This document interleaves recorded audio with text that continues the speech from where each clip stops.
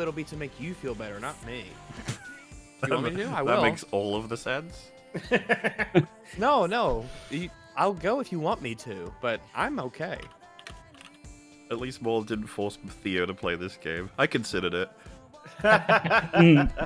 How long until we get a Dark Souls ref? Oh shit! I'll do the one. It'll be me. I'll do the Dark Souls reference because that's what this game became about halfway through. Was Talk Dark loudly Souls. and consistently for a sec. There we go. We're safe. I was just All right, fucking Linkin Park in the background. There we go. Someone already said I knew this was coming when I saw Fringy Mel and Rag stream it. Yep. Dude, I legit that was so in the background that I had completely forgotten it was there. I hope the stream stays up for a few seconds. Actually, wait. Dead now. Yeah, I'm gonna cut the. Can you cut recording on OBS without ending the stream? Oh yeah. You do that with Streamlabs does for me. I can like turn it off, like change a setting, then turn it back on, and then the stream stays up. I don't think I've ever done it, so now I'm worried. You see, when I was when I played Outlaws and it blue screened my PC, I was actually able to reboot my PC, download my Windows updates, and continue the same stream. So let me. Okay. Oh, wow. I shall fix problema. Oh wait, did I say too early that this game blue screened my PC? Oh my goodness. Well, people know, right? You streamed it, I think. Yeah, but not everyone knows. Like, well, I have to imagine we'll like go down the list and see the platform and the experience, right? That's okay, true. That's true. I've restarted the recording, so now the re-upload won't have Linkin Park in it. Stellar. I feel like it might get hit with copyright for that, maybe. Were you just like casually listening to that in the background before the stream started? Well, I'd had it on for the past like hours, just an album, and then I forgot that it was on, you know, because you just kind of it just blends in with you. Album. Album. It happens. Well, hey, I'm gonna use the loo real quick. I'll be right back. Right at the start. I thought you went like an hour ago. Yeah, all right. No, I'm just confused. Yeah, I'm real confused. That one was before, as he says. Yeah. Yes. I mean, yeah, I guess so, but I don't know. Oh. Welcome to EFAP, y'all. Yeah, I'm just glad we're all started. We're all here. It's gonna be great. Settle in, folks. We're in for a long night. We got people saying like, "Oh, you're gonna spoil Joker 2." This is, I would have thought you could tell from the title, not about Joker 2. Like this. Is... And I think.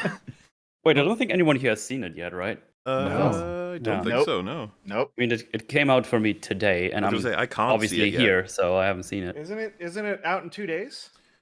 Oh, apparently Like the tomorrow here. They got some early. Or, did America get it early or something? I don't know. Maybe. Bastards. I mean, When was that IGN film saw it like festival, a actually? month ago, apparently. Well, yeah, I think it was at a film festival, right? Like Yeah. Venice or something. Let me see. And then along came Zeus. Everything about Joker 2. Okay. Yep. September 4th it came out. 1 month ago. Unsung hero of rebellion. Fan screenings in selected cities. Well, la-dee-da. Yeah, but hey, look, all right, we got to play Star Wars Outlaws, you know, so that's Fuck yeah. yay. My So who are favorite the game. real I mean- losers here? Not us. Who won, See, truly? there's more hours in Star Wars Outlaws than in one movie, so thank Yeah, God. I guess so. So yeah, A real positive more outlook. fun. I like it. Yeah. Well, why don't we get started with a wonderful, wonderful announcement that many may not even be aware of. Oh. And I'm not even, it doesn't require any of us to say anything because it's been pre-built through effort, artistic in flagrity, and that's going to be relevant later or whatever. Also, Das is here and he helped edit this video, so haha. Oh, hello. It was fun. Hello. All right, I'm just going to play it, so... You're all in, I think, anyway, right? Oh, one of you is missing. Disgusting. I'm in like Donkey Kong. Who Is isn't that a in? saying? It's probably me who's not in. Give me a second. Wow. I think that's what they say. Give me just a minute. I gotta do something. Useless, pathetic, Hey, annoying, geez. talking donkey. Donkey. You know, do you guys see this picture of Cats vs. Dogs on the watch together? Yes. That woman? Do you not see that? Oh, okay. Yeah, I see it. I see it. Okay. Because it looks like the woman who's enjoying whatever it is she's looking at. It kind of looks like she has a mustache, but it's like it's I see what you're talking misaligned. about. Sorry. It's kind of off to the side, you know, and like There it she fell is. off. Like she got out of bed, like she slept with it on, and it got, you know, it gets jostled around. She's getting in the way of so. our usual, the big bunny. Big bunny. Yeah. Oh, the Chungus money. It's true. We haven't seen that guy in a while. Big Buck Bunny? Yeah. Terrible. I'll call you. Oh my goodness. Okay. Holy shit, that was scary. Oh, though. lightning. Jesus, Sorry, holy guys. fuck. It's scary time. It's Halloween. Okay, here we go. I'm gonna play it now. I have poopy in my Okay. pants. Grab your blankie. Don't be Do it. scared. I got it. Here it Yeah, comes. my- Wanky. It's the spookiest time of year, and what's Looks little more friends. suitable than EFAP celebrating with a brand new set True. of terrifying plushies? Introducing the EFAP Halloween plushie set, starting with Mauler the Longpire, a terrifying monster of bloodthirst and long.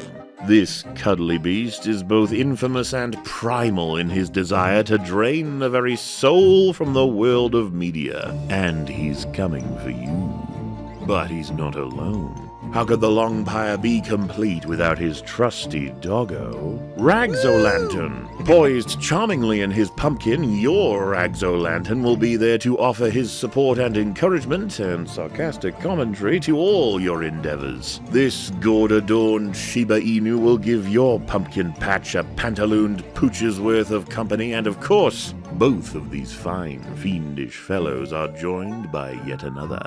Though his eyes may have all the seeming of a demon's that is dreaming, Fringy the Raven will gladly perch atop your couch, cuddly and at the ready. This corvid ventures nowhere without his scythe, and he's more than ready to slash his way through all obstacles. But not without the final member of this cutthroat cohort. Hear the bell as it strikes the hour of the wolf. When the midnight sky is red, a beast shall emerge from the forest to plunder your local pizza parlor.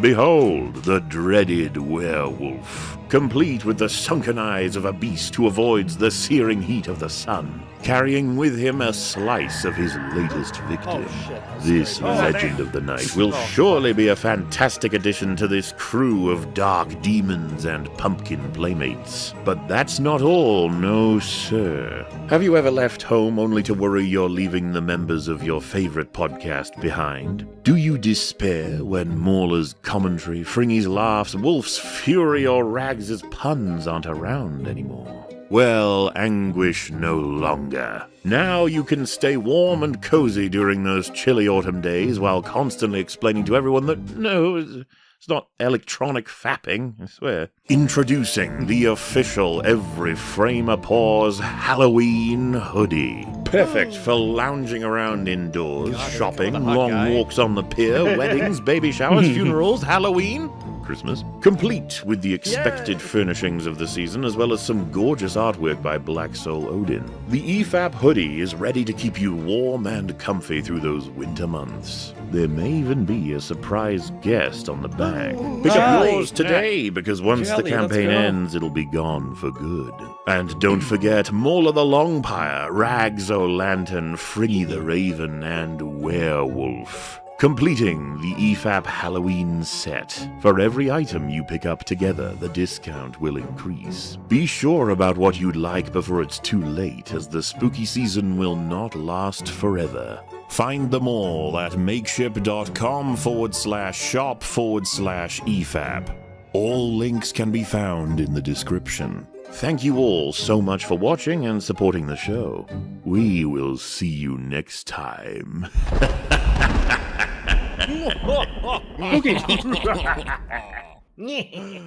That's pretty fun. Yo, we got They're cherry adorable. merch. Wonderful, you might Those even look say. so good. What a great Oh, look. yeah. Really Give good. a round of applause if Mike would pick it up. Well, what if you talk and then you do it? Will it be in the background? I Will don't that think work? so. I don't. You don't think so? No. All right. Oh wow. Just tried it. Didn't work. All I right. don't think. Damn. Shit. And then, because Well, I'm so Those clever, plushies look great. I just realized Whoa, big I don't smart. have a link to them in the description. Oh no! Can you put them in now? Oops. What do you mean, can I put them in now? I'm not literally typing things and clicking things to Liar. make that happen. Consulting with sinister Okay, narrator. I He's like, believe what you do then. you mean? The link isn't in the Mwah. description. Mwah. It was a really neat tune in that trailer, you know? It was, It was. Yeah, that was catchy. really great. It's I love catchy that. one. It took me It a was while to find that. appropriately spooky. It's so funny, people being like, "Oh, gee, I'll grab one of them." How? It's like It's in the what? Like when I'm playing a game and I know what I want to do, but I don't know what the button is. to What are make the it fucking happen. rules of I'm this just standing there game? like a fool. Like what do I But yes, makeship.com/shop/EFAP is honestly a very simple URL, surprisingly. Like to get That's into nice. the team of That's 5 a here. nice, helpful storefront that just shows you all of them right there. Oh, spooky Hooray. variants. And finally, a piece of clothing that relates to EFAP. Can you believe it? Whoa. Yeah, It's I only been have, 7 years. If Yeah, only I rags can, would wear clothes. ironically, I'm the one who had to wear this one to Had to. test it out because Oh. they sent me the one to Way to test sell out. it. It's actually kind of nice. I like it. It's good in person. It's soft. It fits well. The hood is snug but not like constricting. It's really nice. That was not a good initial sales pitch, though. It's like I had to wear it, and it was actually kind of nice. The thing is, Listen, I I forget was what. forced at Listen. gunpoint. It to was wear like a this process hoodie. of I'm- elimination. It was like was it that me and Free don't typically wear hoodies? We can't be like a judge of it's exactly because I how live in good hoodies America. are. Or was it that too? Well, because to be It fair, was because they no, sent we it in, like, literally days. just. I said I don't really wear hoodies, so like I don't know how it fares if I was to wear Well, it it doesn't- versus other hoodies. Well, that's not the reason because I don't wear clothes ever. But I'm still the one who had to test it. It was probably the America thing. America. That was probably. That was probably the reason we discussed. You're It wearing is- a it is pumpkin right nice now. hoodie. No, I'm gourd adorned. True. The guy did say that in the look video. at this set. Look at how great this set is. Look at how It fun looks so it is. good. It's really, look really great. fun and charming. They've turned out very, very well, and I'm sure would everybody never- will agree. They look. I would look never, Great. yeah. I would never sacrifice my integrity or anything to prop up these products. Oh, I'm just on I am theme, biased, on but like theme. holy, like these guys, Mm. like guys, these look really good. Makeshift. Makeshift. Makeshift. Our lords or overlords at Makeshift did a really good job with these. They look really excellent. Hey Theo, I you got mine recognize what I'm before. holding? I don't. I'm sorry. What is Wow. What Big are you fan. it? Am I a holding? fake I can't- fan? Yeah, I'm a fake you're fan, a aren't fake I? fan. I can't see. Yes, No, Rags, you wouldn't recognize it. you nor wouldn't know. Metal I will wouldn't. be the judge of that. You won't know. Not only would you not, I wouldn't want you to figure out how to Yeah, exactly. what it is. Technically, it's a Denying me spoiler. knowledge. What is That's it? okay. Something about Buffy? Correct. So Theo's a See? bad person now. I Oh, recognized shit. it. Right. Yeah, but you recognized it okay. with all the context clues. That's easier. That's how you recognize. That's how you learn about the world. Is context Too many clues. context clues. They made it too easy for you. It's actually negative points for team. Who are you again? Sneem, Rumbo. Sneem. Team Gleam. Sneem. Team Sneem. Team Team. They actually had someone called Sneem in the game. They really did. They did early. And Wait, he what is that never one fucking early? showed up. It was bullshit. He didn't show up. It's true. Also, you got to mention the discount. Oh, right, yeah. So the way we convinced them to make it work, because it's a big old set, we were worried that, of course, it's gonna take a chunk out of a wallet to grab more. If you get one, regular price, 2, 5% off, 3, 10% off, 4, 15% off, and if you get all 5, it's 25% off all of them. So that Ooh. 25 If you get 2 of each, That's they're like for free. that's like a fourth. that's well, I if was lying. if a let's fourth. say I'll choose like a random sort of hypothetical that's pretty common. If you spent $1 million on the set, like you bought enough to facilitate that, it would go down to $750,000, which is a Whoa. saving of $250,000. Yo. Hypothetically. I could buy a lot of things with that kind of money, and I just save it by buying all of them. That's incredible. Whoa. You could buy another $250,000 worth of the plushies, Plushies, and then get a yeah, discount on bonus. that. It'd be It's incredible. basically like myself. getting free plushies. Exactly. Is True. this live? No, this is not live. This is recorded. Sorry, I couldn't help myself. Metal could buy some better internet with all that money that he saved on the. from I the thought he did have sale. good It's internet. I'm the one true. with the shit My internet. internet, I have fine internet. My internet is good. Yeah. I like how it's often seen as like a slight against the person to have shit internet. Like, It's your fault. you're immoral Man. for having bad internet. You mean. chose this. You monster. Well, we may as well not actually, delay. We got a fun. long stream ahead of us. All We're right, gonna fun's start over. Back today. to work. Because It's this over, is bitch. welcome to. It's not even the beginning because plenty of you guys in chat have been watching our stream. Like I just pick and choose the internet that I gotta get. What? Huh? And, Is he lagging right now? Is that what's happening right now? Is that the ghost of Rags, like being in a conversation that was taking place 2 minutes ago? Is he about to say what? Is he about to disconnect? Come on, Rags, say what? I think he's about to disconnect. well, good talk. The suspense is killing me. Boy, yeah. It's so spooky. Dude, he was making the metal internet joke as he was dying. You know what it reminds me of? This is such a deep cut. In the finale for Hill House, when they first meet back with Nell, she starts talking to them in conversation that's happening later. He's Oh yeah. he's doing a spooky. I think he's dead. All right. So anyway, Oh dear. Well, that's the episode for today, guys. Thanks for hanging out. it was fun while it lasted. We're Sorry, gonna buddy. begin our Star Wars Outlaws arc today in this stream, even though technically it's already begun. You know that. You've been watching our streams. You probably know a lot about it. Several people in chat, but several people don't. And for them, oh, we have a show for you. This is probably not Hello, the first. everyone. Am I back? Yeah. Hello. Hello. Hi. Perfect timing. How's your Yeah. internet, Rags? That was It's pretty amazing. really good. It's really my internet's great. Excellent. Comedic timing internet. It's great. So, yeah, we're gonna have a couple streams on this, and this isn't the only arc. Yeah, you know what that word means. And so we're gonna start real early on, and we're gonna talk about the story that is the release of this game, company behind it, and the game itself, and what people have said about it. So, Okay. what better way to start than to go back to videos that were releasing, kind of reviewing the game before the game even came out? Wait, You know, they what? call them. Wait, How that's is not this possible. possible? Yeah, you get people who get access to early is this things, devilry? and they get to say, "Hey, this early thing is this," and then everyone goes, "Ooh!" And you've got footage as well, meaning you really did play it, which isn't the case all the time, actually. Sometimes they don't even have Someone footage that's played it. real. They don't even have footage from the actual game. You guys remember wasn't that the Yes. Cyberpunk controversy they had? Yes. Well, they yes. didn't Yeah. let you. They didn't let you record what you played, right? I thought it Yeah, was and- either console or PC, but one of them had to use the footage of the other to Oh, promote it was that there were no. I believe there were No no console. review copies, That's and it. Yeah. it was something to do with the. Yeah, I. That was craziness. That was And Man, yet reputable names said it was Man. really good and it was so That was very just- next that gen. That was just very much a case of like the hype had been built up for so long that like everybody wanted to participate. Yeah. And then, give it a little bit of time and it actually gets released. And then lo and behold, people aren't really happy with the game, with the state of the game. Well, Let me just see here. There's no way that could happen again. They've learned their lesson, right? Well, CD They Projekt Red. probably have learned their Oh, what, lesson. I think they Yeah. did, didn't they? Cyberpunk I is think they considered a good actually game these did. days. Yeah, I've No, heard. no, a few years to get there, yeah. The early review types of things where there's this big embargo and they can't record their own footage and shit. I mean, Which, you would you think they know, would. You know that Total Biscuit would have made a video saying, Oh, I will now yes. talk about the Cyberpunk 2077 review situation for X minutes. Yeah. He absolutely would have made a video on that. Mm-hmm. And I would love to see it. Real quick.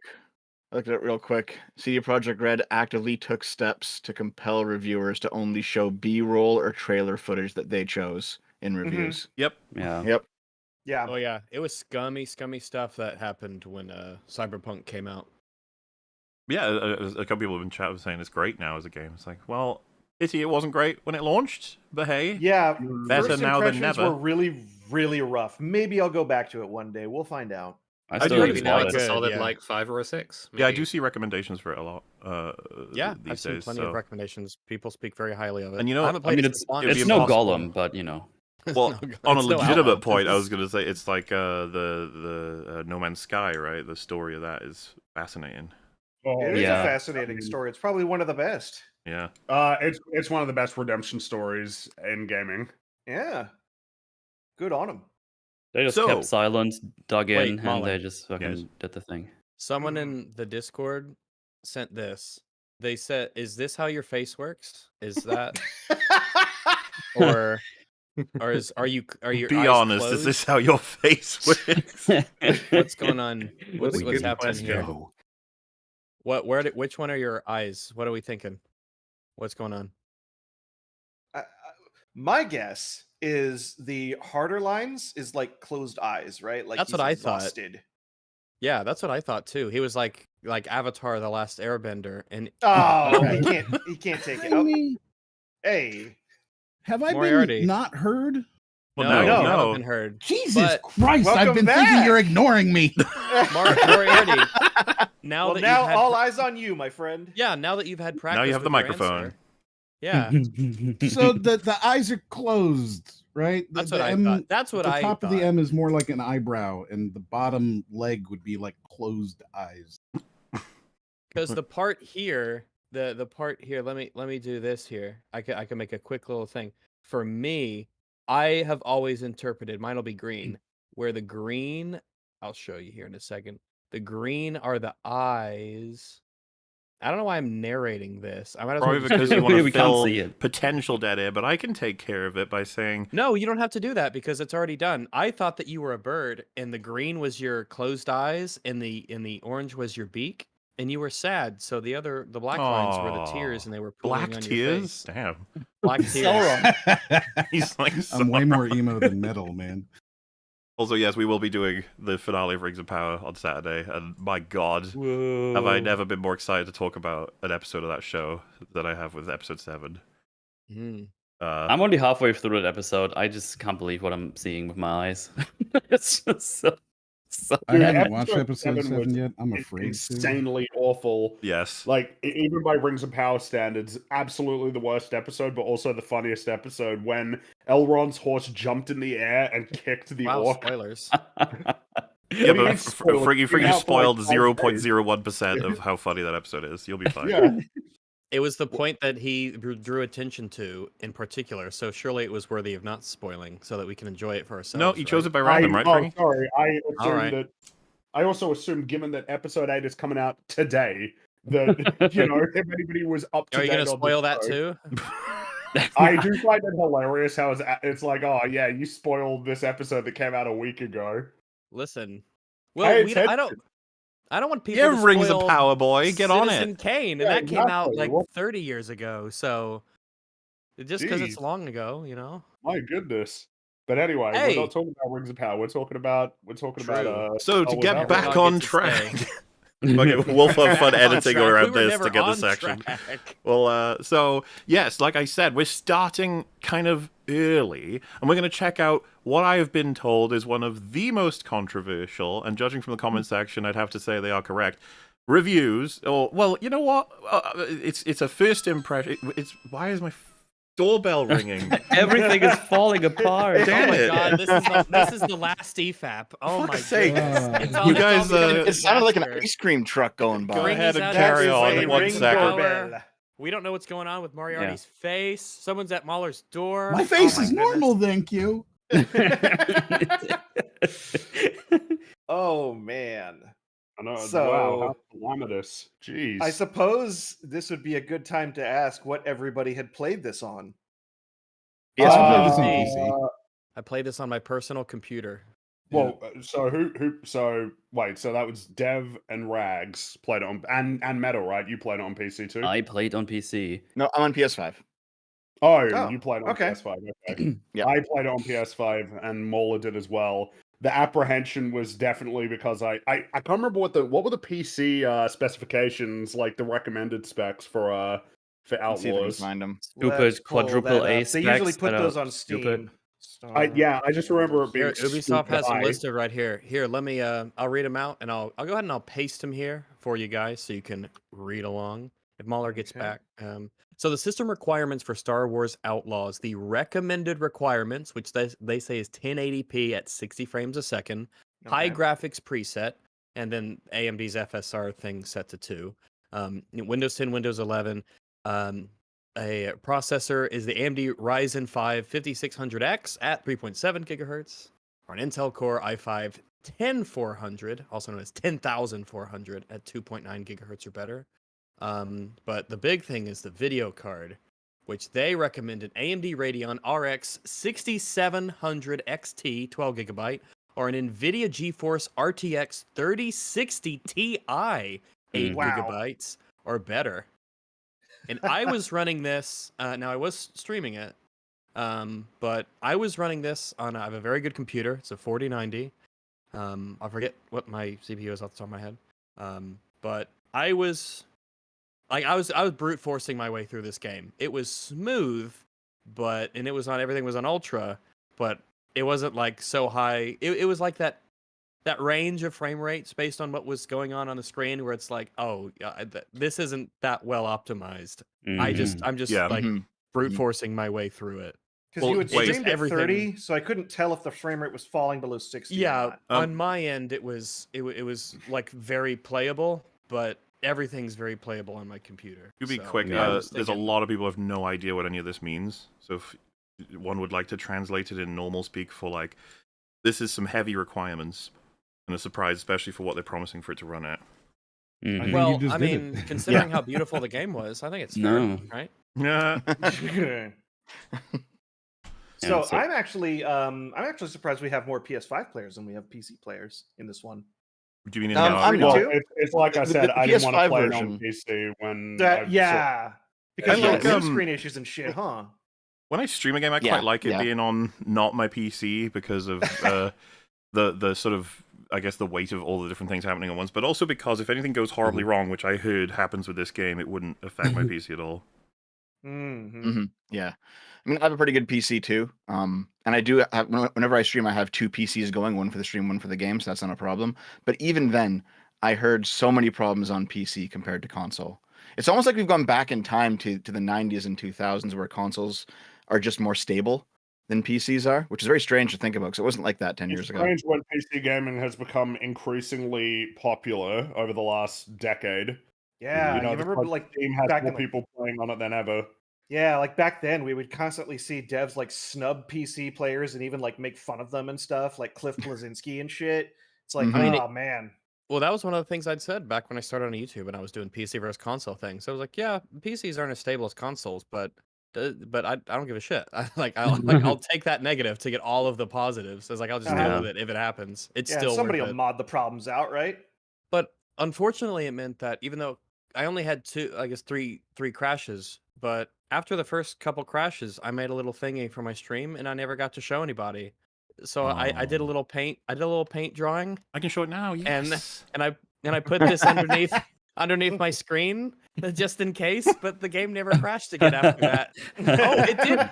Yeah, it did. It did crash the third time, and that was under it. But it was blue screen my PC, so no one got to see No. anything. So no one got to see Oh, it. well. You really captured KVS, I feel. Well, I figured out on my PC, this game does not like VPNs running in the background. For some reason, when you have VPN running, the game just crashes at some point. I thought Why? it was really funny I don't 'cause know. I've seen you play through, so I was like, when you said like it's the VPN, I was sitting there thinking, does he know it crashes anyway? It never- It only crashed Like I one said- more time after I turned it off. And I mean, you know, For bear me. in mind, it crashes I on think it's- PlayStation 5 as well. I think it crashed for me 3 or 4 times. Oh boy. Ooh. It was It it was crashed for me free for once. me. So it's crashes like that. It's just like luck of the draw a lot of the times. Well, yeah, because Um, it's hard to tell why. One of the crashes I had, I wanted to fast travel. My mistake. The second one was just I was driving through an area and then it just froze.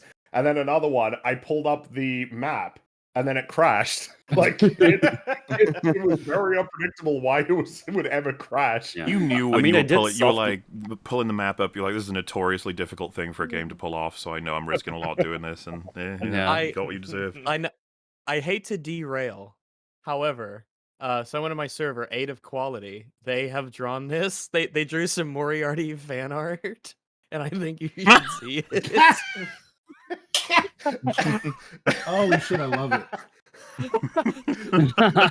The proper interpretation. I just love the That's bum great. bum. You could get that from The his little profile dumpy picture. right there, just Yeah.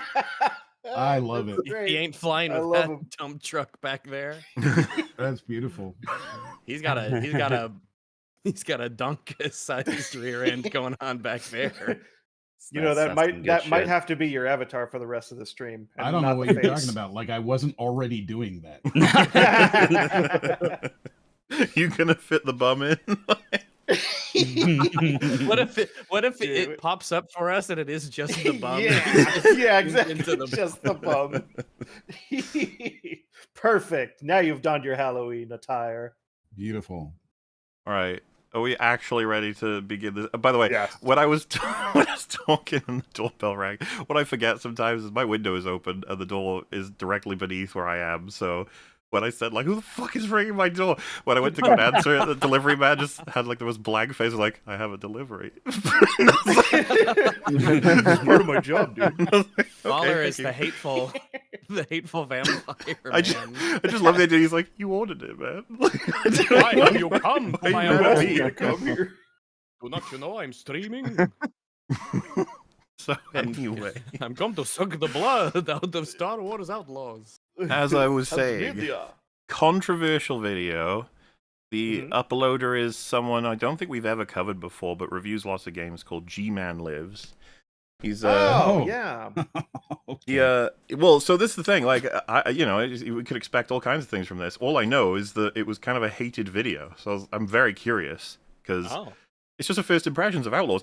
Now, the reason why this is good for us to cover now is because we all know the game. Like, I say we got a couple people here a little less familiar, but that's because it's fun to have, some variety. But raise your hands if you've gotten to the very credits of the storyline by playing thoroughly through the game, because I have. I sure did that. I'm raising my hand. That I is am not at the 5, credits yet. 4, 5. Dev, do you complete it, right? Well, just like with Atomic Heart, me and my friend passed off the controller, but I was there for the whole playthrough. That So yeah. counts. You guys hot That seated counts, it. sure, yeah. Yep.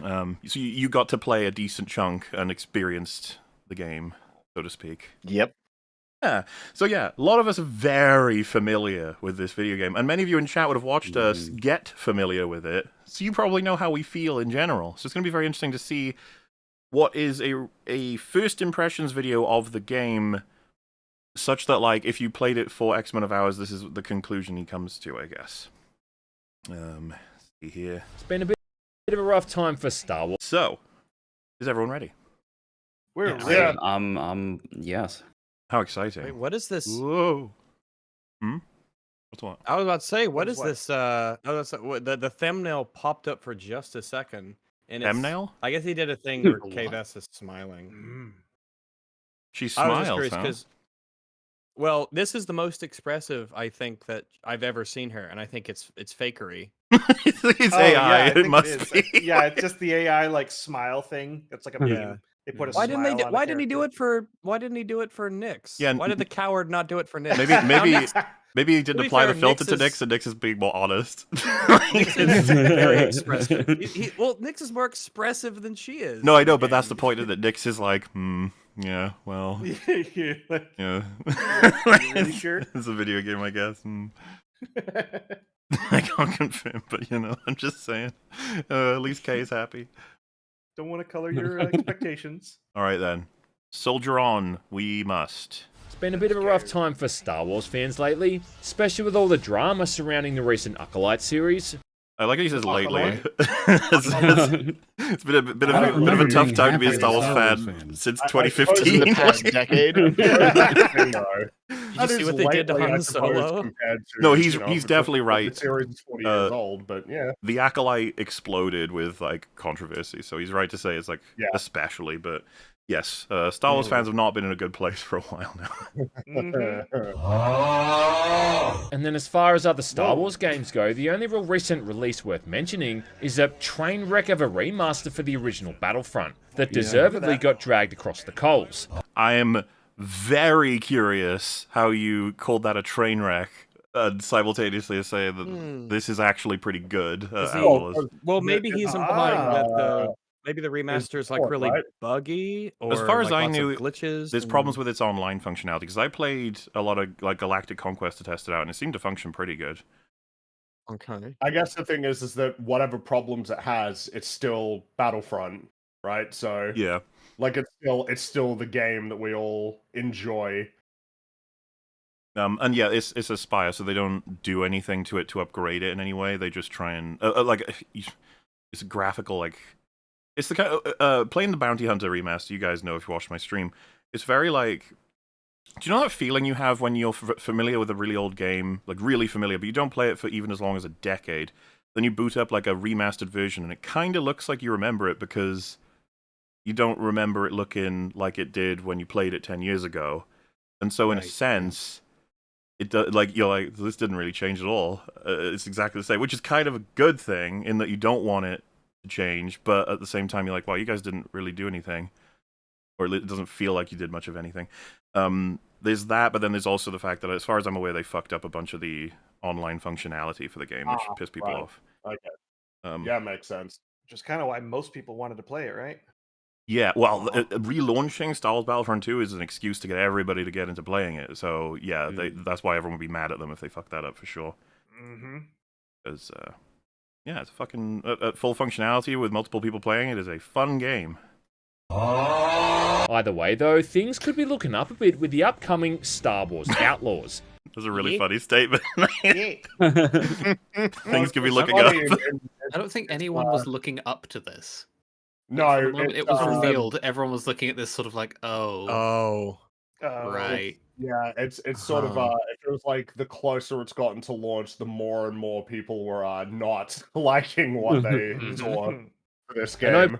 Open planet action adventure game developed by Massive Entertainment. You're playing as a thief named Kay Vess, a character who shows. Oh wait, can we go back just a moment to that gameplay footage? Because I think I noticed something there. So let me play it, and when it gets to the footage, I'll pause it. An open planet action.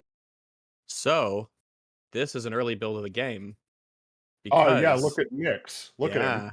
They changed it. They changed it to where. Oh, because he's side saddle. Yeah. Is he side saddle? Yeah, that's what he's doing. I guess, yeah. He's front. His two legs are probably over. Yeah, he has side saddle. Yeah. But yeah, in the game, in this current version, when it came out, he hops on the back of it and he holds on to like the little little bar on the back. But on this one, you can actually see in the footage he even moves around a little bit. So yeah, I think he'll swap to the left side. But yeah, I was looking at that gameplay and I'm like, oh, okay. I was looking at it and noticing and just being reminded, man, it's so empty. It's also. I'll draw back one more time, but see that tree on the hill there? That's going to be on the left-hand side. Is it like blowing in the wind in a way that it doesn't do in the game? Coming Star Wars Outlaws, an open planet action adventure game developed by Massive Entertainment. You're playing as a thief named Windy, huh?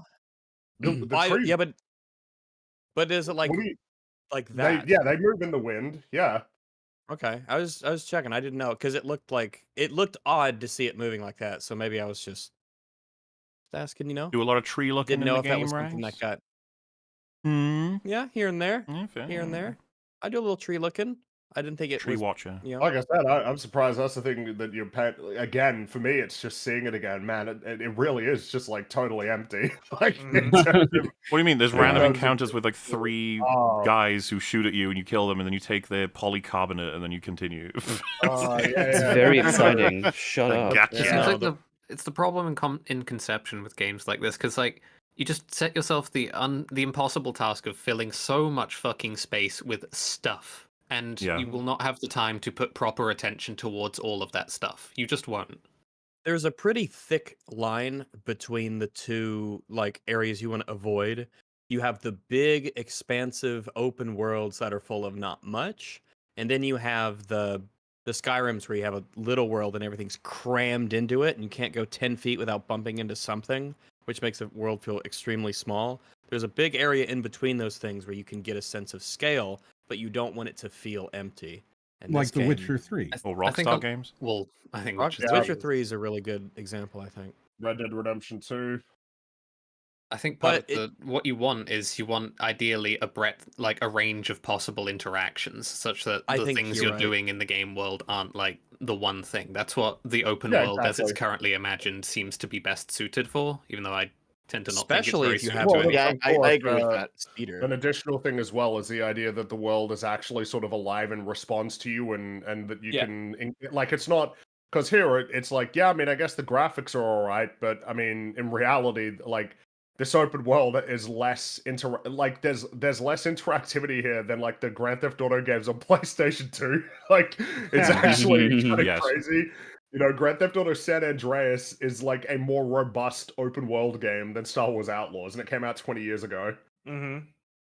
And especially when you have a game where you have access to fast travel and a speeder, which is like the speeder, it books. It goes pretty quick. So going, I mean, if you played a playthrough where you didn't fast travel, going 2 kilometers away doesn't really take you that long. I feel like that's almost the thought I would want to, now that you've mentioned the speeder rag. So, like, for comparison, in Grand Theft Auto San Andreas, like, I need to explain this to everybody, there's multiple vehicles that you can drive, and not just cars. There's bikes, motorcycles, boats, planes, helicopters. You have access to an entire arsenal of weapons, including, like, rifles, rocket launchers, Molotov cocktails. There's 3 cities that you can explore, as well as a countryside. There's casinos, so you can play card games and a variety of card games. You can buy property. In this game, you got 1 vehicle. It's this one right here. It's the speeder. You can't drive other vehicles. You can't steal other vehicles. But you can sure gosh darn find them, walk past them, and not do anything with them. You can shoot people off of them.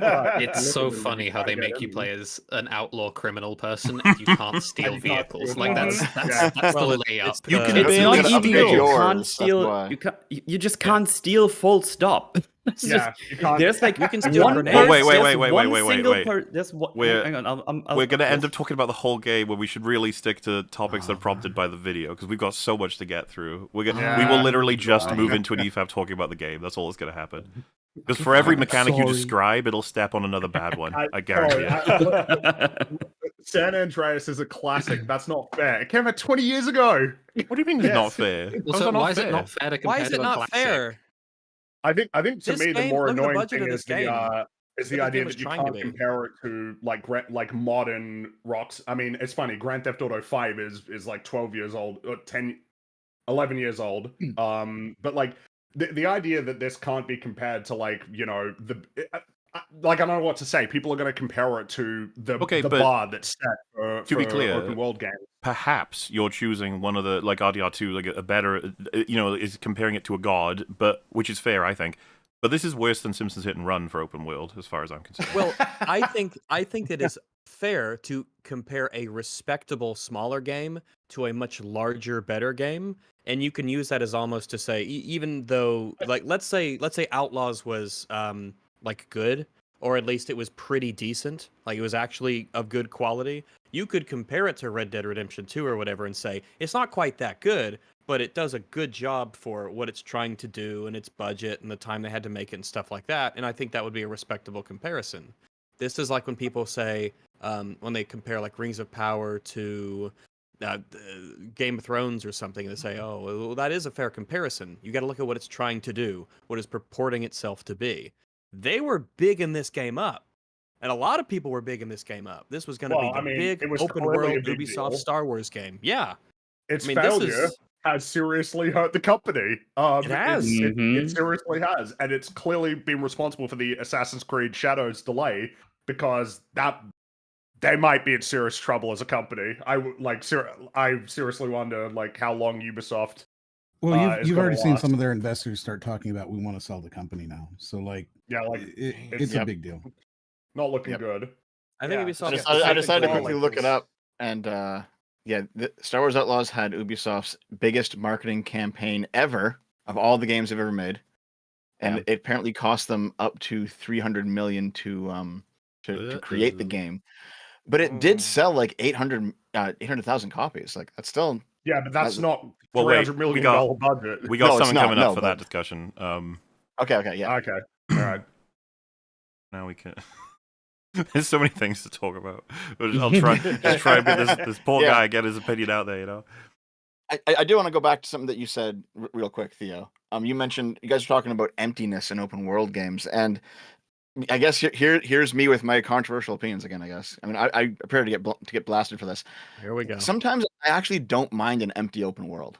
I kind of enjoy just the bleak nihilism of it, but it has to be done right. Oh, okay. I was about to agree with you because I thought you were saying because it gives the game a feeling of openness and space. It makes the world feel massive in a real way, and it's immersive to often not bump into things every once in a while. Then he said bleak nihilism, and I jumped off that train. Oh, Hold on. No, I'm not talking about this game. To be clear, I'm talking about like a Fallout or something, where like this should be the game that you say. Like Fallout's not nihilistic.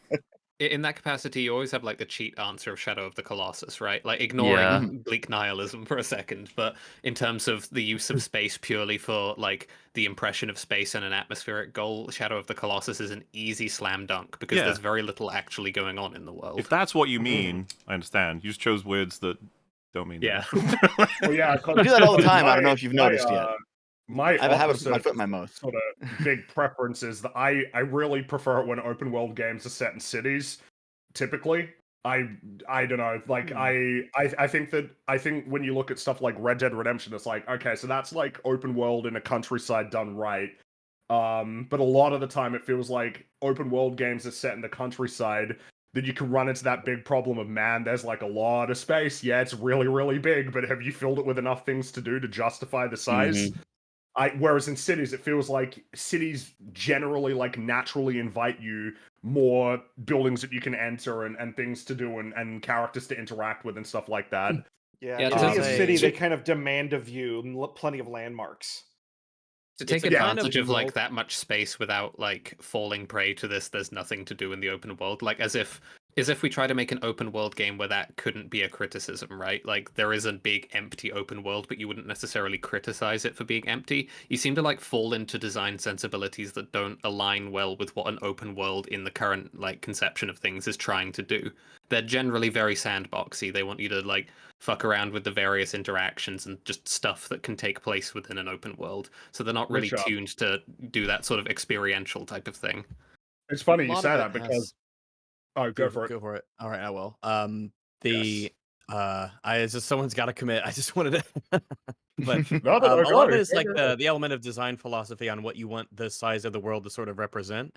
If you had a game that looked really good and it took you a decent to a quite a bit of time to get to a place, but when you got to the place, it was really intense, really engaging. The journey back or journey to the next location would be like your sigh of like, oh, okay, take a breath. We're gonna do the next thing. My journey to the next location is like my rest period, right, where I can sort of relax, and then I get to the new place, and then we're gonna do something really fun, really engaging, really intense. But if that journey is just the dull moments in between the locations, which are also the dull moments, it's like it hyper accentuates the dullness of the travel. And that's one of Star Wars Outlaws' biggest problems. You don't have the peaks of excitement in between the relaxing travel between those peaks. Yeah, I actually think this tree that you brought up, Regs, is a good example of that because, boy, I didn't realize the trees were moving either because I wasn't paying attention to anything when I was driving around. I was just trying to get there and be done with it. But have something to entertain you. Yeah, follow those mission markers. Just go.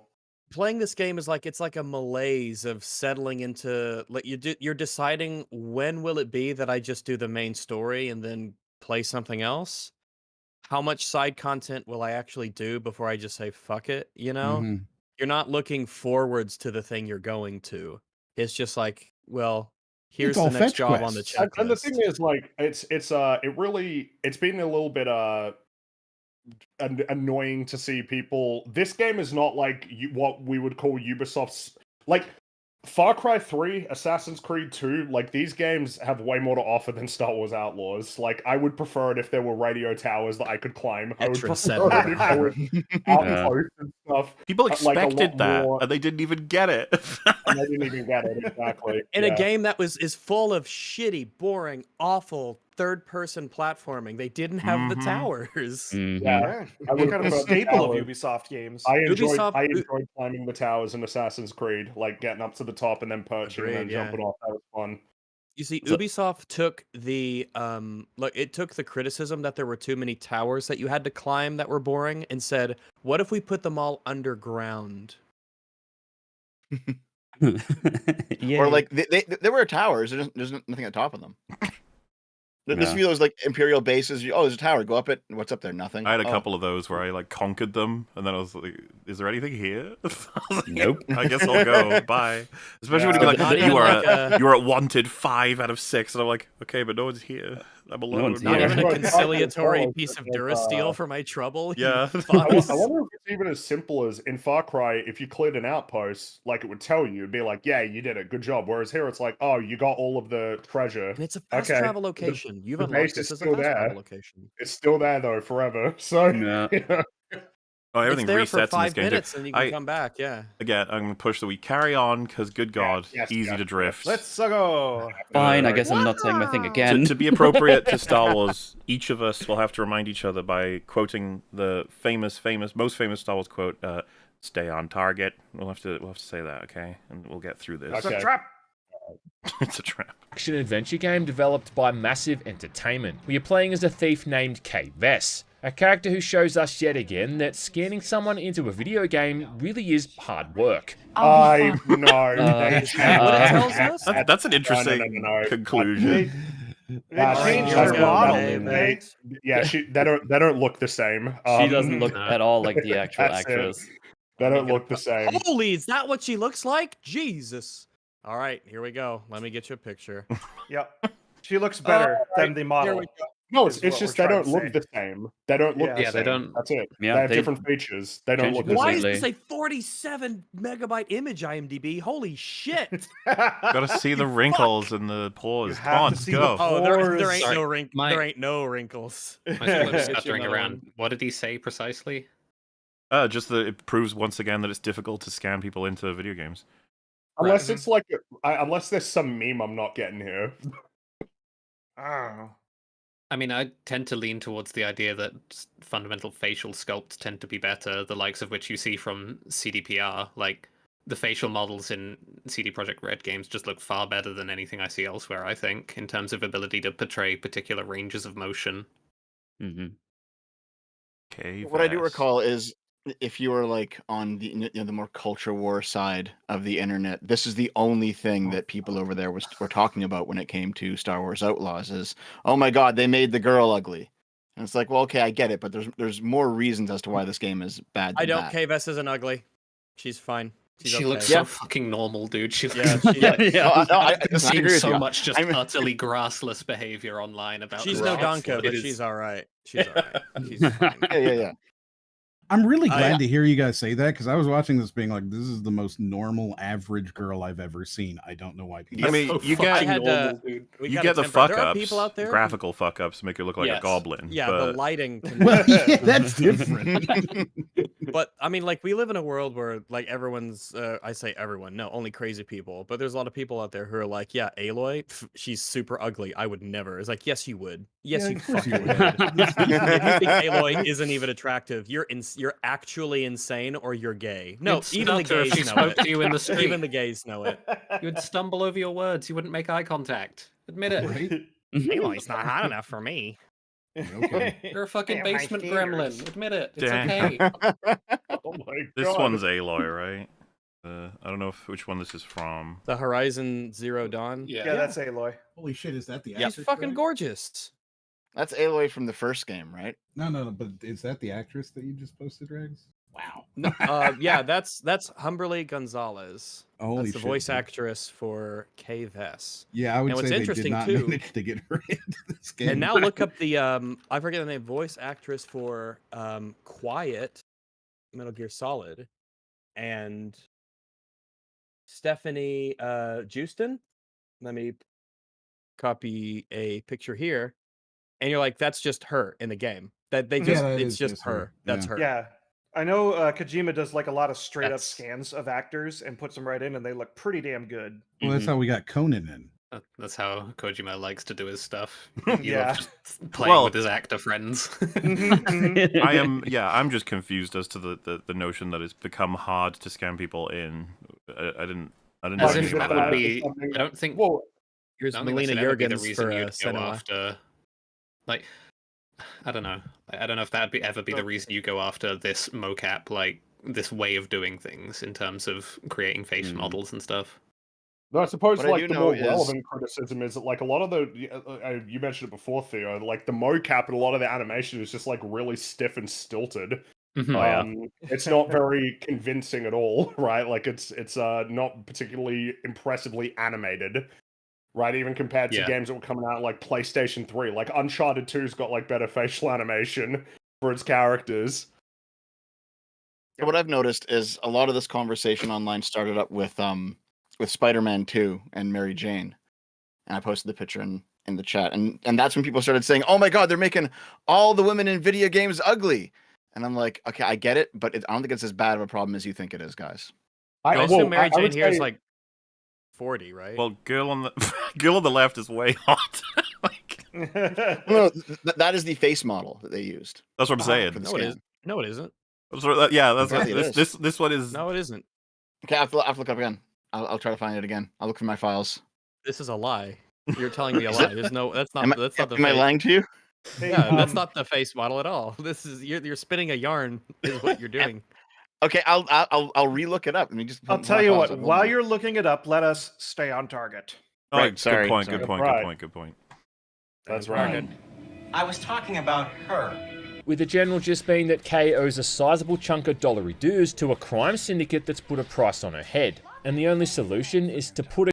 No, she doesn't. No. Well, I mean, she stole from... She doesn't owe them money in the sense that... I don't know. That's an odd way to phrase it. What would have been the context that what would have the context been that he would have... Let me go like, the do it one more time. Introduction or... Yeah. That Kay owes a sizable chunk of dollary dues to a crime syndicate that's put a price on her head. Yeah, that's just not true.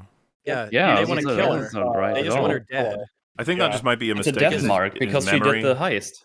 Yeah, because she didn't even steal money. They just put a death mark on it because because you were trying to do the heist with the people. She owes money because she took his ship, but like that doesn't. The ship has value, but he never mentioned the ship. To be clear, this is not a Han Solo paying Jabba situation at all. It is a we fucking hate you, and there's a bounty on your head essentially. Yes. Yeah. How they come referred the to it as a bounty a couple of times in the that we game. sent to kill you failed again. How could this have happened? Do you think he thought that because she's kind of broke in the game, right?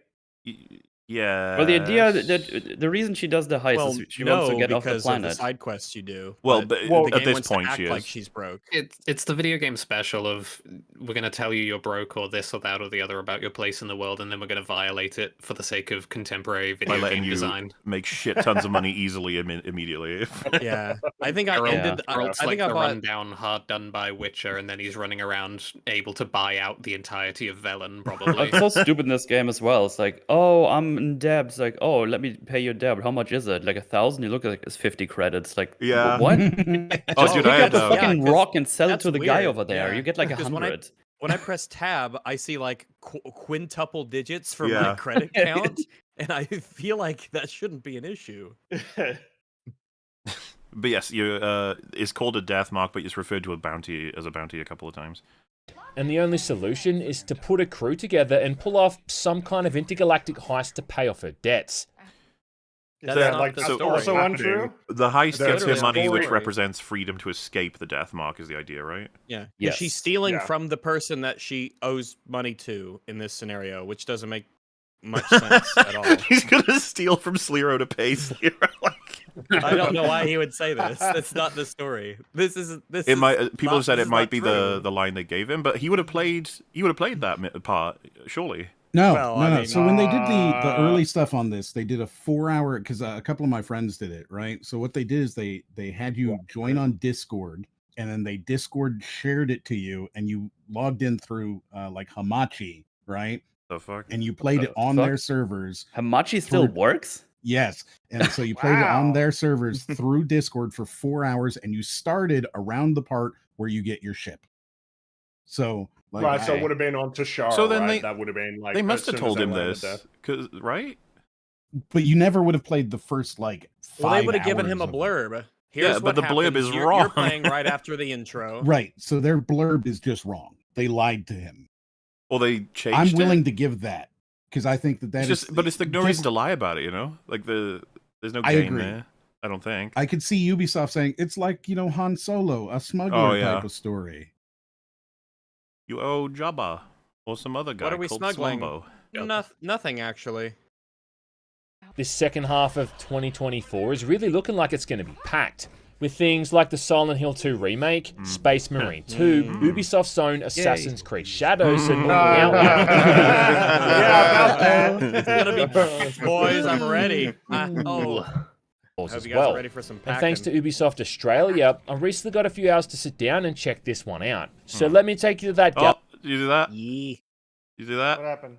All right, everyone. I'll Look at the re-roll lighting. it. Keep Look an at the eye on the lighting. rats. The rats on the floor. Keep an eye on them. I recently got a few hours to sit down and check this one out. So let me take you to that. Yeah, see that? Everybody, I have spotted this in the game myself. This is not something they fixed. Many times. Suddenly rats. Are the shadows that good in the game? I can't remember. I just find it looks funny that the rats Better in spawned this in. than in the real game. That's very amusing. It is very amusing. Yeah, that sometimes you have like a whole bunch of them, and they go like poof, and there they are. Squeak. That galaxy Squeak, far, and there far they are. away and give you my thoughts. Let's punch it. That's what she says when you. Let's That's a punch Star it. Wars. She did a Star Wars. That She was did my it, yeah. that was my play style by the end of the game. Let's punch it. Let's punch it. I mean, Rags, you opted for one of the most effective strategies. Nice. It was Yeah, really yeah. funny. You could Yeah, you could stun everybody with your pistol too, and then you could just roll up to him and punch Stun him and then just and one then- punch drunk him. And it works on everything. It works on Gamorreans. It works on Death Troopers. It works on everything in the game. And It sure does. and you can even wear clothes that give you health whenever you do melee You know, takedowns. what was- so dude, what was you're just nuts? an invincible juggernaut, There, combat rolling and stunning and punching your way to victory. There are a couple of sequences where I was watching. This happened to myself, and then like Fringy Rags, Malleus. You'll be going through a sequence, and you've almost broken it entirely. Then you're like, oh, I guess I can't do that. Okay, yeah, fine, fair enough. And it's like, oh shit, if only they had this one key piece of information. For example, you can go through punching literally everybody, but sometimes you'll bump into a Gamorrean and you punch him, and then Kay will go, oh, and then he'll kill you in one hit. And it's like, Yeah. oh, okay, fair enough. I guess they finally accounted to something. It's like, no, if you just hit him with a stun shot, you can do the same thing. Yes. That's Yeah, it. you Oh, can- I never tried that. I discovered just that. I just Yeah. stun lock them with headshots because they always You can, stumble Oh back no, yeah, every but time. we're talking strictly about melee. So if you hit Yeah. normal people, but you can only hit them once you set them up. I think I said stun shot. That does work, but ion shot is also viable. Yes. Right. I learned it with the stun shot when I was in Jabba's palace trying to rescue Nyx from these absolute disgusting degenerates who stole him from me. Mm-hmm. But in that section you got to be quiet, so you have to use the little stun pistol. I was like, oh, stun and a punch, the old razzle dazzle. Yep, works every time. A lot of people make the joke that it has like soup after she punches people and stuff, but it's like that. Was it Harry Potter rod where his like head goes all floppy, or Harry's head goes floppy, right? Oh yeah, he has to take the Skelegro. Yeah, that's right. Yeah, that would be her. well, that after would be a few punches. That would be a way for the animators to lean into the like cheeky goofiness of it, and like after every she does a punch takedown, she goes like ah, and she like shakes her hand a little bit, Stabs her which is hand like with a stem. it wouldn't be mechanically different, but it would be like, oh, it hurts her hand, but she's doing it because video game. But at least it's like a fun thing. But in this game, it's like nah, she just punches.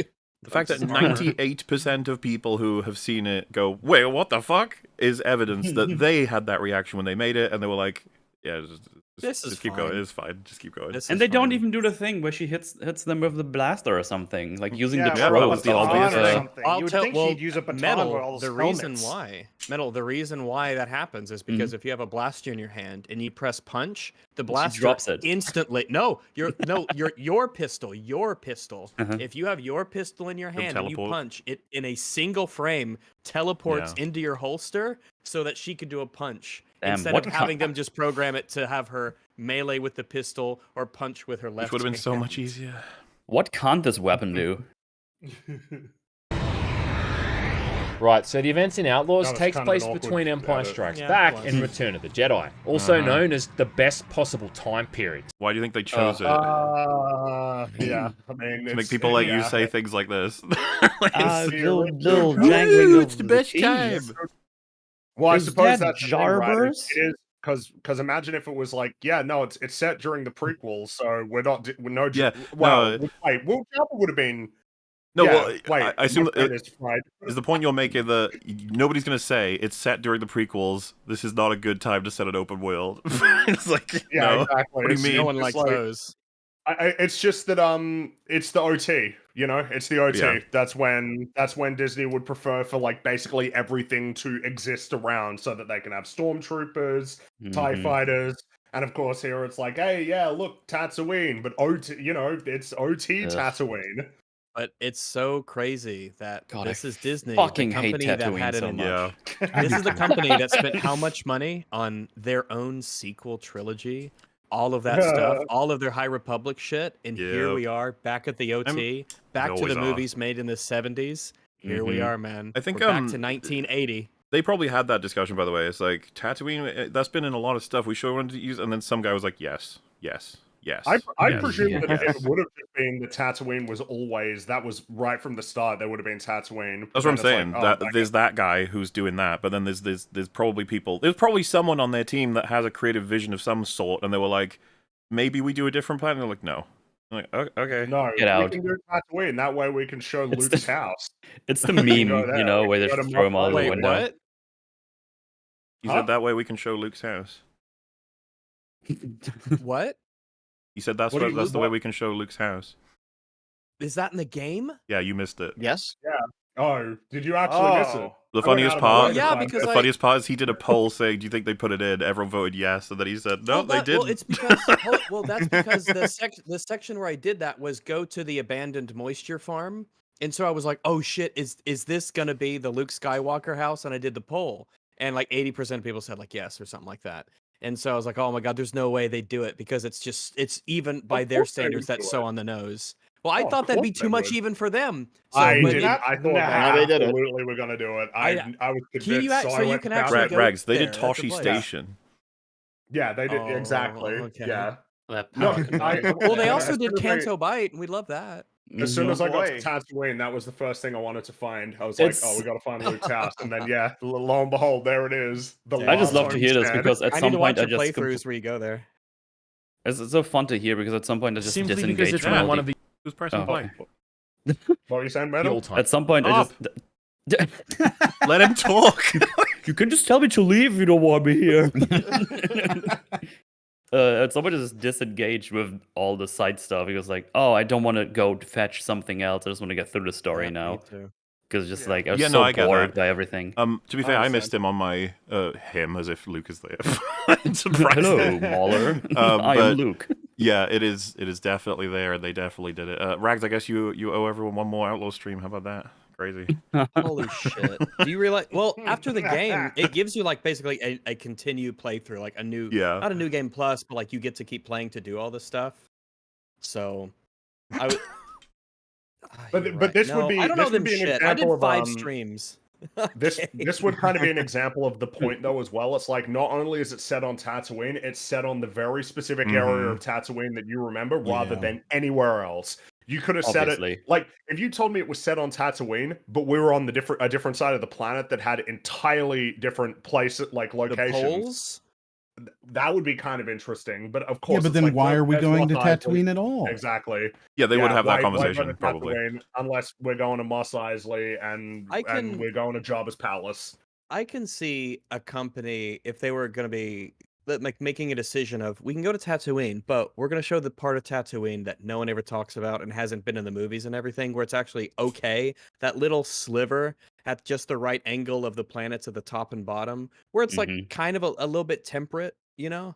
Because if you remember in 77 when A New Hope came out, like the picture that they showed, Yeah. the landscape of Mos Eisley, it was by a river.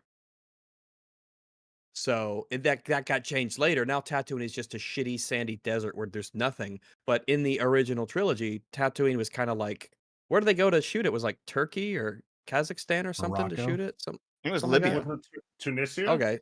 Or don't Oh, I think it was Like a- Tunisia. Yeah. Yeah, that's it. Yeah. That's it. Yeah. Yeah. So Also known as the best What was that? Hmm? I didn't say anything. It wasn't me. Fucking thought. possible time period, simply because it's when one of the all-time GOATs, Shadows of the Empire, is also set. This That's why. What the fuck even is that? It's because of the movies. It's because of the films. Well, but Well, he's saying it's a good time to set it because another game that's good was set then, which is like that doesn't help anything at all. Another game that was made by LucasArts, not Ubisoft. I mean, you could just put Rogue Squadron in here then as well, I guess. Well, I wasn't expecting that for the reason. He could have been like anything else. This makes even less sense though, because imagine I told you guys like it's real great they're set in the new open world in the prequel era because actually that's where the Lego prequel games took place. Right. You're like, because we were all sitting there on the assumption that he was talking about the movies, and then he busts that out. That's not. It's just not anything. You know, I don't even have a problem with that game. You'd have a part of point. Rendar's cool, but you'd have part of a point if you were to connect the people who made it have similar interests, or they are literally the same people. Like they have the same design outset, or they're inspired by the game, or some connection. But all he said was like, "This game was set then." Like, yeah. Well, I just find it funny as well because it's so that wouldn't be canon now. That would have been decanonized. Yes. And also it was made by LucasArts, which LucasArts got destroyed when Disney acquired Lucasfilm. Now it's Lucasfilm Games that licenses it out to EA and Ubisoft. Yes. Gross. I mean, that was the feeling that I was having. That was the feeling I was having when I was playing it, actually, because I grew up playing Shadows of the Empire and I really liked it. Yeah. And it covers the same kind of area of the lore, and that it's both like an underworld type story. And I'm just thinking, like, okay, this obviously means that Shadows of the Empire is not coming back. Then those characters are gone. Right. Oh, someone said it's obviously a joke. Yeah, we were joking as well.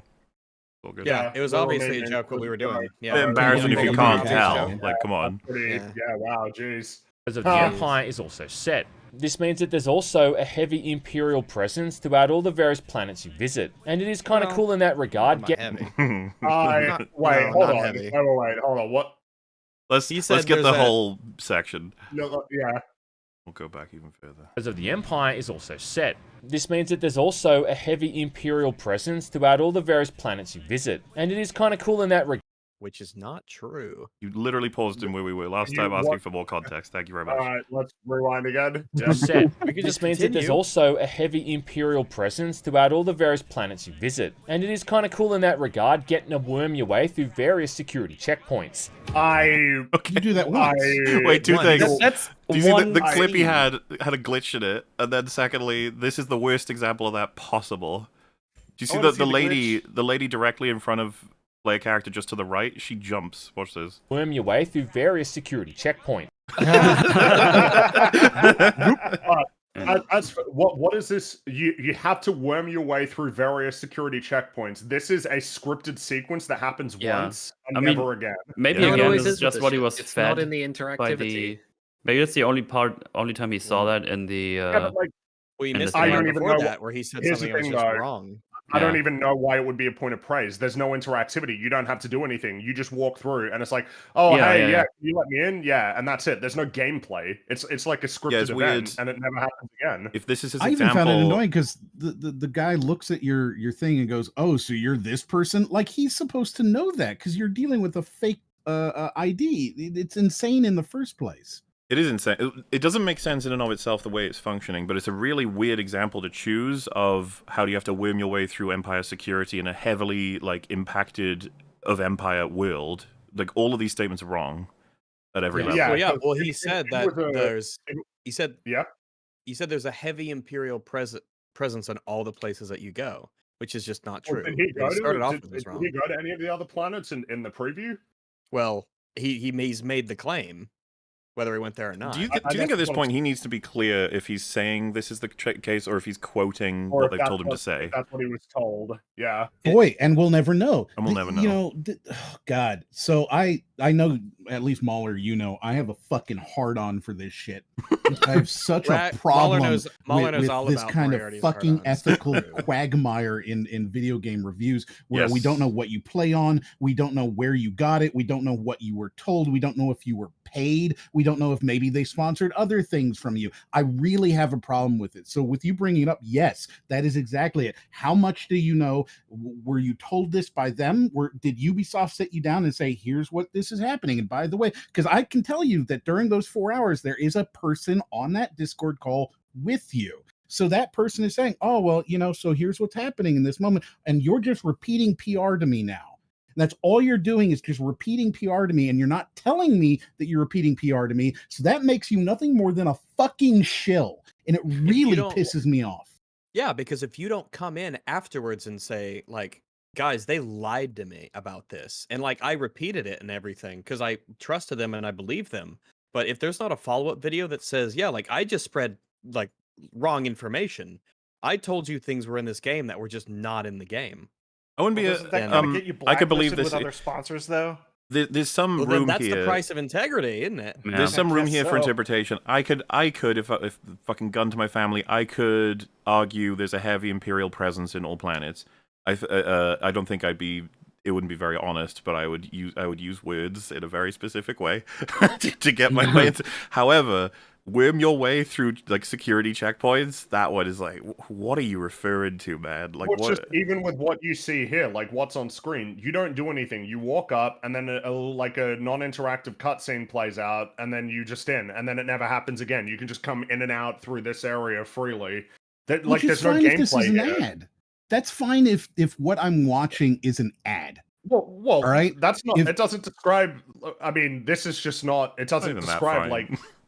This isn't like this doesn't happen in the game. Moriarty's a shill confirmed. What I mean is that if I'm watching an ad, if I'm watching an ad, you can use terms like, oh, and you're going to have to do. But if you are a reviewer who is supposed to be telling me as the consumer what I should expect if I pay up to $130 fucking dollars for this game, then you should be telling me the goddamn truth. And if you're not, then you should be telling me where you're getting these words that you're saying to me from. And that is I'm with you on that. Yeah. It's a really big issue in our industry. I would prefer that ads are held to this, that they have to tell you the truth. They can't lie to you. That would be nice. It would be. I get interpretations, like I said. Yep. If someone said, there's a Imperial fucking base in almost every planet, so that counts as heavy, I don't know, impact on the planet itself, I'd be like, Is there, though? But at least that's debatable. But this is such a weird choice, because this is a cutscene. You don't even get to do anything mechanically. Well, yeah, because when you tell me worm your way through, it'd be like, oh, so I got like options here. Mechanically. But you don't. And the way she worms is dumb as fuck. It makes it sound like a player-guided activity. Yeah. It is specifically framed to sound like a player-guided activity. Especially in the context of the Assassin's Creed developers, where you might be thinking, oh, so it's going to be something like that. Like, do I go through the checkpoint with like a disguise or fake papers, or do I have to use my stealth to find another way around? Does your equipment find me and your history and your choices determine if you can get through and the nature in which you get through? And that's all the stuff is like, ooh, that sounds interesting. Or is a checkpoint merely those funny little laser walls they put in the road that you could just jump right walk over? past? Oh yeah, jump over. You can jump right over them, yeah. Okay. You're actually showing it. You can't do anything here. There's no button you can press. Yeah. Nothing you can do. That's me. And they do it once, which makes no sense either, because when you return... She's so good. She's so good at lying. It's a random name. So you're Shlom Shlim Shlim? Yes. Are you Slim? You said it with more conviction than she did. You can't fail this and it doesn't repeat. That's me. It might actually be the worst possible version of this happening, Like, it has no impact, it means nothing, and it's terribly executed. It's just why even bother putting it in the video game? It's so that people can say shit like this.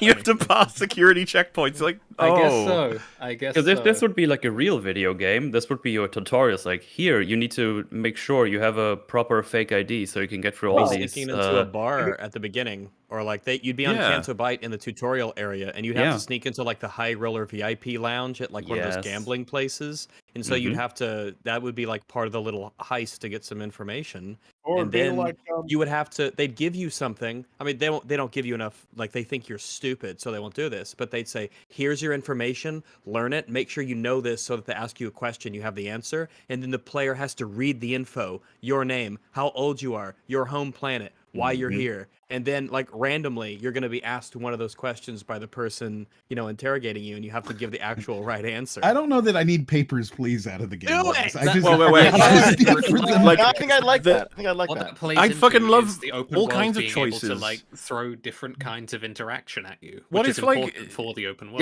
Yes, actually. What if an their retarded outlaw. upgrade system gave This you an is part of the option role-playing. to pursue, right? You can go with like gunslinger, and you can add one more target onto your Deadeye or whatever. You can go with like adventurer, and it makes you have more heart, or just things that I'm trying to work within the game because there's so fucking little to work with. But if you pursue the dialogue tree and you actually get better at persuasion, and if, like Rag said right at the beginning, the first simple, almost childish tutorial test is you're like trying to convince someone to give you a free drink at the bar. That's it. And you got like 4 options, and you get more if you upgraded dialogue in the opening tree of options. Just fucking video game stuff. It's not even particularly impressive. Then they could have done it. Mm-hmm. Yeah, You'd like to have us a drink. Oh, at A the lot of bar. RPGs 100%. have done this before, I think. Oh no, This kind of Mahler! thing. No, you can't have a drink at the bar. What are you talking about? I You I like can't how order you. a drink. I like at- how you said that. Like I just suggested something that can happen. I'm just Hey, cutting but you you off at can- the knees. It was a there. mechanic, Rags. Of course, it can't happen in this game. You have to understand, Rags. You can't order a drink at the bar, but you can order food for a quick time event minigame. You can't fail. Oh god, That lasts the, like the, 5 the, fucking minutes. Yeah. the God. food, the food It's- mini game is the worst part of this whole game. That's not Oh even my true. God. That's not even true. It's so bad. So, It's a The third-person 2.5 platforming minute is the worst long part. quick time event that's like aping Monster Hunter World for no reason at all, and In a bad oh way. my god. but I would, however, like Oh. to just reiterate what I said earlier because this stunned me. You cannot order a drink at the bar in the Star Wars Outlaws Underworld Crime can't. Syndicate Nope. game. You You can can't go to actually the even bar talk to the and you bar. can lean on the bar, but you cannot order any drink. What a shame. What a fucking shame. What a absolute shame. It's not man. hard to get it in. And secondly, it would be cool if there was however many bars there are on each planet. For every first drink you have at any of them, it just gives you a small boost in some way to something. That makes you feel like, Yes. hey, Well, cool. you got to make it like in Grand Theft Auto where you get drunk. And then Well, that you too. stumble around. You stumble around and fall over. Ugh. Well, Disney Really can't funny. have you getting drunk. There's so much And like you have unique Aw. lines of dialogue that reflect that the character is drunk. If you're There's, like, really zero adventurous, style maybe and try flair. make events out of it. Well, there's no interest in wouldn't making that a be video fun? game here. no. No, That would be really cool is if you were drunk in the game and you had to do multiple like dialogue options, the dialogue options showed up as like the most amazing, clever, incredible thing from your perspective. And then when you press it and your character says it, it's not nearly as cool as That'd you be thought fun. it was. I like the would be idea fun. of the, I Yeah. like the idea of when you're drunk, the dialogue selector thing. Like it's subject to physics. Like it has acceleration and deceleration, such that it's difficult to actually get what you want. That's funny. Oh, we should stop. Oh, okay. Bullshit! No, go ahead. We're no, seeing go- corrupt I mean, Imperial officers trying to cut a deal for some extra credits. No, they're not. no, Okay. they just wipe Okay. clean for money. So that That's is it. one of the most generous descriptions of what these fellas are, which is an automatic get rid of your empire notoriety instantly for money little kiosks. That's what they're not people. And They're the not sad people. thing about them is you can get rid of your empire notoriety just by sitting in a toilet for like 2 It minutes. takes 5 Oh, yeah. minutes. It's It just insane. goes away on its own. Rags, it's The notoriety so thing bad. is a joke anyway. I've- It's I had several wanna times get in my into it. stream losing notoriety in the places I gained it. I'd be like running around Yes, killing stuff, yeah. looking for things, and it's like they've lost you. Like, well, how have they? I've not even. And then you started running away. Oh, that's right. Yes, there was one time I was at the top of one of those towers on the first planet, and I wiped out everyone around the tower, and like speeders would come up, and you just blow them up, and it doesn't matter. And then like we got to 6, and then I saw a ship come down from orbit. I'm like, oh, it's gonna be big, and it like did a few laps and then just left. Yeah. Mm-hmm. And I was like, oh, and then I You just can do- lost all the notoriety. It's like, wait a minute, You can I'm get the here. Death Trooper I'm right where thing. you're looking for me. If you get the Death Troopers, the wanted doesn't go down. Right? You have to. Yeah, you have to. Oh, does it not? I They- never no, noticed because I just. I'm pretty kill sure they everyone do. else. That's the if you Oh, enough. it drives me insane. I hate this so much. I You had go- no idea. You're going around and like, I want to get this meter up because it's probably be like GTA because fun. you're gonna be fun and there's like a fight to the death because at some point you're just gonna get overwhelmed. So you get this meter all the way up, and what happens is, oh, Death Troopers have been dispersed. They're the best of the best. And then you get a marker on your map. And you have Yeah, to go to them. You need Yeah, to it's go like to 3 the Death kilometers Troopers. away. They're What? 2 Okay, kilometers so- away. Just to be clear, I never actually went to the Death Troopers Oh, because you why would I do fool. that? I never did. No, but It's so why, funny. Like, what happens? Okay, so what you go happens? Are they, there. like, There's like 3 or 4 Death Troopers. So just the not black. looking for you? It's or always anything? 3 Are every they, like, time. It's hunting always you? 3.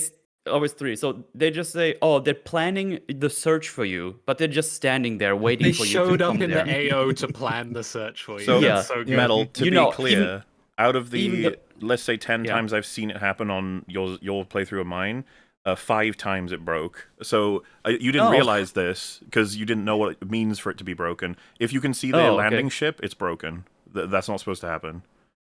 Really? You noted well, it. That happened every time for me too. Yeah, it happens a lot. You noted it, Val. You're like, oh, thank goodness they stacked up together so I could hit them all with my explosive shot. I was like, you almost had it. They were literally spawned inside each other. They were all in the same place. That's what I meant. Yeah, They just broke. They came out of the. So what happened is the whole thing broke. Ship lands, drops them. They get stuck inside each other. The ship can't leave until they disperse. So it's just stuck. It's all stuck. That's great. Wow. That's awesome. Yeah, and what you do in this space is you there's one commander guy, you kill him, get his key card, go to a little terminal, and then you get rid of all of your stuff, and that's it. You can just get rid of the wanted level. It is unreal that they just spawn off in the map and they don't pursue you. What is the point of that? You know what's the biggest joke is, though? If you have a faction that has, like, poor reputation with you, they will find you fucking everywhere. I think you need terrible for that. There's just 5 speeder guys here that just arrives like, we're gonna kill you now. And it's like, oh, you should be Death Troopers because you find me immediately all the time. Yep. No, yeah, you're right. They I actually think the only pursue negative you. that you. Yeah, it's ridiculous. I don't know what the fuck they were doing there. It's so dumb. As far as I can tell, the only negative that you get out of that is that you cannot fast travel while you have a Death Trooper. Yeah, you can't while they're active. Yeah, but because I was curious. I got them on me, and then I went to continue story, and their notoriety gets wiped if you activate a cutscene. Great. The game is broken. Everybody, are you shocked? It's so detestable. Like it doesn't even strike me as broken. It just seems like they just didn't. Nobody in the room wanted to make a video game. And it's so disappointing. It's the equivalent of like essay prompt into turn in blank sheet of A4. Like. Maybe here's a mechanic we can half-ass.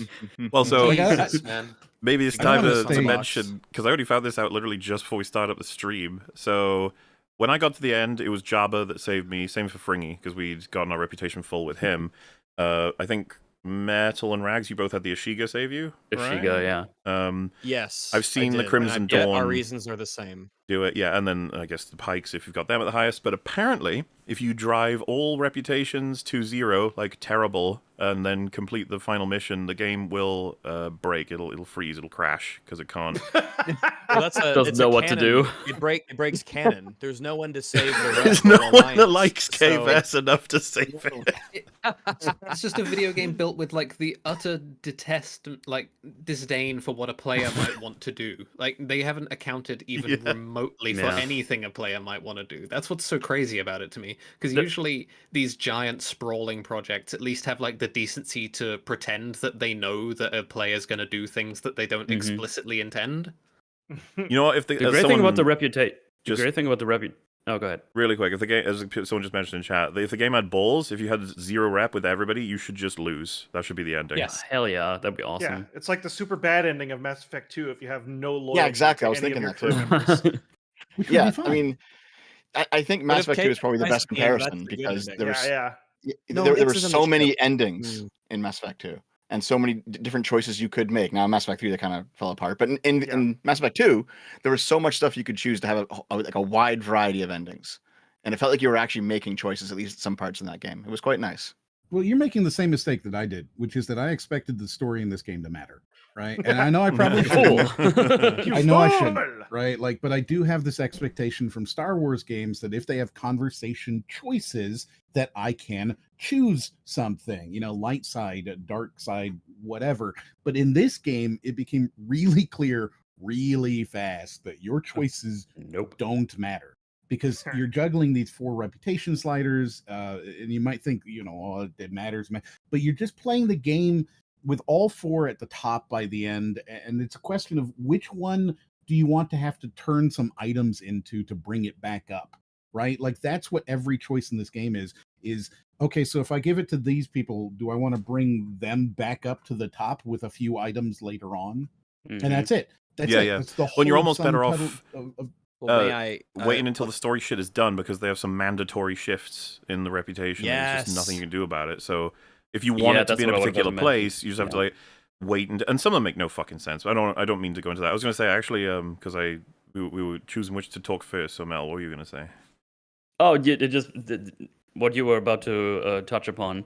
The only reason I had the Ashiga at the end was because of the main mission I had to do for them. Yeah. That's the only reason why because I had Crimson Dawn on Excellent, because I did the side quests for them in the beginning to see what happens. Which just turns out doesn't matter. There's still going to be restricted areas you were never allowed to go to, because why bother? And then I just did the main mission. It's like, oh, I guess the Ashiga now on top. Well, I'm not going to bother doing any more side quests because fuck that shit. Well, for me, the moment when I kind of realized, oh, none of this matters, is actually kind of early on. It was on Tashara still, the first planet. Pretty much since the very beginning of the game, I hate the Pikes because they're inextricably linked to the Book of Boba Fett. So I murdered every single one that I could. Nice. And so my reputation with the Pikes was basically terrible as quick as it could become terrible, and remained terrible for the entirety of the game, much to my hilarity.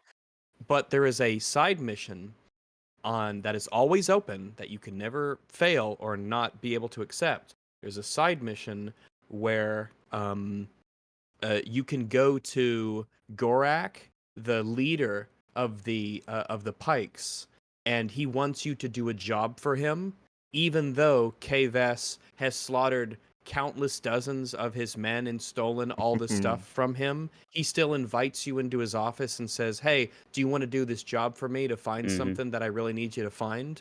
Because the mission needs to happen, and it doesn't give a shit that you hate the Pikes and you've been slaughtering them, which is by like in uncountable amounts. Which is why I would call it. It's like, it's not that it doesn't matter. It's that it's like antimatter. It actually gets in the way so hard of everything else that's happening, because they fucked it up. Because it is funny, because I was watching you that happen to you on your stream, Rags, where it's like, oh, it's like Gorak's like, I've sent death squads after you. Also, can you do this small mission for me? Also, can you give me my ring back? It's so stupid. I mean, I was like, no. This kind of reminds me of, and I forget what the details were, but it was one of the expansions in World of Warcraft where if you had very negative rep with one of the factions, they would attack you on sight, but there was like one guy off to the side who'd be like, listen, you're an asshole, but I can help rehab your reputation if you do like a long side quest with me. And it's like, okay, well, that kind of feels about right, how you would do that in this situation. But in this game, they're just like, well, nope, you just have to do the cutscene and fuck it. The only thing you seem to really get locked out of, because you don't have a high reputation, is some little like mini. I'm not even gonna call them side quests. They're like little mini jobs. Yeah. Like busy work jobs. They're usually that's high all risk, you get high locked reward, out of. but they're not like interesting in the sense of gaining you anything story or even mechanically. It's just like go into the Empire place and download a thing that's going to make it slightly more difficult than just going to A to B without any enemies to deal with. They're so fucking they'll say like, boring. oh, you can't fast travel. Yeah. You only get one attempt at it or something like that. Just pointless restrictions. But the thing is that even if you do that quest, it's not really a quest, right? It's literally I didn't call it a side quest. It's go just here a and job. do thing. It's a side job. It's so incredibly frustrating. To be fair, most of the tasks in the game are that. That's true. They're just busy work. But like you do all this work to have, this high level of reputation with these things, and what do you get as your reward? Literally nothing. I mean, I guess you get some like cosmetic gear if you get it up to excellent, but outside of that, what are your quests? Actually nothing. It's so fucking frustrating. I think each rep has an armor set associated with it, right? That's what I'm saying. You get some they've got but there's some, but a lot of them will overlap with other ones, and it's like I just like the reason I went for Crimson Dawn was because one, I literally forgot that they were in Star Wars Solo as solo story Star Wars. And because I liked their drip the most. I was like, oh, that looks neat. I'll be their person. And that was it. That's all the thought process that went into the decision. I wanted to unlock all of them just to check what they have, and I remember finding the Imperial one. You get the Imperial suit from the Pikes, which feels weird, but sure, fine. The Pikes don't get to have their own thing. They just have to go with the Imperial one. And it gives you more so benefits in Imperial places. So I was like, I don't spend that much time, and so yeah. Then it's like the Crimson Dawn one had some good stealth stuff, and I was like, that's okay. But the Ashiga Handy, I guess. top unlock, I was telling Fringy about it. At the end, I had like 8 health, which is huge. Oh yeah, all the health that I could get, I got too. And then it's like also you can hold extra back to. It's like Jesus. Then it's like also you'll I can't remember. I think it's the full set benefit, but you get you'll continue to heal even when shot. So usually it says you get like 4 gonna heal and only one of them is done. If you get shot, it cuts off the 3. The set benefit makes it so it continues, and I was like, that's a really big deal. You can tank a lot of damage that way. Yeah, and you can carry more grenades, carry more Bacta. You take less damage from blaster shots. You get like more adrenaline. For Did you get the bonus? Reason, and it's like, oh shit. That if you get dropped to 0 HP, it'll fully reset your health to full. I saw that bonus, but I never died, so I didn't bother. But Amazing. I was like, oh shit. And what I'm getting at, of course, is that it just trumps every other single outfit. There's no reason I had to wear any other outfit. If I actually found the picture, someone saved it from the game. Let me post this here and read it because I hate this kind of a lot. So at the very beginning, you have the little tutorial message pop up that explains to you that there's like a faction reputation system in this game. And at the bottom, they basically, a good reputation's good, you get some stuff, and a bad reputation is bad, you're cut off from some stuff. But like that's barely true technically. But at the bottom, right, it says there's the crossed fingers icon, right? Loyalties change, betrayals are inevitable, and a resourceful outlaw must know how to play the underworld to their advantage. No, you don't.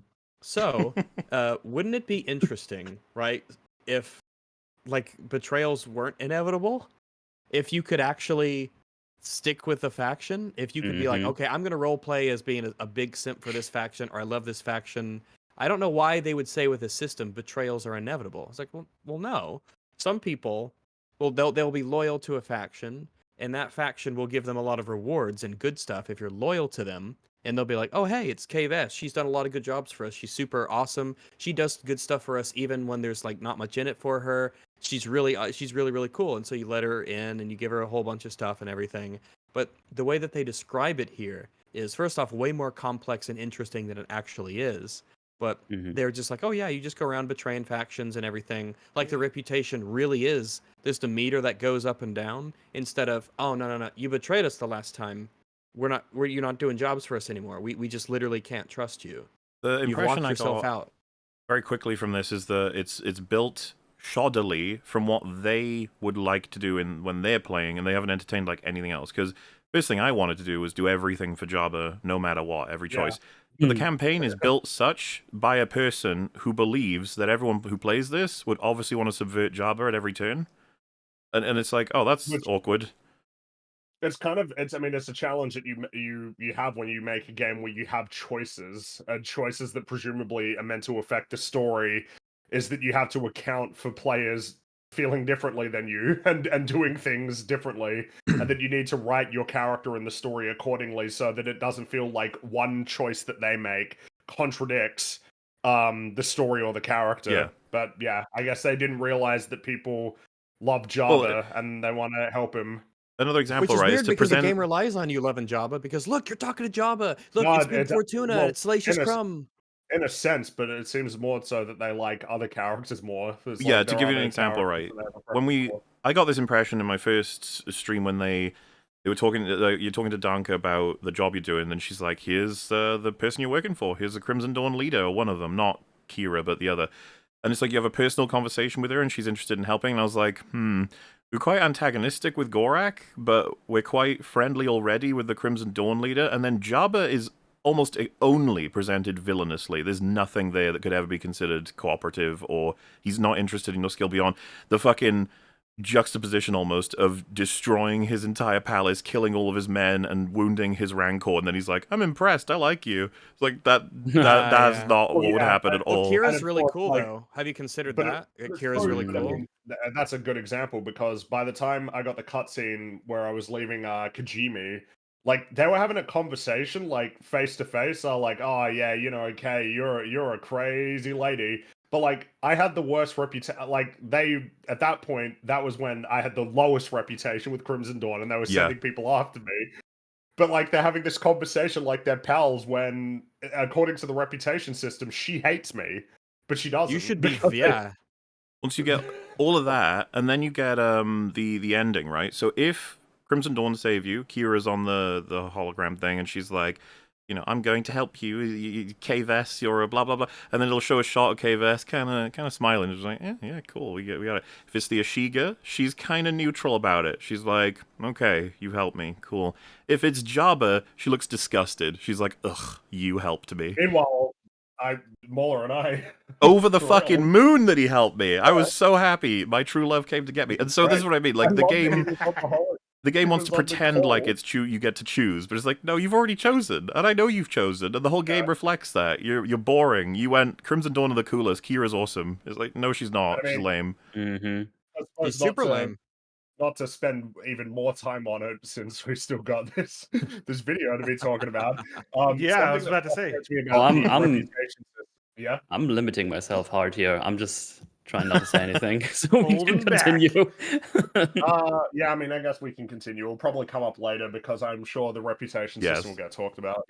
Point being, I love how we're here. Point being, this one guy that relinquishes all Empire notoriety for a price is the way he describes it makes it sound so much more interesting when it's not. Bullshit! Or seeing corrupt Imperial officers trying to cut a deal for some extra credits. Good.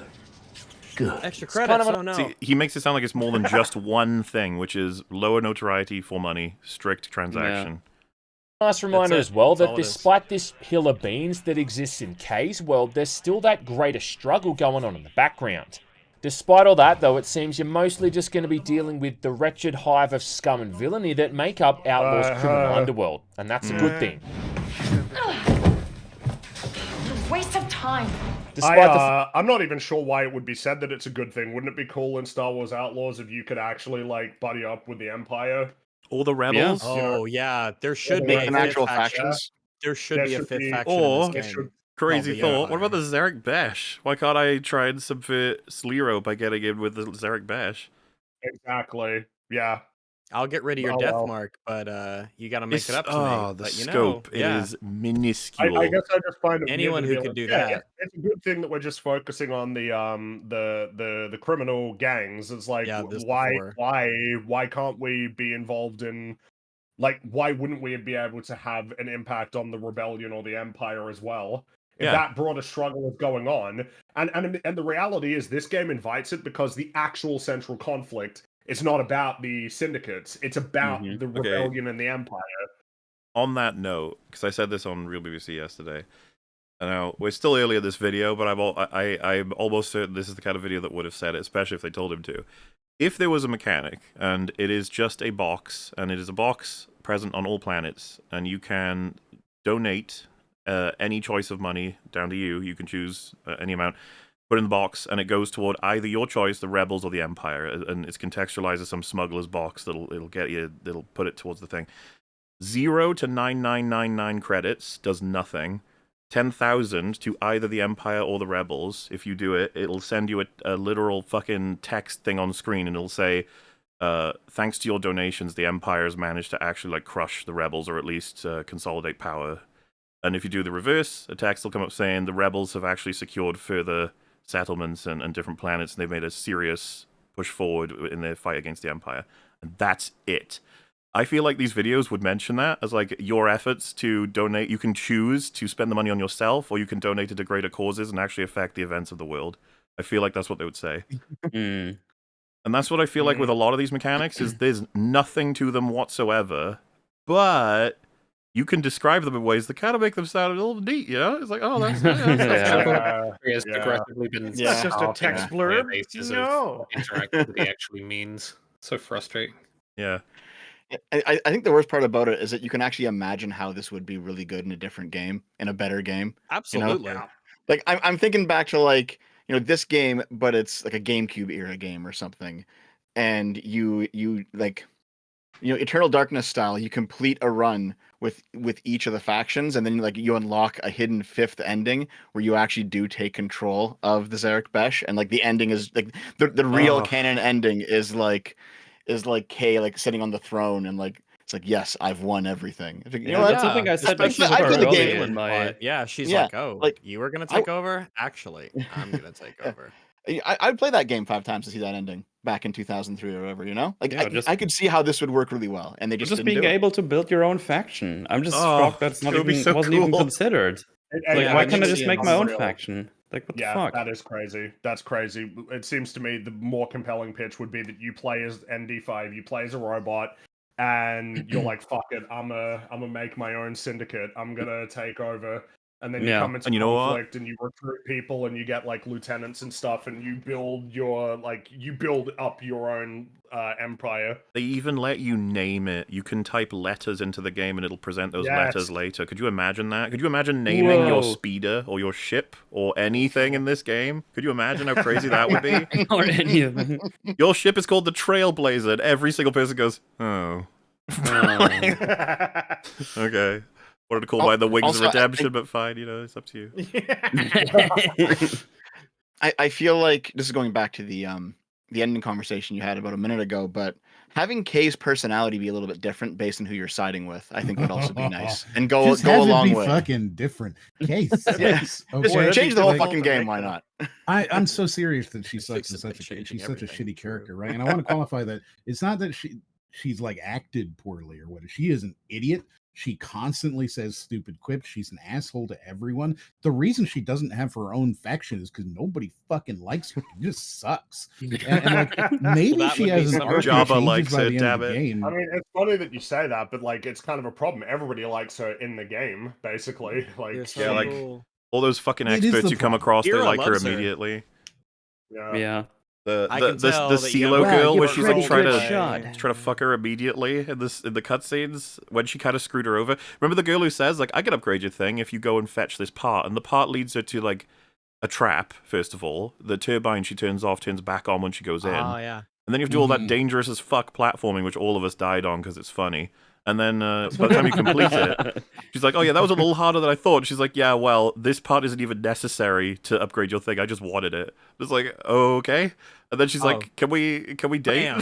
Because KFS is retarded.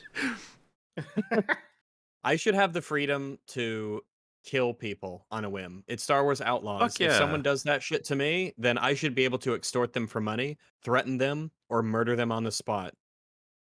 Well, yep. You can't do that. You're an outlaw.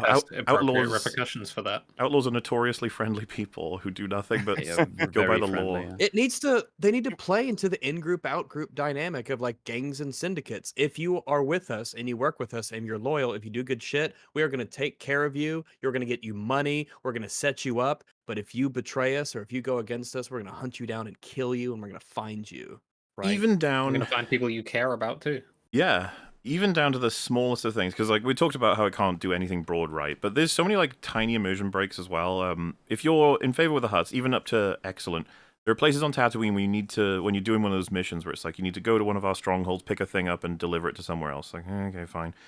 But there's this one place. You know how every district has a place you can go and then a place you can't go. Even if you're on excellent reputation, you cannot go into this part because that's where we keep all the special things.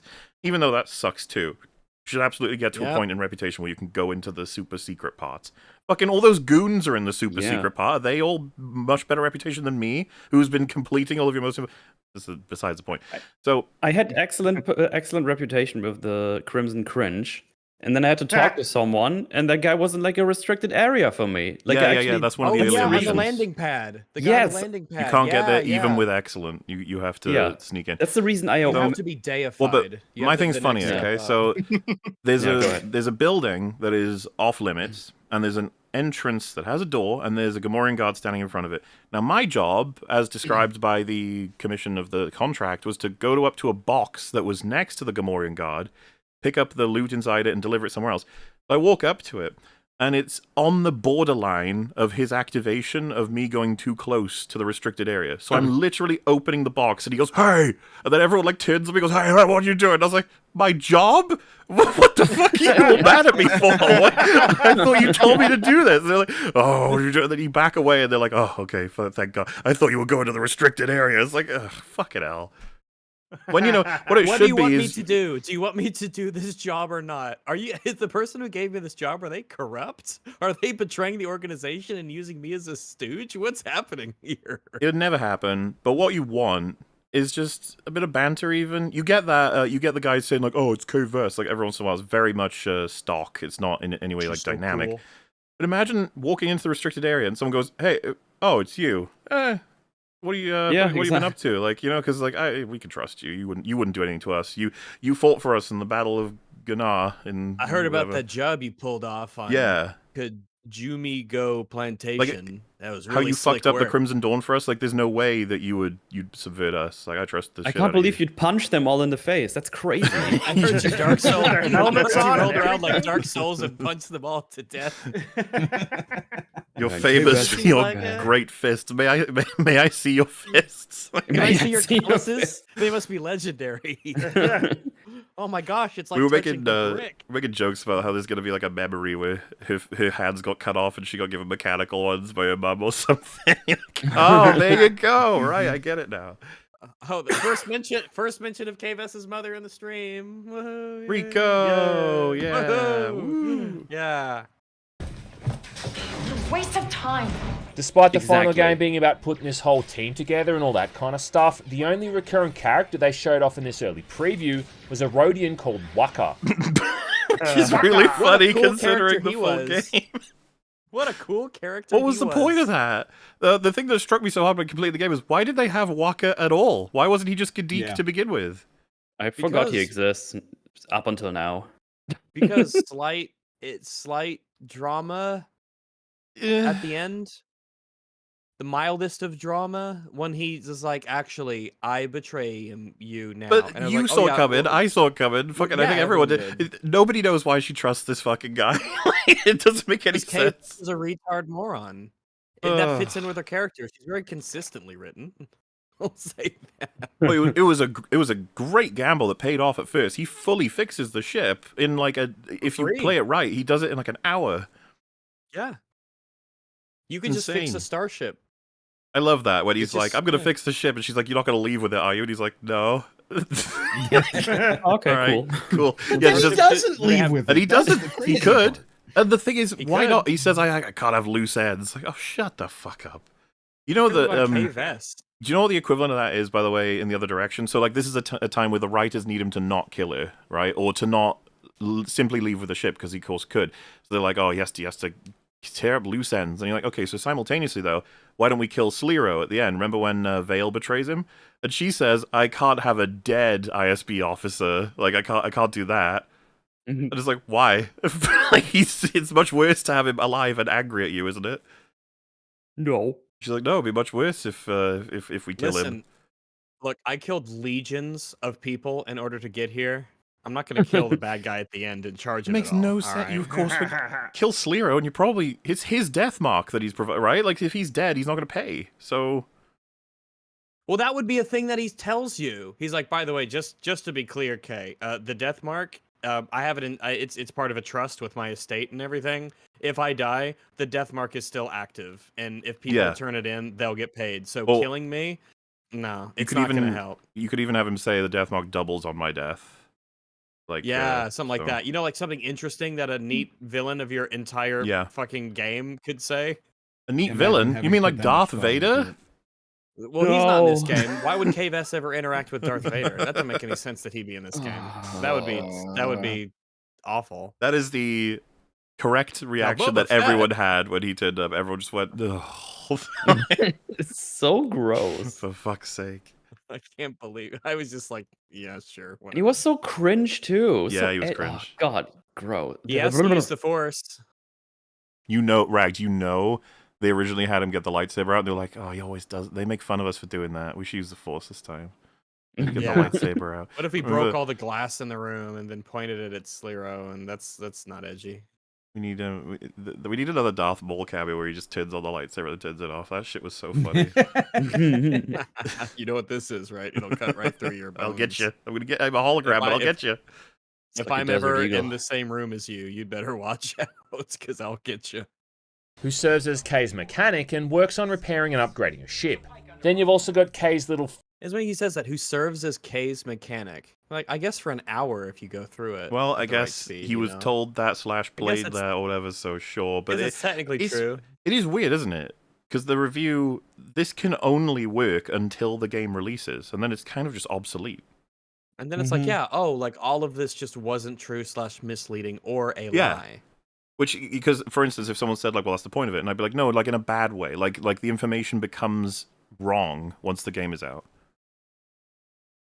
Because serves as her mechanic is very, like, and yet this video will remain up, and it's going to become, referenced by people. People will point to this. It will maybe lead people to buy the game. Yeah, there's a lot of problems with the thing like Yeah. If it was me, I would have been like, yeah, those Ubisoft guys, like, they showed me a bit of the game, but, like, a lot of the stuff they told me was a lie. They lied to me. Yeah, you can make the follow-up video and be like, it's fascinating to compare the game to what they told me the game was. But if you do that, you might not get invited again. This might be the last time I got Well, and to be fair, right? If you want to be as friendly about this as possible, I'd be like, that is true, probably. They probably won't invite you back. And that's a sacrifice you'd have to make. But you should make it. I think we would all imagine someone would properly do this. The amount of street cred they would get on YouTube, I think, would pretty big. Well, what he was doing was he was playing the game, right? G-Man Lives was he wanted to increase his faction reputation with the Ubisoft Syndicate. Well, because I was just gonna say, like, if they sent me a message saying you called us liars, I'd be like, but you lied to me. Yeah, you did lie. What do you call someone who lies? And if they said, like, we're never inviting you to anything again, I'd just be like, well, that's unfortunate, because like, I'm not, you know what I mean? Like, it'll happen, but it's okay. You'll be fine. You don't need a Ubisoft.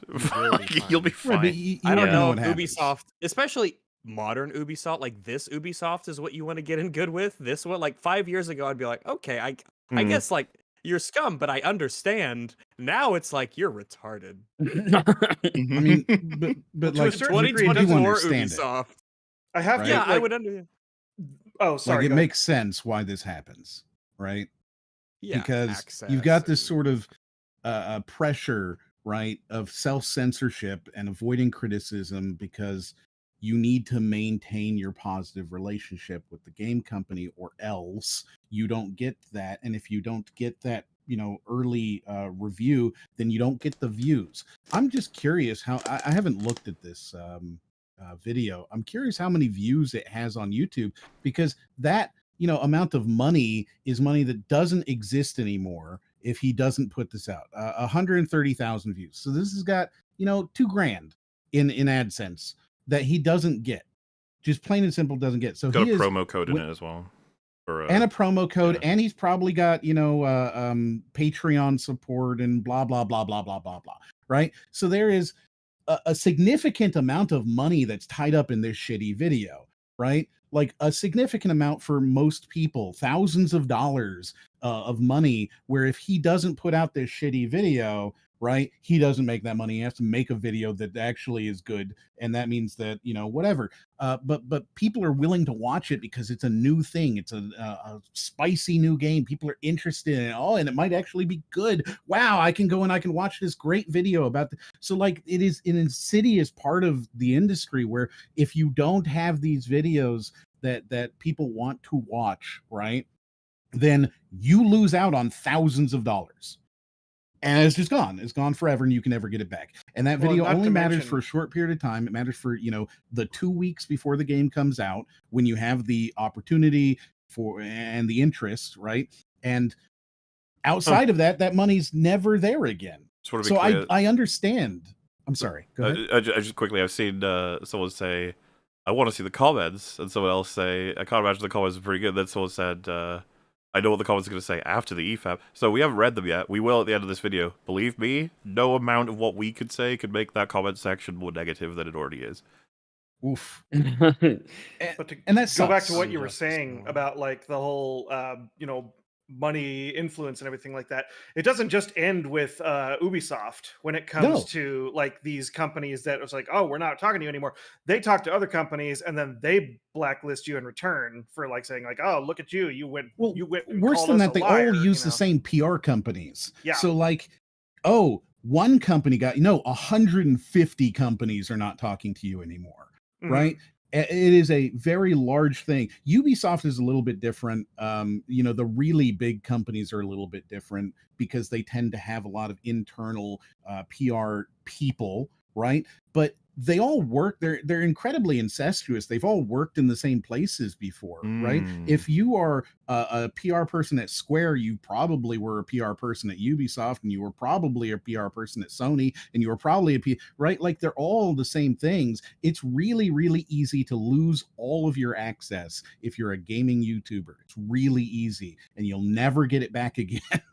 So I understand rely on that so that you say the things they want yes, you to say. That's the fucking bullshit part of it. You're playing the integrity game. is expensive. It's really expensive. It really is. Because if he comes out and he puts out a video and he says, Ubisoft lied to me. Here's what they said during my, potentially NDA'd 4-hour time period where I spent with them on this. And yeah, it was through Discord and we used Hamachi and here's all their background system and here how they showed and this is what they said to me. And here's, maybe a screenshot of the thing that they said to me in Discord. That person is not only going to lose Ubisoft, they're going to lose everybody else.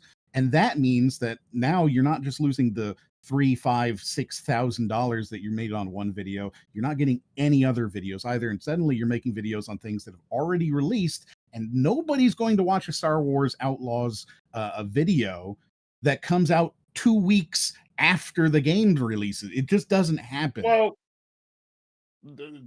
depends. Yeah, I think they absolutely will. It depends on who we're talking about. Nobody's going to watch an IGN review on Star Wars. That's what I mean. That's what I'm. I mean, here we are. We will because we're weird.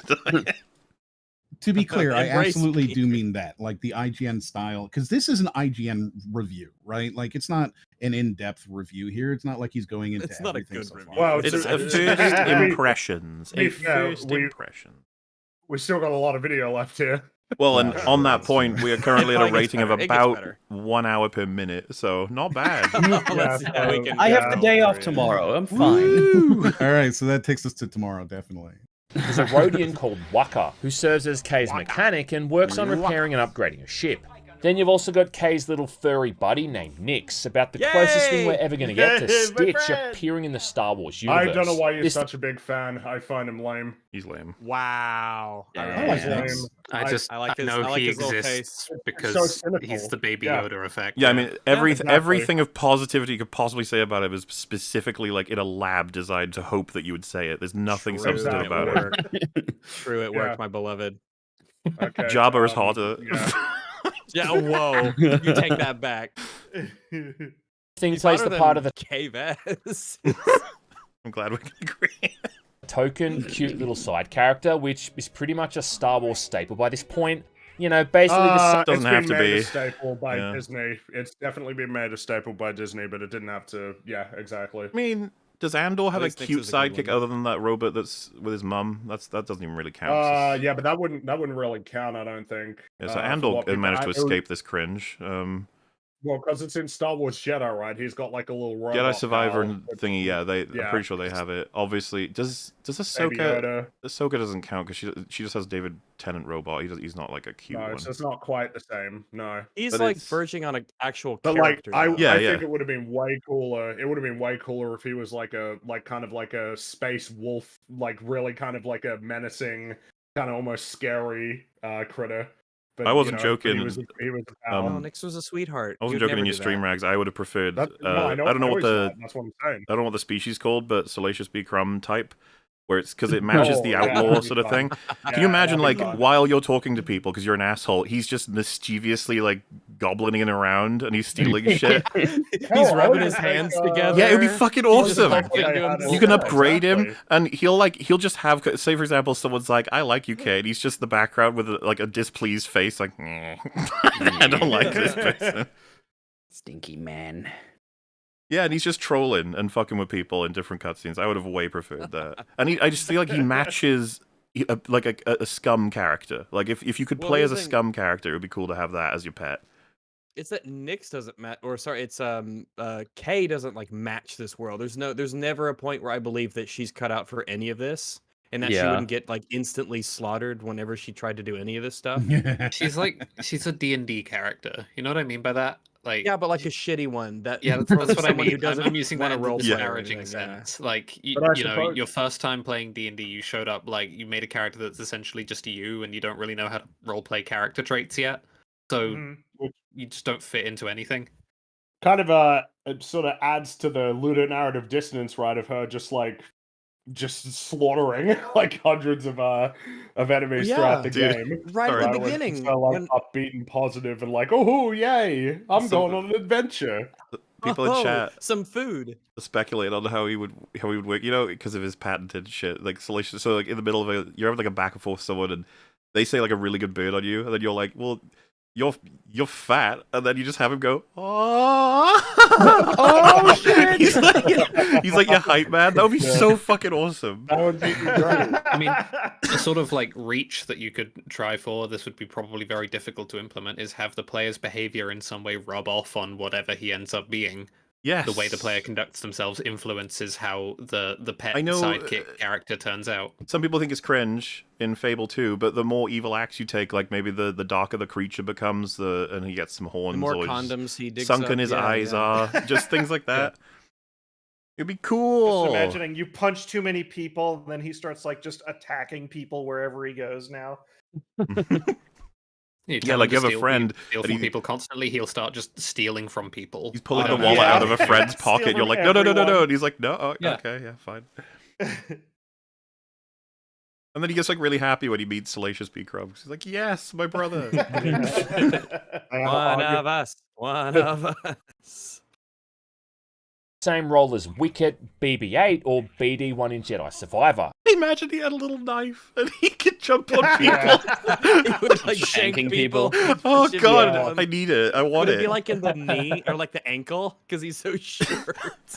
Because imagine this little gremlin creature with a knife down there. You know when they got you in the vault, and she does the thing of like get him, Nyx, or whatever. But like, the equivalent for this would be like get him, and then he jumps on their head, and slices their throat. Like, oh my god! I just meant distract him. Holy shit! Now we got to deal with the body, and there's so much blood. And it starts. He does. Yeah, he's like covered in blood. He's stroking your hair. He's like, I saved you. So they're like gargling for 5 minutes trying to stop him. It's really awkward and terrible. It's like when Jesus gets stabbed in South Park. Yeah.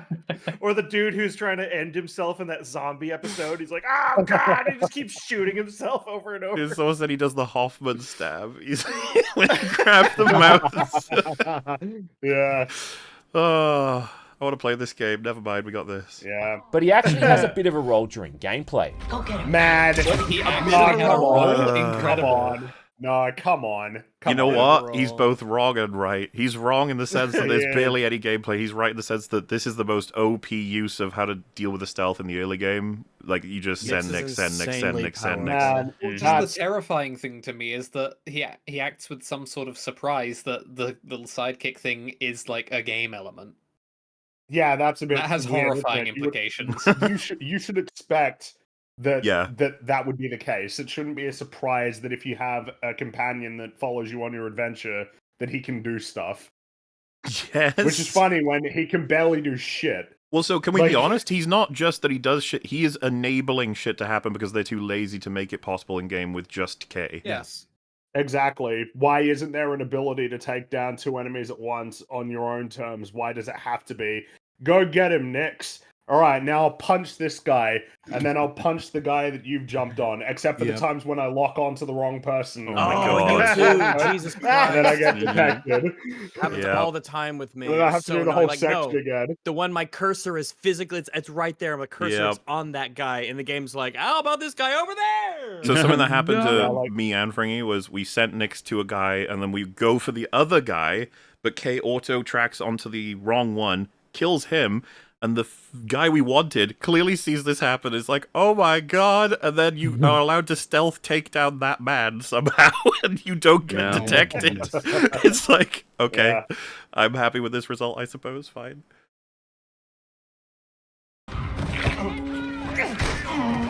Because not only can he activate switches or...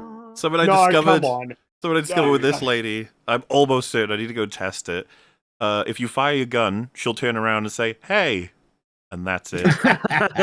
She just stands there going, hey. That's where I lost my shit once. I'm a little bit Good like, enough. oh, he can activate switches. Yeah, you get to a place where you can't progress until you hold the button and then tell Nix to go press the button, and then you can go through the door. Why are you describing this like it's like anything? So, but this is the thing. Really does he cool know? game. This is the ultimate does he know? Because this is 80% of the puzzles. There's a wall. Nix can press a button. Exactly. Like there's so many times where it will just be, oh, I can't progress. Oh, that means I just got to get Nix to press a button. Yeah. Star Wars Outlaws is like incredibly unimpressive and disappointing, especially after you play an actual game. Yes. So the game I played before this was Prey 2017. Yeah. This fucking game, the amount of variety you have to get into a single room, there's like 3 or 4 ways to get into a single room. And then you play this. It's like, press the button. It's like, oh, cool. While in Prey 2017, he's like, oh, there might be a vent somewhere up there. Oh, I can hack. Oh, I can just pry open the door if I'm strong enough. There's so many things you can do. By the way, foam dart gun and a small opening in this window. I'll shoot the computer to get I'll the door shoot the open. computer to get the door open. It's so cool. It's great. Everyone should play Prey. I've waited way too long to play that. Can you send Nix to open doors in Prey? No, well, then it's game. shit, isn't it? No! No! How dare you? Don't say that. You feed Nix to the goop monsters, and there you go. No! Put him out the airlock. One of my favorite games to play in stealth was it was Deus Ex Human Revolution. And like thinking about even stuff like the unfairly maligned, I feel, Splinter Cell Blacklist was like, man, these were like actual games with like real actual stealth mechanics, you know? Like you had all of these those kinds of comparisons because it's like, dude, they're like, it's like you said, they're actual video games. They give you a variety of tools and a variety of options and a variety of different paths that you can navigate. And then something like Deus Ex, depending on what kind of augmentations you get, that'll just start to radically change your play style the longer you go on, right? If you go into like whether you want like brute force or stealth or, you know, whatever number of options that are available to you compared to, so Nix, you can get him to press a button that'll open the door. But it's being described like it's a real thing. Like it's being described as if it's a mechanic.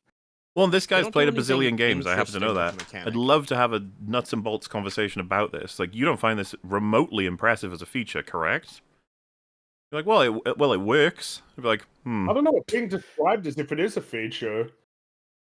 No, it is a feature, like, but not an impressive one. I guess in the pure sense of the word, sure. But I mean, if you played lots of video games, you know that this is incredible. In the greatest version of this game, this would probably happen at certain points, and it would be fine. Like, we'd be fine with the idea of sending a little guy to go and press a button or annoy a person, blah blah blah. But we're expecting it would be one option of many. Yes.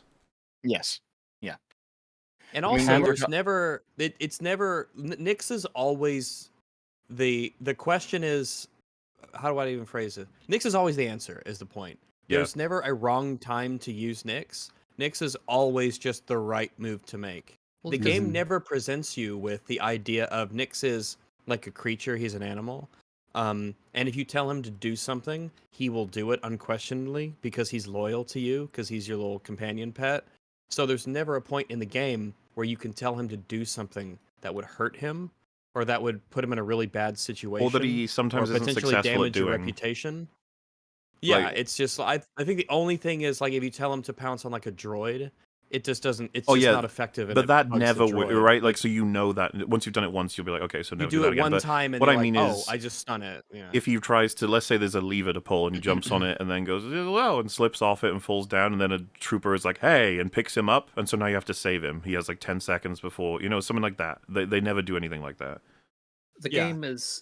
I don't. Just to be clear on the mechanic, is his use always context sensitive? Like, you will always get like a little prompt to use the Nix button when No, you can there are move him things... around. You have Nick's vision.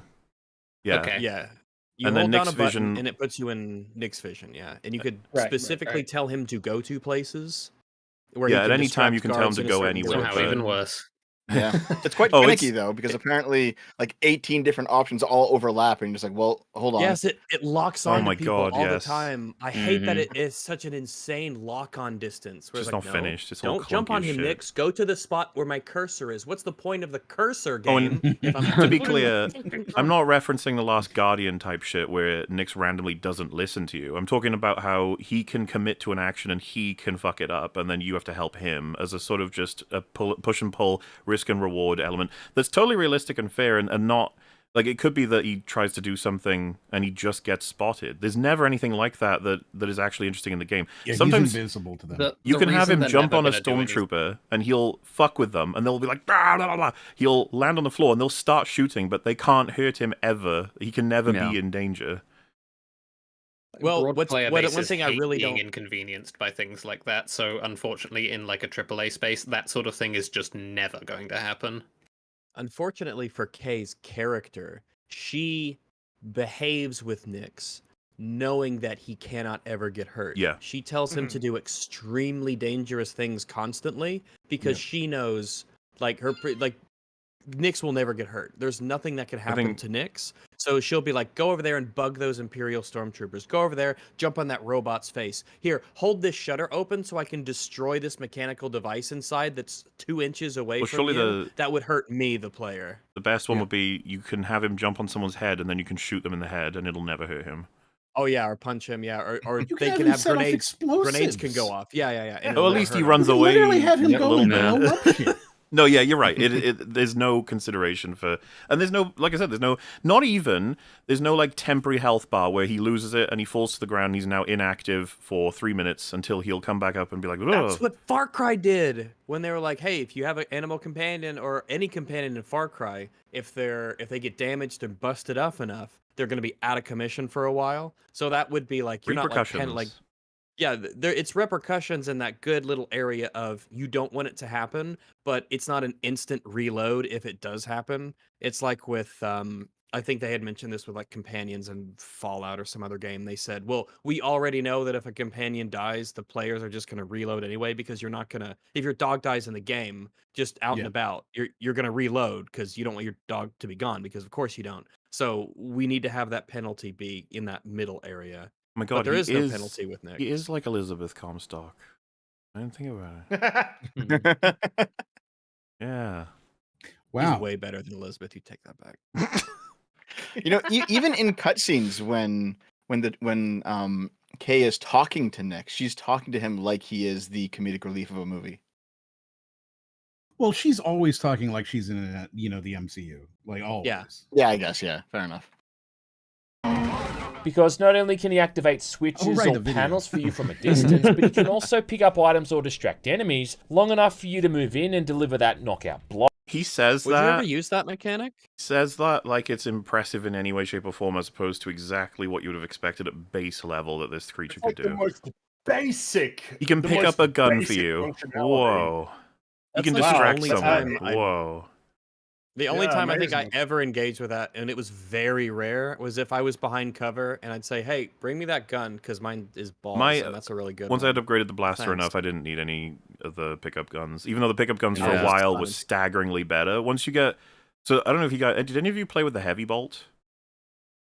All the time. Pistol 3, all the third option. For not the power bolt, the heavy bolt.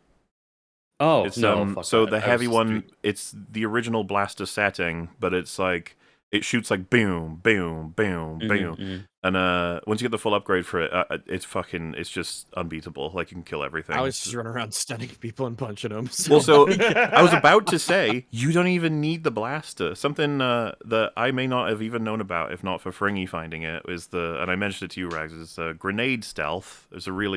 It's the funniest thing in my head. Oh, people told me about that in my chat. Grenade stealth is amazing. It's one of the later abilities you can unlock where Nix can set off grenades in people's pockets. Now, as you may know, 99% of the people in this world carry a grenade. So wherever you go... Don't you?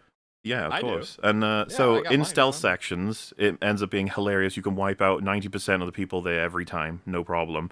And And they most don't of know the what to time, do.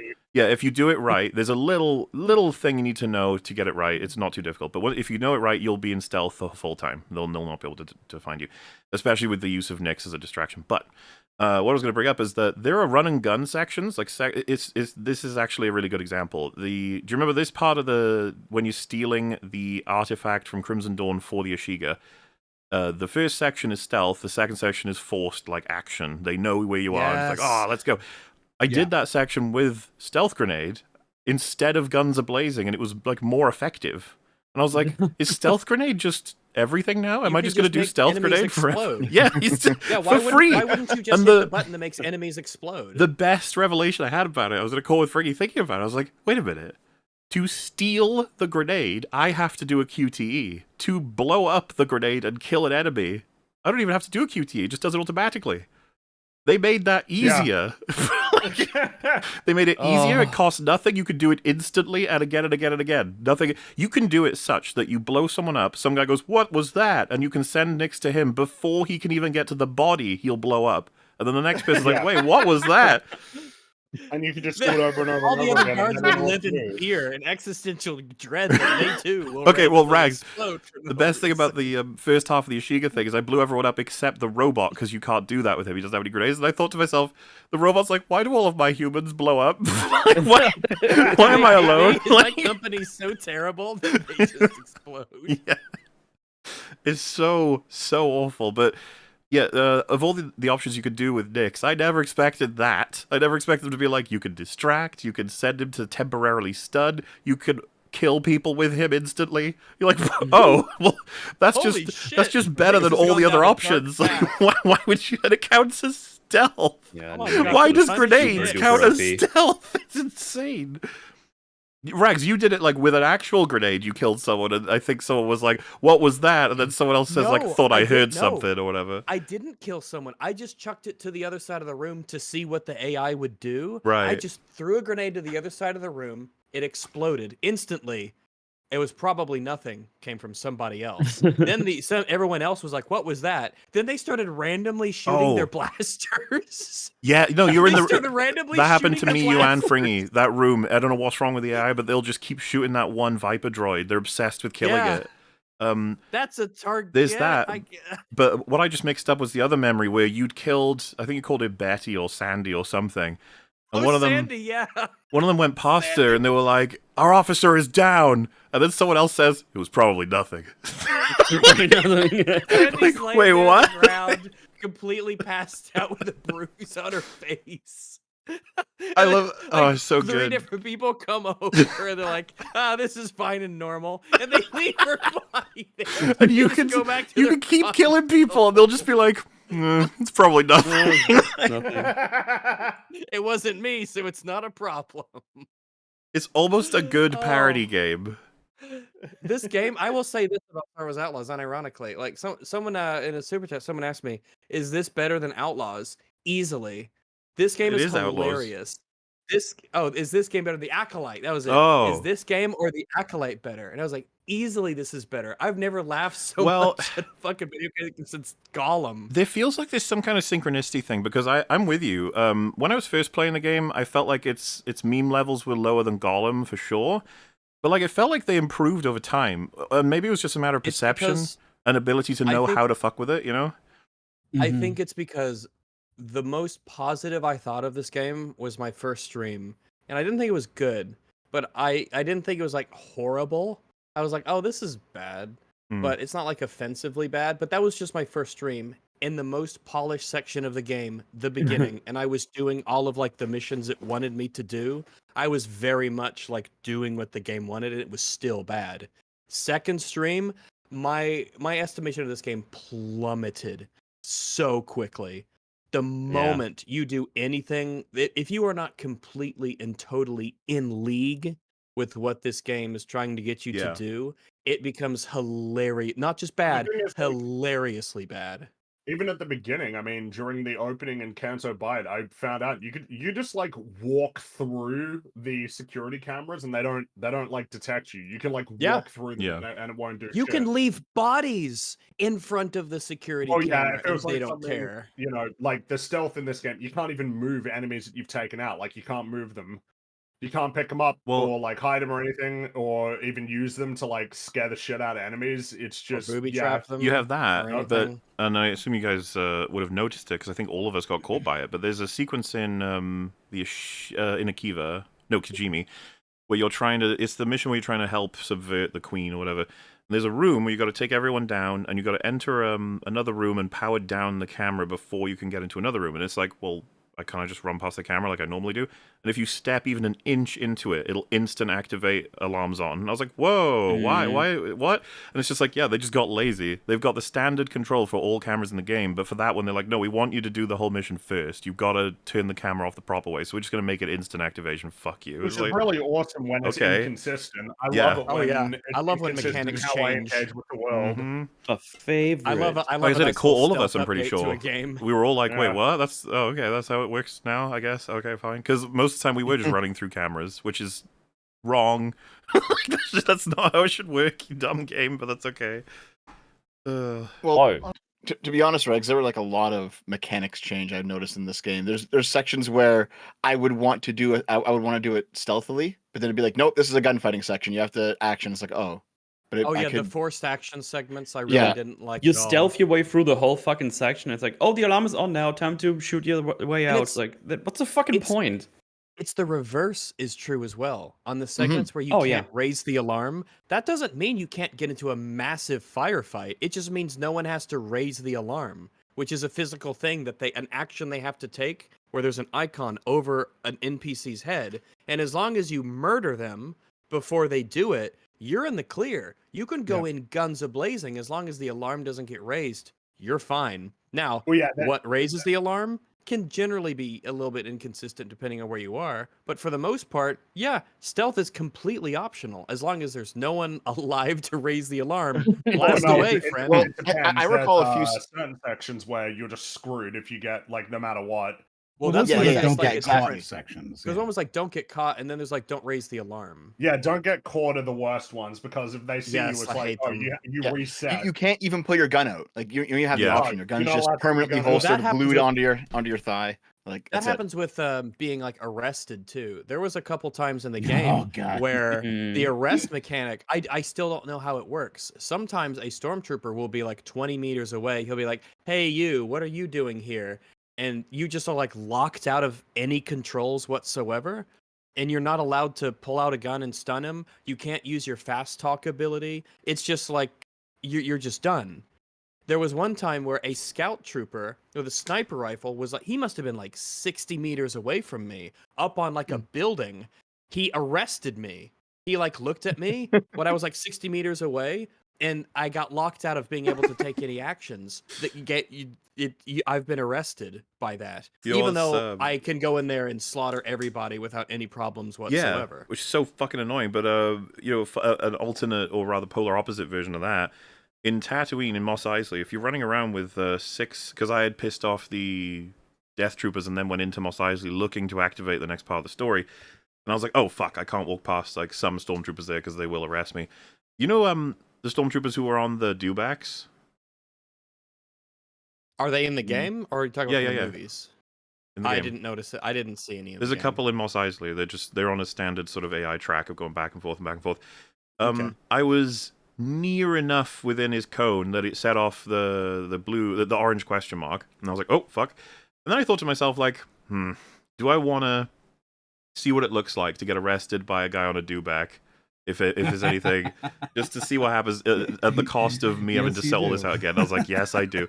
So I ran in front of him, and I was like, go on, arrest me. And he just slowly walked toward me, and then lost interest in me and just walked past. And I was like, oh. Well, there's probably not a...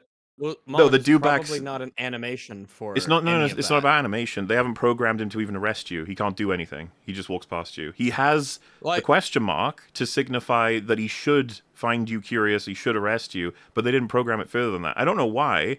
It shouldn't have cost him too much to have an aura that is automatically arresting as soon as you're within that aura of the dewback, but it's not there. It's just gone.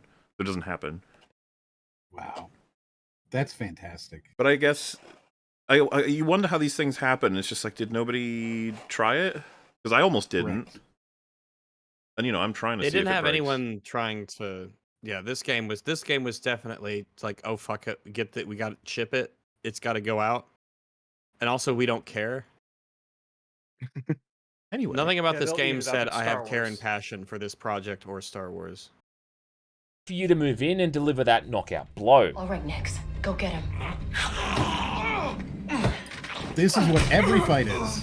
Along with directing the is. player towards areas of interest in a way that feels less obnoxious than putting a giant glowing objective marker over something instead. But it's the same thing. Instead, Same- Nix is the objective. Go to Nix. It's the But same also, thing. Yeah. it's just funny to say that when the game is filled with the objective markers anyway. There's so many. Like, there's one right here, see? Yeah. That's I true, would but say- I just want to be if you clear start- that those Nyx Yeah. explorations, they get you a collectible, and you barely understand what the fucking point of it is. You're just like, oh, well, we did that, Exactly. I guess. Yeah. For It's a some reason, collectible it's, for, yeah, it's like, it's Nick oh, Strip. look, here's this thing, and then it's like, hey, isn't that cool? And then it just shows a big shot of the open world Yeah. every time, and I'm just It is sitting there very like, strange. hurry up, I want to play again, just so that I can keep moving. Don't Yeah, make you me did your stare at little- this world. You did a little exploration. You got your Nick strip. Look at this beautiful vista. Except sometimes it wouldn't be a beautiful vista because it'd be like super foggy and rainy. Yeah. And she'd be It's like, kinda "Wow, like, what a beautiful view!" And I'm like, "You can't see anything, but whatever." It's kind of like if someone said there are no loading screens in this whole game, and then shows like someone going through a tight space, and you'd be like, Oh, yeah, that's what I yeah, call oh, them, the yeah. tight space loading screens, man. Well, and some people are like, but that is worth complimenting. I'm like, I don't know, man. I think Is we're at the point now where we can say like those are annoying as hell because we know exactly what they are, and they're kind of like boring. At least loading screens were honest. They're boring and they are Yeah. fixed duration in least the way that a loading loading screens are screen honest. isn't necessarily. Loading Yep. screens improve as hardware gets better. These things don't. They are fixed duration. Correct. Okay, what can we do here next? And Now, it's if I always really a had to button. sum up the whole Oh, it's experience in probably the most press the simple way button. possible, well, I'd probably call this one Far Cry in Space. Ugh. Don't you dare! Don't Don't you fucking Don't dare! even try it. What an asshole! Now I'm real mad. Far Cry in space. One The fact that for fucking Far Cry, that's an embarrassing comparison is hilarious. No, to me. I will stand up for Far Cry a bit. I think Far Cry is pretty good. Far Cry 5, even New Dawn, was like, they've got a whole bunch of mechanics. They have way better AI. The layouts of bases were better. There's Than more this. meaningful upgrades to a whole bunch of stuff. You have little fluffy side companions in those games too. I mean, it's just Far Cry is just so much better. Far Cry is they're just good, fun action, semi-stealth games. What would you say is a more apt comparison, like Horizon Zero Dawn or some shit? To this? I haven't played Horizon. I haven't played it. I can't say. Boy. I hear Horizon Yeah, is no idea. totally Well, fine. I've often but- referred to this as a Golem-like. I do think it's similar in a couple Yeah, of ways. Golem-like. It's like Souls-like or Golem. Yeah, but I'm If I not had to joking with a compare lot of this it. The to- platforming is almost exactly the same. Like, it's like they And like, copied not just- Golem. I even fully in support combat- referring to these failed projects as Golem-like. I think it's how bad everything is. Like the shooting in this. If you compare the combat in this to like combat in like Far Cry 5, you know, where it's just like, oh, this is fun shooting mechanics. There's different kinds of enemies, all sorts of different kinds of weapons. Just the way that you interact with the enemies in that game, and then this, which is basically just whatever. What do you think is the funniest? Just do that, I guess, because all of the combat is so mediocre to bad. Just shoot everyone in the head, or that's it. I'm assuming you guys haven't played enough Ubisoft games then, because I could tell what this was, right? Like, this is Assassin's Creed. Bad? It's a lot of Assassin's Creed with features of other Ubisoft games. I think it's much worse than your average Ubisoft game, though. Well, it's got Well, that's- Watch Dogs 2's combat, right? Like, the combat is Watch Dogs 2. Nyx is Wait, Watch what? Dogs is Sorry, hacking. It's got Far Cry's Outposts and some Wordle in there too. No, it What's doesn't. the- Far Cry's what's- outposts are what- way better than this. Watch What are you Dogs talking 2 about? also has much better combat than this game too. I don't know. disagree with you on that one. By virtue of having I haven't even multiple played weapons, Watch it Dogs, already and makes it surely better. Yeah. And it's like Far Cry Outposts are way better than this. But Liberating Outposts, they become like places where merchants and vendors appear. They become fast travel locations. I'm not saying they did it well. I'm saying I can see where they took it from. Less functionality than in Watch Dogs with your ability to interact with the world. There's way more things that you can do in Watch Dogs and interacting with the world than Nyx can do. Well, so here's the thing. I can kind of see what you're saying, but I would describe it as the developers of Outlaws took all of those games and then like went to bed and had them under their pillow for a night, and then kind of osmosis a little bit of it, and then they came back and said, "Okay, I know what to do." I can see the DNA on all of this. Absolutely. Well, that's a different thing because we're talking about the actual like quality of it. To say that you can see that they've drawn it from something isn't because like I would actually argue the stealth is so very similar to Gollum that I actually think there's a couple of instances, and we could get into it if you really wanted to, that Gollum has better stealth than this game. and you'd be like, that's insane. I'm like, no, seriously, because like the guys when they find you in the long grass, they can actually like stop you. They get you in Gollum. In this, they can't. They get confused. Like that alone is already like they have to literally bump into you. Yeah. And even then, but right, they can like kick you so far such that they can't see you anymore. they can like kick you out of their own vision. They're like, whoa, they can save you from them. So you know, I will say, like, this is one of those games where the stealth is so terrible that when you make a noise or when they spot you, they will then like go to investigate, but they'll investigate like a totally different location than where they saw you. So you can't like lure them into a location by poking your head out of this corner or whistling in a certain place and then going around the side, because they'll randomly decide, oh, I'll just investigate this other random area that you were planning to actually go to. Who used whistling throughout the game? You can whistle 3 times. So I think you could. I'm almost certain it happened to me, Metal, and Fringy. I can't confirm anyone else I whistled yet, in that game? But no, wait. Yeah. Wait. Whistling. So with whistling as a mechanic is introduced very quickly. It comes on screen and it says you can whistle to distract people, and then it's gone. I missed it. I'm pretty sure Fringy missed it. I'm pretty sure Metal missed it. Yeah. And it doesn't overtly return until your boss fight with ND5, where it says whistling is effective against ND5. And I'm pretty sure all of us read that and we went, what the fuck are you talking about, whistling? what mechanic is that? And you're right. It's so funny. You know can go through the entire game not even knowing whistling is a thing. And it's actually Nyx trumps everything. Well, yeah, you don't need Nyx whistling. Trumps everything. So I never used it. We never used it. But now that you mention it, I remember it now. Yeah. Like, oh, yeah, that was a thing in the intro, wasn't it? I legit was confused when it said whistling's effective against ND5. I was like, what the fuck what do you mean? Like, I can whistle? And then you don't even need whistling for ND5. It's easy. Yeah, see, I thought my impression of that was that they were just introducing a new mechanic in the final battle just because the game sucks, basically. That's what I thought. Yeah, I could believe that.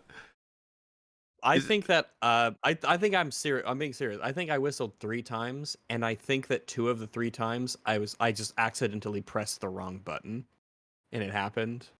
So I think I went through my whole first playthrough and I didn't even accidentally whistle, or if I did, I didn't notice. It feels so weird to play an entire fucking game and be blind to a whole ass mechanic. I was just like, oh.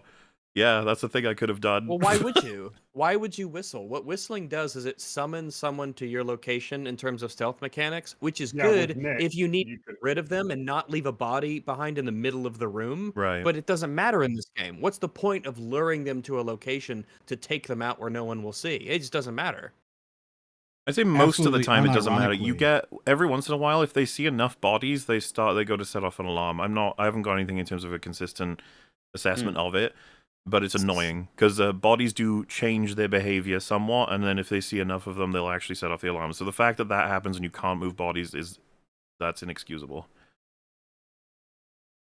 So absolutely unironically, I had to sort of do an internal check to see if you guys were talking about a different game when you mentioned whistling. I was like, did I miss it? Are we? Did I play the wrong game? Gollum? What? You whistling? Can you imagine Gollum whistling? He would probably just go. He's a good whistler. I am learning this feature exists right now. Yeah. Yep. Whistling. It's a thing. And by that I mean it's like the binoculars. Yeah, I rarely use the binoculars. Just I wonder if I never use them. I wonder if when he was playing this game for the preview, if he ever tried just driving his vehicle into one of those. Oh my god, the critics to physics! see what would happen. Yeah. On my first stream, I went full pelt into someone's speeder, and it just like stopped. Everything stopped. The speeder, sorry, the momentum. We just went, boop, and we both stopped. And I was like, oh, okay. Yeah. Because they're not allowed to explode. Also, like, when you see the banthas and you shoot them, sparks fly off.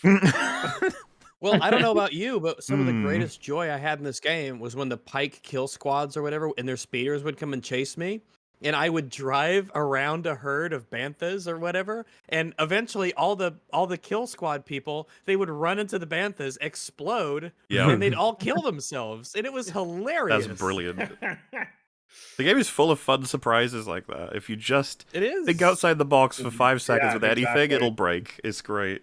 Well, I'd probably call this one Far Cry in space, and by that I mean it's like Wait, we just did a whole response to that. Listen, we gotta accept that that's just came back from that again. It's still gonna feel bad. I know. In space, and by that I mean it's like a series of different planets, all with their own separate maps. You can run around and explore. Now, pretty again, much from the was get-go, this you're given a part of the preview or not? Did you go to other planets, or was it just Tashara? Yeah, because I would have thought it would be just Tashara in the preview. I figured it would be. I mean, if he only got to play for like 4 hours, then that's I mean, it took me like 7 hours before I left. I imagine he was just told. Before I got fed up with Tashara and left. Back on the topic, because like Rags is alluding to this, would you not feel betrayed if this is the lines they give you, and you're like, I believe this from what I've played, and then you play the game and you're like, wait a minute, this wasn't. This is Gollum in space, you bastards. This is Gollum. This is Gollum-like. You made a Gollum-like. This isn't a Far Cry like. This is a Far Cry from Far Cry, you can even say. Run around and explore. Pretty much from the get-go, you're given a speeder as well, which does look a hell of a lot like the one that shows up in Endor in Return of the Jedi. What? Wow. Whoa. Okay. What? Wait, did he say it does look like it? He said it looks a hell of a lot like the speeder in Endor. No, it doesn't. Fuck off. No. I'm trying to remember what. If we're talking about the speeders they use in Endor, are not like that at all. Well, they're in the game. That's what all yeah, of the you do.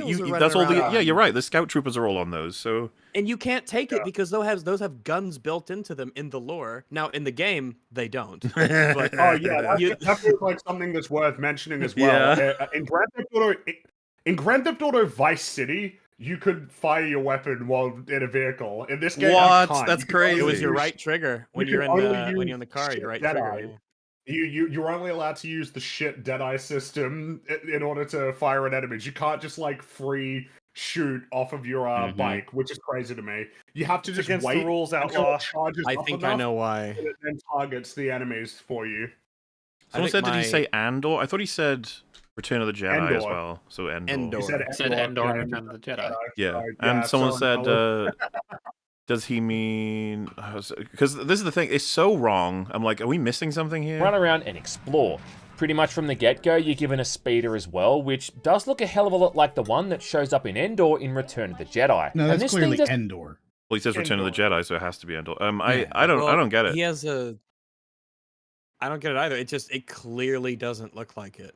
No, but Like, in the no thing way. is, I don't really care what it looks like, as opposed to it being a cool design in and of itself. And then we can talk about how you can't shoot from it and you can't choose to ride anything else.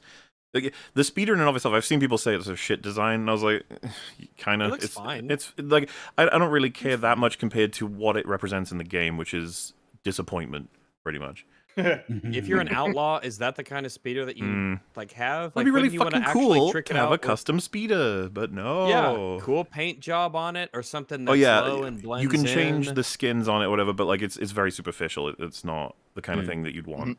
Yeah, they are truly skins. Does a really So good job at one thing I did notice is same ship, same speeder, same gun. And I think it's because the game intends you to upgrade those specific unique items and not your skills with a class of items. So you can't steal speeders and you can't steal guns. The guns Right. are all temporary that you can pick up. You know solutions I mean, to that though. Yeah, just I don't know. There's 18 different solutions that you could do. There's so many. It's Yeah. it's a dumb excuse for You for can carry limitations a they put on gun themselves. with you. Yeah, But you can just say, upgrade I want your- to carry this gun. Your upgrades for any carry it. given gun are all applied to like you, like as in like your damage with a gun goes up. That applies to all guns, not just the gun you hold. that sort of stuff. Yeah. You just make it apply to everything. In the fluff, you'd say like your skill with all guns has increased. That easy. Kind of thing. Or just have like he mentioned Far Cry. Far Cry solved this. You can bring your own guns whenever, and you can pick them up at any of your like locations. Everything. Yeah, you can. And I would be. Attachments.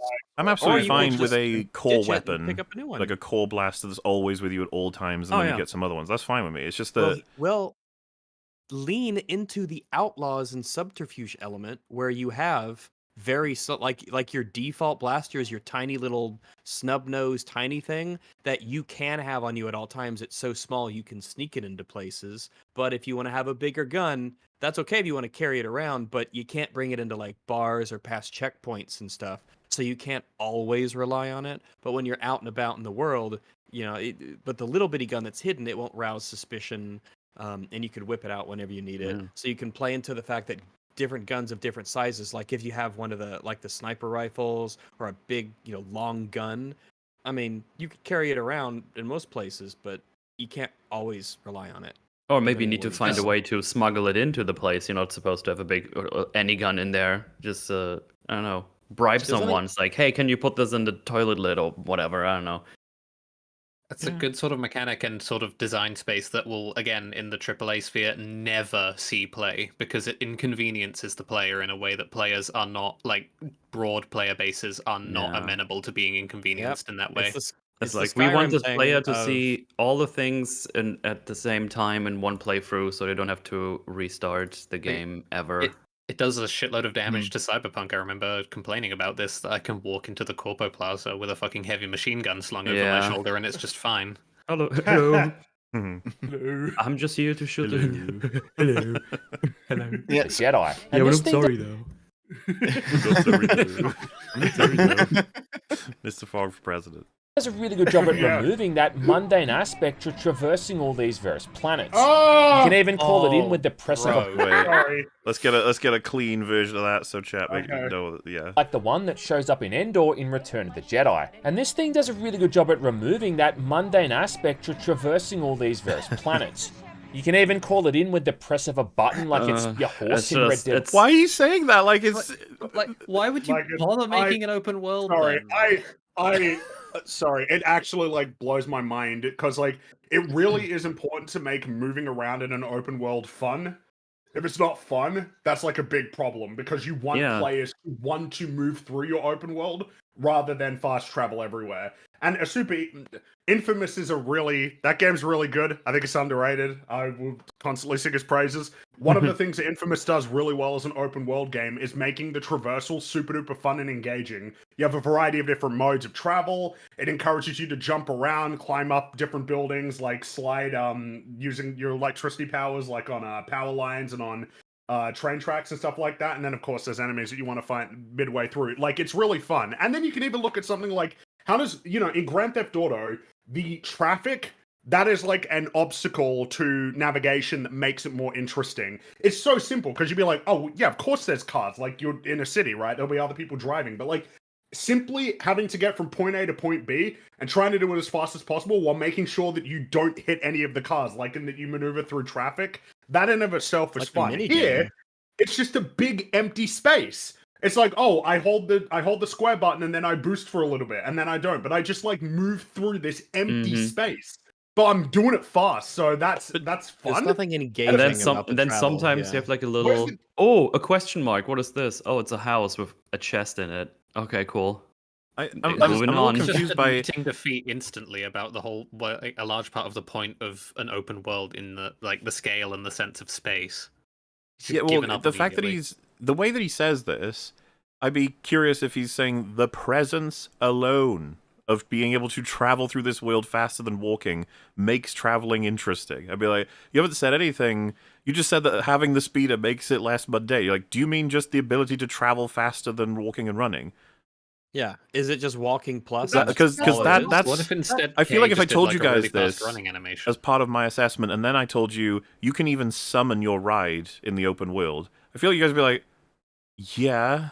Mm-hmm. That is one of the most default that's options. The most basic, yeah.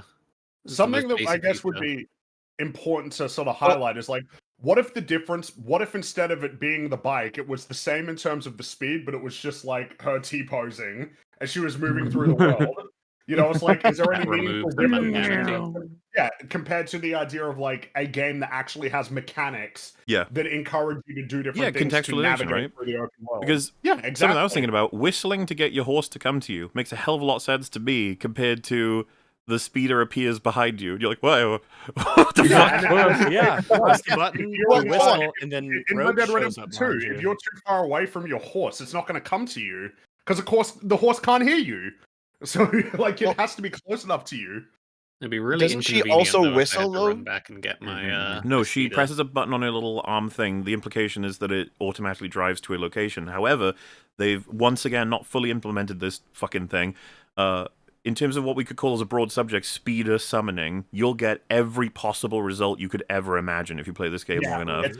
You'll get appears directly right behind you and is ready to go. You'll get never appears ever. It just completely ignores you and you'll never get it. You'll get the one where, and I know that, Em, you've had this, I've had this, I can't remember if Mel and Fringy have, but you call it and it just fucking runs circles around you for a while. And you're like, I didn't see that. No, that's it is fucking bizarre. Water. It's like the speeder's trolling We have you. to It's talk just about like the la water la one. la la. You can't get it. It's like okay, and then you'll get ones where Water. it like makes it somewhat, but then gives up, and you'll just you have to run to it. It's just like okay, thanks. I don't know what determines any of this shit. It's like completely random.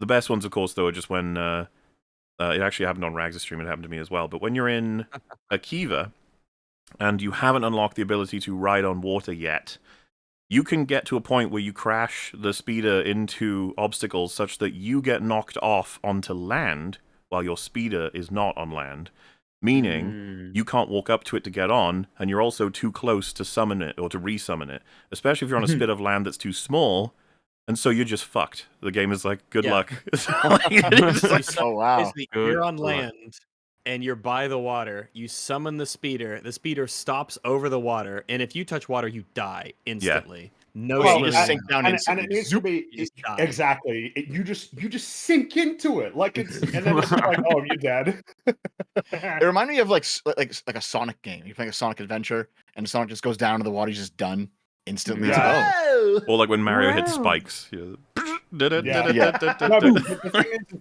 is, it's worse than that because the way that it works with this, like it'll be that if you fail the platforming, as soon as you essentially cross the threshold for like, oh, well, you're falling in, it just instantly she like ragdolls and then it immediately cuts to black and then you respawn. It looks so She hit the death boundary, so she. Yeah, exactly. So then she a lot of the death animations are very, very bad. There's no like falling animation for her. Like when if you jump off a cliff or you fall too far and you die, there's no like animation for that. She just very Gollum-like, like for There's a reals. Gollum-like, yeah.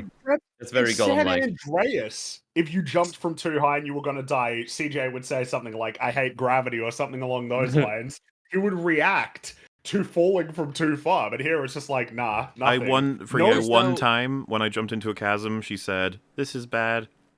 I'm going to die! One time, yeah, there you go.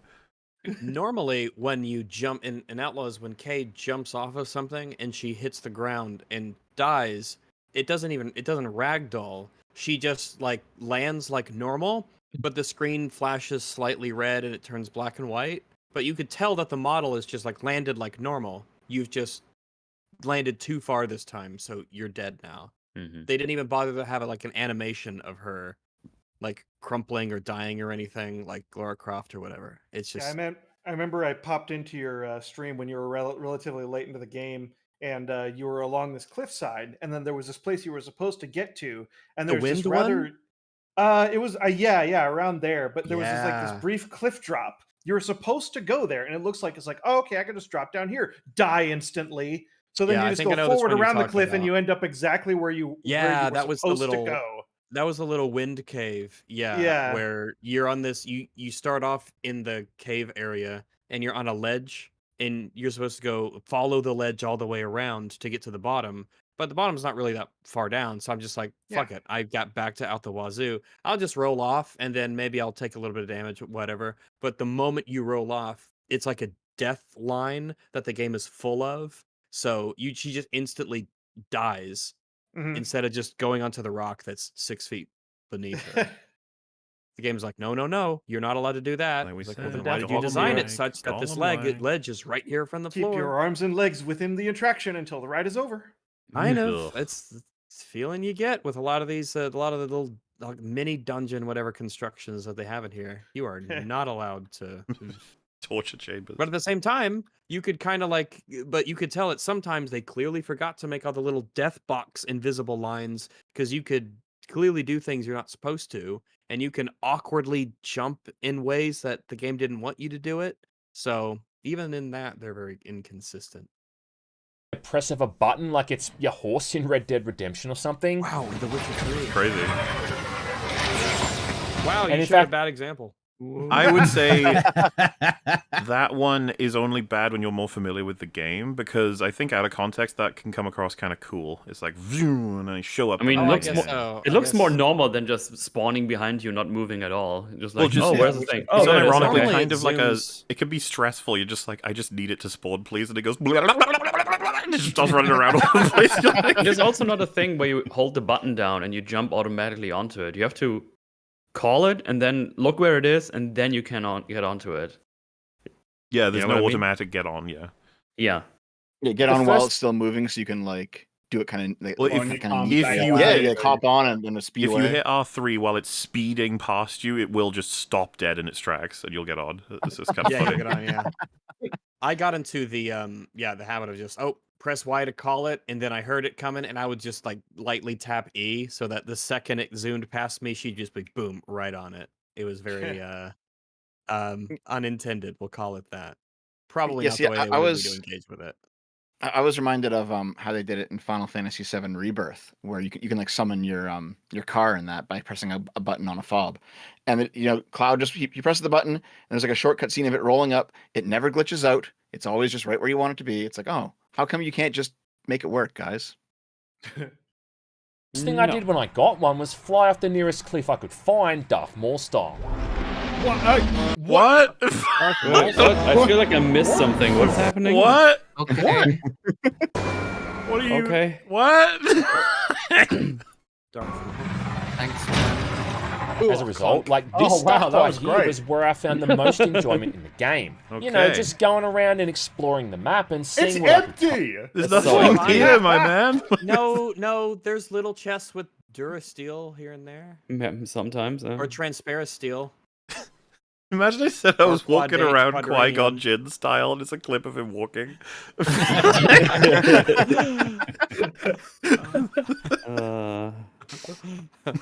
I was across. laughing Salacious Become style.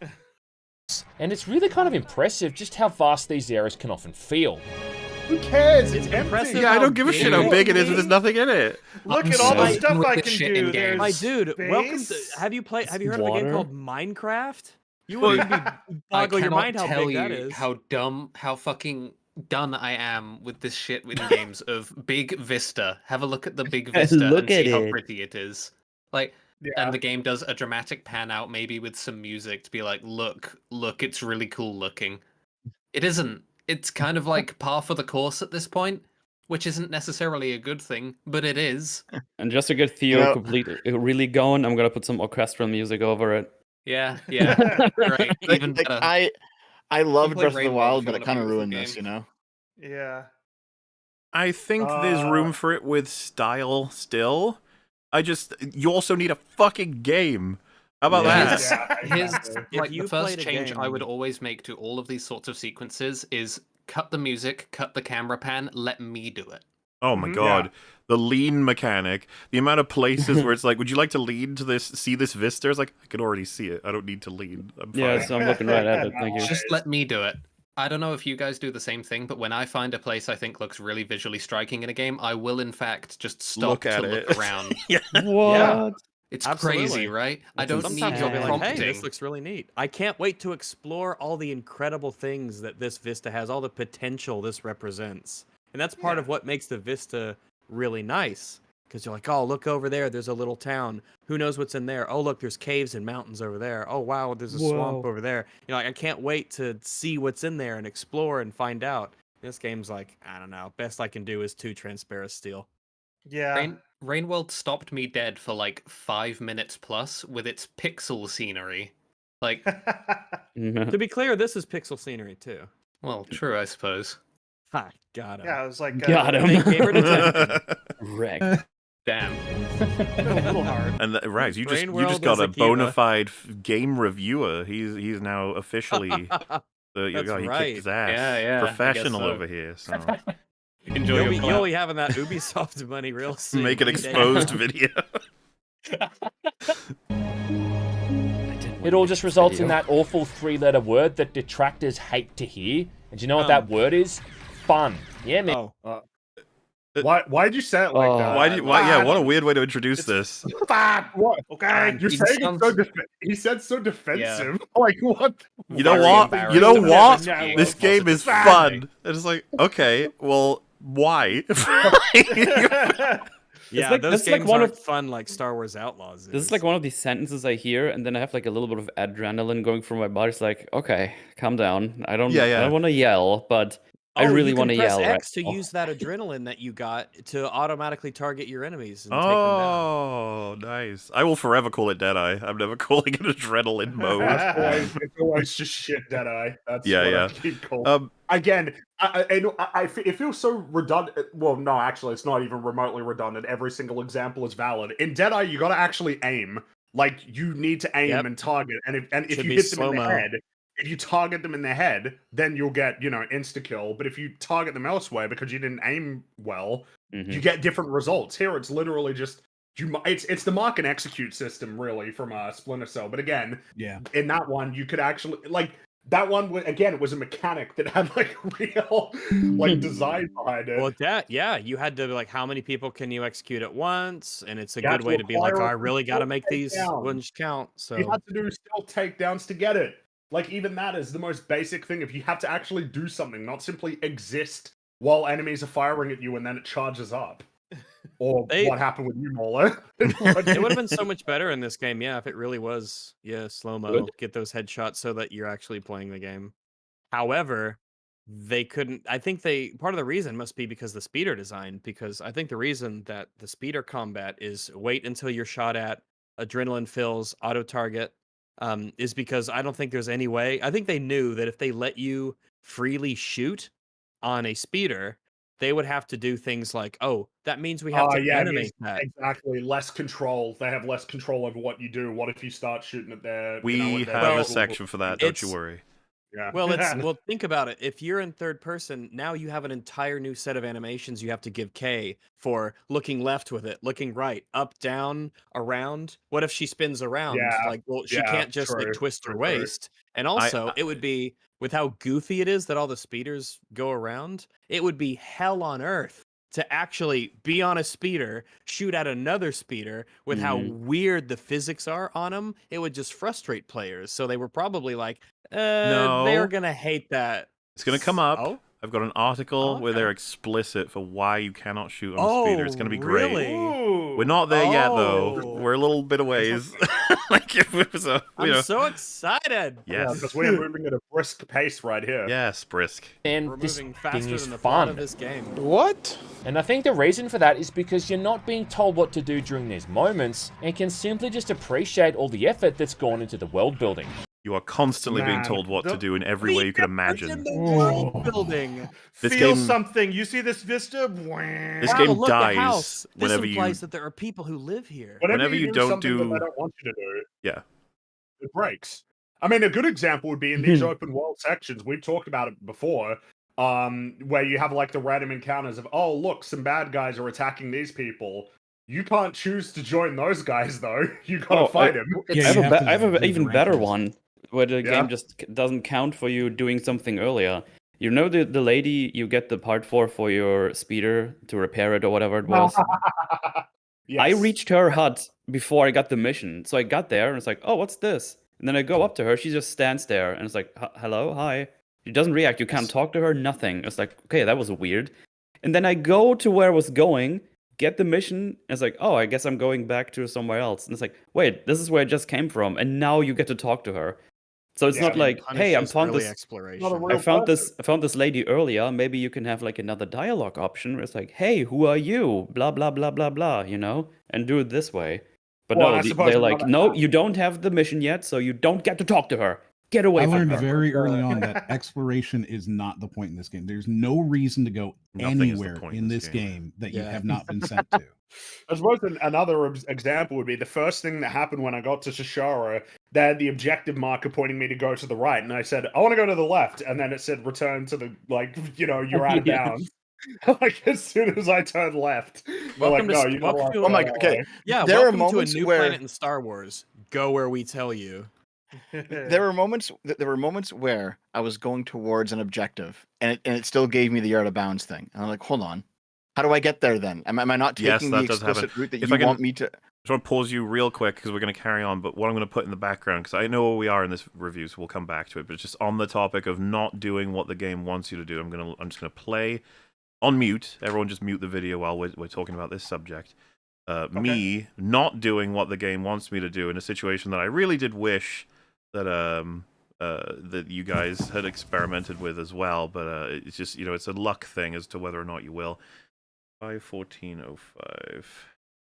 So, like I said, mute it and just enjoy what happens on screen. You're supposed to leave by entering the ship, and I decided I didn't want to. Yes. So, please, people told me you were experimenting just with that, but I didn't know what you did. enjoy visually. Oh, but this! Dev, carry on with what you were saying, and just enjoy the background visuals of me deciding not to leave when the game tells me to.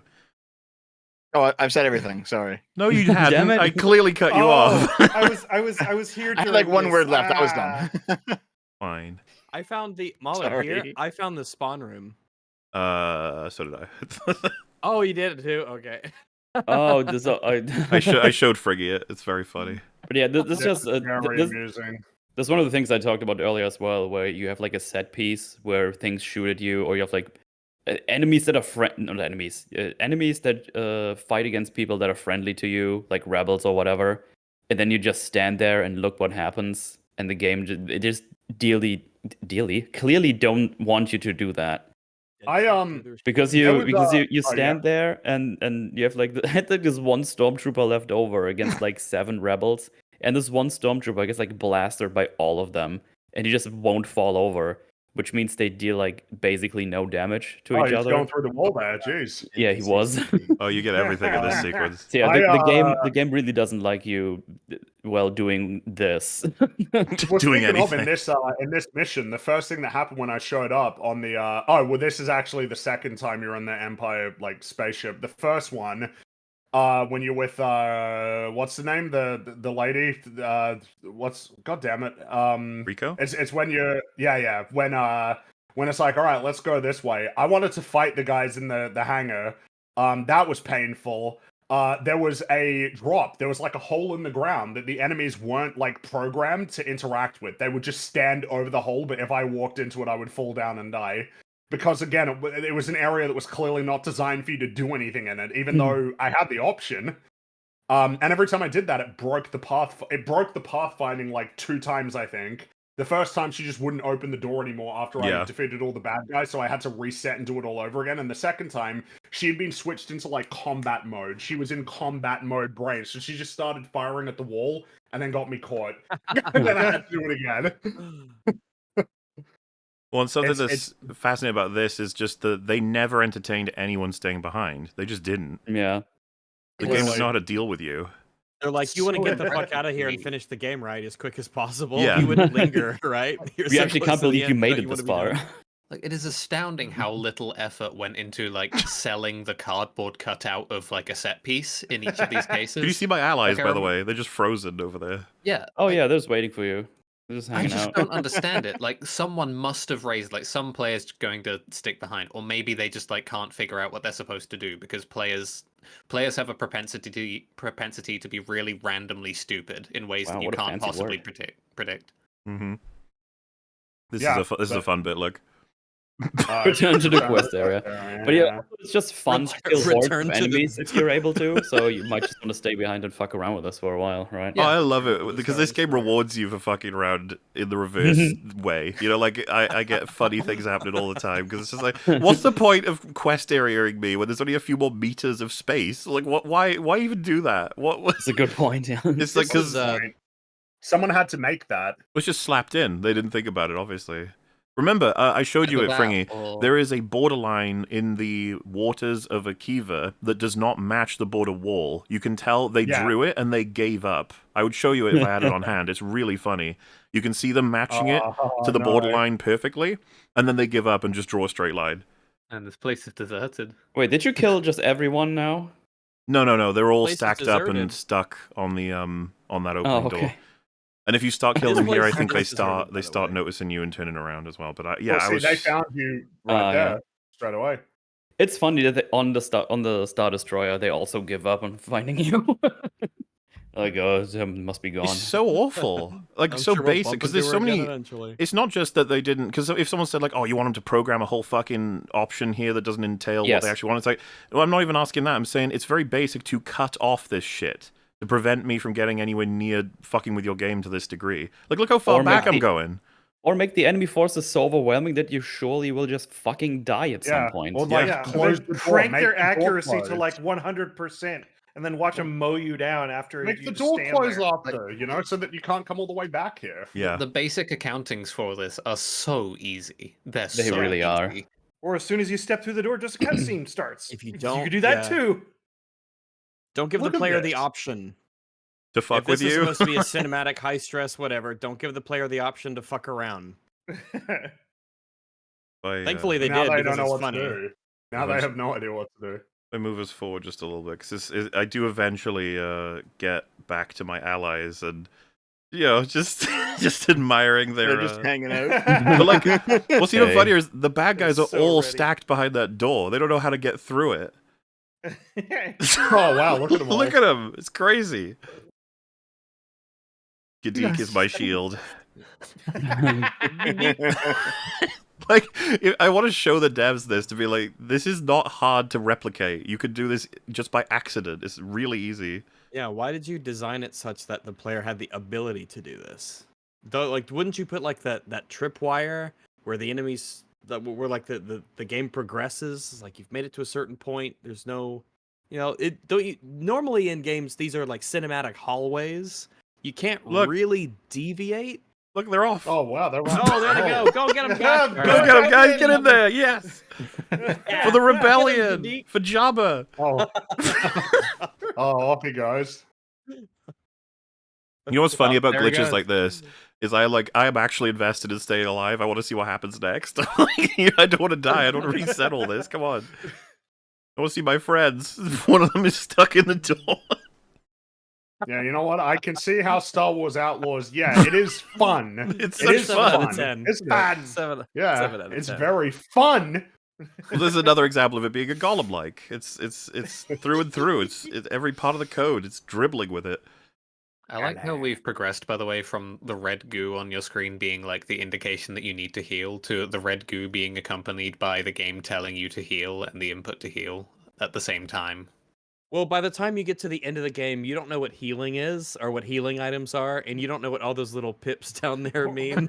So they need to let you know that, you can press this button to heal yourself if you didn't know when you're 30 hours, 20 hours Yeah. into your Star Wars adventure. What was annoying is if I had the full gun upgrades while I was doing this would have been easier. I could mow through all of them. It's retarded how powerful you get.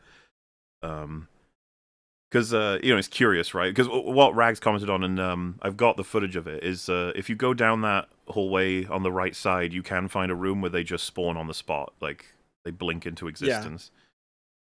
They just appear in Which, that room. typically And- speaking, devs don't want you to see that. That's not yeah, something, normally they put up like invisible walls, or they have a room the you can't go doors, in. You know? But well, it's the door opens and it's just like it's just a black wall, but the enemies will come out of it. Yeah. Like a lot of games do that. So Poor ND, look at him. he's indestructible. It always bugged me that he just has this massive, vulnerable, weak spot on his chest, and they didn't get plate put over it. But I guess that would be like a smart, intelligent thing that you do to keep yourself protected. So. I don't have the footage here, unfortunately, but I showed Fringy it. If you walk around the ship, you can actually get on from the ladder, the ramp side of it. And if you go into the ship, it's for lack of a better term, it's like empty. It's dead. There's no how do I put this? There's no decoration. There's no props. Yeah, everything's gone. It's all blank. It's like the ship model got put here, but they didn't put the model post decoration. Is it like the landing when the pirates and the Imperials fight, and the little ship drops down and then the landing ramp opens? You could just walk right into it, and there's an invisible wall, but you could see inside, and it's just an empty box with nothing in there. I would assume that would be done to save resources, right? Like, you would be doing that because in this game, I mean, a little bit of prop work. I don't think it's going to make much of a difference. The funny thing is, all the mechanics work in there, as in you can open up customization and stuff. It's like they had that, but they didn't bother to populate the fucking ship I'm trying to give itself. them a little bit of credit here. Actually, I can show the wonderful people at home, but you guys are going to have to boot up the stream if you want to see what I'm talking about, because I want to show them this. It's quite funny. Here you go. I was curious to test some of these things, you know, and I didn't realize... I would have thought they wouldn't even have that as an option, but the ramp is there. You can get inside. And of course, it doesn't activate the cutscene, which it should. Instead, your ship is just fucking empty. Oh my goodness. It's actually that kind doesn't of... save any resources, because, like, it's still modeled. Yeah, it's almost a little creepy. Like, why? It becomes a liminal space. Yeah. It looks like it might be missing some set dressing too. Like some definitely objects are just not there. There's loads. Yeah, everything. This is what I mean. It's like the base model. It's not got in any of its like character or what should be here. But you can still activate all the options. Wow, that's so stupid. Yeah. Oh my god. That is my favorite one so far. Like, I can upgrade my gun without changing the campaign, and all of my friends are just out there getting fucking slaughtered because I can access the toilet. Wow. Dude, we're gonna have to have a conversation on what these people think space toilets are, because it's very clear these people don't know what the fuck is going on below the waist on a human body. Okay. Now let me see if I can find... Oh yeah, here it is. So I think this is what Rags was referencing. Boop, boop, boop, boop, boop. All right. Because when you're curious enough to walk around enough... Oh yeah, by the way, one stun shot and you can execute the ion shot. You can it's just like doing that to a death trooper is insane. Yeah. Death troopers, Gamorrean guards. I think the best they have to offer, huh? Yep. One ion shot, one punch see, and down. they're just spawning there. Yeah, this is not the kind of thing they want you to see. But I don't know what lazy fucking developer put this spawn here. Yep, that's the room. Yeah. If you're low on back to vials, you can just sit here and farm it for a second. Like I said, by the way, 8 health. And if it reaches, if it goes into 1, it kicks in a reduction of damage by like 80%. And then if you actually hit 0, it resets to full. And then if it goes back down to 0, you die. So as you can imagine, it takes them a fucking while to kill me. I like the back-to-back animations broke on the Death Troopers when their head like bonks into the wall.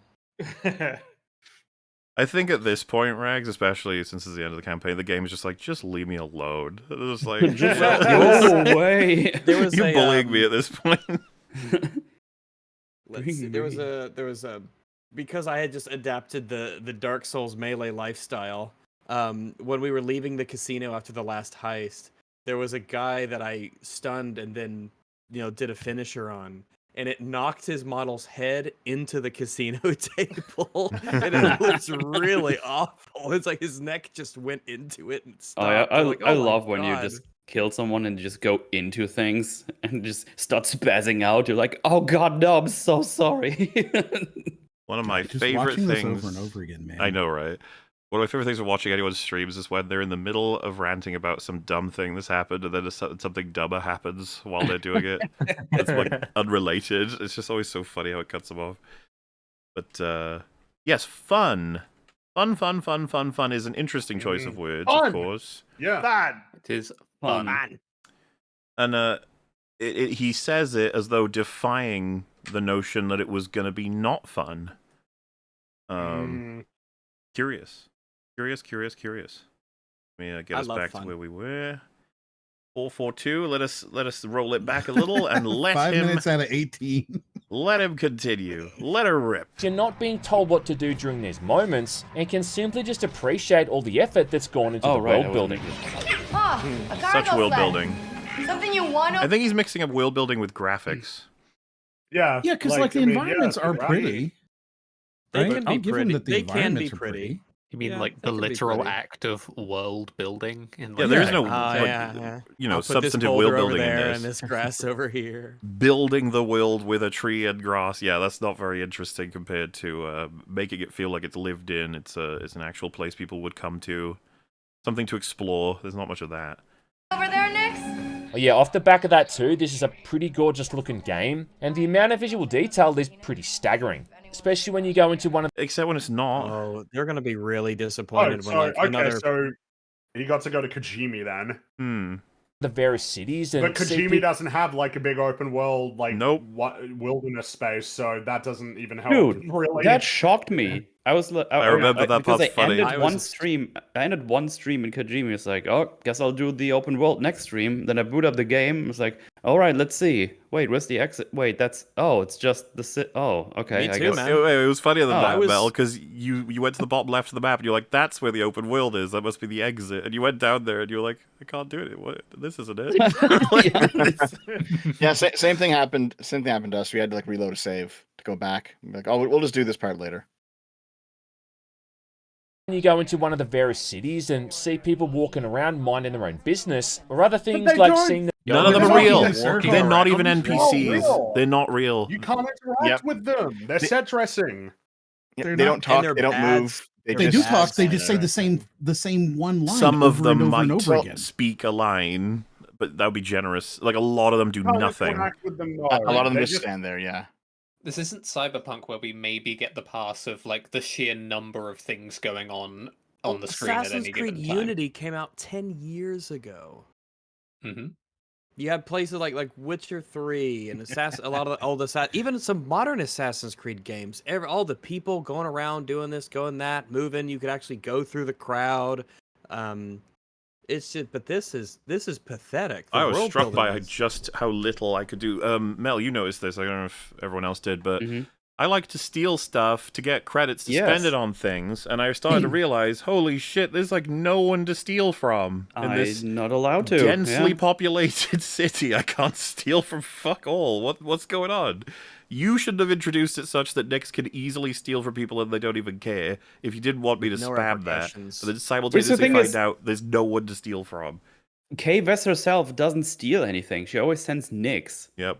Which is really weird because you feel like, know I'm this why? outlaw, I'm gonna steal someone. It's Then you have, there's this one, I saw this one guy in the bar or what it was. He was like blackout drunk and was like just lying on the couch or on the Yeah. bench or whatever. It's like, oh, that should be a guy I should just easily steal a couple of credits from because why, that should be Mel? the easiest thing in the world. She ain't a fucking outlaw. If we had a scene Okay, but Kay does where steal. That's incorrect. Kay does steal. she doesn't know, I already know what you're going to refer to, so give me a second. Like she if we had her grab someone by their neck without them realizing, drag them into an alleyway and put a gun to them, and they start going, and she's like, give me your fucking money right now. Give me your money. And they hand over the wallet, and then she says, don't tell anybody this happened or I will kill you and I'll kill your family. And she walks away. They would be like, we can't do that. We can't That's have- too we can't- mean. That's way too Mean. mean. Good No. guy. That would be scary. And Outlaws. yeah, that's almost like outlawish. We can't do that. Oh my god. Wow, Rags. Native Quality has made a color Holy update shit. Well, to your looks like chicken, the which is what you are now. You're a bird. This is incredible. You and Fringy can get together and talk about Bird flying things. and seeds. About and bird things. being up early.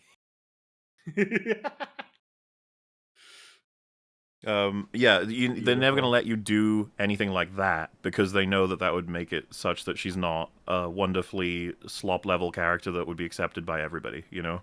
Mhm. exactly. It's too scary to have her do something like that. But, So which is pretty funny considering how popular Arthur Morgan is, and with Arthur Morgan, of course, you could, it's a Rockstar game, right? Like you can interact with any NPC, but you can rob them, you can do all sorts of crazy stuff. Walk into someone's shop and pick up everything in there, and it says steal this thing, and then nobody does anything, and then you leave. You can do that. That's interesting. You can go into a syndicate's place and pick up everything, and sometimes one of them will be like, "Hey, you can't steal that." The thing that games don't want to like talk about. She just gleefully mows down whoever's in her way. Like, absolutely just lawnmowing over. She does it wholesomely. So very early in the game when she does her first little mini mission, her little failed thief job at the very beginning, the tutorial mission. She gets caught. Some guards come in. What's going on? And she murders them without a question. And she's funny about it. She starts off the game. It's like, you just murdered those two guys. Is when you think about, because obviously people brought it up with Uncharted, right? Nathan Drake is a very sort of fun, happy guy. But look at what he does, and it's his like body count is like beyond words. At the very least, it does the normal thing, right? Where he is the good guy compared to the bad guys. Like he's the thief who will let the cursed treasure be destroyed forever rather than having it be released onto the world. Meanwhile, all of the bad guys will just like pursue power relentlessly. But in this case, it's like Kay has no loyalty to anybody. She has no loyalty. Like she will betray everybody. Someone might steal Man K by saying, well, at least she's very good to Nyx.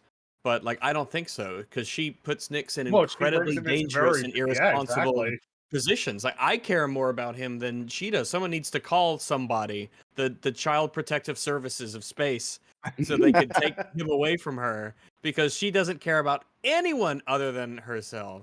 She's an awful protagonist. This is all true, which is why I found the final act turn where she suddenly cares about her robot friend as being very strange. So that is especially strange if you play the game out of order from what they want you to play it. Yeah. They did not bother to account for that at all. Metal noticed this quite significantly because the way that their relationship sort of there's a couple of events that have to take place in a particular order to make the most sense. Even then, though, I think it doesn't work. Like his humanity is like brushed in super fucking fast.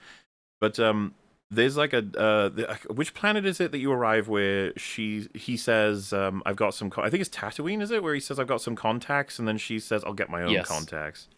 I think so. It's very like, oh, okay. You can do all the other missions before that where they bond, and then you can have them arrive and him say like, I can talk to some contacts. She's like, I don't think so. It's like, oh.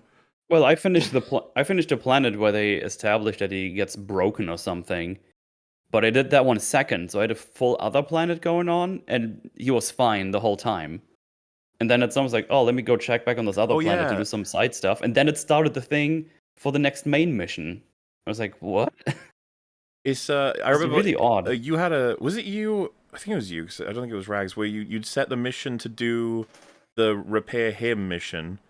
And then you were like, oh no, I want to do the Lando mission, and then the game switched you back, like against your will. It put you on a different quest. Like it said, yep, you can track this quest. You're like, cool. And then between a loading screen, it was like, no, like, no. It was very fucking strange because the game is built very linearly, and it's absolutely pretending to be open, and so it glitches up and fucks up all the time whenever you do anything that it didn't expect. There's a lot of aspects like that, not only in terms of how you trace the quest, but also, like I said, with the whole, like, you're supposed to like the Crimson Dawn, you're supposed to hate the Hutts, you're supposed to obviously despise the Empire, they're less than human, you'd never want to join up with them. There was a post about how they're releasing more stuff, and someone said it would be nice to be able to actually work for the Empire, and I think they said something like, one of these missions will take place in such a way that you'll have to work with the Empire. It's like, okay. Wow. Okay. But we're not going to have to do anything like bad, though. You'll work with the Empire, but it's probably towards just coincidentally or incidentally a common goal. They're not going to be like, I need you to go kill these rebels over here. It won't be anything like that because we don't want to. That'd be interesting. We don't commit. No, that would be interesting if you could role play as an Imperial loyalist. Yeah. I mean, they don't want you doing that anyway because they portray. Basically, every syndicate is like this, but they also portray, except Crimson Dawn, but they portray every syndicate, and they portray especially the Empire as all being evil asshole jerks all the time, regardless of context. To the point where they're all like cartoonishly evil, except Crimson Dawn. Well, do you remember I love the part where she's like, all syndicates are the same. They just use people. They're the worst. Even the rebels, when you've spent the whole game using people. Whatever you need. It's the most bizarre rant ever. Like, what are you talking about, woman? The game's fucking reputation system seems to be designed on the basis of, just use people to your ends for whatever. It advises that betrayals are normal. Are inevitable. Yeah, it's like, just betray people. That's how you play the game. Like, but what if I wanted, God forbid, in this open world game with all these factions and everything, and this essentially the most rasa of tabulas here for characters, what if I was just given the option to, commit to roleplay? I want to be a member of Crimson Dawn or the Pikes or whatever. We should. Well, it's like Force Unleashed, right? Your decisions sometimes. We should be the ones to influence K to become a different K by the end of the game. That's like the whole idea of an open world, quote unquote RPG. I get that she's a set-in character and she has built-in lines and all this other stuff, but like if you wanted to be an actual game, it would have been cool if I could take her to the most virtuous path where she only helps people, and someone else can take her to the one where she's like, no, fuck it, I'm out for myself. I'm just going to do whatever I want. And imagine her dialogue reflected those actions as you go through. Whoa. The more devious things you do, the more her dialogue starts to reflect a defensive person who's trying to justify taking those actions. And ND could be like, like you needed to. Oh god, I don't even want to talk about the waste of fucking potential that is ND5. Holy shit. This game is a waste of potential. All this money and time and effort for this kind of game. This game is a waste. All you can think about is what could have been. How much? 300 million at the most, the highest estimate. 300 million. Holy crap. Still less than Concord. Okay, that's also an article. We'll get there. We gotta get. I don't know about that. I don't know about that. They are target. Concord 400 million? Okay, I don't. Really? Target. Really, yeah. Sorry. Rex, oh, okay. Business, or other things like seeing them getting questioned by stormtroopers. Yeah, try running into one of them and see what they do. Yeah, that's not a real interaction. There are many of these, and when I say many, I mean 7 of a stormtrooper talking to a person, and the person will be like, "Oh, geez, I don't have the money to pay, or I can't go there." They're like, "Well, you better," and then they'll both turn around awkwardly and walk in separate directions. You'll never see them again. But Mahler, how else will I know that the Empire is bad? Will they respond to you if you bump into them like they would in any I don't even think game, like they do in Grand Theft Auto 4? Yeah, I would have to test it on those ones because there are stormtroopers that'll get mad if you bump into them, but I think those ones don't. Well, I think. But the stormtroopers, like I had to bump into a stormtrooper about 20 times before he actually did anything about it. And as for all of the other NPCs, like not the stormtroopers, just regular people, you just walk into them and they don't react to you. Like they're static objects. They don't go like, oh, hey, watch it or anything like that. You can just sort of run into them and they don't do anything.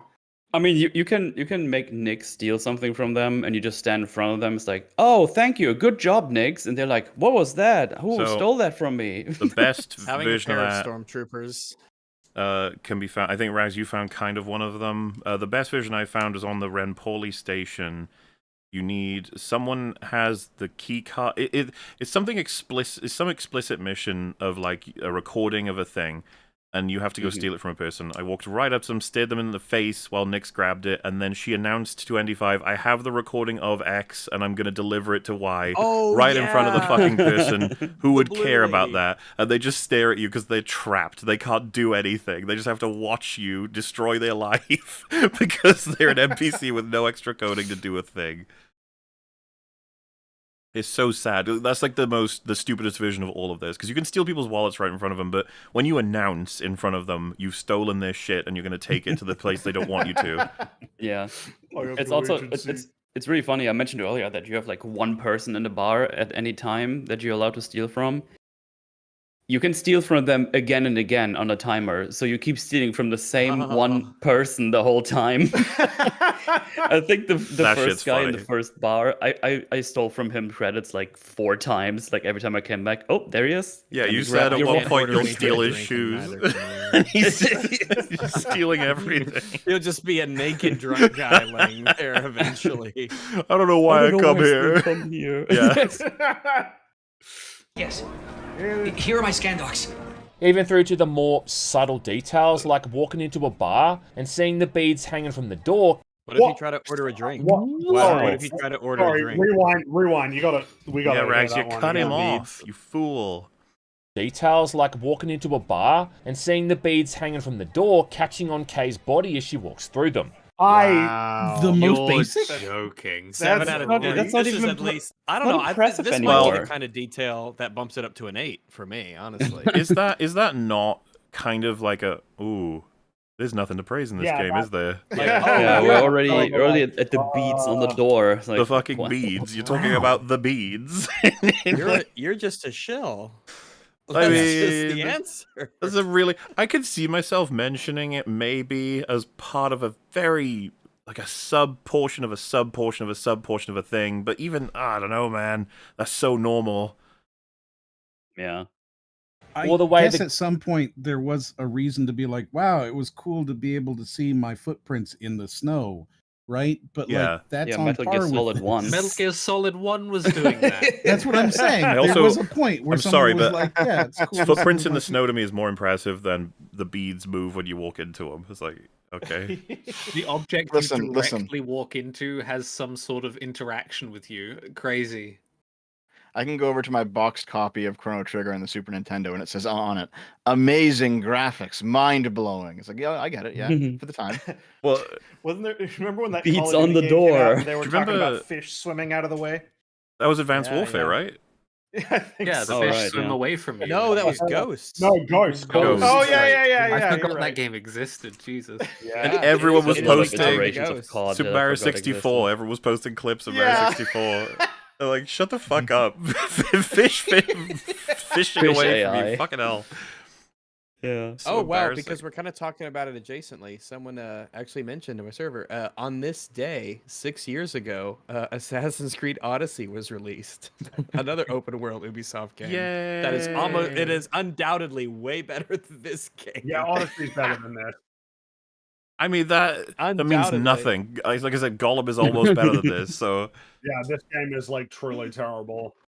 I mean, especially if you're getting to the point where you're like, yeah, when you walk in through a door, like the beads, they like move out of the way.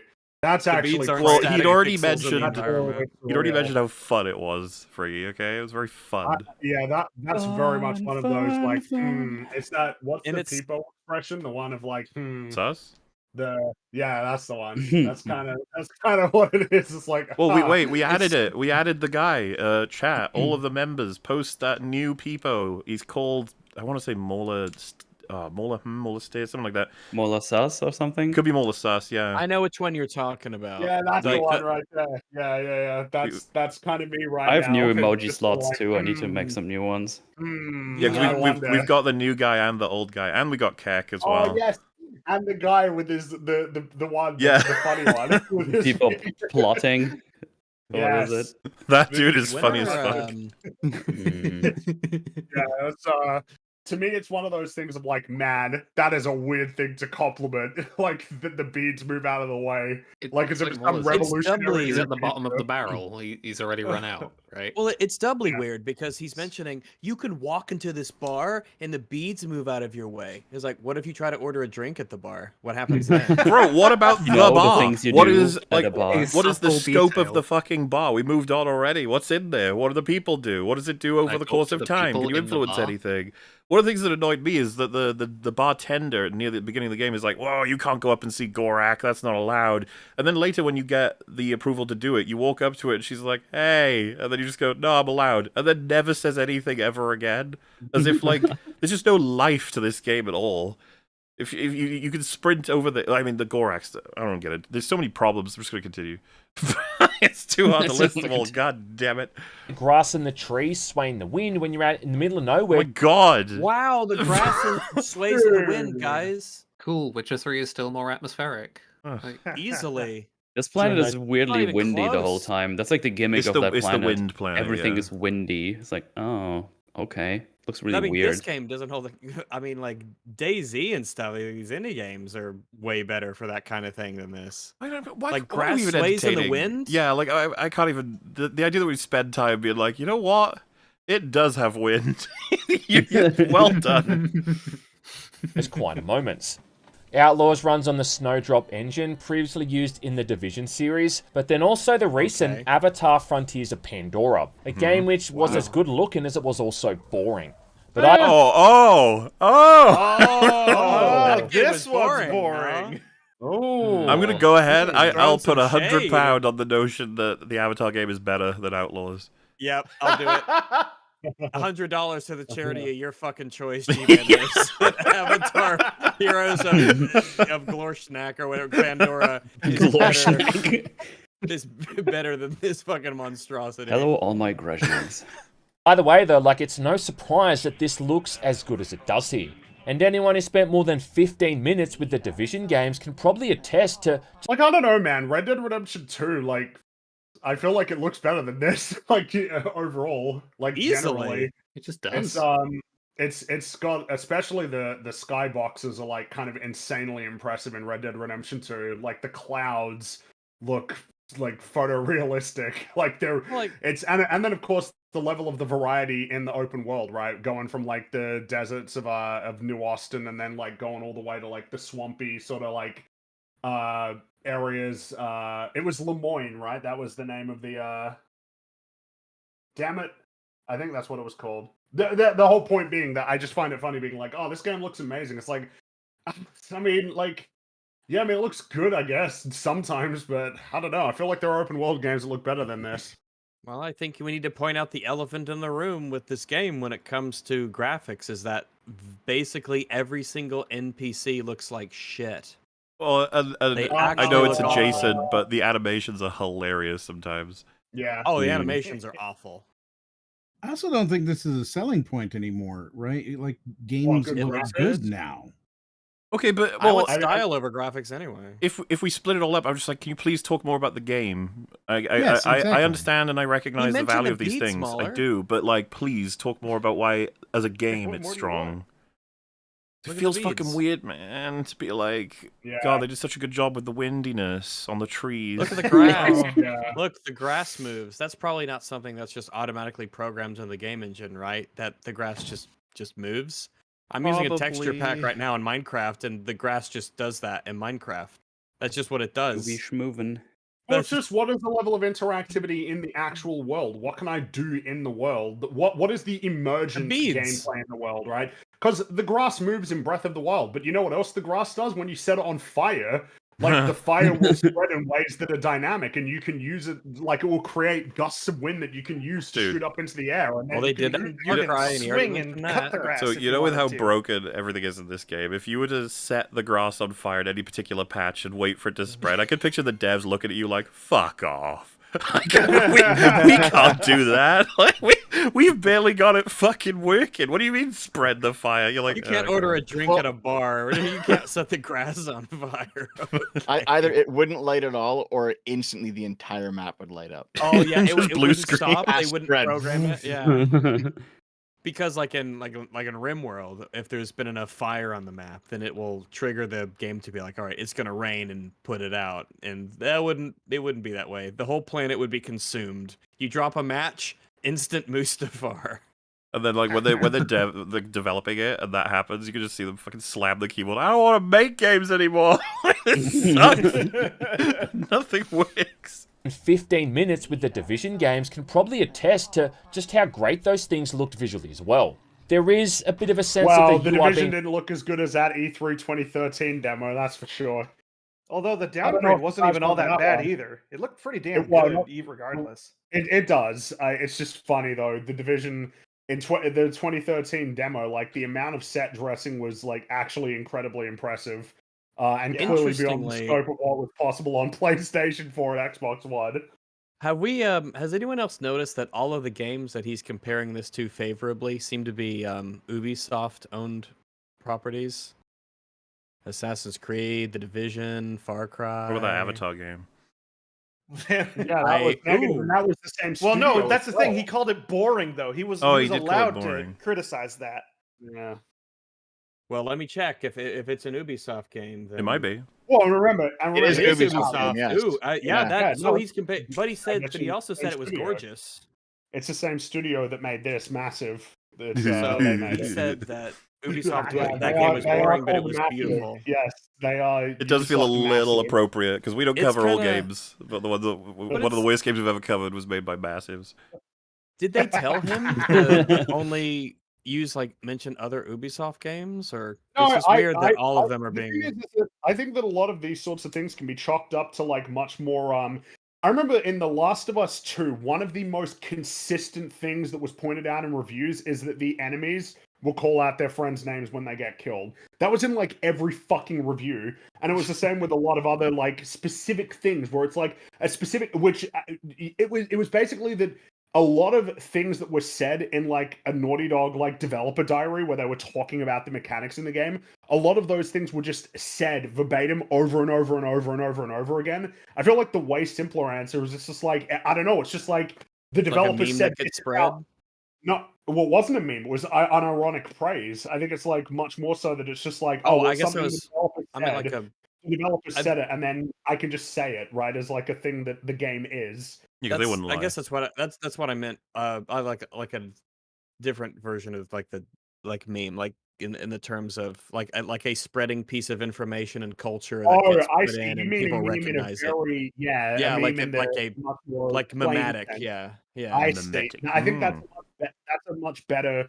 I would agree with that. I think that's what it is. It's just that's the thing that people. It's the same as we saw it with Alien Romulus. It's the third best Alien film. It's the third best Alien film. It's the third best Alien film. Nobody's telling anybody to say this. Everybody just ends up saying it because it's the thing that other people say. It was the same as with Far Cry 3, right? Skyrim with guns, where that just became a thing that was said over and over and over again. It emerges as an observation, and then it just keeps getting repeated.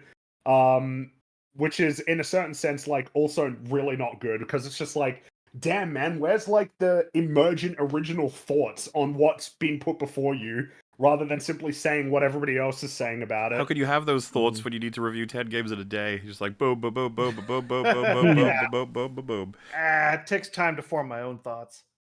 I find that about there are film reviewers who will watch as many as 3 or 4 in a day and review them. I was just I can't do that, man. That'd be insane.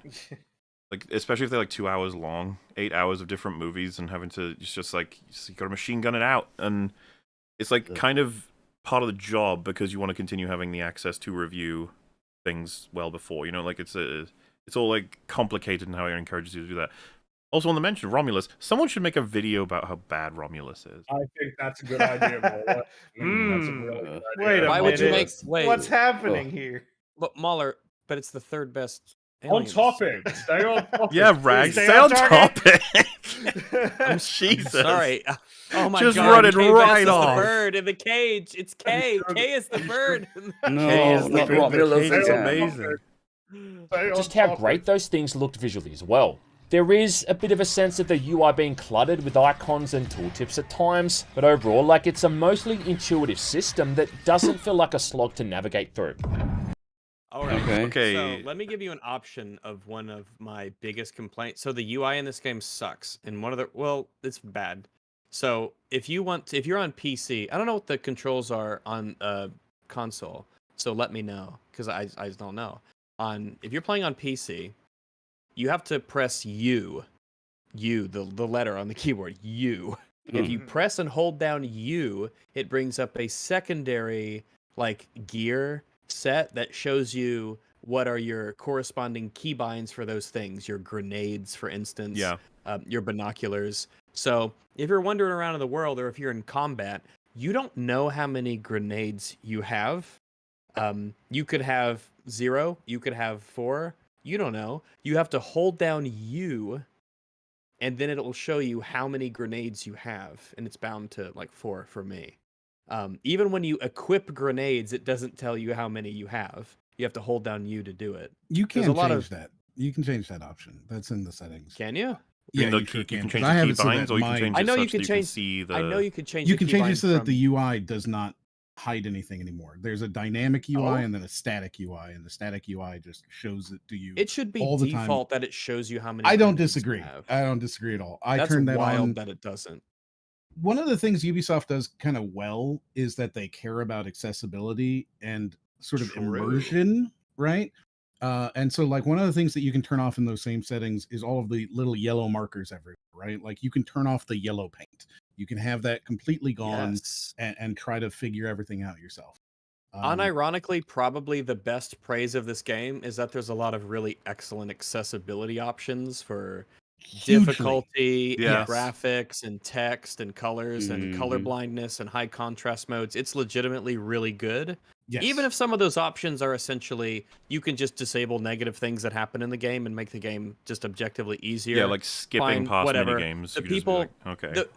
The people who, like, honestly, I was getting to that point with slicing where it's just like, this is a waste of time. It's always going to end the same way. Just have it happen. They ruined it. They made it a worthless thing to do. They could have made it interesting. They made it too easy, and then they made it pointless. And so, and then the rewards are often super. It just was like a chore. It's a slog. It's a boring chore. It's why when I played Skyrim years and years ago, or Fallout, I would just do the lock picking automatically win mod, because it's just a time saver. It's literally just a time saver.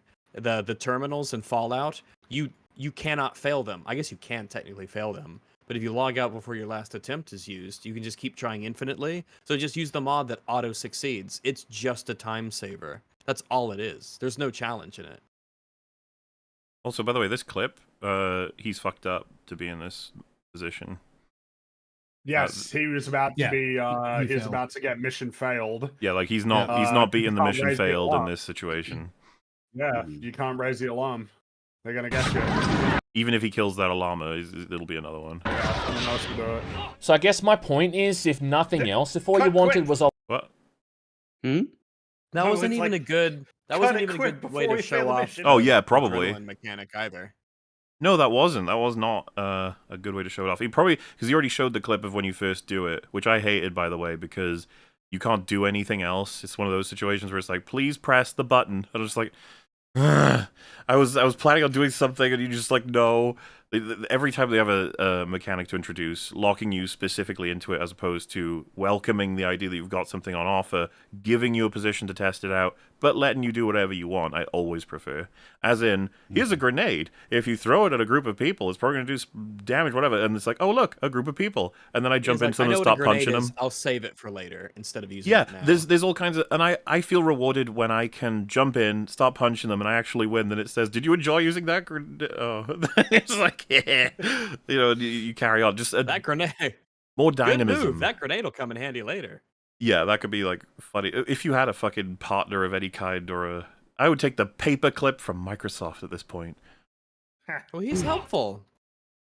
Oh. So I guess my point is, if nothing else, if all you wanted was a lore-accurate Star Wars game to explore and get lost in, well, then I've got good news for you. No, you don't, because the Zerg Bash don't fit into Star Wars whatsoever. They're insane. They cannot occupy this timeline. They're never mentioned, and they're so fucking powerful. They're seen as like the biggest threat to all the syndicates. And they work with the Empire. That's just some gross fucking tumor that's a part of the OT now that shouldn't be there. Also, canonically, Jabba did not come, as much as I would love for it to be true. Jabba does come canonically, just to be clear. Jabba comes. Jabba did not save the rebellion. That is not something that happened. No, he did. Then he gets killed by the rebellion. The fact that, like, I haven't seen this scene, but I can only imagine Jabba coming in the Well, I mean, Misha Dagabunga Nawanga Tachunki Rebellion. And he just as if he's not a hero that we all love. I mean, there's a video by, I think it's 1-800-DANKY that we could. Yeah, that's awesome. They animated your freak out. Are you gonna play it or the Rise of Slippo video as well, which I recommend. Yeah, the channel is 1-800-DANKY. I think he'd probably want us to play this one. So this is obviously it's cut up and it's animated of my reaction to Jabba coming in at the end of the game to save me and the rebellion from the Empire. It's so good. Guys, the rebels are here. Not bad. But not enough. She's beautiful. What now? Press more button. The distress beacon. The rebels. Oh, boss.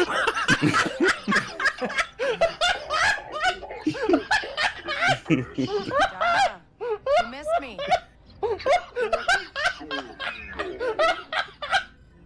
Right. If you say so. See in the background is so great.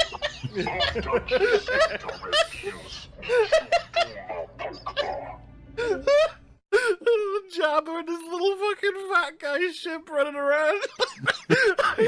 I am here, Kay.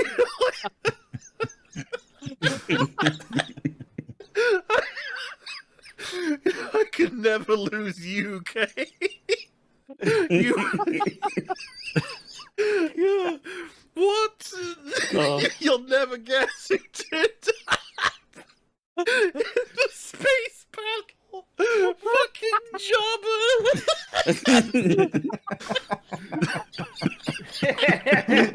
I'm picturing like Jabba's palace, but a spaceship. He's got like a Rancor and an X-wing. Like, I'm gonna save you, kid. Stomach hurts. It's fucking great. An amazing video. Oh my goodness, my stomach hurts. I think we all had a freak out moment during the last part of the game. I feel like everyone had this moment where it just started laughing. It's too funny. I think they forgot or something about because like different teams working on different things, and they're like, yeah, whoever's highest on reputation. It's like, guys, the Hutts are one of those people. You can't have the Hutts come and save the rebellion. That doesn't make any fucking sense. No, what do you mean? it was a Shiga clan from that one planet. They're gonna fight the Star Destroyer somehow. They totally wanted. Yeah. Like canon for them, I think, would be Crimson Dawn. They were like, yeah, Crimson Dawn did it. Remember who your friends are in future or some bullshit like that. I was just like, no, it wasn't Jabba. When I'm sitting there like, you know what? It fucking was. I think Jabba. I had my laughing fit when those two brothers started beefing at each other when they talk in the ship. I was like, what is happening? What game am I playing? Dude, between those two, the exposition like lines from them was so funny. My favorite possibly is one of the first things you hear in the game, which is they're all like fighting at the table.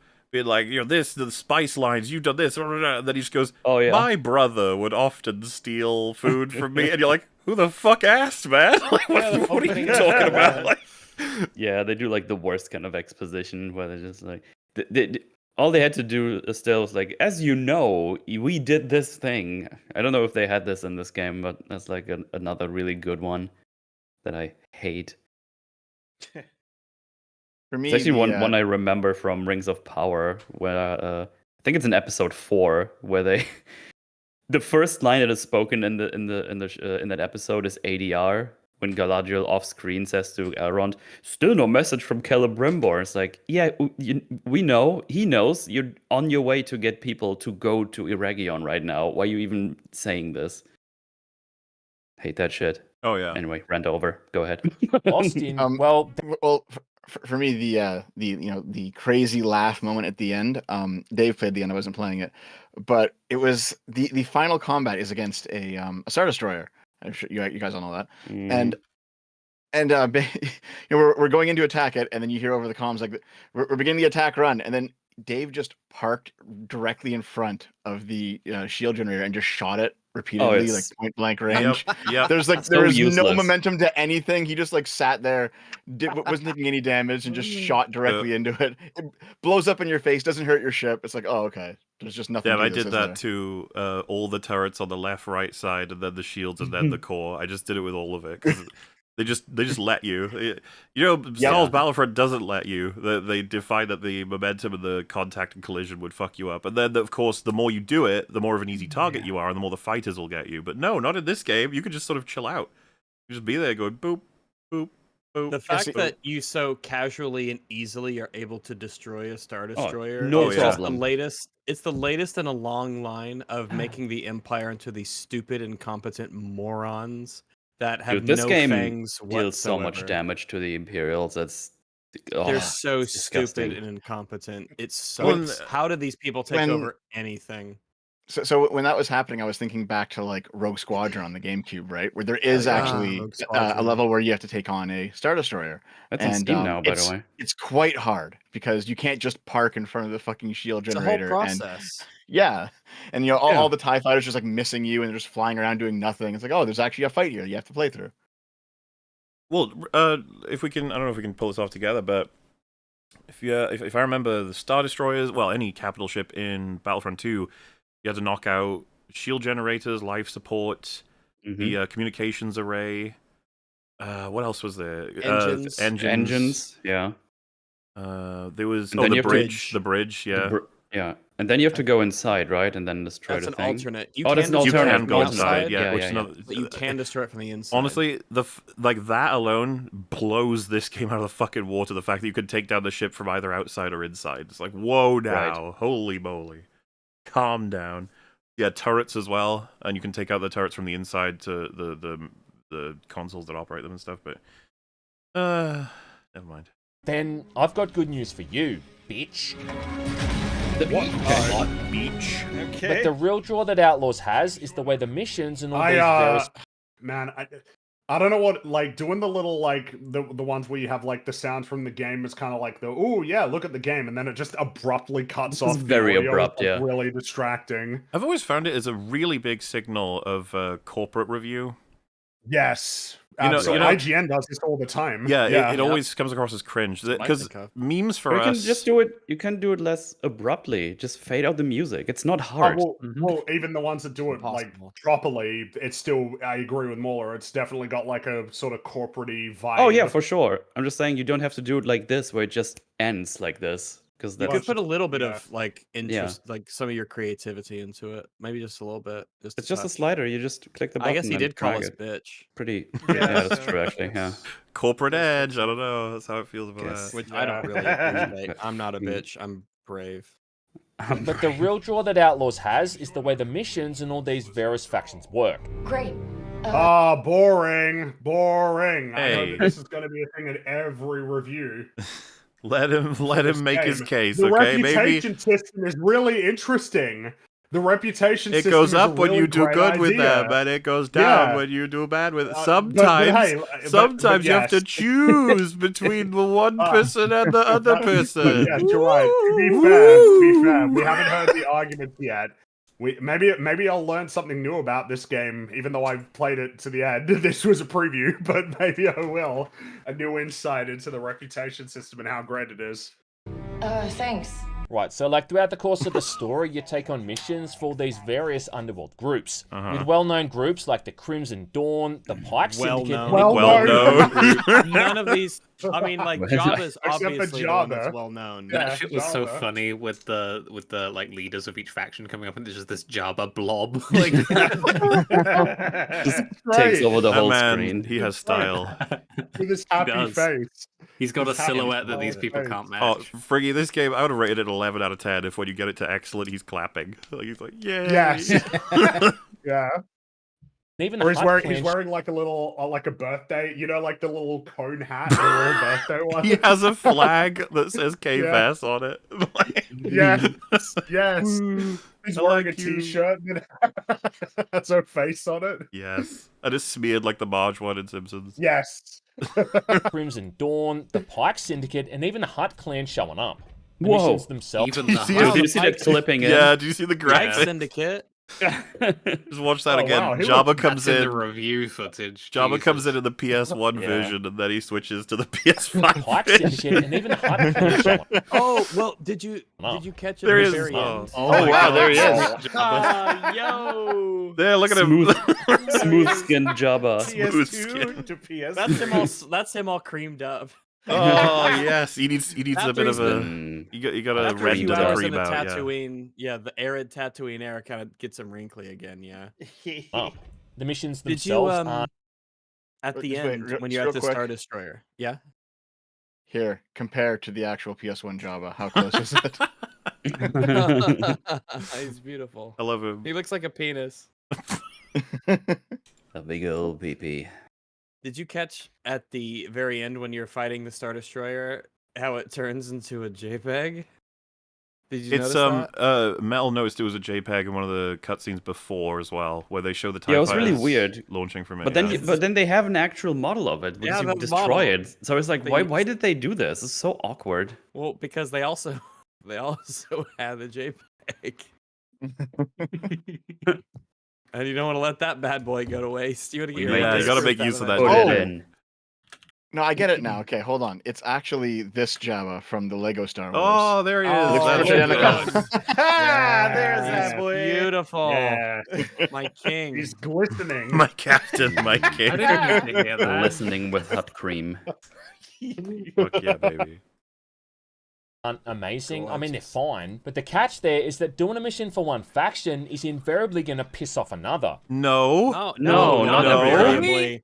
He didn't even get that right. Don't. Yeah, most don't. 90% don't. Are just Most of them don't. The reality is that the system should be mutually exclusive. It should be that if Jabba really likes you, someone else really hates you. It shouldn't be possible for them all to like you. They talk about all of them being at war. They talk the opening fucking scene is about them all hating each other. We have an example of the Ashiga and the Crimson Dawn clashing significantly. How can you be both of their bestest friends? How is that possible? You can make this like really easy on yourself just by the acknowledgement that one like clan or whatever pursuing their interests is not good for the others. So if you help them pursue their interests, the others aren't gonna like that. You don't even have to like get fancy with justifying it in terms of how the missions play out or whatever. It's really, really easy.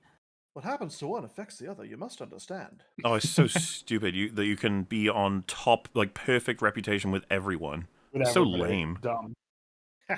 Well, we don't want to have any like consequences in this open world game about factions. You can Rags. There's a mission. I don't know if how many people here did it, but Bib Fortuna will want you to deliver 2 transport ships to, I think it's Tatooine or it could be Tashara. I don't remember, but you can just decide during it, thanks to I think Gorak or someone else calls you like destroy them, but then you just go okay, and you blow them both up, and then Bib Fortuna's like, I don't like that you did that.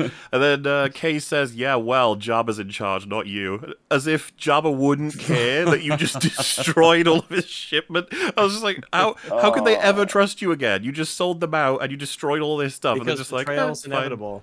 Yeah, betrayals are inevitable. It's fine. Don't worry about it. We'll get you on the next one. The D&D character, we got to continue the main story, you know? Ugh. As whatever you're doing for one group isn't going to be in the best interest for everyone else. Yeah, what you're talking about would be better. Else. That's the thing that should be happening. Yeah. Describing a system that doesn't exist. Yeah, and this is kind of what I think they rely on / that you are complicit, where you're just like, you see the thing written, or you see the way that they talk to you about it, and you're like, close enough, I could say that. Which is like, it's not that, though. Is. It is absolutely not that. It's so much fucking thinner, and this is like the core appeal of the game in a way. The open world aspect for sure, but yeah, this is supposed to be what makes the game special. When I tell you that you can rise in the ranks of different underworld clans that like compete with each other, and when you play it, what I'm about to say is like, it's so much worse when you've played it. But if you say like the higher you get in reputation, the more they like you, the more access you have to the things that work for them in their districts, the more respect you can command, the more opportunities you get, the more missions they'll trust you with. It's like, oh, that sounds really cool. And it's like you play it and you're like, it's not cool at all. Oh, it means that at this vendor I can buy 2 items, one of which might Goomba be leather. useful. It's like I could get Goomba leather now, or I couldn't before. I can get these insanely overpriced materials. Awesome, thanks. It's so annoying, like, and just it's just not true. It's misrepresentative for sure. And isn't it kind of wild though? Like when you think about it, it's kind of a scam. The factions are like, oh wow, you've done so much stuff for us. We're gonna open up the ability for you to give us that money we paid you back at our vendors. You know what, Rags? There are 3 different minor mini quest things with merchants where they'll say, like, can you please give me either 50 or 100 credits? And you're like, yes. And then in exchange, they say, now everything you buy from me will be cheaper. And I'm like, well, but that kind of undoes, you know, like, if I now buy things that are all worth 200 and pay you 100 because of the discount, you will have lost 100 and I gave you 100 earlier to get that benefit. So now we're just even. Like, what was the point of that? Were you really poor?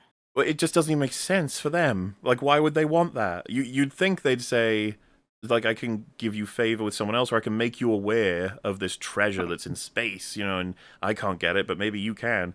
That sort of thing. Not, if you give me money, I'll make it so you don't have to pay as much money. Like, well, yeah. I'll put in a good word for you with that's my just friend normal, I who guess. could, Ugh. Bad. Lame. This means that you're constantly tipping the scales in either direction. Constantly. Look, he's showing it going up. Enough to gift for you. Guess you're making friends. And even then, like during some of the missions, there's opportunities that are going to pop up that can...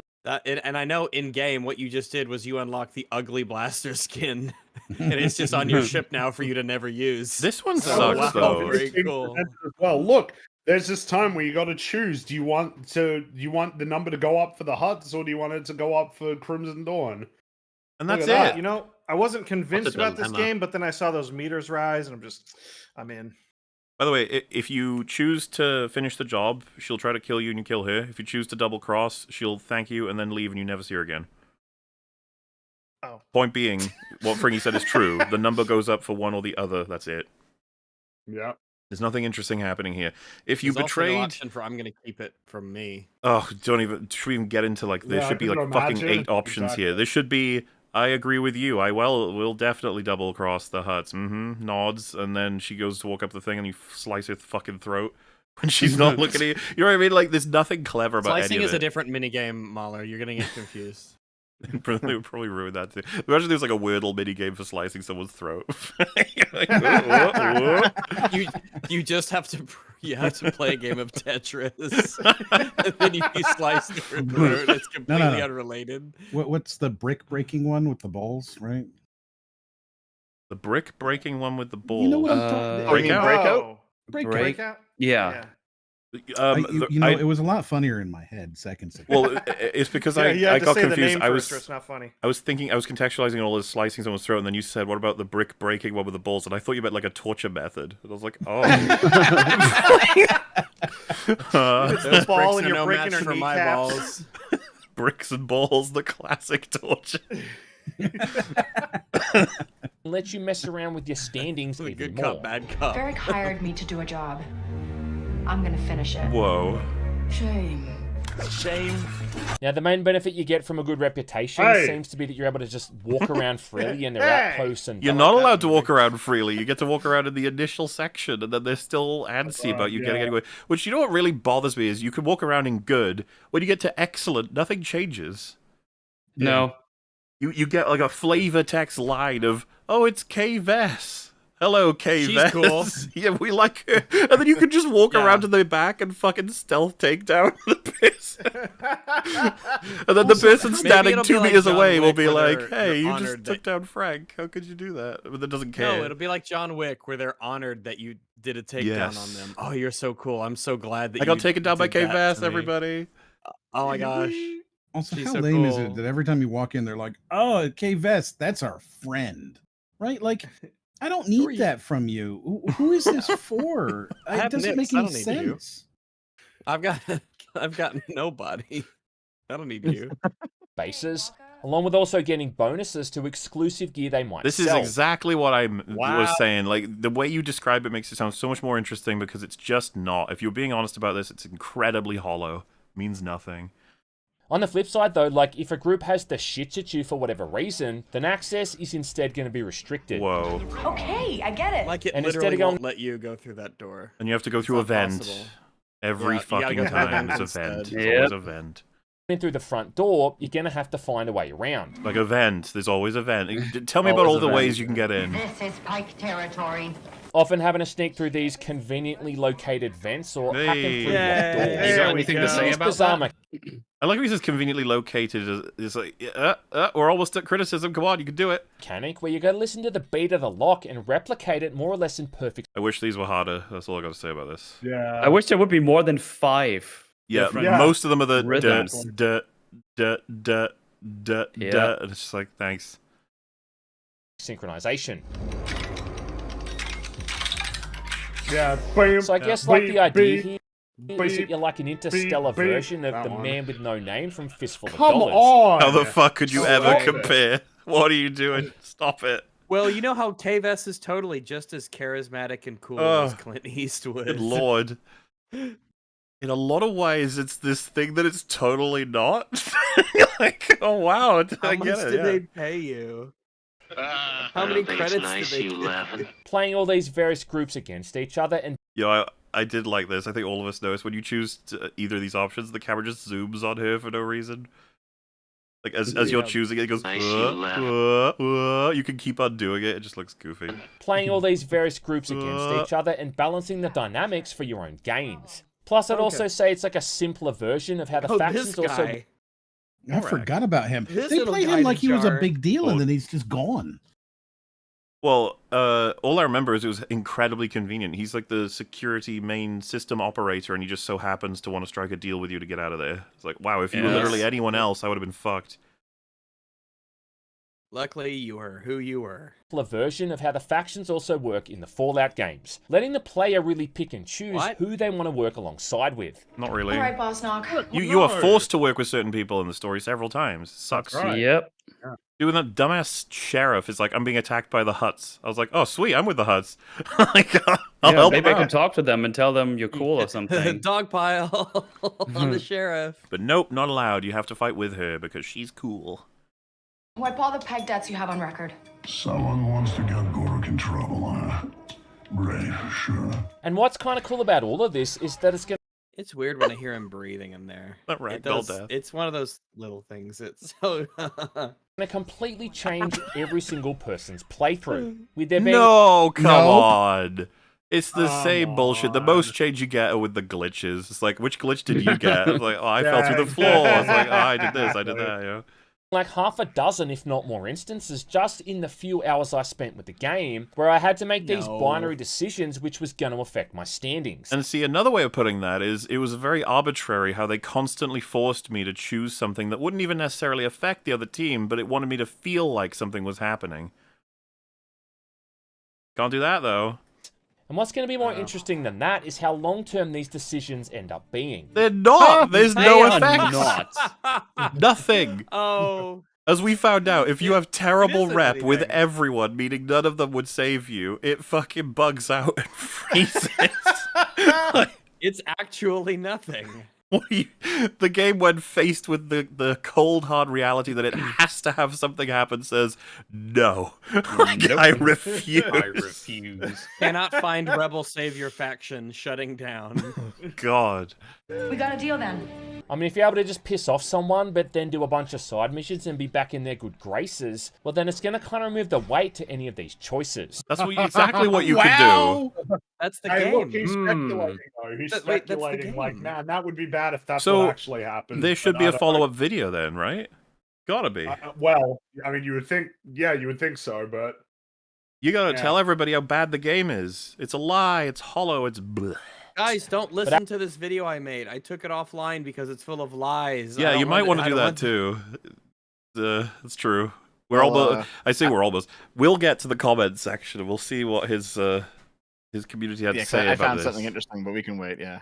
Actually blocking off certain missions, weapons, or items because of your decisions. It's going to be in the Yeah, weapons? What do you mean weapons? Well, so There's no weapons. there are some weapon upgrades you may not be able to get as easily if you don't have perfect reputation or whatever. But like, it's so fucking like not. It's really not relevant at all. Like the idea that you block off missions, like, oh no, I can't do this mission. That the only reason I would do it is to boost rep with these people. You know what I mean? It's like, oh, you want to do the excellent level mission? And it's like, yeah, what is it? You go into the Imperial station and you download a code and then you hand that over to some person. It's like, nice, and then you get 1,500 credits. Okay. That's I guess a lot for a contract mission. Well, you can unlock a lot of high-value missions when you... That's like the point of them, I think. Okay. But when you've gotten to Because I that didn't point, even like, do them because I didn't the need reward was so credits. low. I just didn't. So, Me neither. you know, it's Yeah. like, so, oh, they block you off the missions. Like, oh no, I can't do, like, what do I gain from that anyway? Nothing. Yeah. And then, of course, like, you know, all weapon upgrades, like, yeah, well, I mean, there's 3 different upgrade trees that all lead you to having a super overpowered weapon anyway. So I don't really, doesn't really affect me. The point being, if you don't push your why do I keep saying that? Reputation to maximum, you know, you're gonna miss out on all these things that you might not even fucking notice were in the game because they didn't matter. awesome idea and, really create some consequences. That works too. Consequences. I will say, though, that I did Yeah, you notice, can't at least finish the early game. on there, that this stuff doesn't really affect how you're treated during the cinematics. Really? Probably Yeah, because bit they're of a all problem. pre-cooked and they can't change. Yeah.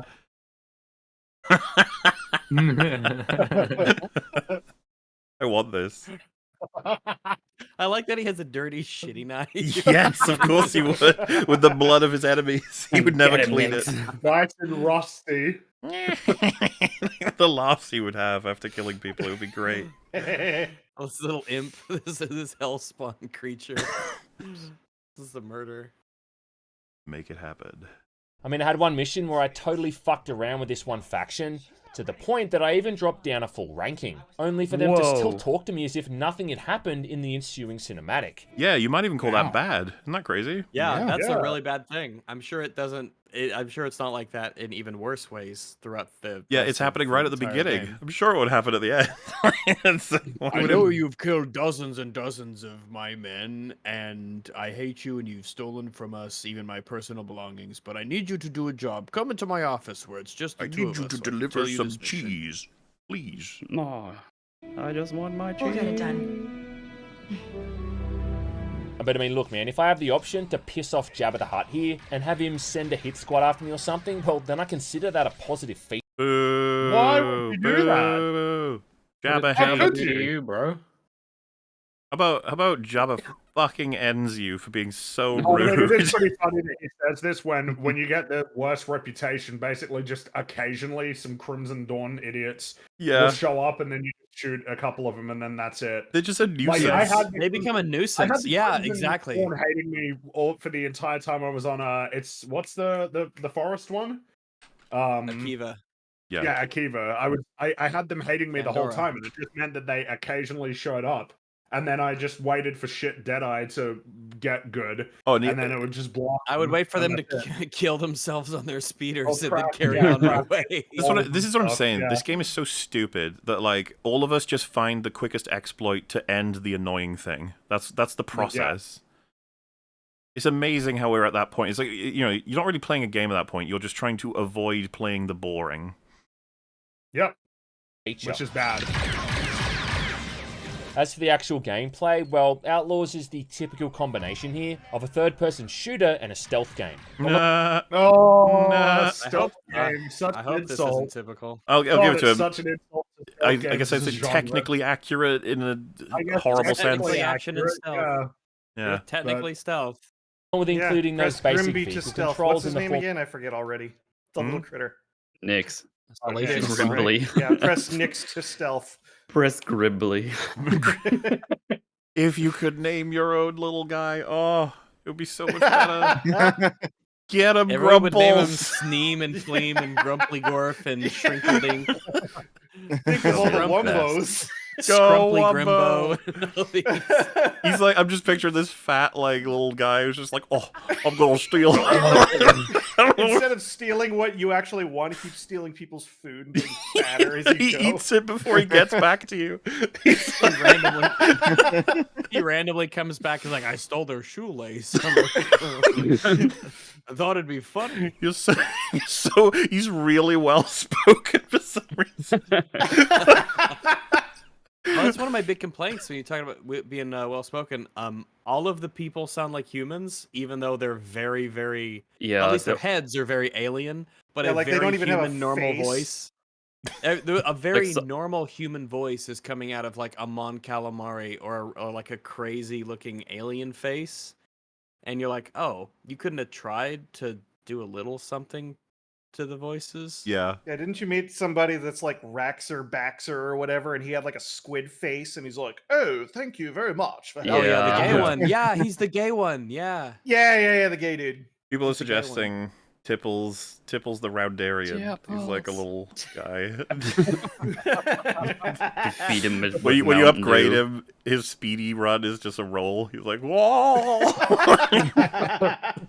It's like the Baneling upgrade in I need StarCraft it. 2, where he just rolls around now. Unironically, though, if they had like a diverse set of you could choose actual dicks or Salacious B. Crumb dicks or Roundy dicks, like that would have already been the best part of the game. Like free starter Pokemon. Yes. You can get them to evolve. Like you know, Salacious is much more. He's the throat slitter. Nyx is like, much more wholesome than the chunky guy. Is kind of useless, but he's funny. Like But he has commentary on everything. He like tells jokes. Charm. Oh, make it an actual game. Why not? Vehicle controls in the form of the speeder bike and then some ship combat. There's a bit of platforming involved here as well, with some hefty fall damage, I might add. And all of this stuff reminded me a lot of the movement controls in the Uncharted games. No! Stop it! That was such a clean no. That's gonna be good. Yeah. It's so much worse. It's so much worse. Uncharted like controls well. It has levels that are designed with your ability to climb and move around and use the swing in mind. Holy shit. What, because you've got a rope swing, that makes it like Uncharted. That's it. Yes. Never mind how easy or difficult it is to control, how cumbersome it is. It's a whether or not person. what you can do with it in combat. It's a person. There are places. That's like Uncharted. Yeah, they're the same. Yeah. Third person action yeah, games. They're on a planet. And I will say, the third person platforming in this game sucks. Yep. It's so Yep. boring. It made me, it literally was duper making boring. me like sleepy on my streams. I hated these sections. The High Republic Cruiser, the Droid Factory. Oh, just crawling, like clambering around on all the little platforms. Press the button to slow it. Fuck off. Go away. I hate you. You prefer the Uncharted climbing sections more than this? I didn't play Uncharted. It's better. I mean, than I this, I'm sure, certainly though. prefer them over this. Yeah, of course. I prefer that in Uncharted, there's like verticality integrated into the combat spaces. It like actually takes advantage of the fact that Nathan Drake can run around and climb stuff and sort of like scurry around and ambush people from like different positions. It's so funny because I wouldn't even say that Uncharted is a particularly like Uncharted isn't very mechanically complex really, but like the environments are actually designed to take advantage of what he can do. And unlike it is really in this satisfying game. to pull off. If you could do a full stealth run on a batch of guys, it's pretty satisfying. Well, yeah, that's the thing. Exactly. Yeah. This is talking very about that, very frustrating. Just crossed my mind. There's no incentive for you to actually do anything stealthy. There's virtually no difference between the state of them being knocked out and you kill them.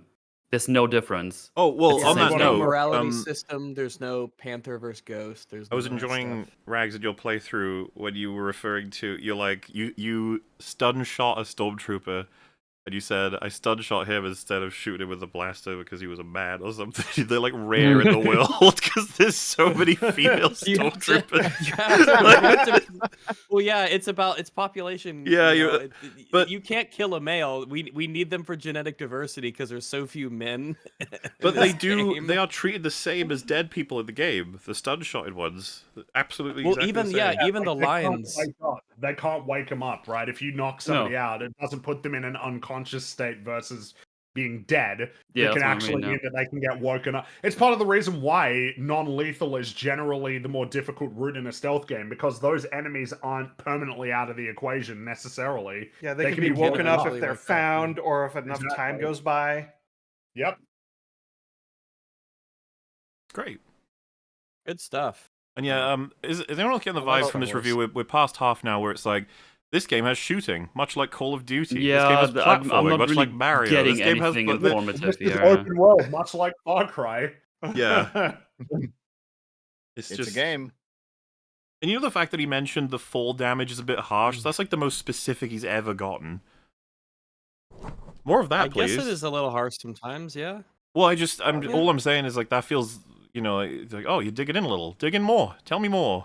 You got 18 minutes. I feel like you could accomplish more in 18 minutes than you have so far. Yeah. It took hold on. About the gameplay. The fall damage is inconsistently harsh because sometimes you can launch yourself 30 feet into the air and survive. I have It is dropped inconsistent. from falls multiple times. Times like it'll kill me, and then sometimes it does nothing. It's very weird, this game. I just find that like most of the time it feels like I'm taking full damage when it's like, damn, really?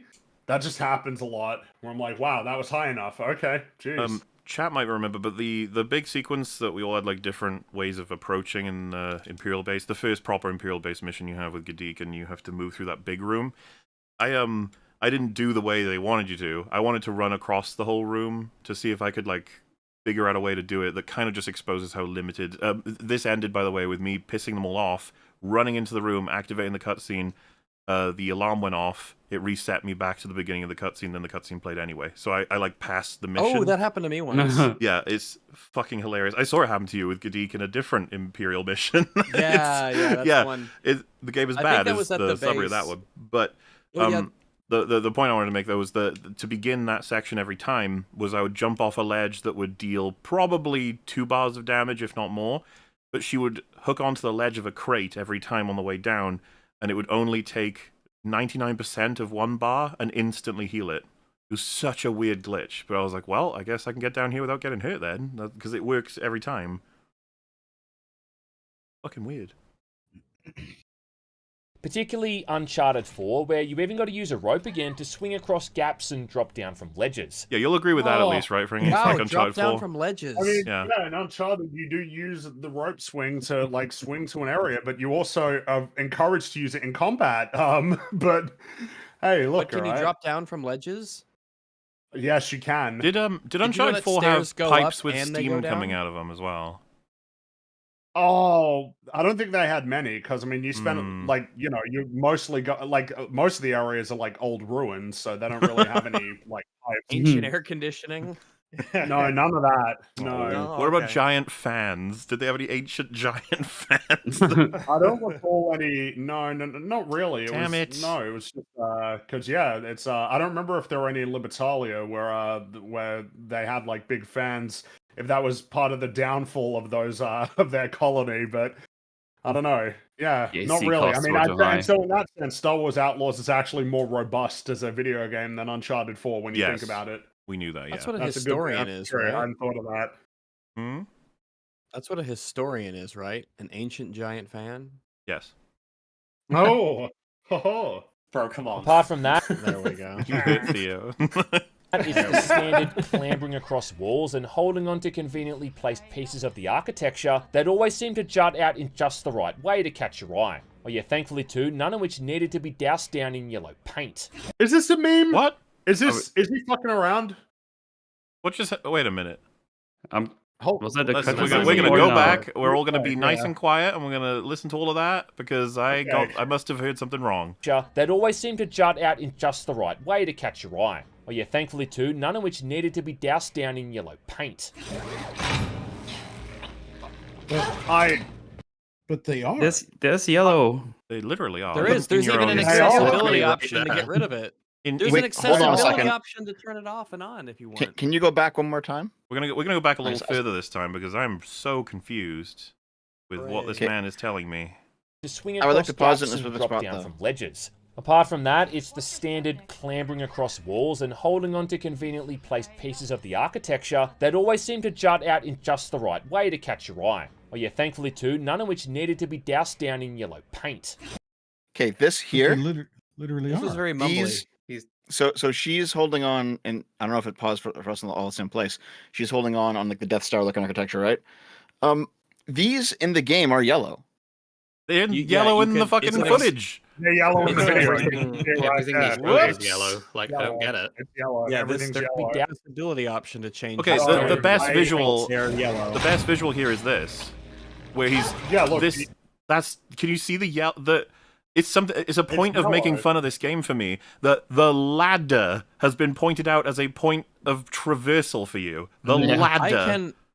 I can understand why you put yellow paint on random bullshit on the walls, because if you leave it up to intuition, then I'll be trying to grab things that should be grabbable, but it's not designated as grabbable. That's why I kept the yellow shit on the like, walls. you know, because It's one the of game those sucks problems without that 'em. games have as fidelity goes up is like not the entire environment can be interactable. I think we're happy to sign off on like the entire environment cannot be interacted with for now at least, maybe. thing at least is, at least at Minecraft fidelity wins levels again. like this. At least at fidelity levels like this, The right? thing that would be worth adding though is that, I mean, maybe right, like Assassin's Creed, you can basically climb up anything. Yep, pretty much. Infamous, you can basically climb up anything. Like the entire environment is designed with the idea that you as a player have been told that you can climb stuff, and therefore should expect to be able to climb stuff, and they managed to do it without any yellow paint. Yeah, Breath of the Wild, environment is built around the climbing concept, the way that buildings are constructed and beams. Yeah. I put in an image to say what I'm talking about because I'm working off memory, but I recall these whole bars being yellow. Yeah, by default they are. You have to go into the accessibility. Oh, do you think options maybe to turn them off? You played a version with like limited paint? Maybe. No, you're seeing the footage he got. Yeah, but still, but even the limited. footage has yellow though, right? On the ends. Yeah, I get what you mean. On the ends, yeah.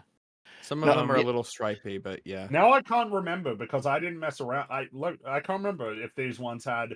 I definitely remember seeing stuff that was painted like that though. A lot of I it don't was know if like it was on the... striped yellow striped too. Yeah. So.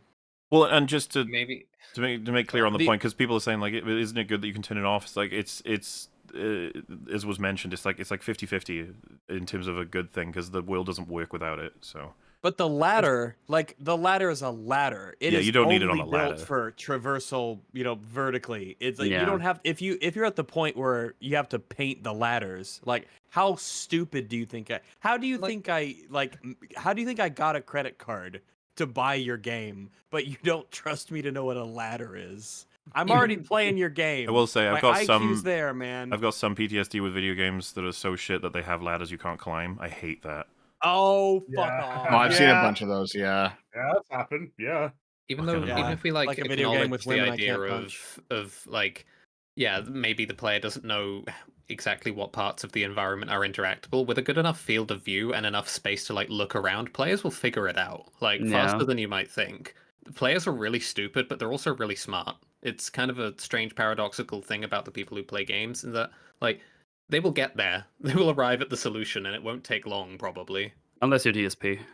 Unless you're DSP, and then you base I guess. fucking the future of your game on him, which is not. Oh, killed me. I will say though that Outlaws definitely feels like it's trying to make the player go for stealth over combat. And while it is trying to make them go for stealth over combat. So everyone here who played the game has this experience where you're in stealth, you try to do a stealth thing, and then the game goes, "Nuh-uh, you did that wrong," and then they go, "Hey, it's you," and then you go, "Well, I guess I'll punch," and then they're all dropped to the floor. You look around and you're like, "Oh, that was quicker." That was it's particularly quicker, great because I and think it was stealth. Actually, is my point. You can punch people and have stealth. You can use grenades and maintain stealth. The game doesn't fucking work. What? It's broken. So, I mean, Chad, if you might be if you're not aware, Chad, you see this panel back in the background? They can press that to ring the alarm. So you probably think, oh, if I alert them, they just go press that button. Nah, sometimes, but most of the times they just look confused on you. You punch them in the face, punch the other one, and then you win. You know what? Splinter Cell Blacklist, at the end of missions, and kind of during them, but at the end of missions, there are 3 play styles. There was like assault, where you just go in and bam bam kill everybody. There was Panther, where you would kill everyone but stealthily, and there was Ghost, where you would not even alert people to your presence. You'd leave everyone alive and you'd get through the area. And that would give you the most points. Ghost gave you the most points because it was the most time consuming, the most difficult. Panther would give you a little bit less points, and Assault would give you less points. You'd have to maybe even like do a couple of retries to understand the Yeah. map. But it was rewarding because there's like in whether it's Splinter Cell, whether it's Deus Ex, whether it's whatever, a good stealth game kind of has soft encouragement for you to be stealthy just so that you can overcome the challenge of it. It doesn't feel good to fail stealth in a lot of games. Yeah. Dishonored 2. Yeah, if you get detected, you can complete the mission, but it gets a little messy and you're like, I'd really like to beat this being all stealth. The issue with Outlaws, there is no reward for being stealthy. There's no point to being stealthy. You don't get extra rewards. You don't get access to crates and stuff that haven't been locked up because there hasn't been an alarm. All it does is it takes longer. It's a really shitty, inconsistent mechanic. So you might as well just meme it, fuck it, blast off. The only time where stealth is mandatory is when it says don't get caught. Yeah. They could have redesigned it such that your reputation in general, you have one and then you have one in relation to particular syndicates, but that when you clear places like this without alerting anyone, your reputation goes up by, let's say, 100, because it gets found out that you were here, you stole shit, and that was amazing, and nobody even knew you were there. If you go through the guns blazing thing and kill everybody, then maybe it goes up by 50, but it also maybe pushes up a different bar of, like, your reputation as a horrifying killer of people that you don't want to fuck with. Yeah. You know, and There's then no it narrative incentive. Exactly, and it would dynamically alter who and how people talk to you. Like it would be really fucking interesting, maybe, because you would you'd want to work at a particular thing, but you might fall into a particular thing because that's simply how you play or how good you are at the particular thing. Both Dishonored 2 does, Deus Ex Human Revolution does, but the amount of people you kill throughout the game and the way that you engage with missions, whether it's stealthy or being pacifist, it literally just changes the outcome of the story. It changes people's perceptions and expectations. In Dishonored, and that's contextualized as well, because in Dishonored there's the plague, and the more dead people there are, the more there is essentially for the rats more that rat then food, perpetuates the plague. So the whole idea is, that it is harder, it is more difficult to be stealthy and non-lethal, but you're rewarded in the end, narratively. Yep. Because it's harder. I loved my Deus Ex Human Revolution playthrough. Pacifist stealth, didn't kill a single person. And it was very rewarding. It took way longer than going, bam bam. But at the end, I was like, yo, that was a really fun experience.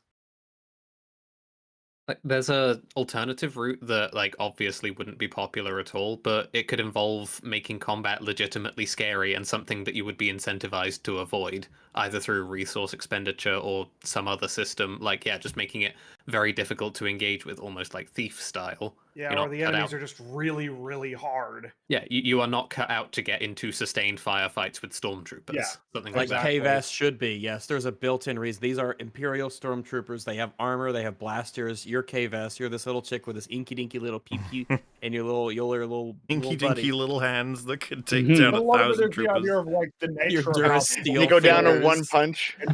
It's the nature the of, armor like, actually makes them weaker. One punch, ma'am. It's kind of like the nature of how you empower or disempower the player, right? Because in something like Thief, you are very disempowered from a combat standpoint, but you're massively empowered from a stealth standpoint. Like the power fantasy of stealth, of being able to, like, sneak through an area completely undetected and everything like that. But the problem is this game doesn't give you, like, any... Because it has both combat and stealth, but it doesn't give you anything meaningful to do in terms of, like, developing your capacity in combat or stealth. There's not, like, a meaningful difference between where you end and where you begin. Yeah, exactly. And of course, one incentive could just be that it has really fun mechanics, but in this case, it doesn't. They're barely even developed. It's too simple. Someone said, how would they know you were there if you were full stealth? Which is one of the things I suggested. I said, the whole point would be it would be found out in post what you did. Through whatever systems they have. Even cameras, it's like there's going to be general surveillance possible that wouldn't necessarily automatically detect in the same, like detection cameras and general surveillance aren't necessarily the same thing, but you can make that game that way if you want, where it was discovered that you tell people that was you take credit for the fucking job, like you can textualize it any way you want. Yeah, like Robin Hood or something. Like, goes far back as to, like, I saw Kay talking with this agent of this faction, says an informant for another faction. And it would be neat. Carve a Z on the wall like Zorro, except it would be a K. It would be neat if you did something on the whatever station early game, and then later on people like, I heard about the job on blah blah blah station. That was amazing. How did you do that? And it's like, because I'm fucking great. That's how I did that. She says, I am Iron Man. Exactly. I am Iron Man. Only possible here to get to areas by blasting everything in sight, the combat can actually be surprisingly challenging. No, can't. No. It's surprisingly challenging if you walk into the fuckers that do massive melee damage that you can avoid easily. Yeah, that'll make it tough. If you walk in front of the shielded melee guys, what do you expect? What's funny here is if he had activated Deadeye, he would have won this fight. All you have to do is press 2, click.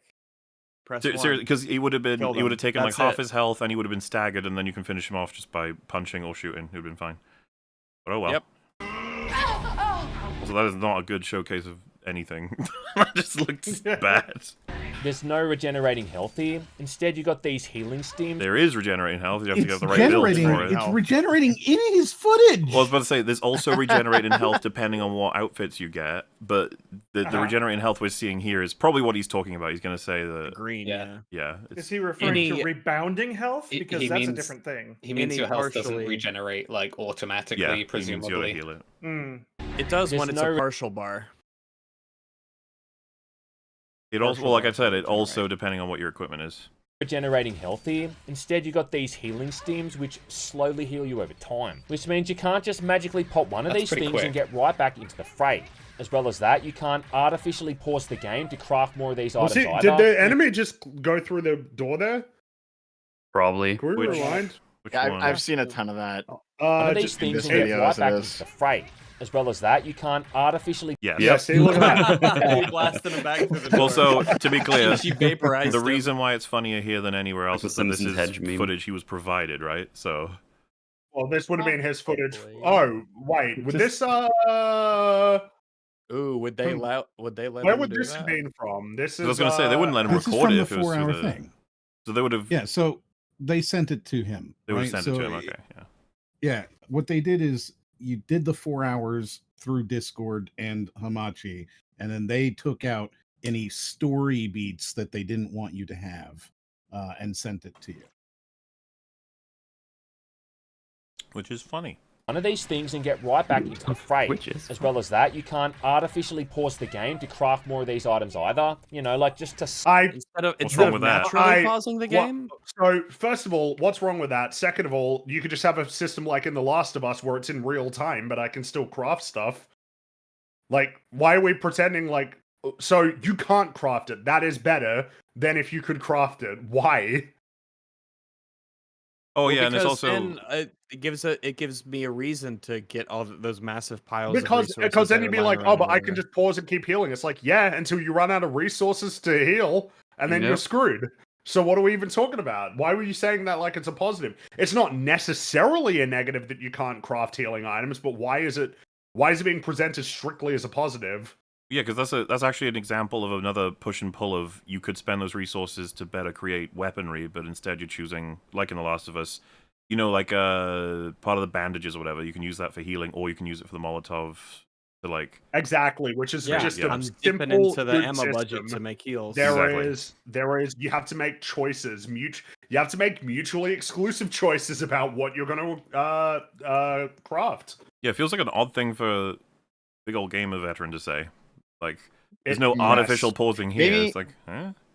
Well, maybe it's because the whole regenerate your health packs at a campfire style Dark Souls thing is just popular now. So he's presenting it as a good thing because it's popular and everyone likes it nowadays. I don't know. You got to do more. Haven't you? Well, no, You can't just say. He seems to be saying it's a good thing that you can't enter a pause menu that allows you to do shit.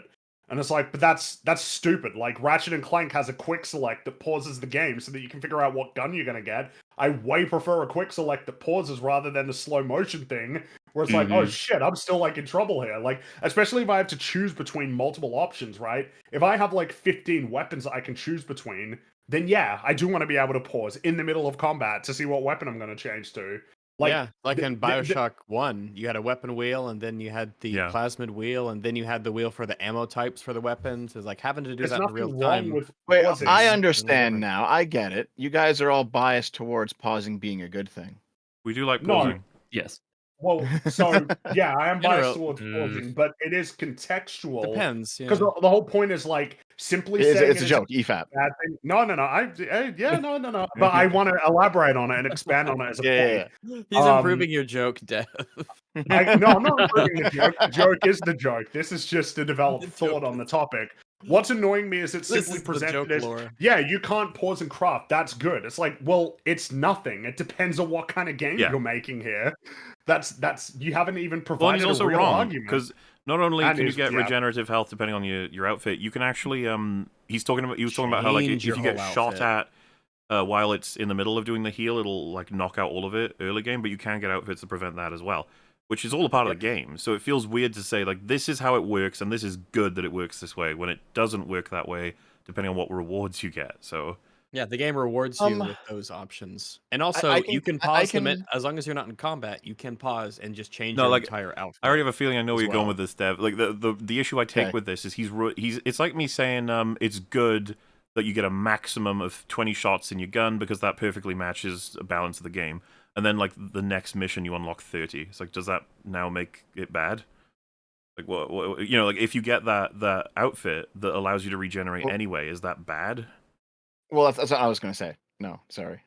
That's what I would ask him, because it seems like the way he's framed this is like, this is a good thing. And it's like, well, it's not even in the game completely, so... Yeah. It gives you the options to circumvent that apparently good design, so... Well, I think I'm a bit willing to go easy on a few of these criticisms because he did only play the start of the game, right? So if he's talking about basic game mechanics that are not, and then like more advanced stuff isn't available to him because this is a video that came out before the game came out. That's adjacent to what I'm saying though. Like if like it's like I said, if in a Call of Duty game you start out with a pistol, then I say this is what makes the Call of Duty game good because it's finally we're forced to use a pistol throughout the entire campaign. You know, this changes this changes that, and it's like, oh, that's only for the first mission. You know, like it like completely fucks up my whole point if I'm saying the whole game played that way is good because it creates this dynamic that's not present in other games. As if to say, if I had a rifle, that would then be bad, which you do get. It's what Fringy was bringing up. I see what you're saying. The whole like being able to craft and pause is like, why would that? If they unlocked that later in the game, would that have made it bad? I see what you're saying. I just think that that would basically be a kill shot for this review if it were a review after you played the entire game. You know what I mean? Well, no, that would make him a liar. It's an early. Right now, it just means he said something a little awkward because we don't even agree. If this were the case, if the whole game were played the way he just described it, I wouldn't agree with him that makes it better than systems that work differently.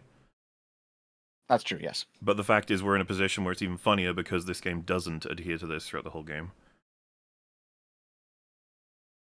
Time, which means you can't just magically pop one of these things and get right back into the fray, as well as that. Yeah, because another upgrade you can get is you pop them and they heal 2 bars instantly. So this is what I mean about, like, depending on what equipment you get, this is what being familiar with the game looks like. Is you can do all of the things. You don't progress into game too fast. My point is that all these things he's describing as, like, would be bad are in this game. He just doesn't know it yet. That you can't artificially pause the game to craft more of these items either. You know, like just to stop time and make a bunch of thermal detonators or any of that kind of crap. Like, why is that bad? What? Any of that kind of crap? Holy shit! What's wrong with that? Chill. Okay, I would have welcomed being able to craft things in this game. It would have been a mechanic. That would have been fun. A certain other game featuring a female protagonist. Oh. What? Also, there's Horizon Zero. Featuring a female protagonist. Yeah, why is that relevant? Who cares whether or not I feel like we just stumbled across some I don't know. Something that's upsetting. Is this got, like some history with Horizon? Is this channel lore? Does he like hate Horizon maybe? Is that what's going on? Why would you say like unlike another game where you play as a woman? Why why don't you say that's a weird thing to say, no matter what perspective you come at it from. It's just so weird. Why did he say that? That's kind of so crap, weird. like a certain other game featuring a female protagonist. That's so weird. I've not played a lot of Horizon. I don't find it very interesting at all. But like I do remember Horizon like being functional as a video game, unlike this one. It was still pretty fun to take down big robots with like snare cords and shit. You know, I remember that it worked, cool. And that I didn't crash my PlayStation.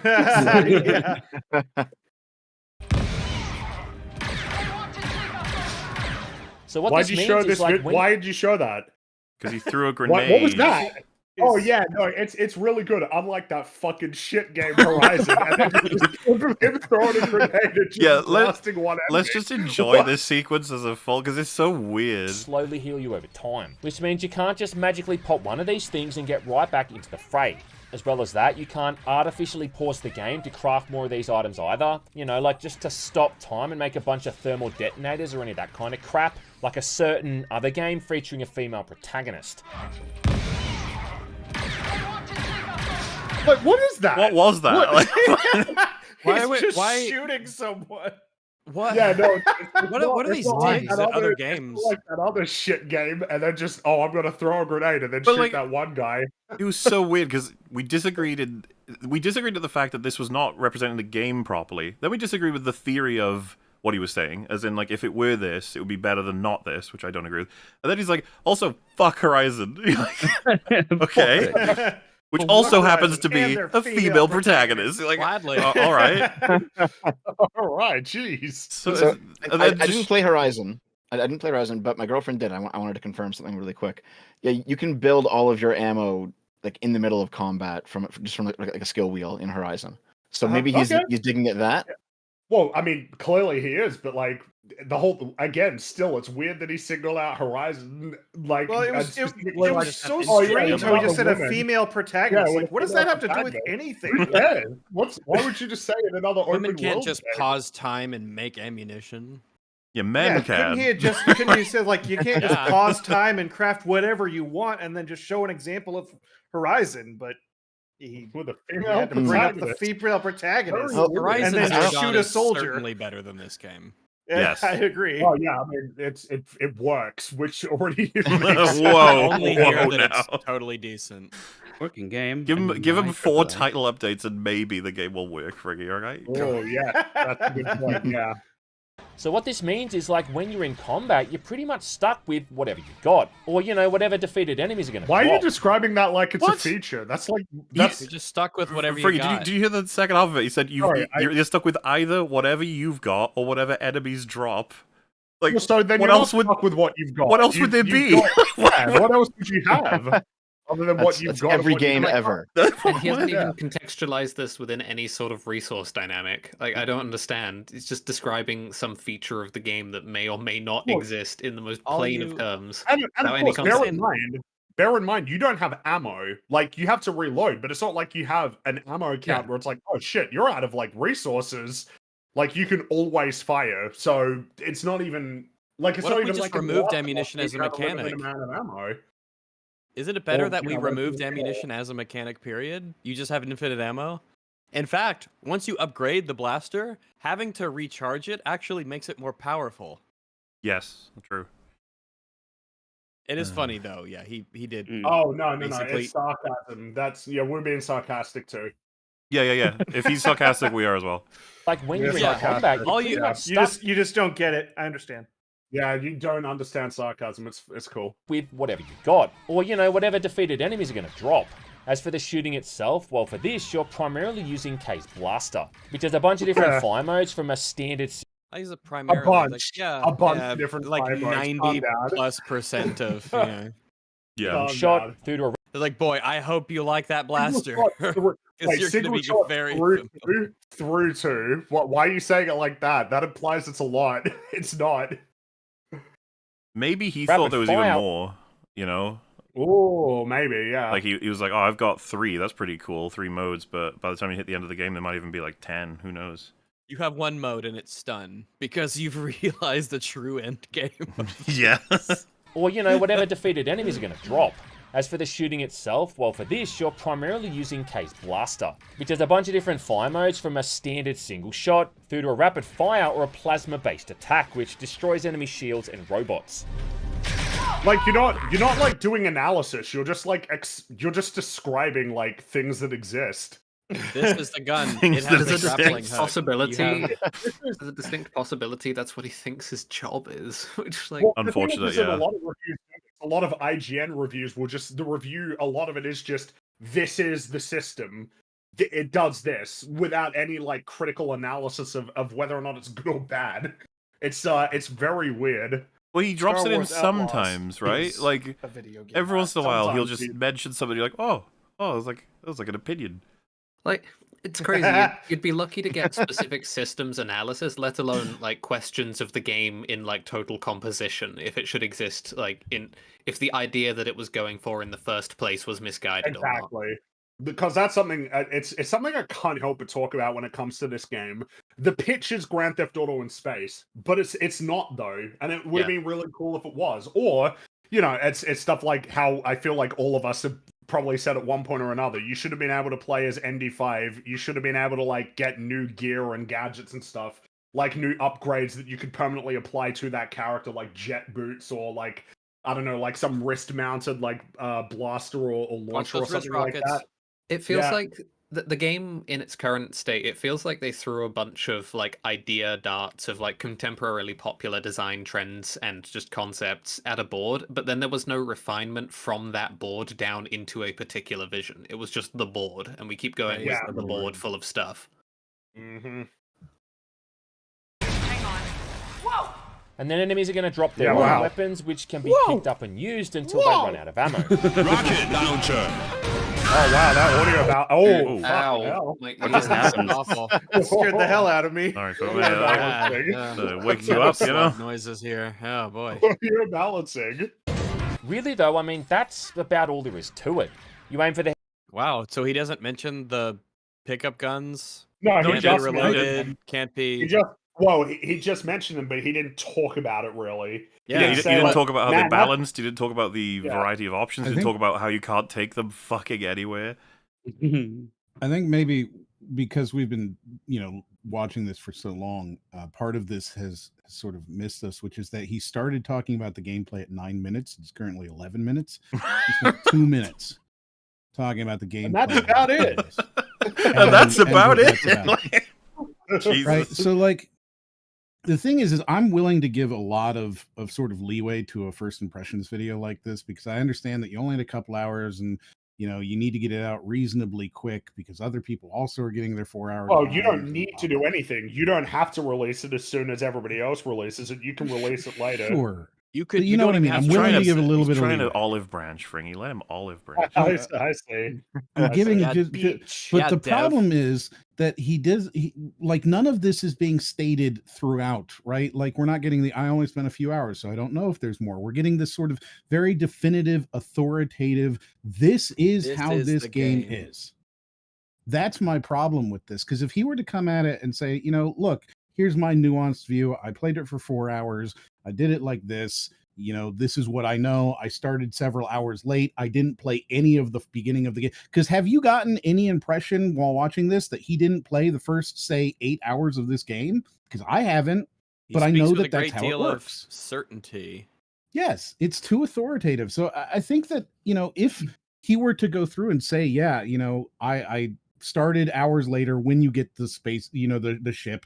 And I only played for 4 hours and it was monitored and so on. I would be fine with most of the things he's saying, because I would accept that you don't actually know what the fuck you're talking about, but you told me that you don't know what the fuck you're talking about. But instead he's positioning it like, I know exactly what the fuck I'm talking about. And that's why I have such a huge problem with it. Gollum. What Gollum? Gollum. Head to do more damage, obviously, and then have to hit a timed reload prompt to maximize. Hey, when you shoot them in the head, they do more. That does more damage. Video games, huh? That's a revolutionary. Also staggers enemies when they large bores. That is, I think the headshots do more damage. It seems so inconsistent sometimes. What was the first video game with shooting mechanics to not have a headshot mechanic? Like, Jesus. If you move the stick forward really far, you run faster. Wow. So I mean, that's you press down. You press down L3 and you run.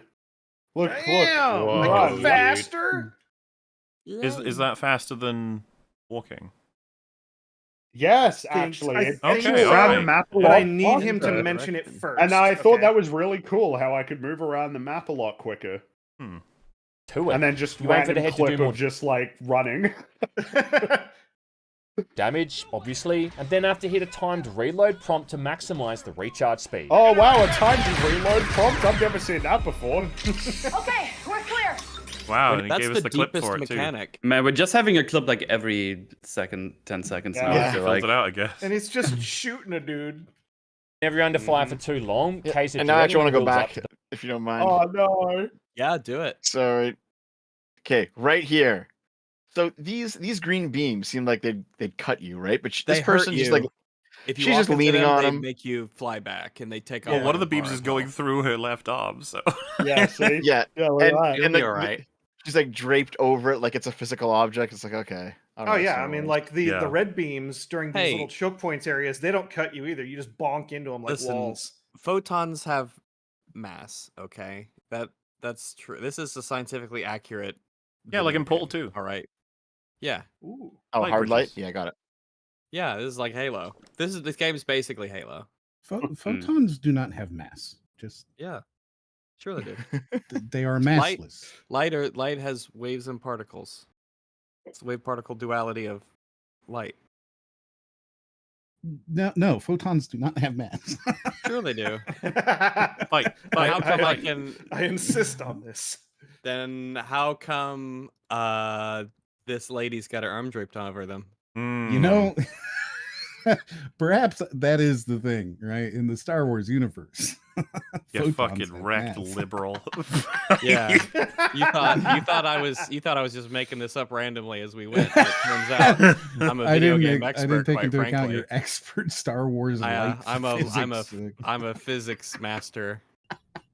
Maximize the recharge speed. You're gonna regret that! Okay, we're clear. Whenever you're under fire for too long, Kay's adrenaline builds up to the point we can even stop time and then mark 3 targets for Wow, you can even stop time?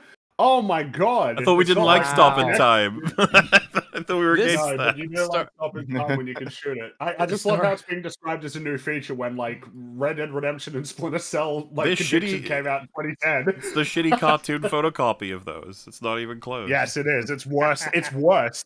It's not even as well designed. Kind of like a get out of shit creek for free card, removing 3 enemies from the playing field and kind of helping to switch the odds into your favor. And yeah, like it is a bit overpowered. Why does he describe it like that? Why is he describing it like this? Increasing your chances to win. You shift the tide of the battle in your favor. It's like, dude, you press a button and the enemies die. Like what? Right. That sounds like he was I giving would us say shooting him has the same effect. Yeah. What do you think defeating an enemy in a game does? This is Kay's blaster. It's kind of a get out of shit free card where you can shoot people. You need a card to get out of that shit. line specifically sounded like he was given that by Ubisoft saying you must say this in your video. That's what it sounds like to me. No, I think it's much. I think it's way simpler. It's just like describe system. That's analysis. I don't know enough about this guy to know if he thinks that is like analysis or if he just says things about the game and he thinks his job is to just correctly identify what systems are in the game.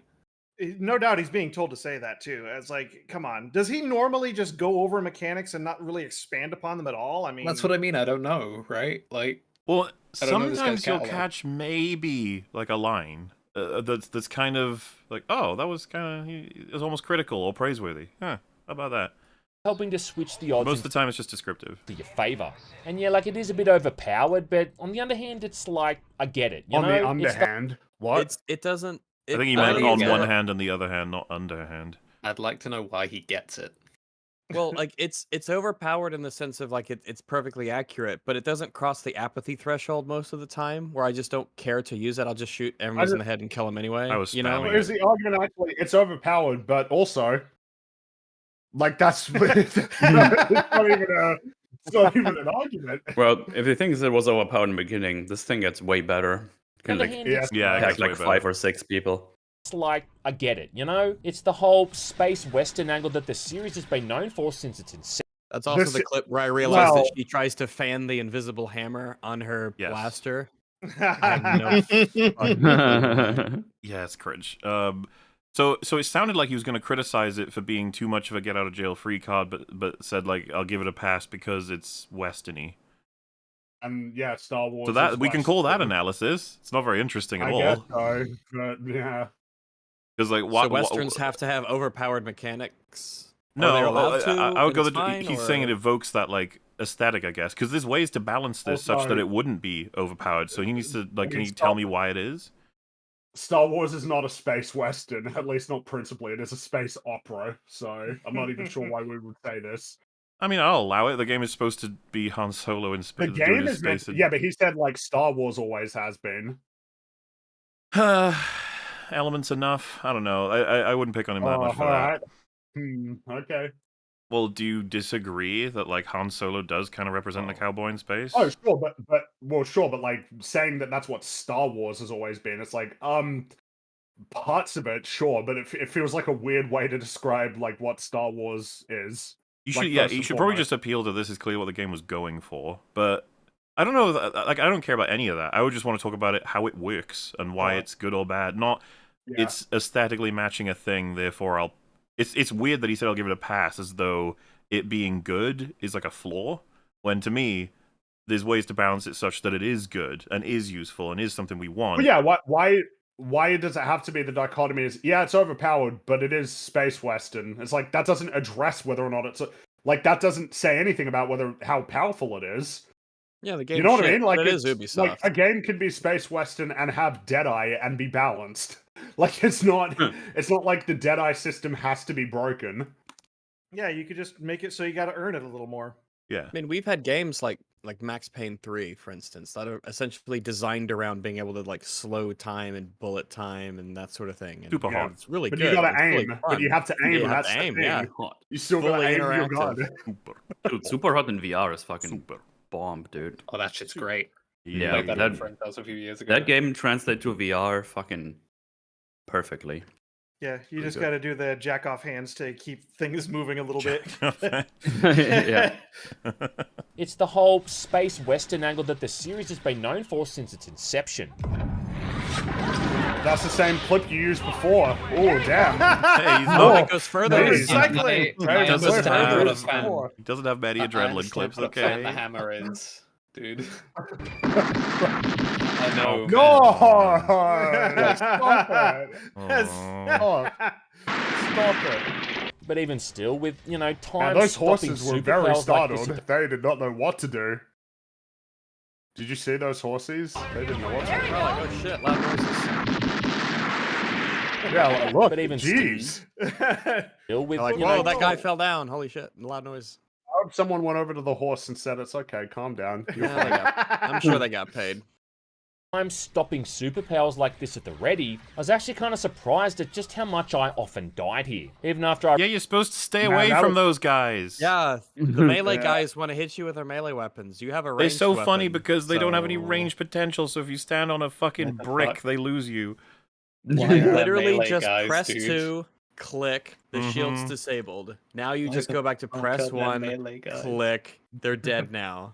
That's it. That's the extent of their mechanics. realized That's that it. trying to play with a controller was a dumb idea and went back to the mouse and keyboard. There are times I'm with them on clown sticks. Hey, but we foolishly, dumbly played it to the end on controller though. Yeah, but we can. Some of us. We're smart enough to be able to do it. Well, what I was going to say is like we're able to use them, but if I were aiming seriously, I'm always going to choose mouse and keyboard. Yeah. So I understand. I know that Rags, you would never have opted for controller because it would have made you want to kill yourself, right? More so than the game already did? Yeah. Yes. I don't need more compounding factors to nudge me in that direction. Yes. All right. when it seems you have to blast your way out of a really bad spot, but most of the time, if you're given the option, the solid snake route is far easier. The solid snake route. Solid snake route. Jesus. Route? Are you kidding? Is it easier? I get. I didn't think about it that way. I didn't even think about it from that perspective. It takes longer, so a lot of the time it's longer and less fun. fun. So that I could get it done So, quicker. The It funniest doesn't thing even is, matter if it's easier. Yeah. you could have a big old room, and you need to get to the literal opposite end. And you're like, oh, fuck, okay. And it's like stealth through. And then you die right at the end. You're like, ugh. You start guns blazing, and you're just like, and then maybe a grenade goes off, and you're like, oh, fuck, I died. You can sometimes just get to a point where you just run through. You don't even kill anybody. You just run this beeline you just run through. The one I was telling I Metal about, because he was trying to force it, but it wasn't working out. I think everyone kind of was on the final. There's a big final mission in the on Canto Bight, the big old room filled with people, and people were trying to get to the end and exit. Huh? The hangar area? I don't know what it was exactly. It could have been a hangar area, but there's a lot of robots and auto capture cameras, the super hard cameras that they sometimes implement, I guess. But the way that I figured out, and I think I told Mel about this, is like whenever they're gonna set an alarm off, like they're starting it up, and you try to escape into the next checkpoint, if you just kill that person you'll have a grace period of about 30-40 seconds because they're not allowed to set off multiple alarms. They have like alarm, like between them all as a collective AI, only one of them is allowed to set off an alarm. And when they die, they have to wait before they can do it again. So if you just kill that person and then sprint to your checkpoint, you'll probably make it. And that was like the exploit. So you go through a stealth area, and some guy's like, blah, blah, blah, you're here, I'm going to go press the alarm. Just like shoot him with a stun shot, and then just keep sprinting, and you're probably going to reach the checkpoint. Point being, the only rewards we're getting, based on our playthrough, technically speaking, is reduced time, as Fring just mentioned. And so the fastest way is to just sprint through, shoot the guy on the alarm, and keep sprinting. Yeah, it's more silly and goofy to just like shoot them and roll around and stun them and punch them. It's just more funny. Yeah. I mean, I didn't have that happen to me in the end run, but there were a few times where basically the game plan was just run through wherever you are, trigger all the enemies, eventually die, but you will have gotten ahead enough that you respawn further than when you started. Yeah. I was like, well, I can just suicide the whole game then. I was LARPing with my Jabba stuff, so when they forced me to try and get through a situation where I had to shoot Jabba's men, I just ran through saying, hey guys, great, you're doing great, everything's fantastic, and they were all like trying to kill me. And I was like, oh yeah, you accidentally think I'm the wrong... No, I'm good, I'm friends with Jabba, I'm just gonna go to see Jabba, it's fine, don't worry about it. And I was fine, because you can just run through everything, it doesn't fucking, You can do that with Imperial bases too. You can just go. You can just walk right in, run right in, get your speeder, fuck it, just plow right through it and inside. There's nothing they can do. They just can't stop you. You just go in. There's no point in engaging with the combat. It's so unfun and dull. That's the thing, right? Like, yeah, whatever. Time to do the objective. Just plow through. Just beeline it straight to the end. You don't have to engage with the stealth or the combat. It's like, so what's left? Great question. On the other hand, seems to be more based around just line of sight, where someone's then either going to kind of see you and become suspicious and investigate, or they, outright see you and go into an alert mode, setting off an alarm and then making it. So you may as well have. Yeah, this is getting How crazy is this footage? Wow, so that's what stealth is. If someone sees you, they want to shoot they you. see you, and then the alert, and then they'll try and set off the alarm. Ooh. When reloading the weapon, it'll restock your ability to shoot the gun. Like, Oh my goodness! Waller's even whipping out the Australian accent there. I already did that 3 times. Why are you commenting on it now? I snake around the Death Star. Now it's okay. Stop. I didn't even say yeah. Feel my pain. Cowbells tied around your ankles. But if you manage to in sneak this up area, that area, you're not meant to do that. You're about to get detected, and unless you're me and you run to the fucking checkpoint and it counts. That is the recommended way to play. But if you manage to sneak up behind someone without them seeing you, a quick takedown's going to be a lot Is this easier. area? Wait, sorry. Is this area? Where is this? Yeah, this is a Pike. This is a Pike district outpost. This is the Pike place. This is where I spent ages trying to find a little fucking doodad in this goddamn room. Someone without them seeing you, a quick takedown's going to be a lot easier. Not to mention making sure that enemy's no longer any kind of threat. What the? They can be discovered, bro. Sorry, what? If you is this a game developer toolkit video? Seriously, it's like did Mark Brown right there? Her head. Yeah. What he just said is if you can stealthily get behind someone, you can do a takedown, which will mean they go down without you having to fight them. Like, it's like, yeah. It's so surface level. Okay. Fuck me, dude. Sure that enemy's no longer any kind of threat. Thanks for the example. And I don't know, it just feels more rewarding to try to get through areas without people seeing me. And Why? Why does it feel that way? Tell us.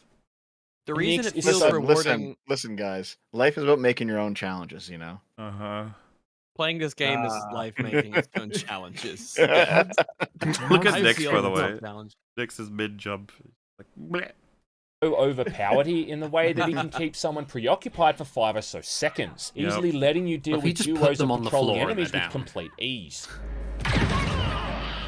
I like how it's like, Nix is pretty overpowered. Anyway, here's me shooting just an exploding barrel. You could have used the same place, but let Nix explode the barrel, because that's a skill you have. Oh, Nix is great. Clip unrelated. About the other thing, you can upgrade Nix to commit war crimes. Hell yeah. thing I think is kind of weird here is that they don't give you the option to pick up and hide someone's unconscious body. Yay, criticism! Why would he say? Wait, why would he? Why He would he said say it's kinda unconscious weird. body? It's anybody, dead or alive. Yeah, No you're one right. actually Because dies in these games, you right? do kill No one people actually in dies. this. They're just vanquished. No, they're just vanquished. They Which all just seems faint. like a bit Defeated of a enemies. bizarre oversight. But that's just yet A bizarre What an oversight. oversight! Wait, actually they like didn't the give a basic shit. Dude, the lack of fundamentals. sentience is astounding to me. Do you think it was an oversight? Whoopsie doopsie, we made it to where you couldn't move the bodies. Oh, we forgot to program that part in. Whoopsie doodles. It's just an But at least they oversight. sure made it easy with us We'll- not having to engage with that mechanic and put body, Well, places where you can dump Put it on bodies the and roadmap. animations for dragging. I got a fucking Nix, list eat of the bizarre body. oversights for him to check out. Ragdoll. This really bizarre. Like I see this in so many critics. I remember Joseph Anderson did this one recently in his Shadow of the Erdtree video. Like he said something about one of the zones because there's an NPC enemy there. He said that it was weird, like they left a placeholder enemy there and then forgot to change it out when they were like making the zone. It's like, what do you think that means? It was an accident.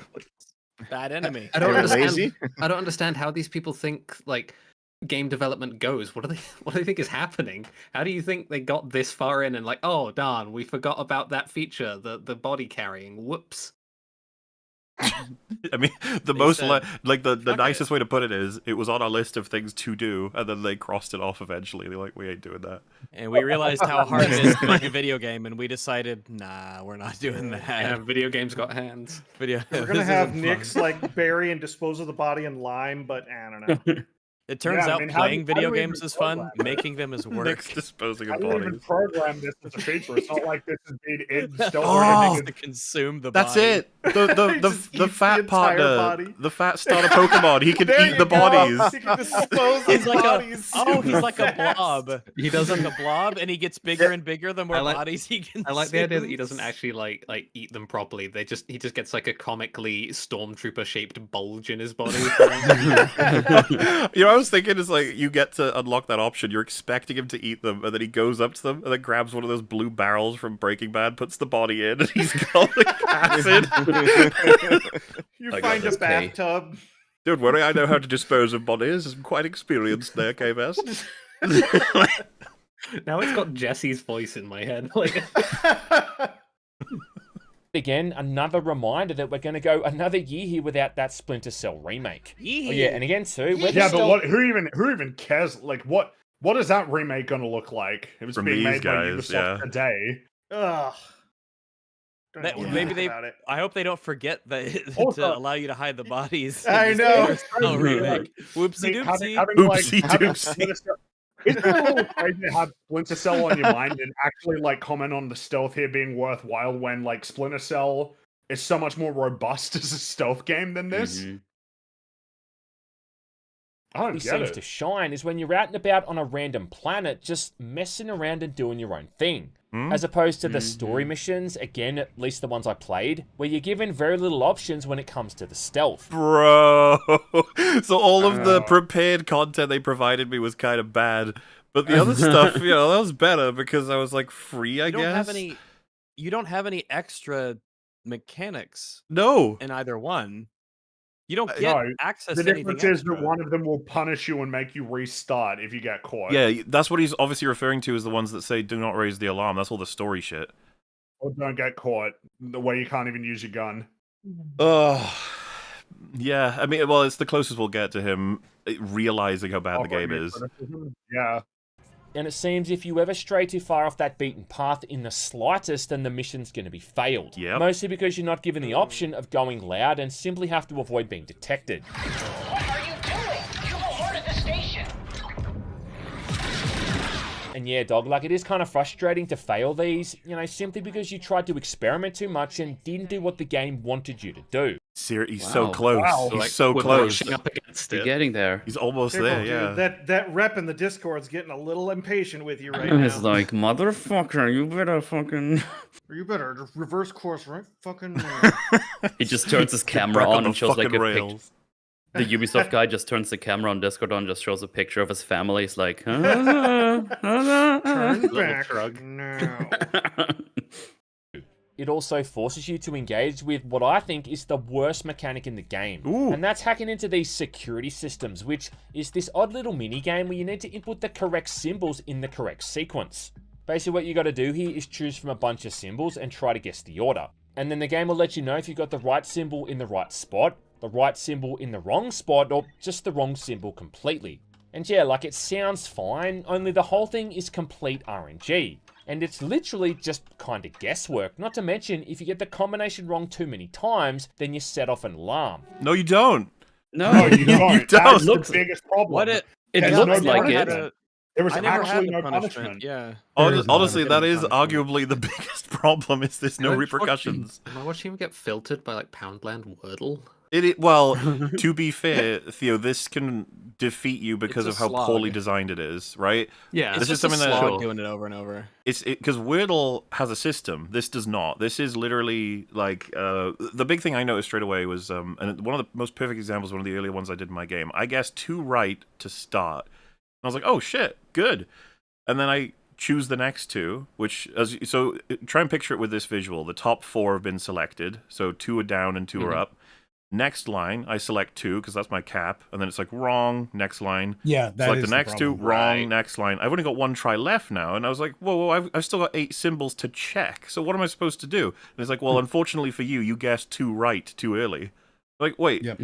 So the best way to win feels like the best way to win is to be able to like guess all of the wrong ones first. Yes, that is the way you best win this game in the early game. But by the time you hit the mid game, you've already unlocked 2 abilities that make it there's nothing this game can do to stop you. And then, of course, another thing that's worth adding is the thing about Wordle is it's words, so you can use your fucking brain to figure out what the correct answer is. Correct. Here it's just random symbols. These are random symbols. Well, so and to be there's clear, no reason even in Wordle, if you guess 2 of the words in the correct place, you can guess. you can still guess other letters. Yeah, like so it's just fucked. It's like they didn't realize what was interesting and fun about Wordle. Pretty much. It's terrible. It's the worst. It's the worst minigame. What a bizarre oversight. Oh yeah, no, pretty bizarre. I did these it's at the pretty end bizarre, but, otherwise the game is pretty fun. Pretty fun. For the memes, I did these, but while holding my eyes shut. Yes. This thing, It's and fun. I did it. I only had to look because I didn't know where my mouse was, but there was only one thing left, and it's like, okay, I did it. So You something only I have to don't cover think up half the screen, so yeah. I don't know if Rags, if you unlocked it, but I know Metal and Fringy didn't. There's an ability you can unlock that auto sorts all of the yellows for you in this game. Okay. Yeah. I saw that there were little boosters that you could use, but I could only use the default one. I think they call them. I guess you have to do like side content, side missions, to get the slicing levels. But One of I them- just didn't care. One of them gives you an extra level, as in like delays the alarm that doesn't exist. So it's just like whatever. Yeah, I knew that. One of was them does useless. the auto sort for the yellows, and then the other one, I think, knocks out like 2 symbols for you automatically or whatever. But yeah, the middle one, all I did at that point, because once you get the connecting things from that first expert lady you meet about the slicing, where it means that as long as you get one in makes one it so section, easy. yeah, it's insane. You get the yellows pretty quickly, and then you just auto sort it. And so usually, I was defeating this fucking minigame in 2 tries. I was just like, there it is, done. So Bye. here's the funny bit. I saw that they had these things. I saw these lines, and I was like, I don't need to engage with this. I don't even need to figure out what this means. I'm just gonna click random buttons until it's done because I don't care. Yeah, I mean the slicing kit thing, right? Like that's the upgrade that you get. It's just so overpowered. Yeah. Right. And then I mean with Well- the sorting thing, there's no game here. It's just a wasting of time. This goes from lame RNG that's annoying sometimes to like it's nothing. It's just a delay. To brainless, yeah. It's a brainless delay. It's very annoying. And if you don't get any upgrades, like I didn't bother getting any upgrades, it's still it's just a game. It feels like a gameplay disruption. Yeah. It's like, all right, you're not playing Outlaws anymore. Now you have to engage with this little mini game so that you can hopefully get enough credits to feel like it was worth the side trip through the mini game to get it, or something along those lines. It was just. Well, if you do a bunch of Empire shit in a row, this becomes incredibly tedious because there's so many of them. Yeah. Yeah. The thing is, I get why he thinks there's an alarm because this pops up, but this doesn't mean anything. We all thought there was an alarm, but then we're all like, "There's no alarm." That's weird. There's no alarm. Yeah, I was like, oh, I guess not. Most games, Yeah, if not call its fucking bluff. all of them, when you take too many tries to solve like some kind of hacking thing, it will set off an alarm. Like that's so normal. Or it will deny you the rewards of successfully hacking it, also called failed hacking it. But in this, you just get it. It's just how much time and effort do you want to put into it.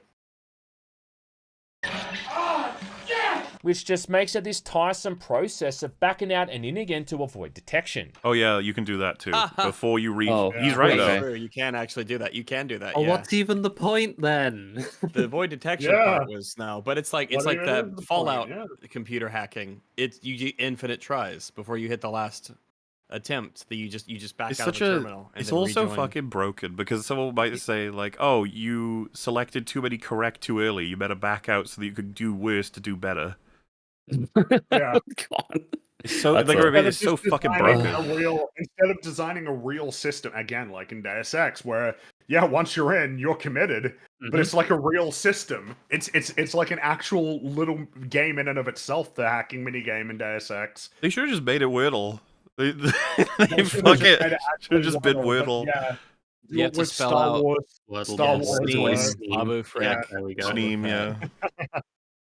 It also just kind of completely kills the pacing, to go from working your way through an area in a pretty consistent manner to then, be standing at a computer screen for 5 minutes just to turn off a nearby camera. 5 minutes? I don't agree with him on this. Stealth games, a lot of them will have terminal hacking. Well, again, Deus Ex does this. Yeah. It was a hacking minigame. It's I'm surprised he normal. qualified vaguely what he meant by pacing. I was expecting him to just move on from that. So Because I would actually argue the for the small reverse. things. I feel like this helps pacing in stealth games where you take down, then reach a terminal and fuck around with some technology, and then take down. It feels like it's dynamic. Especially, especially if you're doing the little mini game and people are wandering around and you only have a certain window. Oh yeah, that can be to stressful. beat it. That could be pretty stressful. Yeah, there's kind of some of those in this, but not really. So, Energy shield.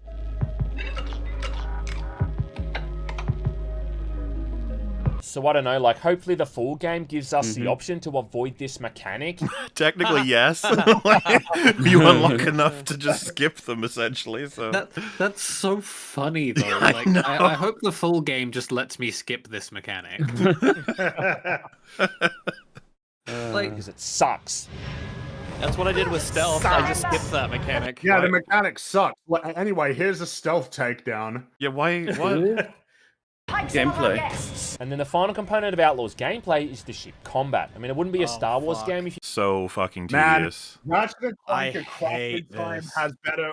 It's not even an open world game, but it has way better open world like space.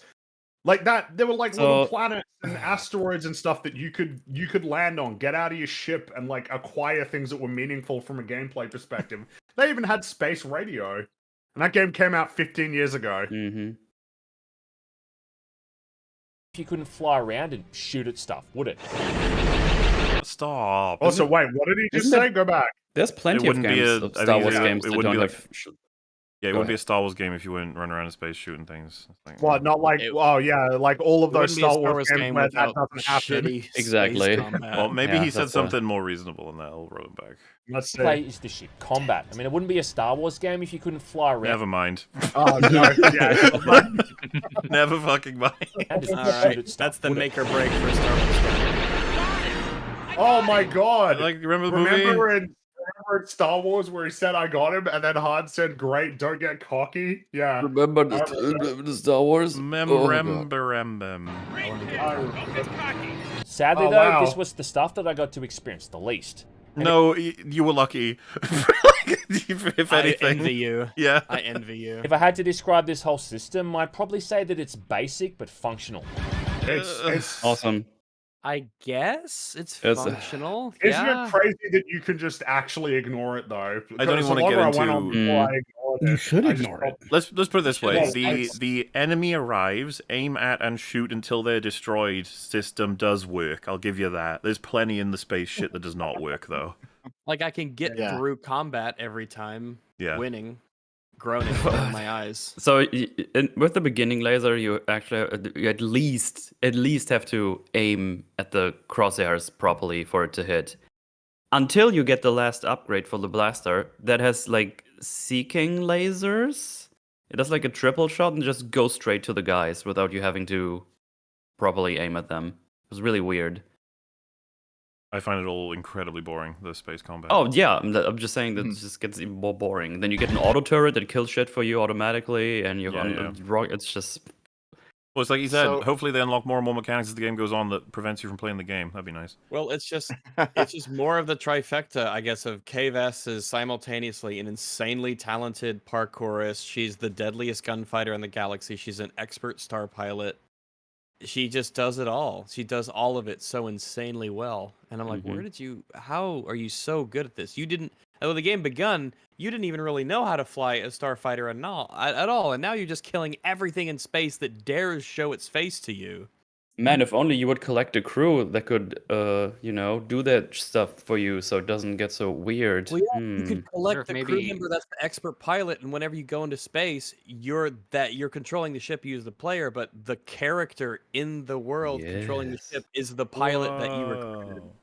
Crazy how difficulty can play a part in these things as well. In that important to the experience. No, you'll play your slicing game. Okay, my bad. You know what? I'm sure by the third game she'll be revealed to be a solo. Oh yeah, she's the long lost. I That's the don't know father. why They that don't mention the father. phrasing like bothers me so much now, but like a solo, a Palpatine. Are you But a it turns out Han solo? Solo did have people. He had a love affair with Rico, and that's how K-Vess was born.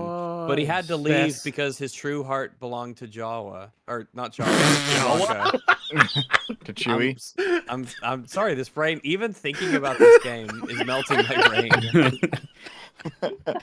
My brain did not have a sexual affair with a Jawa.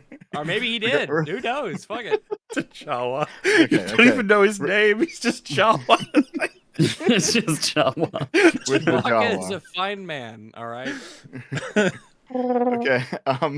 Regarding the space combat in this game, do you guys recall how they marketed this game when it was first announced at was it a Video Game Awards or an E3 or something? Do you guys recall? Yeah, they said this definitely will not be shit. You should buy it.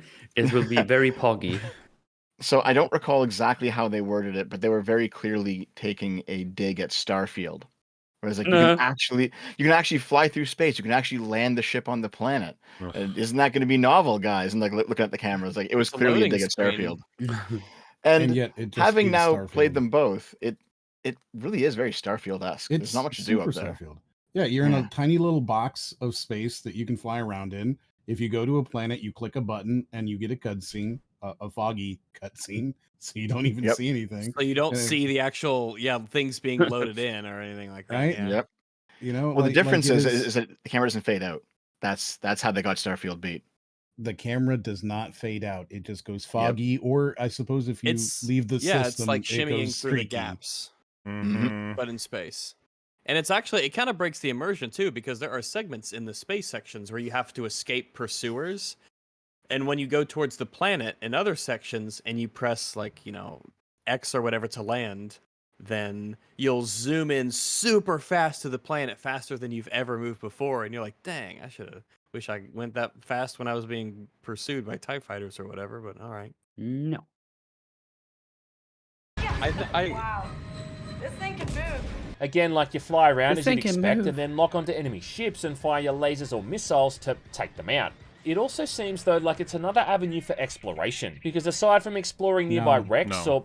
It seems like it's another it is. You only had another a few avenue for minutes, I guess. exploration. It's just, it's shitty and it sucks because you're wandering around a massive asteroid debris field looking for little yellow boxes. Fucking duranium or whatever it is, right? What's the thing you get loads of? You hold E and then sometimes it's quadranium is what you Quadranium, get. that's it, yeah.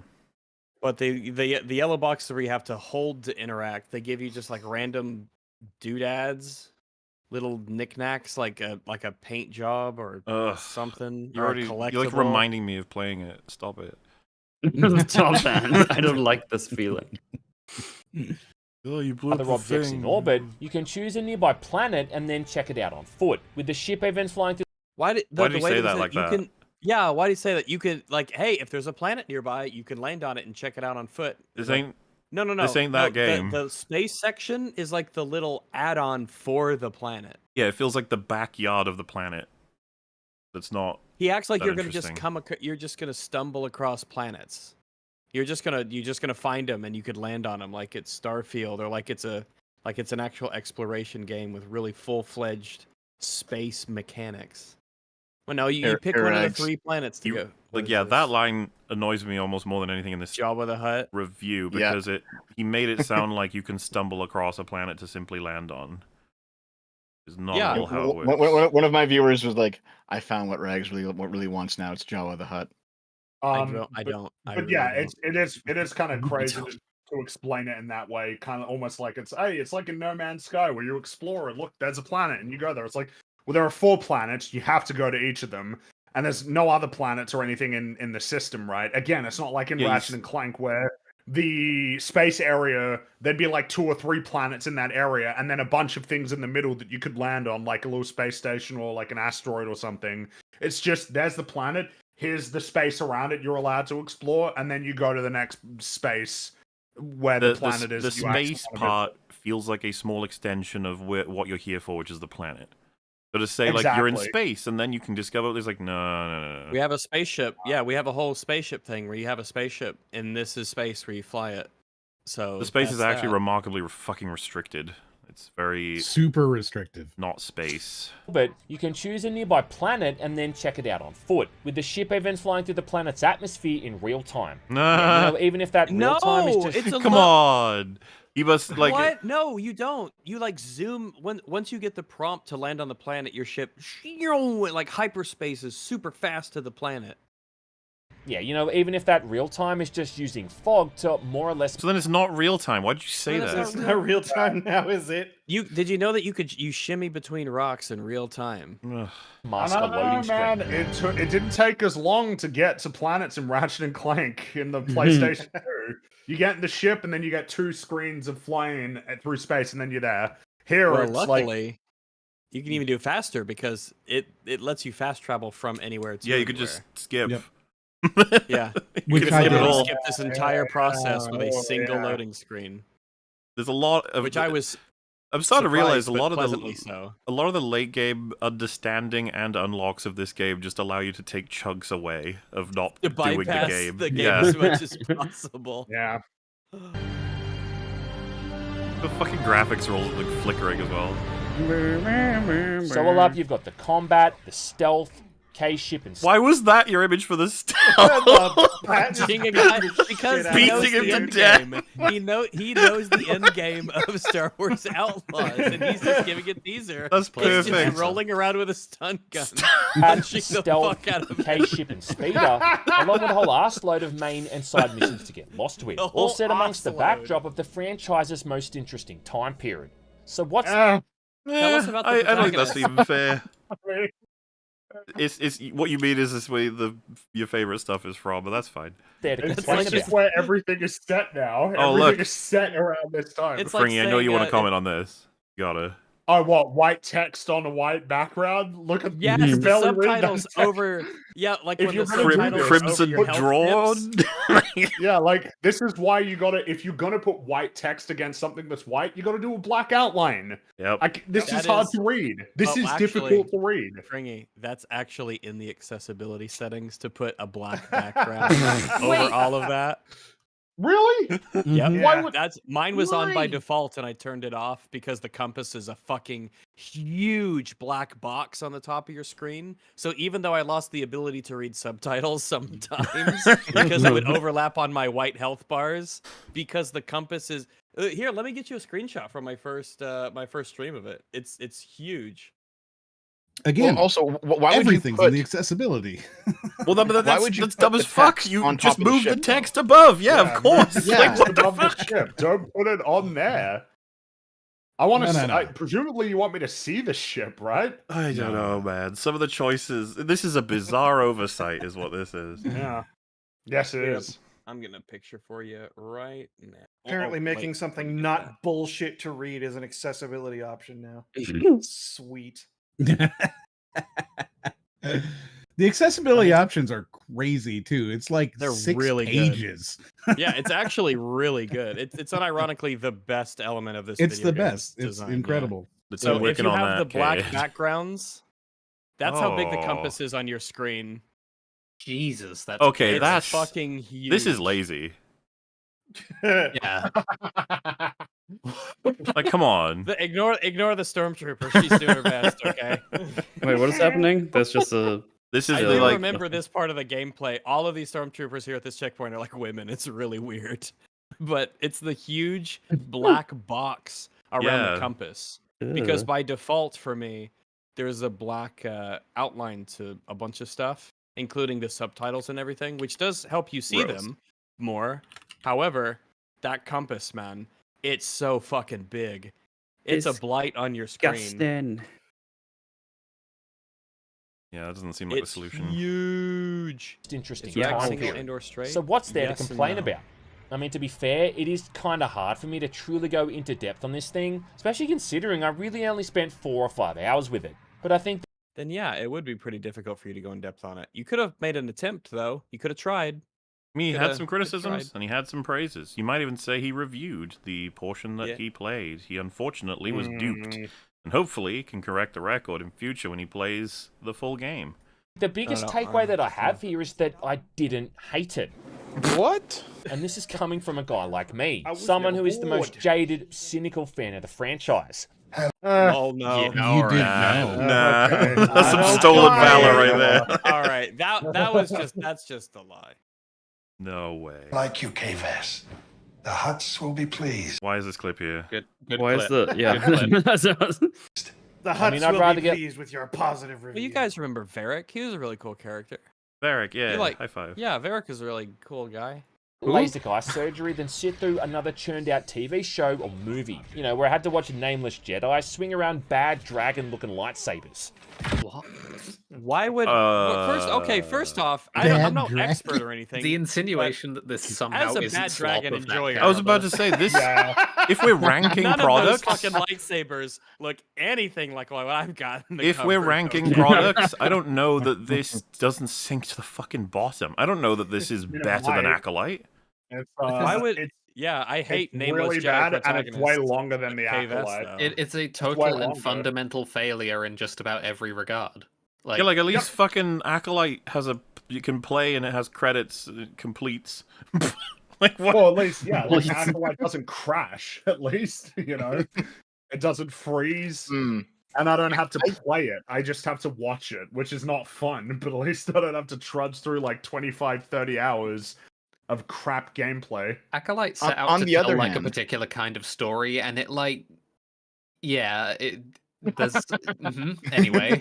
Moving on. It's hard to rank this, them like- because they're so different in how awful they are. You know? The thing Yeah. I want to Yeah, get to with yeah. this is like there, from the looks of it, there just wasn't even an attempt at any stage in terms of any facets of the interactivity of the game part of the video game. No one was trying at any point. This was definitely that it comes across throughout every stage of this game. Totally passionless. Yes. That's super soulless. There was you no, just you walk never up- get to that moment in this game where you go, oh wow, they really went above and beyond. You could clearly tell that they put their blood, sweat, and tears into some element of this game. Somebody there wanted, like, they considered this work like a mark of themselves, right? And they wanted to just do the best that they could just for the sake of creation. This was sure- like, nah, just get it out, whatever. We're I'm getting sure a lot paid. of really talented people worked on this, but you'd have a hell of a time convincing me like any of them gave a shit. Well, and I think that Yeah, I a mean- lot of them would honestly tell you decades from now, yeah, Outlaws is bad. Yeah, Yeah, it was bad. I I'll imagine. tell you that now if you got it. Hey, I'm giving them some room. Yeah, I don't expect them to shit on the company this quickly, but yeah, maybe. Yeah, I'll give Why did you have Outlaws that? one. I'll give Outlaws one positive thing over Acolyte. I think I could get through Outlaws faster. So at least be done quicker. You might be able to. I'm not Maybe, actually yeah. sure. You might be Yeah, able much of a to. maybe. speedrunner are you? If you speed run it. The thing is Currently, that the current speedrun Acolyte, is at like 4 hours, I think. Ugh. for as bad as Star Wars Outlaws is, it's just the highs, the peaks of the enjoyment and the laughing that I got from Outlaws is it's actually hard to beat. Like I was hurting because I was laughing so much. I will so say I goofy. very much value the game's Gollum moments to the point of putting it above Acolyte, but I don't know if that counts or not. I do. It's pretty amazing when you hear like on a comm link, we're sending reinforcements, and then like 5 stormtroopers fly in on speeders and then crash directly into a rock wall. And it's like, well, they're you here. drive through a bantha herd and they all kill themselves by running into panthers, and you're just sitting there cackling like a hyena on crack, and man, this is the game. This is it. This is beautiful, and it's this game could earn one of those like thank you for the memories sort of things. I'll never forget the joy that I felt playing Star Wars Acolyte. And look, I know it's popular to hate on Star Wars these days, as much as it is popular to hate on Ubisoft for whatever. Yeah, I don't care about this. Like, I know you're not hating. He's like, I'm not like all those other reviewers. I'm willing to say the truth. Rags, like if he wants to open the conversation about incentives, like, like why don't we talk about that? Well, we're about to anyway because we get to the comment section part of this soon. Whatever the latest reason of the week is. But I do think that Massive Entertainment are really cooking something pretty interesting here. I can't really see it rocking the gaming industry to its core though, and it does often feel like it's ticking the boxes for what an open world Star Wars game is supposed to be, but that doesn't mean that it's bad either. That sentence didn't make any sense. I'm actually a little bit lost. He said as much as it comes across as though it's ticking all of the boxes for what a Star Wars open world game is supposed to be, meaning a negative. Which is, like, I don't know why that would be a negative necessarily. Like, we would want it to tick the boxes for what we expect a Star Wars open world game should be, right? But then we would also want it to surpass that. I guess he's saying it's generic? Yeah, but then fucking say that. Yeah. Why say it like this, where I'm like, oh, it ticks all the boxes? And he's like, yeah, but it's still good. I'm like, what? What? Open world Star Wars game is supposed to be, but that doesn't mean that it's bad either. And you know what? It's still going to be a damn sight more fun to play through than the Battlefront remaster. I guess either way, it's not going to be too much longer now until we know for sure. Okay. Well, now we do. To go. Yeah, K-Vass. Bess. There she goes. Oh my She's god, Star there's an Warsing. orchestra in the ship. Woo! Oh. Well, that's it. How do you make videos like this, man? I did want to clarify. I reached out to a couple of my friends who did the same thing, and the way it worked is that they were shown the first planet, right? What Tashara? Oh, Tashara. And you were there at the point that you get your ship, and then after playing for about 2 hours, they took you and put you into a later save on other planet. Okay. I see. That explains the Kajimi right, footage. so it's 2 separate game sessions. This is how it would have worked for him. That's how it would have worked for him, yeah. Okay. So he would have played for about 2 or 3 hours on the first planet around the time you get your ship, and then an hour to 2 hours on a later planet that they selected, where you had a little bit more freedom to, explore. But that's why he didn't really have any of the not in any way to defend it, of course. Well, so what I'm going to do now, I'm going to read his pinned comment that he wrote. And you're all going to be so tempted to cut in, but what we're going to do is I'm going to read out the whole thing first, all right? What I'm going to do. I can do that. I'll post you so you know how long I got left. So, here we go. Here it is. Pinning this comment for posterity, and also because this is the last time I'm commenting on this, because it's really like talking to a brick wall. But the fact of the matter is, this video was not sponsored. By YouTube's own rules, you have to disclose if a video is sponsored or features paid advertising. I can get in serious trouble by not being honest about this kind of thing, and I sure as hell wouldn't risk my channel over a video for a Star Wars game. You can easily look at all my videos with actual sponsors, like ExpressVPN, Opera, etc., and see that I've turned this on. Finally, For those interested, as for the preview event, I drove 45 minutes each way to Ubisoft's Sydney office. I was paid $40 for my own parking and then sat in a room with one other content creator for 4 hours before driving home. The only thing they paid for was a cup of coffee. If you don't agree with the video, that's fine. Make up your own minds about the game when you play it. Until then, stop believing all the crap you read on the internet. It's funny. The first thing I noticed is $40. It's like, that's probably what it would cost to park in. Or probably it might cost more than that actually to park in the. Yeah, maybe. But invited as me for to a the place actual and didn't make takeaway, me so pay for parking. the reality is, right? It seems like a lot of people are really bad at engaging with the whole, like, oh, paid review. It's like, the idea of just, a publisher saying, here's some money, give our game a good review, that ain't happening. But, oh yeah, we're going to the press event. Oh yeah, and it's or like, oh yeah, we're gonna fly you out to, wherever, and then you're in a hotel, and then you get to play the game, and you get invited to other events, and you can hang out, and you can talk to the developers, and you can do your previews, and you can get them out super duper early. Like, that happens. Yes. And it's a question I would of argue it's still payment. How much is that going to influence you in terms of the way that you respond to a game that's put before you and make a video about that game? Word is access. Access. Yes. That's what Nerdrotic calls all the access media reviewers. Why he calls them that. They have access. They do not want to lose access. Access will decide a lot of what they'll say about a thing. And it's funny. I feel kind of bad for him. Because some people in chat were like, everything he said there is true. They're like, no. So the problem is not that people assume he's got a big sack with a $sign on it that was given to him by Ubisoft. It is that he has been influenced by the fact that he has now got a connection to them that gives him access. Yes. Yes. Very straightforward. This is my problem. If you expand out the comment, the first comment or the first reply is, did this video have to go through a third-party approval process? And he just says no. But even then, that doesn't necessarily mean much, right? Because even if I assumed Ubisoft it didn't, isn't, so yeah, even if Ubisoft didn't approve the video, if you put out a very negative video, he wouldn't be invited back to the next event. The reality is, do you think that anybody here is getting fucking invited to check out the next Ubisoft game at some preview event? Of course not. We've been too negative. There's no fucking way it would happen. Which should be interesting to you from the perspective of like, man, like, they want you to do this. They think it will be beneficial to get you to come out to this event to play the game and then make a video about it. They expect that will yield them positive outcomes.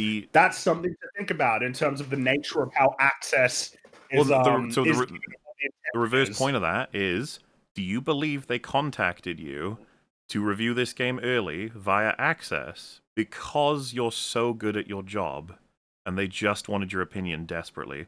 Or because they're hoping to influence you toward a particular direction, one that you may not have taken or one that you may not have taken as hard without this interaction, and that in future they may just have you back again if you continue to be nice and chill, if not positive, about our games. Which, like, this video is surprisingly astroturfy for what the game actually is. That's an ad. We watched an ad for 8 It feels like an ad, is correct. 6 hours, actually. But because the nature of the analysis and criticism, the nature of the analysis was incredibly thin and much more so just descriptive of the mechanics, and often presented in a way that was most positive and most lenient towards the game. And the criticisms were light. They weren't like super duper negative. They weren't super duper harsh. And the overall vibe was like, yeah, good, yeah, nice, good.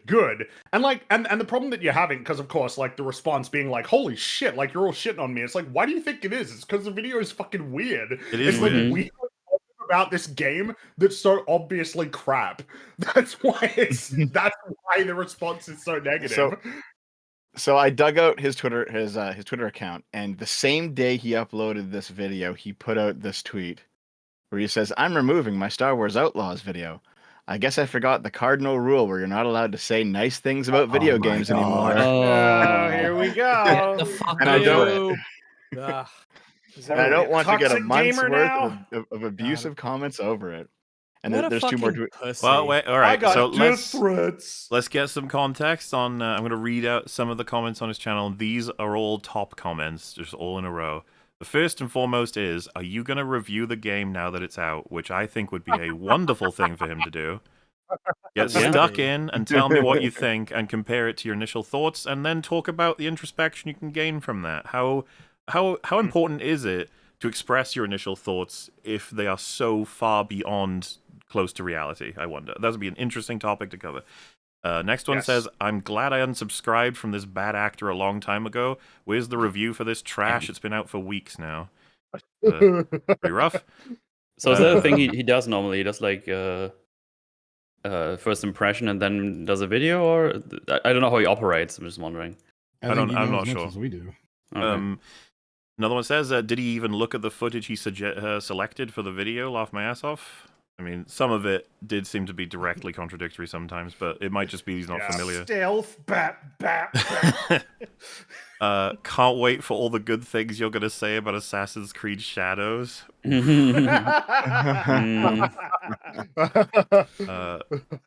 it's really bad, dude. This was just a paid review, man, sold out. He replied to that saying, it's not a review.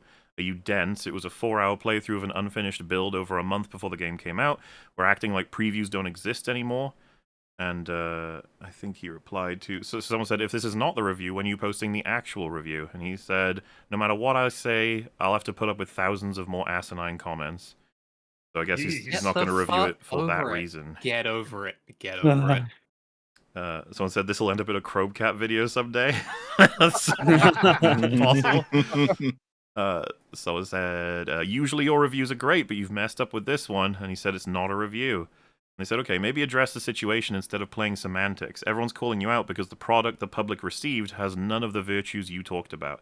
And he said, how is this semantics? I played a literal preview build over a month ago, before it launched. If that's not a preview, then what is?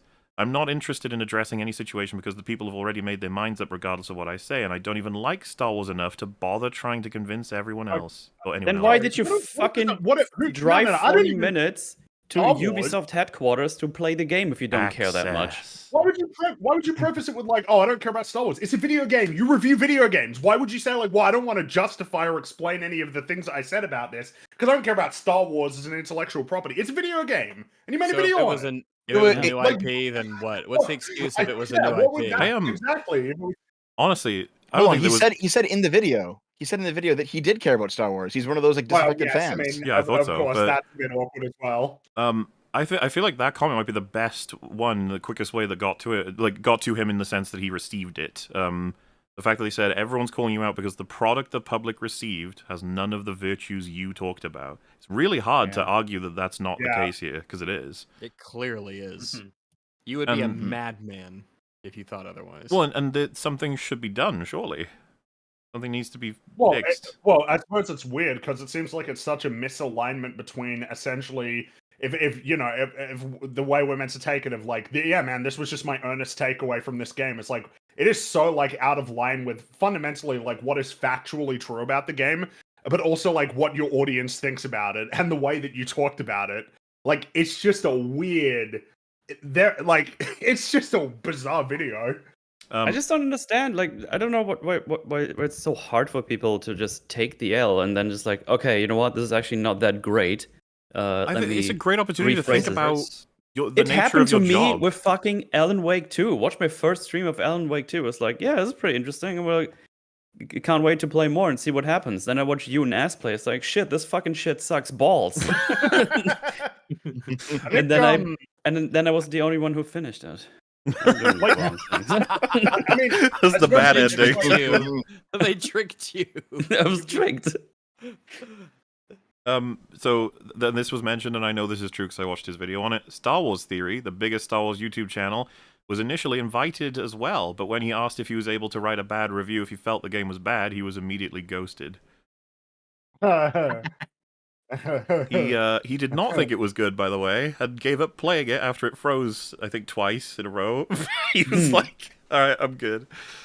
I don't know, I suppose like it feels like this in a sense kind of highlights like a big problem that sort of exists, which is that in a lot of ways the creators are very reliant on the publishers rather than the other way around. Not in the sense that the kinds of videos that people make about the games have no impact. Of course they do. I mean, that's part of the equation. But it's more so that you as an individual have very little power compared to if the company's just like, nah, you ain't getting any, no review codes, no nothing. Like, you don't get invited to any of the events. You never get to do any of the previews. Meanwhile, all of your peers might be doing the same thing. And then there's a level of, I don't know, it's like, it's if you're doing like a good enough job at being like a critic, you should probably be in a place where like, yeah, the companies kind of wouldn't like you that much. You certainly wouldn't want to be in a place where you could be getting easily hired by these companies, which has happened plenty of times with people in like gaming press, where they were in the gaming press and then they end up working like actually PR for like PlayStation or any of these companies.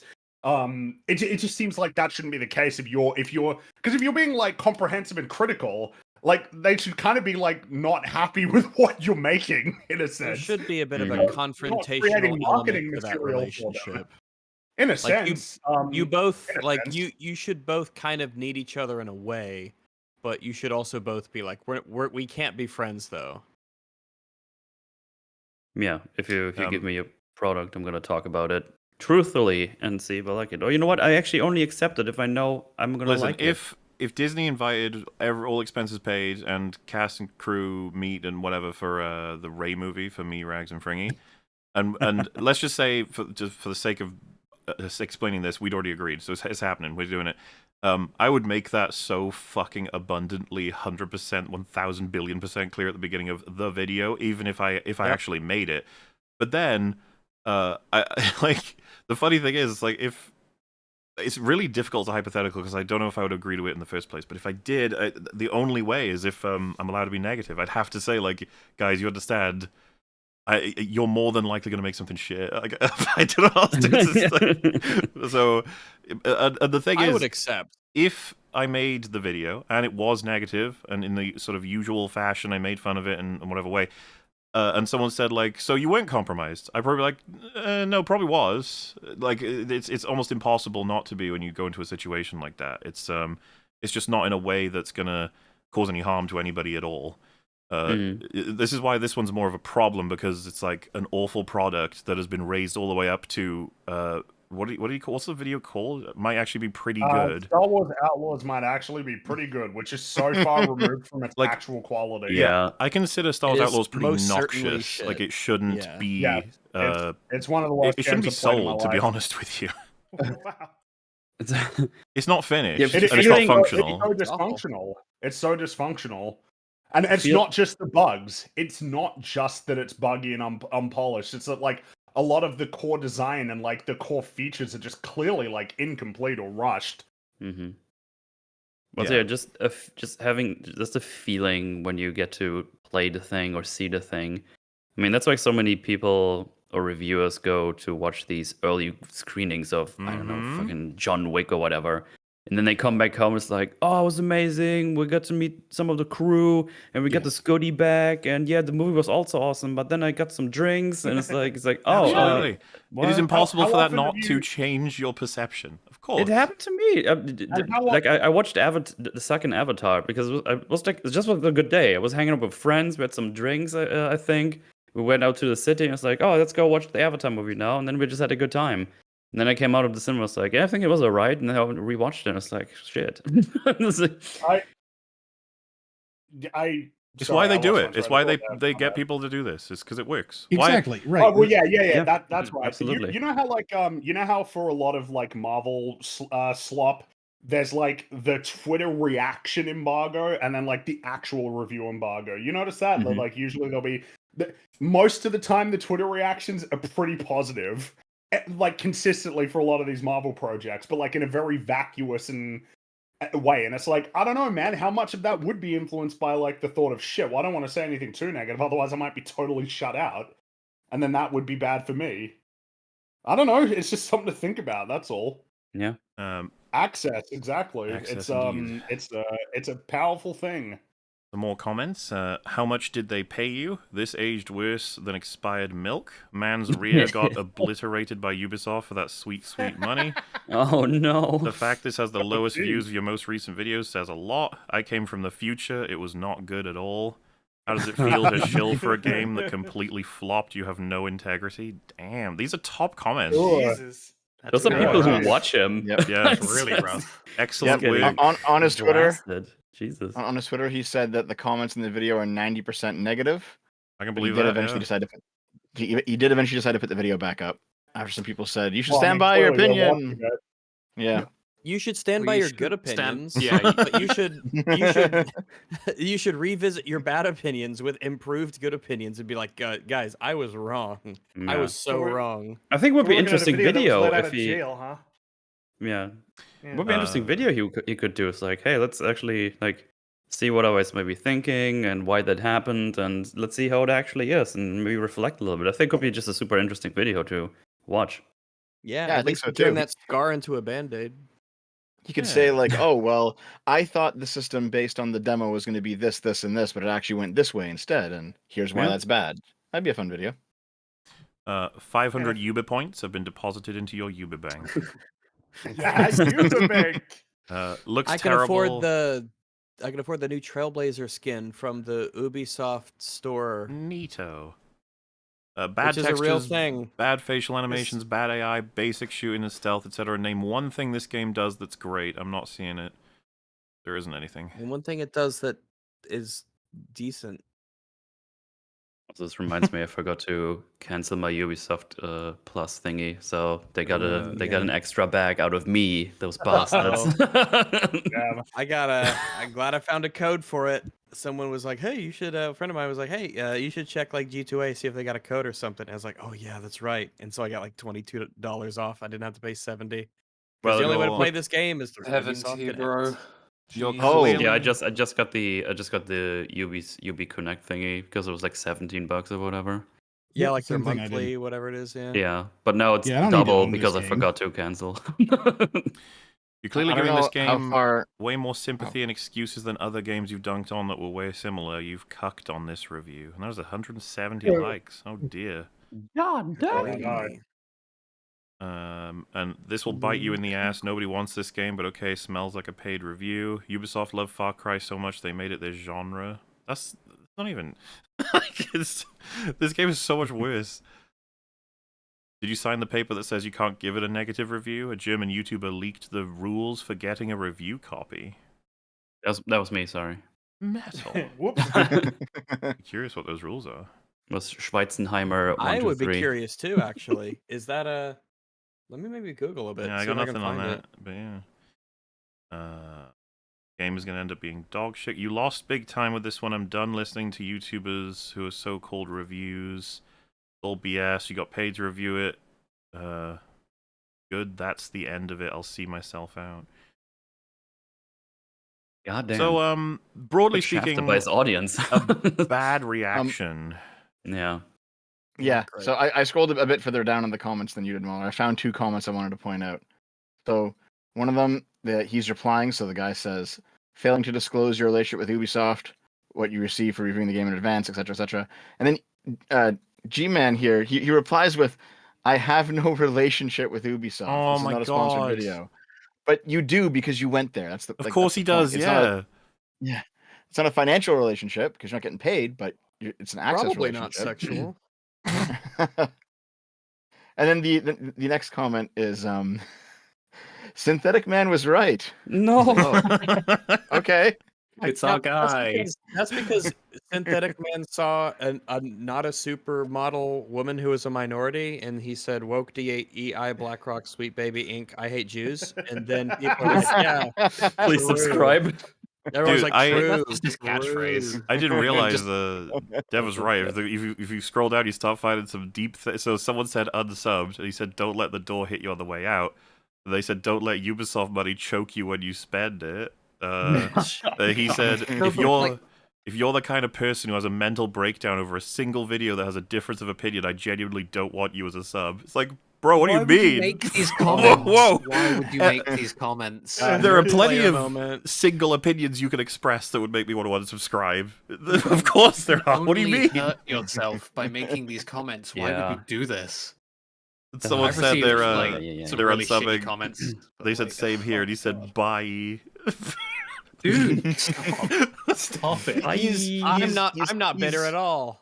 You're very bitter. It's okay. I don't even care about Star Wars now. If you did something online and everyone hated it, I imagine that would feel bad. But don't do this. Theo, on that subject, someone said, I really don't think you should be replying to all these comments. And he said, so I'm supposed to endure literally hundreds of insults and I can't reply to any of them. Great logic, mate. Welcome to the internet. What do you mean you can't? No, you shouldn't. You shouldn't. You can. Well, yeah, you can absolutely replying to all of them. Don't read them. And you don't get to play You can victim just not later read once them. you've antagonized everyone. If you want to like reply to some of the people who you think maybe could be reasoned with or whatever, do that. But don't do this. Like, yeah, don't let the door hit you on the way out. What are you doing, man?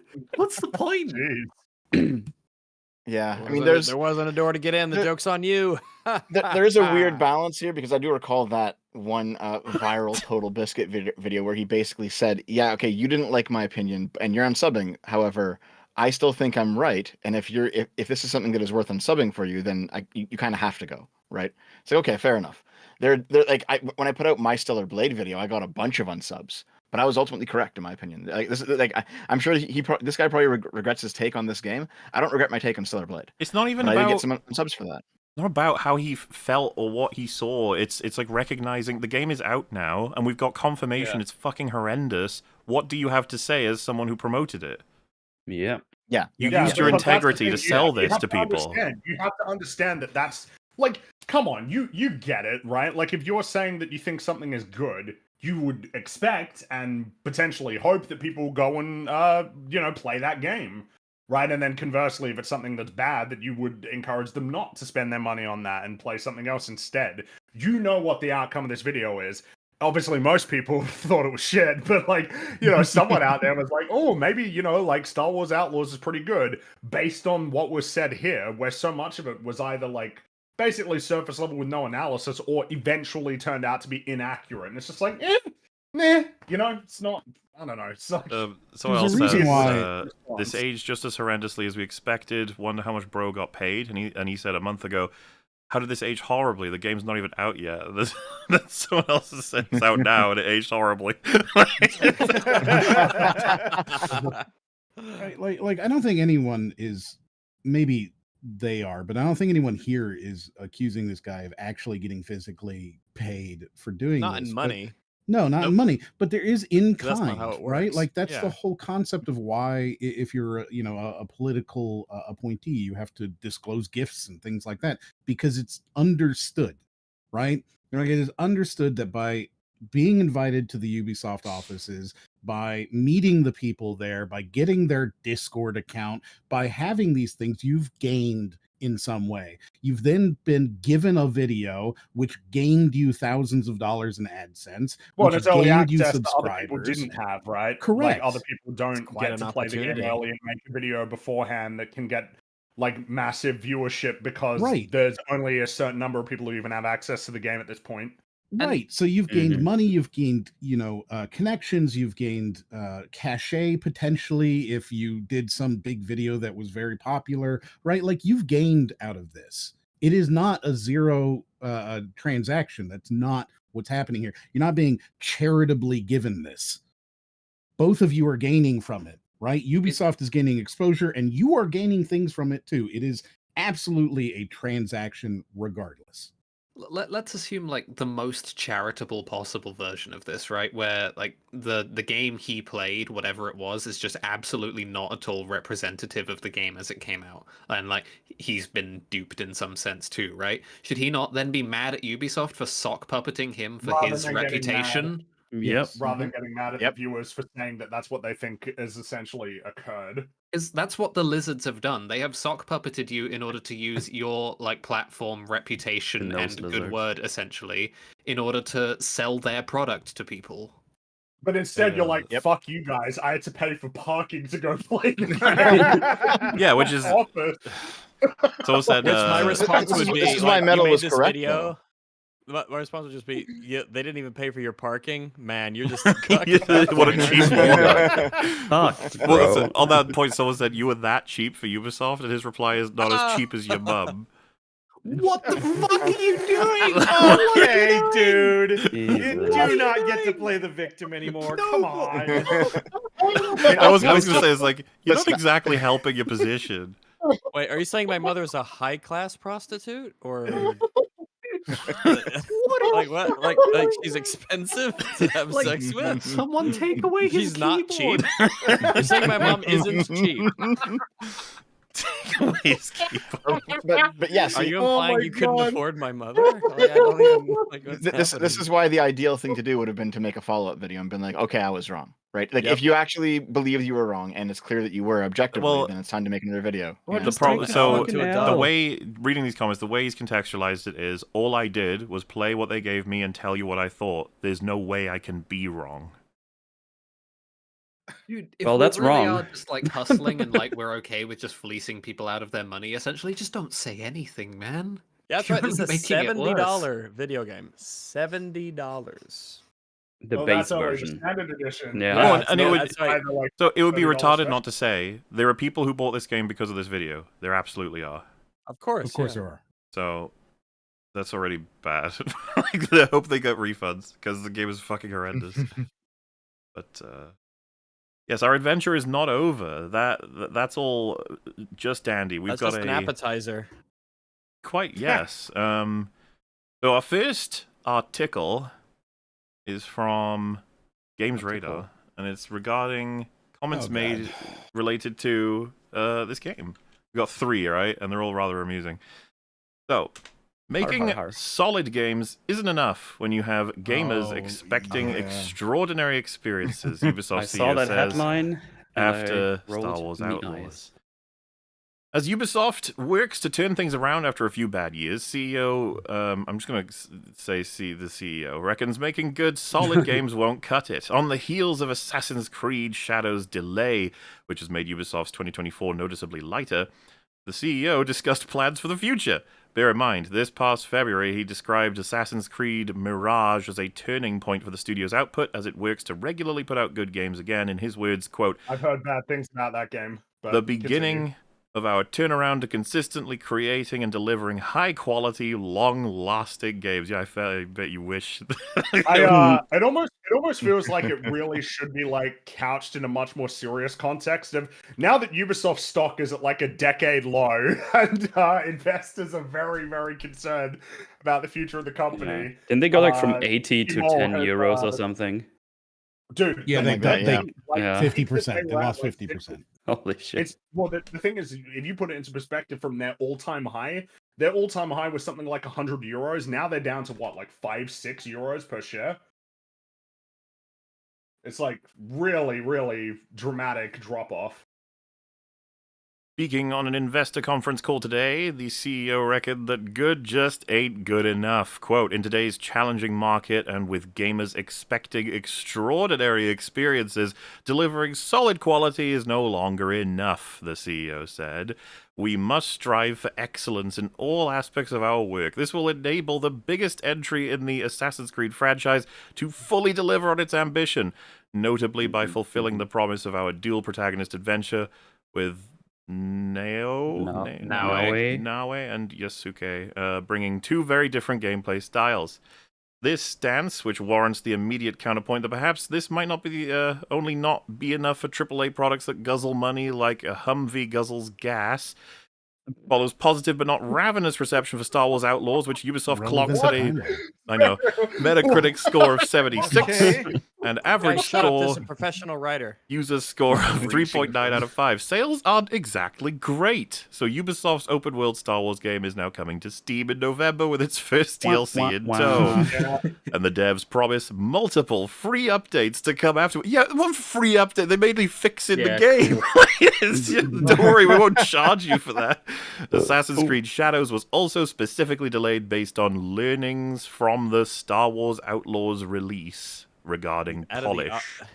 Dude, out of the that option. Humvee thing. This can be more Yeah, than the polish. Humvee thing was a And we good tripped ball. over the Humvee thing.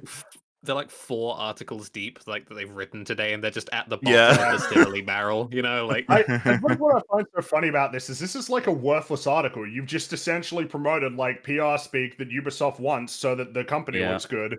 Like, you haven't actually provided any analysis at all. It's just like, yeah, the Ubisoft CEO said, "Hey, we're gonna make good games." Anyway, that's it. Yeah, look at our Star Wars Outlaws review, please. Yeah, Ubisoft Well, I think it's just, a rage bait saw article, Games Radar actually. just like retweet their fucking post Press essentially and be like, release. "Oh, sick! Yeah. Thanks, Looks guys." like I find Games it Radar gave it a 3.5 stars out of Dude. 5. A So they 7 got out of a 10. 7 out of It's a 10. 7 out of Yeah. 10. It's Wow. like Here are IGN, the- right? It's just God. I will list you All the of them. pros and the cons. The pros are snappy combat, excellent atmosphere, Hmm. smart reputation and progression systems. No. Mhm. The cons are poor stealth systems, Hmm. repetitive mission design, Hmm. frustrating lockpicking and hacking minigames. Mm. You can skip those though; it's fine. You can skip them. Smart That's insane. This person, who is this person? Josh West, you suck. Yeah, Josh. I find it amusing when Editor in chief. Holy shit, he's the editor in chief of Games Okay. Radar. 7 out of Oh 10. wow. Okay. I'm just finding it amusing when when the guy says, "Oh, in today's challenging market with gamers with extraordinary experiences, delivering blah blah blah." I'm just sitting here like, okay, how do you explain like games like Vampire Survivors where you actually just run around and pick shit up? That's It's fun. And people love it. extraordinary Yeah. that they could make a game that way, Metal. How do you explain Balatro? Balatro fucking yeah. murders Outlaws. It's so funny. It's just how One- about you start with just making a functional game first, Good start, yeah. and good mechanics that work, and maybe a story that's kind of cohesive, It's No. almost and as then if we work from there. these games don't need to be these giant fucking megalith mono products that Yeah. like everyone in the universe can play and Forever. that cost like literally everyone's much money. souls. They, I mean- they're so funny. They want to release almost fucking like bi-yearly a game that everyone will play forever. It's like, Yeah. guys, I don't think this is gonna work. I'm gonna run out of time to play any of these. This is why So Space Marine this- 2 was so nice and refreshing. It's like a pretty short campaign that is like nice and linear. You shoot some things, has really cool set pieces. It's fun. It has solid game mechanics, and then you can do the operations, and you can use more of the game mechanics. Then you can do PvP. They have PvE in there.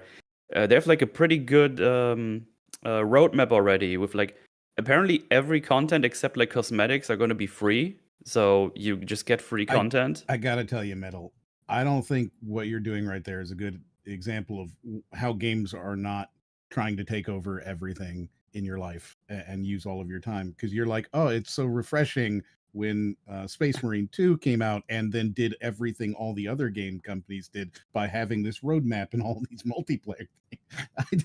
I don't think that was as good an example as you would like. Yeah, but the game functions and works. It was still a good game, though, is the works. point. All right, Yeah. that's a plus.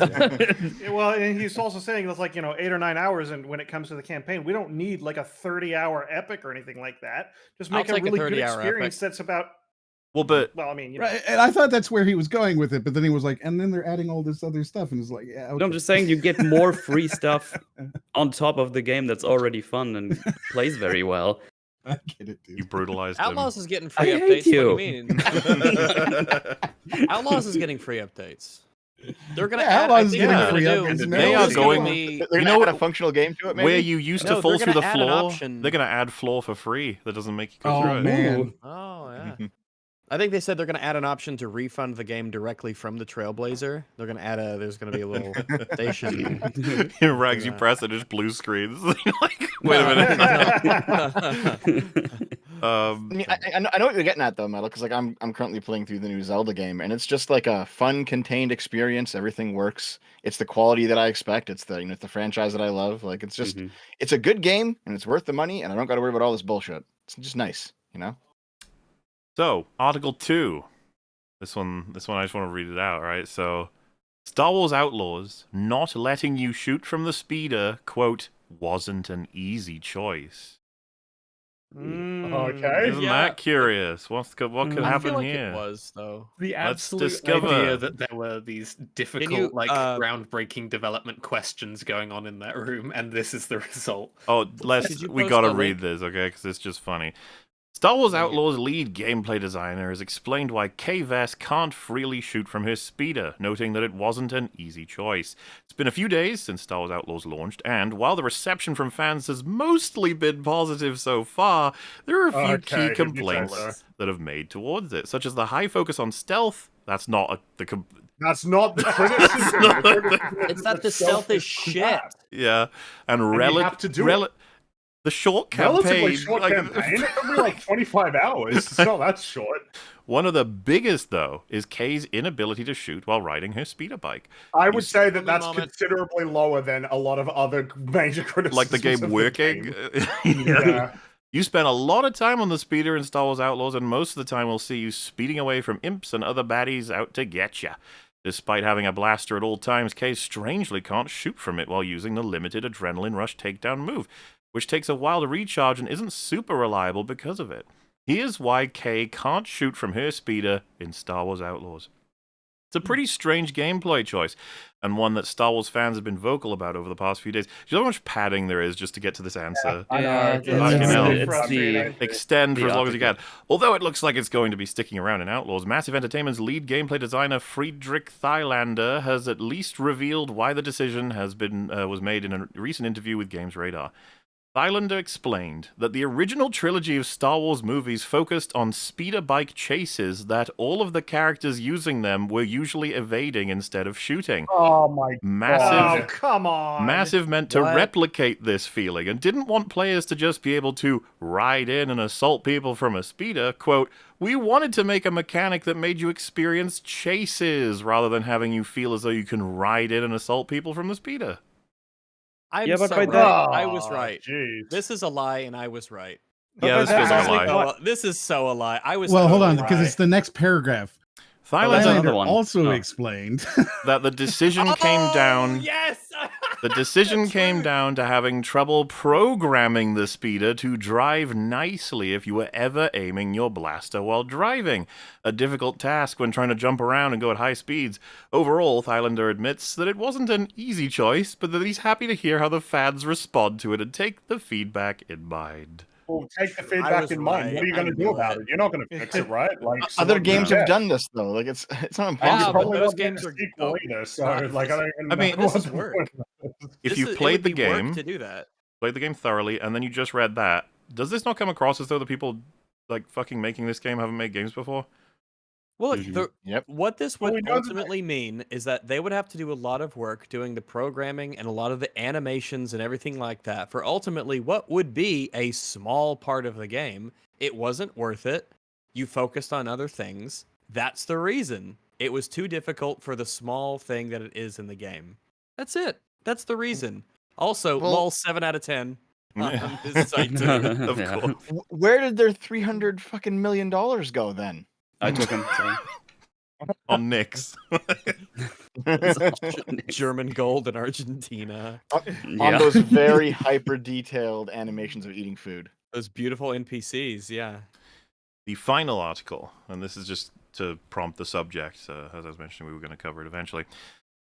Star Wars Outlaws was plagued with issues at launch, some of which led Ubisoft to make drastic tweaks. It wasn't well received by the general market. I like that this is more honest because it's in the future. Like the other articles were less aware.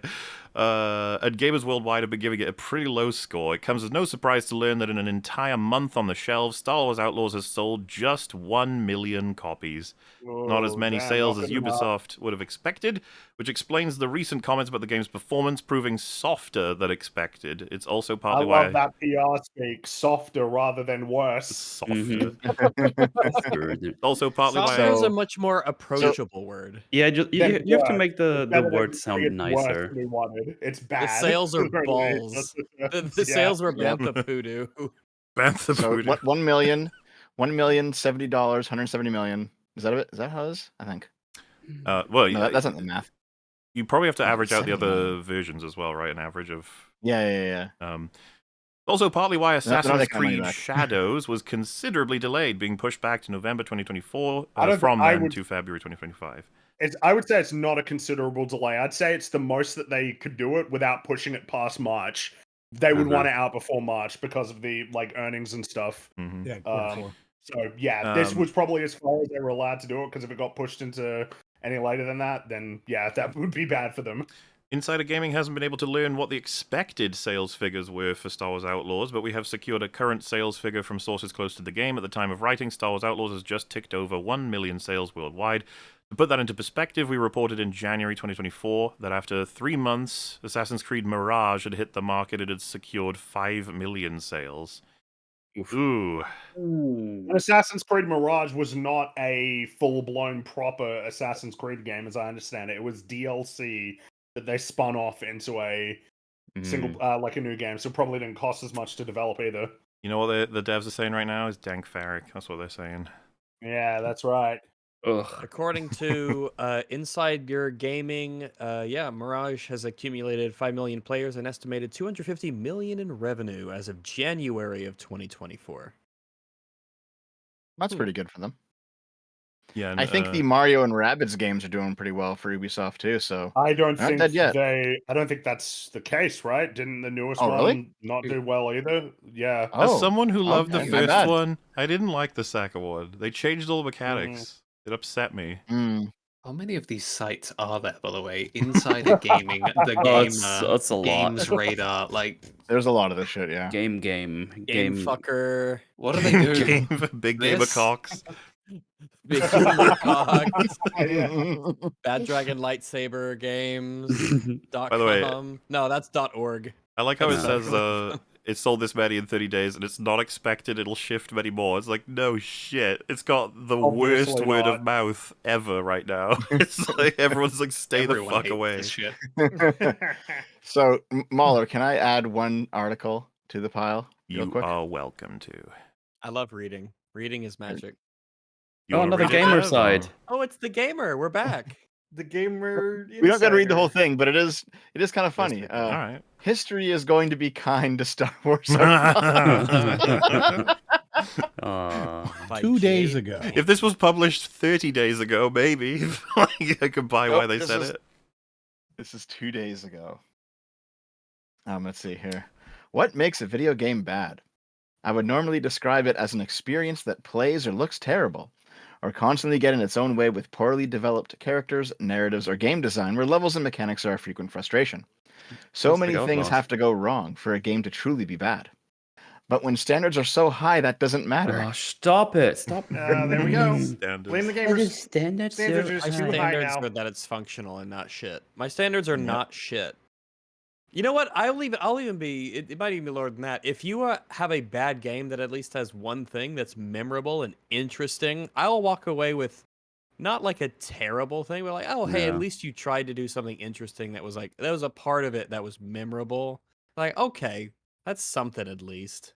But what's happening here in Outlaws other than like making my face hurt from laughter? What am I gonna think about? A friend asked me what score I was going to give Star Wars Outlaws. Without skipping a beat, I threw out a 7 out of 10. The score I had Because been fucking everybody rewarded. does. Everybody does that, yeah. Yeah. It's just a fact now. It's not even a meme anymore. It's like, Yep. oh, what did they give it? Oh, it's a 7. Okay, of course it is. Okay, sure. This is a respectable score and one that I've given to plenty of decent games over the years. By the Gamer's Review Guide, a 7 out of 10 is good. But to many, it's become a sign of mediocrity. Sorry, not has become. It's been that way for like 15 years at this Yeah. point. Video game review scores are way too skewed to the higher numbers. It's been like back in PlayStation 3, Xbox 360 times, a 7 was viewed as a bad thing. But of course it was, because so many games were getting reviewed as like 8 or 9. If you got a 7 compared to most games that were coming out at the time, yeah, that was a low score. It's not a recent phenomenon. It's a problem that's been in the review space for video games for a while. There's Yeah. too much like compression up at the top end there, and it leads to Yep. like no delineation between them. Well- Mostly because this isn't really used in terms of delineation. It's just there is a threshold of around like 7.5 plus of I will buy this, and below that I Exactly. won't. But I Yeah, mean, it's the reason why IGN has weird scores like 9.7 or like 8.3. Yeah. These weird, like, just use a numbers. 100 It's just a scale. little bit better than the 9.6s out there. Just to let you know, if you were thinking about which one you were gonna buy the 9.7. It's just a little bit better. And I mean, in my view, games are a lot shittier now than they used to be. So the fact that we're now still sticking with 7 being the average instead of 5 being the average, and I think 5 really should be the average. Now that we've kind of regressed back into a period of games generally being shittier, but they're all still being given 7s. It's like, well, now I guess you got to buy only 9s or something, or at least Arkansas 8s. No. So I've been reading through this article. I don't think the rest of it really needs to be read, but there are 2 paragraphs here that are pretty Dev. interesting. Dev was like, I can't wait to read the rest of this article. No. Don't worry. I also agree. It's mostly just bullshit, but it is funny at least. Well, these two paragraphs I think are actually pretty interesting. Damn, Dev, you were wrong. He just even with its flaws, let him go. What Rags. sits at the Jesus. center is what sits at the center is a competent open world game that in many ways is a welcome breath of fresh air. It isn't overcomplicated or needlessly ambitious. It stays in its lane and does a nice job of it. But unless you're a masterpiece, it's impossible to avoid being dragged into a bizarre culture war or unwarranted critical mauling.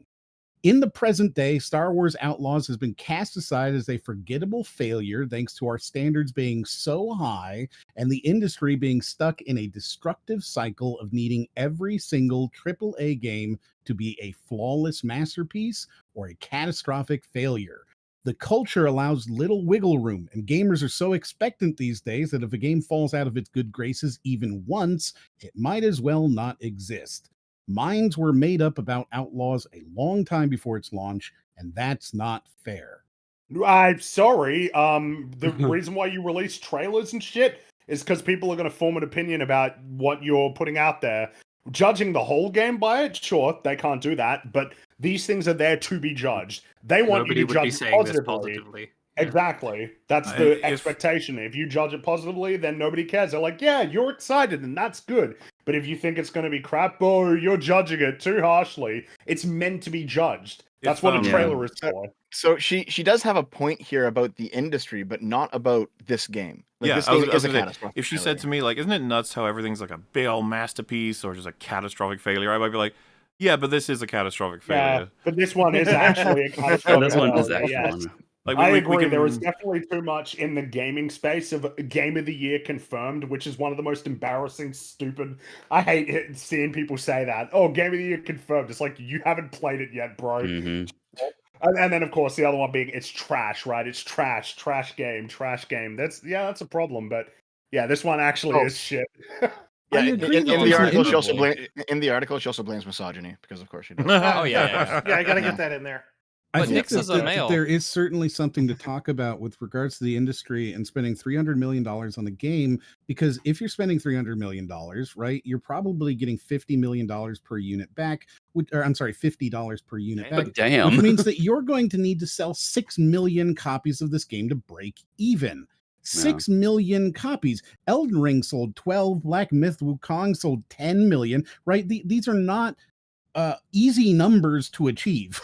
The best games in the year are sending 10 million copies, right? Like, that is the best of the best. And you're putting out a game that can't even break even if it doesn't sell 6 million copies. Well, we now have it confirmed. Even the best of the Golem-likes only get up to about 1 million sales.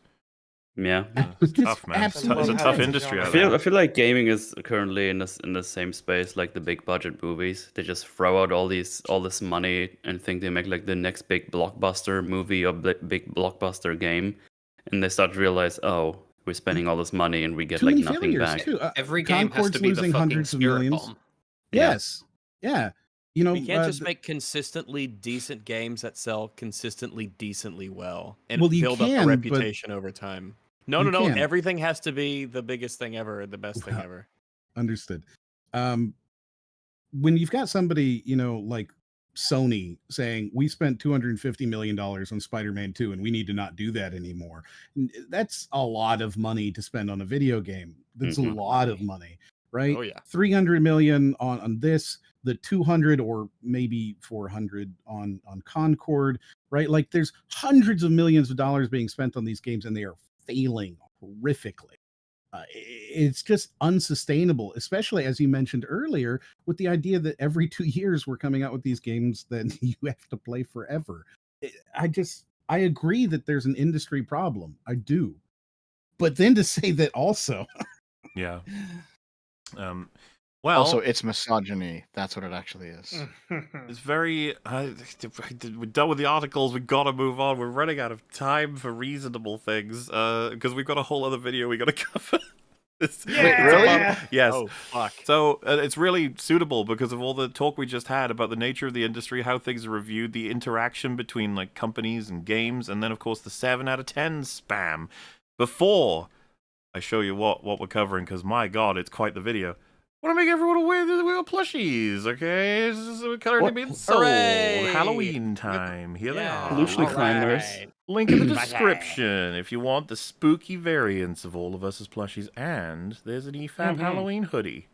Just letting you know, in case you didn't already, to pick up these wonderful fellas. Look at them. Woohoo! So anyway. Buy them. Someone They are wonderful. very selflessly decided to explain why we have so many 7 out of 10s. An industry expert, you might even say. Oh my goodness. Her The name the gamer is Alana Pierce.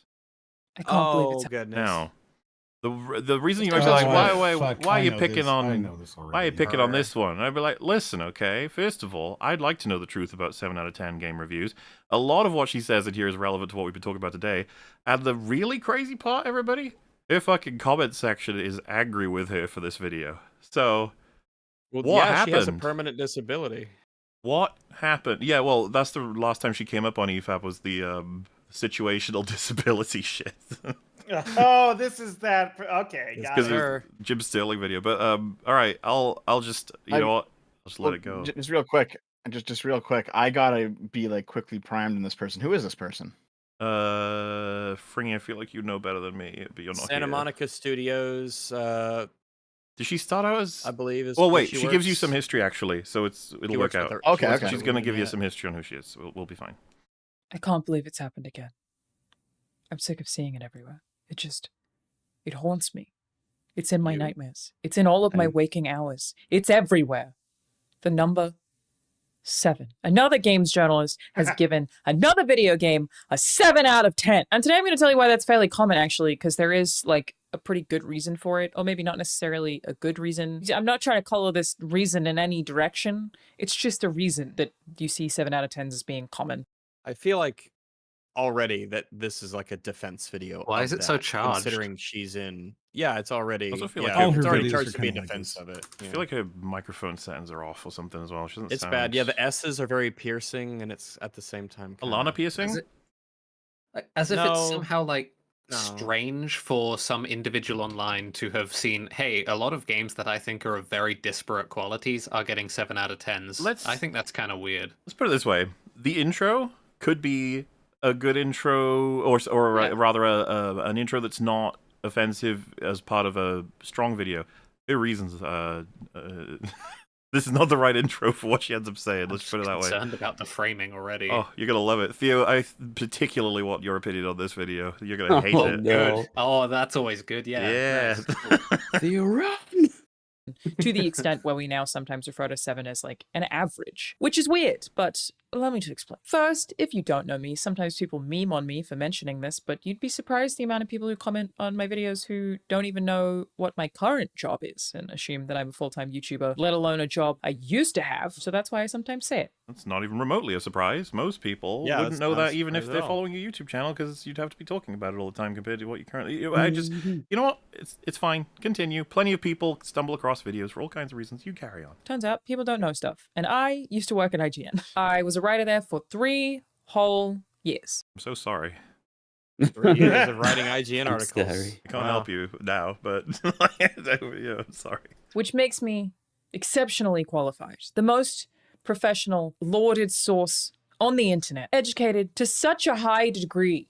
I stuttered, and I feel like that really sells it. The one person on the planet equipped to tell you that step 1 before we get in. So you see you're joking, but you're not. Yeah. Why?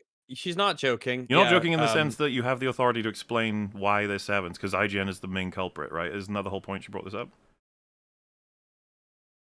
I mean, it's certainly the one that's being used as a reference for her. It feels as though to me she was like, I gotta cite my authority on this, but I need to come across at least a little somewhat, normal. Well, it's for this topic specifically. Normally, it's like the IGN 7 out of 10. She's citing the IGN experience of why she can tell you about what the which you can be candid is, about. You don't need to say you don't need to do it this way. You don't need to couch it this way. Just be like, hey, this is why they did it from my end. And what's funny is I don't feel like there's any confusion because we were just talking about it a little earlier as to why they do 7 out of 10s. We can see how the industry evolved such that it ended up that way, but it's dumb as fuck to the point where we have to, as Fring was mentioning, the decimal points because we've removed a whole section of numbers as valid because of just how things moved along over time. Obviously not a new thing. Into the rest of this video, some of y'all take game reviews way too seriously. I will explain why the 7 out of 10 is so common and why it's memed because it's so common and that it doesn't make sense. I feel like so many conversations about game reviews would be like so much more chill if you just remember that it's just some fuck. Wait, sorry. Did she say that people take them too seriously, game reviews? Yes. She did. Yeah. But like game reviews have a tangible impact on like the video game industry, so no, you don't understand. It's just games. Well, it depends on what she means by takes too seriously. If she's talking about people who like will kill themselves if a game they like gets a particular number, you know what I mean? Like, it's like sure, but if she means, I don't know, wasn't there that thing of like where Fallout New Vegas, because I got like a certain Metacritic score, that Obsidian didn't get like a bonus because they needed to get it above the score, so they matter. So well, and there's lots of money involved. There's lots of on the integrity micro involved, level. reputation. There's all kinds of crazy, important, and serious things that one would care about that are involved in these things. So it's strange to say, yeah. And that it doesn't make sense. I feel like so many conversations about game reviews would be like so much more chill if you just remember that it's just some fucking guy's opinion. Oh, it is not just. Then why the fuck are any of you getting paid? Even if it was just some guy's opinion, can I be mad about some guy's opinion if I don't like it, please? No. I bet she's upset at people's opinions. I bet she's been very upset at people's opinions. I mean, the video is clearly going to be a response to other people's opinions, so why do we care? Yeah, people's opinions, so cool. I'm glad we made so much progress today. Yeah. Okay, so I now do remember who this person is, and this comes off as kind of disingenuous because I'm pretty sure she's given the take a few times over the years that, like, games are political, games are art, games matter, that sort of thing, right? Yeah, but opinions don't. And now you're sitting here saying that games don't matter? No, well, opinions on them don't. Or it's just yeah, but the opinions are part of the analysis. No. No. I used to be that fucking guy. Oh, there you go. Some fucking guy has an opinion on something. That's all a game review is. The fucking guy who writes the review. Man, this is insightful. Is no more or less qualified to have an opinion on any other fucking guy on the street about a game. That is my genuine. What? Holy shit! Really? An opinion. Can you? That is the opinion that I got lost there. What is she like? Was she saying that? She said that. No matter who write these articles about games are no more or less qualified than a random person on the street. I feel like you shouldn't say that. Well, I was about to say, like, there was two angles to this. One of the more important ones, I guess, is like, are you undermining your whole career? Like, why are you saying that? That's what I mean. Yeah, like, would we accept this from like any other field of journalism to say that? How come games journalism? You can be a games journalist without being more qualified to talk about the subject than a random person. But we would obviously not expect this from like any other. Maybe she's right. She's talking about IGN reviewers. So. Well, obviously less. They're less qualified. Yeah, the guy on the street is more qualified. Guaranteed. Yeah. The cultural perception around video game reviewers has always been like fascinating to me, because can you think of a single like professional group that is so openly reviled and mocked by like the entire like basis upon which they are built? Like nobody takes these people's opinions even remotely seriously. Even in like fairly normie circles, people meme about IGN reviews and game journalists. People refer to easy modes as game journalist mode. It's because of how openly confrontational games journalists have been with gamers. So crazy. And it's like Black Myth Wukong got like a lot of extra kudos for like pissing off games journalists. So it was just it happens. When I did it and got paid for it, I personally do not consider game reviews to be journalism, even though they technically are by definition of the word. But again, But then surely that's the only thing that matters, right? Wait, what? But, okay. They're not articulating the point.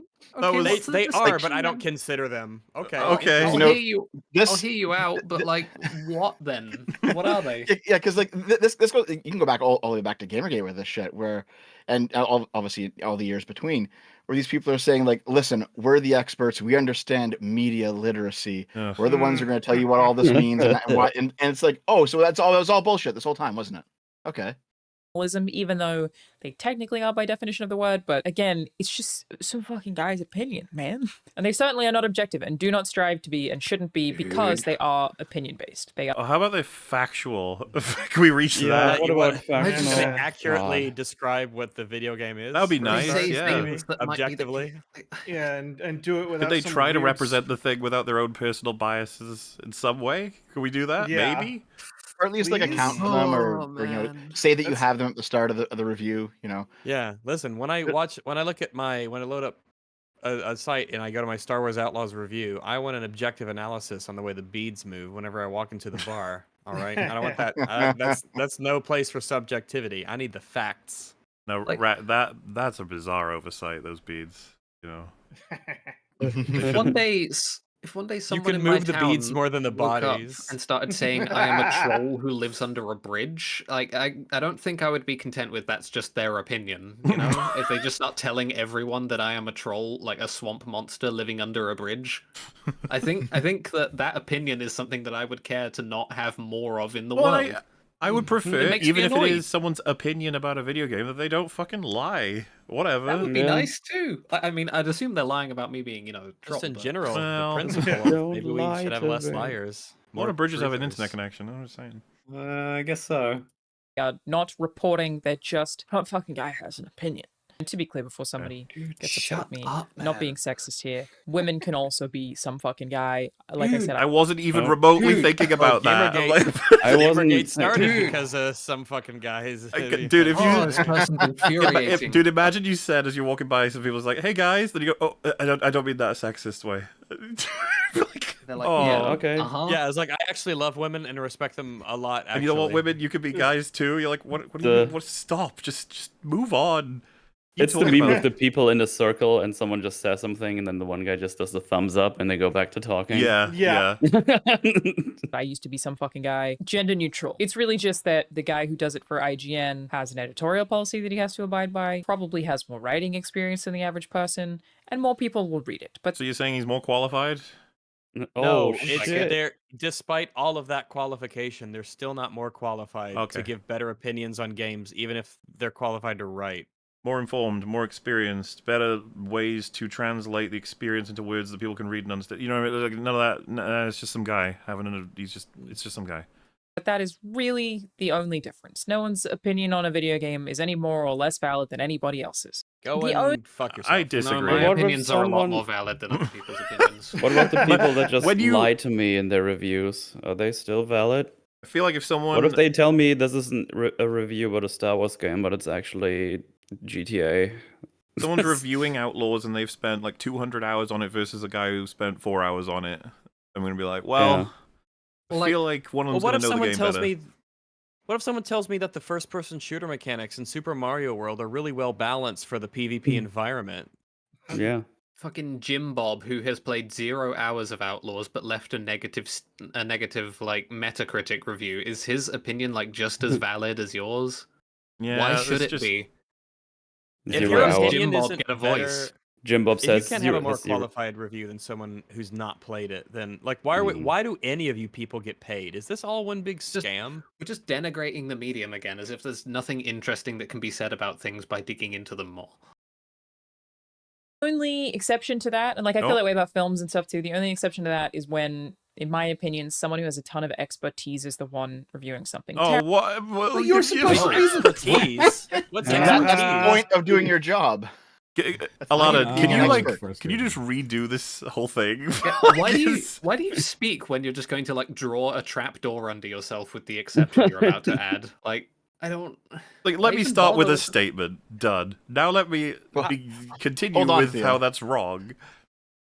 What? We're just building sandcastles and kicking them over. That's what's happening right now. How can someone who's a streamer for a living be so bad at like speaking? She is not a streamer for her living. Yeah, So Rag, She said right. she said that's No, what no, she she's does. not a YouTuber is different. She is YouTuber. she said I'm not a full-time YouTuber. She is she works for Sony Santa Monica. Oh yeah, that's right. Yeah. But she has plenty of in the experience industry. as a YouTuber, though. She's a part of the industry. In her videos that constantly defend the industry, well, there you go. There you go. She's in. Not just some fucking guy. Miyazaki, Hideo Kojima, not just some fucking guy. They go beyond. Can you stop doing that? You know, Alana, it's actually a scale. What the random you could pans have inward towards the lots person? of different people at different levels who know different kinds of things. It's not just some guy and then Tarantino. That's actually. What if Miyazaki says something stupid? Yeah. Well, but it's like this these is a people whole fucking actually topic. made games We and may as well actually just do make videos. May as so well just let her their get past opinion- it. It's she already knows she's wrong about everything she's saying right now. Move on. Fear of some fucking guy in which yeah. all of the rest of us exist, but otherwise, 100% of us, IGN. So just so you guys are clear on this topic about the truth about 7 out of 10s, the first point she makes is you shouldn't really care. So let's get to the next one. Yeah, because none of us know what we're talking about. Yeah, pretty much. You're just some fucking guy. Shut up. Nobody cares Disgusting. about some fucking guy. GameSpot, kind of funny. You in my comment section, we're all just some fucking guy. Move It's on. actually pretty crazy when you think Can about we it. take a shot every time she says better a than fucking that. guy? We'd be dead. I'm gonna give myself a bit more credit. World is just run by just a guy. Like, I'm the what are guy. any of us doing? Think about how many things you don't Oh know my god. Dude. We're how really to do stuck or how on many this. mistakes that you've made, and you're Waiting still for here, Theo and to that's just the explode. same as the rest of us. None of Stop us have any wasting idea time. what's really going on. Next. We're just some fucking guy who got a job. I want to die. Where Have does we one done migrate this? with literally all of your peers? Can this be the How end of the section? insightful. Please. Okay, but first, Yes. 7 out of 10. Here we go. Why is it so common? Why does it feel like 7 out of 10 has become the average video game Get on score with at it. the very least in the AAA gaming space? Oh my god, it's so bad. You established all of this. Get on with it. Why is everything a 7 out of 10? Why is it so common? What I happened to know. the other half of the scale? Why aren't we using it? In my opinion, it actually is It's not the other half. It's 70%. because There's 7 out more of of 10 them. has become average for AAA games, but maybe not for the reasons that most people would think. Important to note Yeah? before we get into this that different websites do have different scales. Oh my god. Oh my god. Oh no! Do we and have remember to we skip went 10 minutes of this to get to the point? For Remember IGN, we it's went not through the the same as scale 9 on for some other an website. anniversary You have fair? any feelings about reviews that you look up what their individual scales mean? One thing that I see people mistake all the time is that they think a 10 out of 10 is a perfect score or that it's a perfect game. Yeah, For because IGN, it's for a example, full point. So the You 10 can't get any better than 10. The 10 on the right Jeez, side why is would supposed to anybody represent think that? maximum quality, and the 10 on the left side means that it fulfilled maximum quality. If you think 100% means it's all good and perfect, you're wrong. Yeah, It's like, idiot, okay, it could so have what gone does- to 11 out of 10. Fuck. Yeah, why is it? Oh, fuck me. a 10 does not mean perfect. It just means masterpiece because no game is perfect. What if the website? Wait, What if the whoa. website said that 10 out of 10 does mean perfect by their own metric. Also, You what do said you that They all mean? have different metrics. What do you mean a game can't be perfect, miss nobody's objective? That sounds like an objective Yeah, statement to that's me. not exactly. Oh. Man, it actually is like a tangled web of like, damn, there's like 4 things wrong with this single sentence. This is why I'm That's like, just we'll just off. move Oh on. yeah, every website has a different metric, except all of them. When they say 10, they don't mean perfect. Even the ones that maybe explicitly say that that's what a 10 means. For Portal and maybe also Deadly Premonition and Doom 93 and Tunic. But that's the list of perfect video games completed. Unless you have anything to add. Wait, so you editor just of said this video, no, Jacob. it's fine. Don't And I worry. know it's a haha meme. It's a haha like, meme, yeah. but still, Hee hee. yeah. The floor is yours. Gungan Frontier, all your favorite what's happening? characters in there. You get to play Hang with on, I blinked. Fombas and I fell Falupa asleep. sets and plant trees on the moon, and the UI is a clam. 10 out of 10, perfect game. There we go. Comprehensive list of perfect. I want to play the Gungan game. Why do they feel so entitled to waste your time? I don't know, man. Don't worry, Because Theo. you're just some No, really. fucking guy. Sit down. We Theo, might. there's just some actually fucking an guy. extra layer to this that you haven't considered. It's not that your time is being wasted. It's that you are freely participating in helping us get rich off of this. So it's even worse than you think. Ah, Listen, That's we're a pretty fifth good, of the way actually. through. We may actually start. It may happen. Get excited. None exist. 10 out of promise? 10 means masterpiece, right? It is a masterpiece. It doesn't mean it's perfect. But for Maybe. whatever website It that you could. visit, I don't even know what the It fuck. means it's perfect. What use was that even to establish anyway? Well, how does that help any of this Yeah, conversation? I Okay. don't. so Maybe whatever it'll come discourse you're around. involved in, I recommend checking out their individual scales. And if you look Okay. at a 7 on the IGN scale, 7 means good. Not great, just good. When I worked there, Oh, so already, yeah, we got a problem, don't we? Yeah, so And I it still review- doesn't mean average. Good. Good is good. Average is average. That's two different things.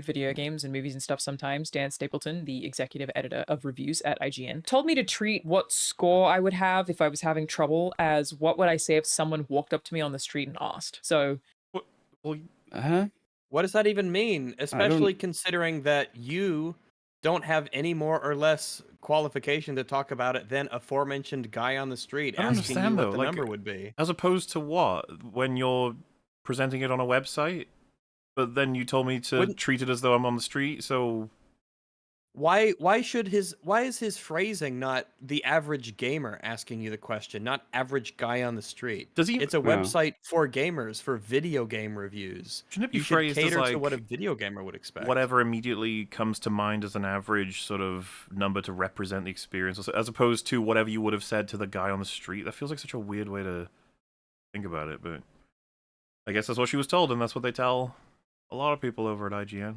a 7 would be, yeah, it's good. It's not great. It's good. It's good. Because to be honest, assigning a score to however many thousand words you've written where you try to really explain every single nuance of this thing and why you do or don't like it. You work at IGN, All right, that's calm not... down. That is not what Like, you guys don't do that. I'm sorry, your work is laughable. Like, come on.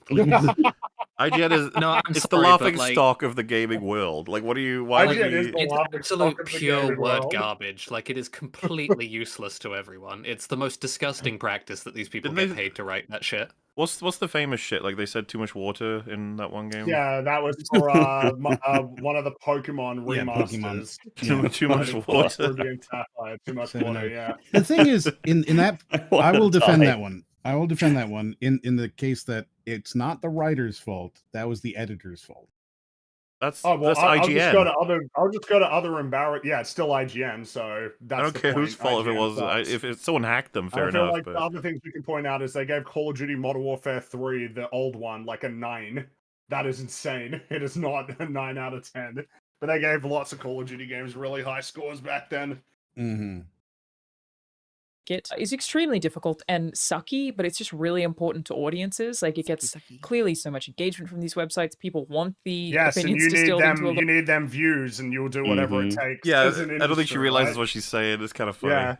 little number. It generates so much discourse. It generated this video, technically, and probably many videos about 7 out of 10 or 10 out of 10 game reviews that exist on this platform. Audiences clearly are Stop talking. Yeah, and start taking saying something. forever. very Whenever you're attached to the fucking review ready. score. For writers, it sucks. Aren't So you a when you're having trouble journalist? being like, I For don't know writers, what it these... sucks. It's your job. You got paid to do it, so let's calm down. It doesn't suck. Yeah, I'm sorry. I refuse to agree with that. Like, oh, I can't average out a fucking number on a 1 to 10 scale. Are you kidding me? What am I gonna do? I'm gonna die. These words distill to, how am I going to figure that out? A good way to do it is, what would you say someone came up to you on the street? So a 7 is, it's good. It's No, not I great, would talk. It's good. And No, firstly, you want to hear a cool trick? You can have a conversation with people that doesn't include a number scale. It's like, hey, what is about this game? It's like, yeah, so here's all the things I want to talk to you about, and then now you can gauge if you would like it or not, and then maybe I can put a number on that at the end if I really want to. But the number is kind of useless because I just told you all the things, and now you can see if that's interesting to you. I'm already saying more things that are more interesting. Just move on. I want to go to bed. No, and also, Theo, you're still alive, right? I'm working on it. Yeah, I'm just checking because you would have died by now on certain videos, but this one, I think you. I'm just making sure. I'm just checking your blood pressure every once in a while. that does encompass a lot of video games, especially when you're a reviewer. People who review games or play games professionally are, by virtue of the thing that is their job, playing a lot more video games than most people. Now, before you get mad at me for that, it's... Ooh. I don't know. You're playing a lot more video games, but you're playing them a lot less deeply. For instance, you might, for instance, like people would often, it shouldn't surprise people, but it makes a lot of sense. A lot of people who develop games don't play their game very much because they're too busy working on the game. So they don't have like that Star Wars Outlaws game.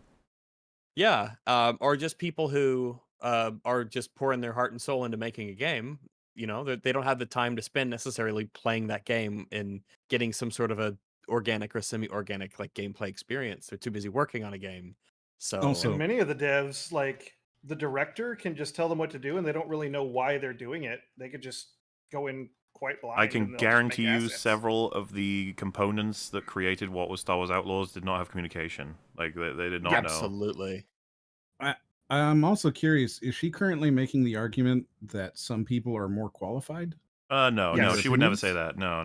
That would be crazy. Like, is that actually what she's doing? We'll roll it back. When you're a reviewer, people who review games or play games professionally are, by virtue of the thing that is their job, playing a lot more video games than most people. Now, before you get mad at me for that, it's just that they're allowed to do it during work hours. So they're playing more video games than every other human who has a job that is not in the games industry because they're allowed to play games at work. So like, so that means they don't want to go home and do the thing that they would do at work. I think so. Maybe. She's trying to find a nice way to say this part, but I'm gonna need to know what she means. It means because she's saying that like they're already playing at work while people who aren't in that job aren't. So their playtime, much like a normal person's, would still have the game in it, meaning they end up playing on average maybe more games than people do. And it's like meaning what? That they're more qualified? Say it. By default, they have more hours on any given day in which they can/are playing video games. But because the average games journalist is able to play more video games than the average reader, it's kind of another reason that also this association with they I'm play more waiting video for games any second for her to say they're more qualified. Judging the quality of She's games. moving around what that means. It's like, tell me what it means, Alana. Tell me. a review is just some fucking guy's opinion. What somebody who has played 1,000 games thinks of a game is inherently going to be different to what somebody who's only played different. Different. Sure, different. She's right about it. God. Different. Different how? But different how, Alana? Tell us, Alana. Yeah, say it. Played 100 games of a game because you are coming into that with that wealth of knowledge, experience, and wealth of knowledge does not sound like it's a difference. It sounds like an improvement. The wealth of knowledge from just not even paying attention to the 50 games you played today. I know. What matter? Nice. What does it matter if you play? What if you end up like the G-Man guy who plays Outlaws for 4 hours, releases review, which is a tantamount to misinformation at this point, and you do that for 10 games? Does that make you more of an expert than the guy who played Outlaws for 10 hours and said, "Oh, it's shit"? If anything, all she's fucking saying is that the games these people play just blend together into a slurry of content stuff in their mind, and they have nothing left to say about it. 7 sounds safe. Or maybe what she's saying is, this is a bit of a stretch, but maybe she's saying that the actual number of games will make you better at analyzing games. Fair enough, but at the start of the video, when she was talking about who's qualified, she's making like an argument from expertise, and there's no like degree of games journalism you can go to school and get. Right, so maybe for her it's just entirely an argument from authority. Well, she's stepping all over herself is kind of the point, because we already, I don't think it's a hot take to say there are people who are more qualified and less qualified to talk about any given topic. It's like that's totally chill. The fact that she wanted to avoid that because she wants to play the card of everyone's opinion is just as valid as everyone else's, but now simultaneously she's like, you will listen to my authority because it is my job to play games, and I worked for IGN, which, look at me, holier than thou, look, I'm better than you, I know. Just kidding, but that is true. Anyway, moving on. She's like, whoa. Side note, did somebody just like fucking tumble down the stairs just now? Like, what was that? That was Em, yeah. He's okay. That was me. You okay there, buddy? He's crying in his avatar. Destroyed. Yeah, look at him. Tearing up. Those set your You're getting expectations. destroyed Like too, you might find something bland or generic because you've played 10 other games like it. If someone has played less games than you, they may not feel that way. Imagine somebody playing Star Wars Outlaws as their very first Ubisoft game. No! Oh, no! Damn, this Ubisoft company's got to suck. That'd be real. But also good for them for not playing a Ubisoft game. Yeah, that's the takeaway. They resisted for so long. Myself was like, I'm kind of burnt out of Star Wars. I'm kind of burnt out with the Ubisoft formula right now. This feels very samey. It's not grabbing me. So I tried, and I decided that I wasn't going to play any more of it. You give it a 7? Did you rate it a 7 out of 10? But someone who's never played a Ubisoft game before might be like, holy shit, this is crazy. What is this? We're all just a bunch of guys who have just fucking opinions. I don't know. Oh my God. I'm already a little bit frustrated because it's like, What is the criticism? Oh, I'm kind of burnt out on Star Wars and the Ubisoft formula. Nothing there was saying that any of these things are bad. It's a very soft criticism. Instead of, oh, well, imagine it's your first game because you don't know how much better they could be. Right? Like, it's... You know what I mean? Yeah, no, I get it. I think I get what she's saying now. She's saying something like, because everyone has different tastes, no one's review can actually be... That's the thing. She's not saying everyone's got different experiences that define how they react to stimuli and everything. Yeah, sure. Get on with it. Holy shit. She already made this point like 4 times.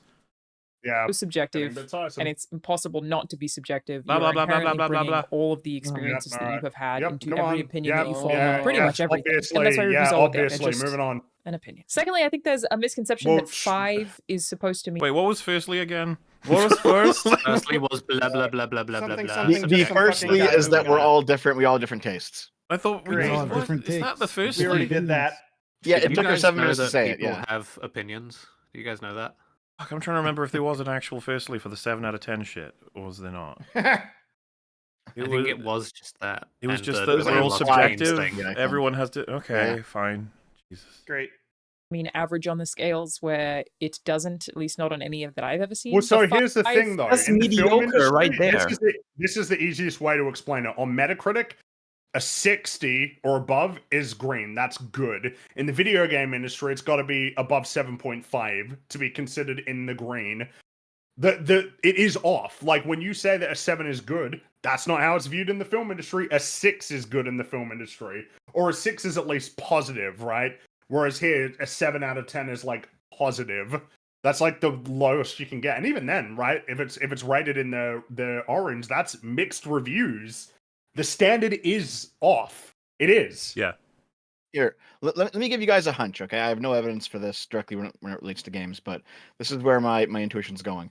I spent a semester teaching high school, and I learned when doing that, because I was on track to become a teacher. I didn't like it. I did like my test semester, then I said I'm changing my degree. But I did that for a semester, and I learned that teachers cannot actually give students less than 45 in Canada, where I am. And I think I've spoken to some American teachers. They say that roughly the same thing, like 40, 45. Even if the student never shows up to any class for the entire school year, you still must at least give them 45%. You can't, like, it's still a failure, but they say it hurts the student's self-esteem if you give them like the 0 when they didn't even turn up. Well, we wouldn't want to. We wouldn't want them to spare in the fucking. Yeah, it's stupid, but yeah. So even if like a student handed in a test and they got like 20%, I was required by the job to give them 45%. Listen, we've still got a decent portion of video left. She will get to some things that are gonna rock your world. Okay. Well, she better hurry the fuck up. 15 seconds. Okay. I think just that idea has kind of permeated everywhere, including games, where just you can't give someone a 1 or a 2 or a 3. You're gonna hurt their feelings. So now everything's been pushed up towards the top. Well, whether or not you're trying to explain why it might have happened in certain areas is one thing. It's not going to be the reason she gives. Okay.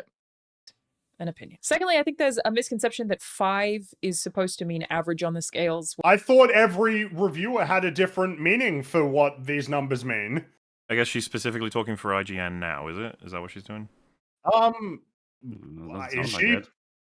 I'm not sure. I don't know if this is IGN's fucking list of scores. It might be. I mean, this is the IGN list. Oh, there you go. Yeah. I think she's spoken specifically about IGN. Where it doesn't, at least not on any of that I've ever seen. A 5 for IGN means any. No, means any I've ever mediocre. seen. Okay, so not just IGN then. Rip.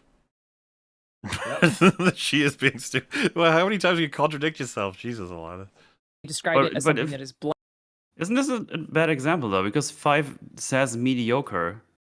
Isn't that average? Yeah, it is average. I mean, MED. Well, it kind of is. Mediocre is kinda like baked below into average, I think. Well, it has very negative connotations. Yeah, I was actually going to say like whether or not. Oh, would you say okay represents the middle of the road? I think that because for they Yeah, have okay. a 6 Fine, for you know. IGN is okay, which basically means if you're below that, you're fucked. Yeah. On the IGN scale. All out 76. So I agree. Mediocre has never been used to describe something being fine. No, mediocre It has is, negative it is connotations. at best I mean, it's like it's Mediocre. I mean, it's built into the etymology of it, but it means like the medium, moderate quality. And yes. But we use it to say that we use it in a negative way to describe something. So, all right. At least not on any of that I've ever seen. A 5 for IGN means mediocre. They describe it as something that is bland and unremarkable, and I guess but here's the thing, like, it should say, because you prescriptively can say what your rating system is, 5 should be average, you know? that definition, I wouldn't be like super uncomfortable personally categorizing Star Wars Outlaws that way, maybe. I haven't played enough that I feel confident saying that. But that becomes complicated when you realize how many games do fit below the 5 category, and that's kind of the point of this video. That's fine. Yeah, then put them That's there. fine. If a lot of games are shit, that's fine. I mean, Oh, that get some ready. Rags, you games can't hurt might their be self-esteem. Below average.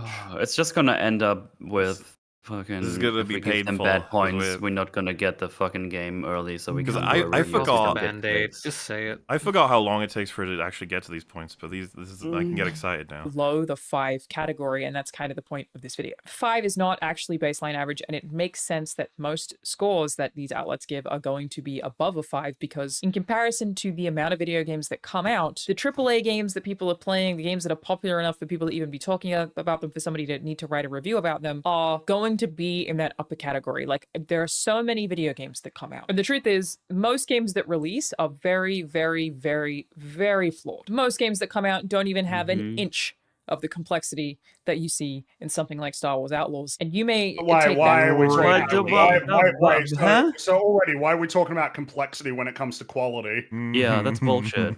Already we're in a bad spot. Really now. Tetris is pretty straightforward. Tetris is pretty simple. You talking about that 3 out of 10 game? Oh, I also love how we can just appeal to this fucking invisible other, like, avalanche of completely non-functional games to justify not using the majority of the scale. Yeah, Yeah, that's As if, what's the point of even this, saying that? How often is torrent- IGN reviewing some random game that's on the new sellers list on Steam? I noticed that as they were going down the review scoring thing, is like as you got down the list, the games got progressively less real, to the point that there was like games nobody's heard of, nobody will ever play. They're just Shooty fake game games. 23. I'm already like pissed off at the idea that Random I phone cannot games. rate Outlaws lower than apparently like a 5 or 6 because of its complexity. Yeah, what the that's fuck dumb. are you talking Yeah, like who about? cares about the complexity? Super Mario doesn't World work. isn't that complex compared to Star Wars Outlaws Yeah. in a sense, but it's a way better, more polished, refined, well-designed, great game. Again, Vampire Survivors. It's just you walking around and picking shit up. If you shoot for the stars and miss, I think the guy who shot for the moon and landed will like have you beat. I don't know. Yeah, exactly. I think so. With some kind of like offense, as though you think that Star Wars Outlaws is not complex. And that would be totally fair if you compare it to everything else that you've played. But if you compare it to the games that come out, it has Everything else you've played. Why are we talking about complexity? It doesn't matter. You peasant. Yeah, it doesn't. Also, just it's so cheap. Like this invisible other games. What other games? Which ones? Are you literally looking at all talking the about like games. the Steam asset flip garbage? Oh, Yeah, As if you yeah, are, what a great If we're talking question. about- If we're talking about stupid clown games, just fucking who cares about them? They Why get, give them- they get to go at one. They can have Well, why one. give them the power? Let to us influence your continue, scale shall like we? that? Let us delve deeper. Don't Totally do fair this All to of the me. compared shit, to listen, everything all else the that you've shit played. phone games, But they if gotta you have compare like it 1, to 2, 3, the and 4. games that come out, it has incredibly complex systems. Most games aren't even close to that level of complexity. Most games that release have one song, they have maybe 2 inputs, they have very few. One What song. fucking The, games? the amount of It's like an tracks on Atari the game, OST dude. adds to the complexity of the video game. Name if it has more 5 tracks now. on the Name OST. five. Cheetahman has one song. Gee, that's true. This point Yeah. goes out the window Tetris has one immediately song. unless she can name Yeah, that's 5 three, games I that think. match this description off the top of her head immediately. And any 5 Atari games will do, frankly. Mechanics, they're just, you kind of press the same button over and over and over again. A lot of them crash all the time. What They're very fucking buggy. games? Sometimes they don't even have music. Most games that come out do. Well, Outlaws crashes all the time. Which fucking Yeah, Outlaws does crash quite a bit. But clear. Rags, the crashes are complex, so you know you I have to mean, give him it's- points for that. one of them certainly was complex. Yeah. Not Does she think the industry is still in the 1990s? God, I Oh, kind of want to ask that question actually. I mean, It's I like, know there's so- one piece of yeah. information that's going to make all this make sense. We're almost there. I'm just Bing Bing Wahoo 1-Up is still what games are doing, except when Star Wars Outlaws comes out? Like, what? come out do not have even like an inch of the complexity or nuance that you are used to in AAA video games. That you are used to. Bad UI, unintuitive dumbass controls, me. just all of the things that net them somewhere between 1 to 5 on a game review scale. That means that they kind of need the space. Non-functional non-games. The 5 to 10 for the other games. Listen, those games had to die so that Outlaws could crawl. Could Fucking crash. name them now. Name them. Basically at a point where hundreds, if not thousands of games are released every single day, usually from one-person teams who do not do it full-time. You don't even hear about these games. Is that true? I'm going to do an Well, if we don't even hear about them, then why are you allowing it to impact the scales of these incredibly You used to tell popular other people sites? about games. And to Thousands of recommend or games a not day? recommend games. What if this one can't believe random that game number. that no one's ever heard of is really bad? That's why Star Wars Outlaws is a 7, because it's more complex than It's that just game. so that bad random guy Because made. some guy Occupy made a every thing that number was from- terrible. Well, you see, it's so bad it has to occupy every fucking number from 1 to 6. It's like That sounds like a really complex game Listen, to take up I- that much of the scale. I am thoroughly like in a position of enjoying the fact that she's framing this as though you're not aware that there are trash games that get made in the world. Like you don't know about this. You wouldn't know We have because some you, numbers to assign to them. consumer, you only play the AAA games. But me, an advanced IGN ex-employee gaming master professional, can tell you that there are such games that barely even work. Can you believe it? Wait, a game that barely even works? That'd be crazy, man. That's so nuts. Especially if it was like a Star Wars game. Especially if they spent hundreds of millions of dollars on it. Yeah. experiment for you all right now. I'm Ooh. going to boot up the 3 most recent releases on Steam and play them for you right now. I don't know what they are. This is not rehearsed. It's not going to be the games on the bestsellers list, Yeah, it just is. the most recent releases, new releases on Steam, and I will show you exactly what I'm talking about of like what majority of video games that release actually look like. Okay, everybody, I've done She says this like we're not going to have any concept of what we're about to experience. It's so condescending, it's insane. There's weird games on Steam. Whoa, you're going to check out the fucking community tabs and shit, all the crazy, the alpha, awful things that people just shove on there. The fucking, like, copycat nonsense, the asset flips. Did you know all these things exist? That's why Outlaws isn't as bad as you thought. Are you serious? What era are you from? We already know about all it. Bad games have existed forever. What are you talking about? The program. downloaded the 3 most recent releases on Steam. They are Doll Catching Simulator, Future Breach, Youngblood, which is free to play, so that's pretty cool, and Zool Dungeon. Let's start with Doll Catching Simulator. I need settings so I can... What's this? It immediately crashed. Tried to change the aspect ratio and it immediately crashed. This time it didn't even have a menu. Cat? Oh, AD key, switch the claw machine. Enter key select. So Okay. is she trying to find Enter key bad inserts games? Like, what is coins. she doing Enter right now? AD She's trying to Trying to show you prove what that video your average games game on are. Steam means that Outlaws is good. This has physics, which is actually pretty cool. Enter. Just like in real life, they've nailed it, to be honest. Pick it up, pick it up. We got a cat huge. This game's better than Outlaws, Am I the by the way. world's first? I was gonna say, this seems more functional than Outlaws. Not bad. What was it called? Doll It's Catching only Simulator Crash Speedrunner? Course? I might be. I feel like that's maybe it. I did get a couple of cats. Look at me go. I like this. This is cool. That. Did you say I feel like this may be it? As well. So how you So- like?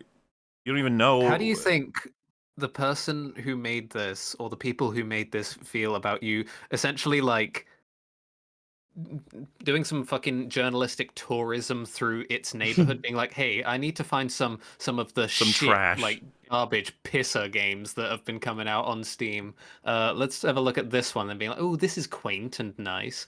But anyway, this game right here is why 1 to 6 can't be used, because this game belongs there. This is why Outlaws should be respected. This shit trash. There's each number on the scale only has enough room.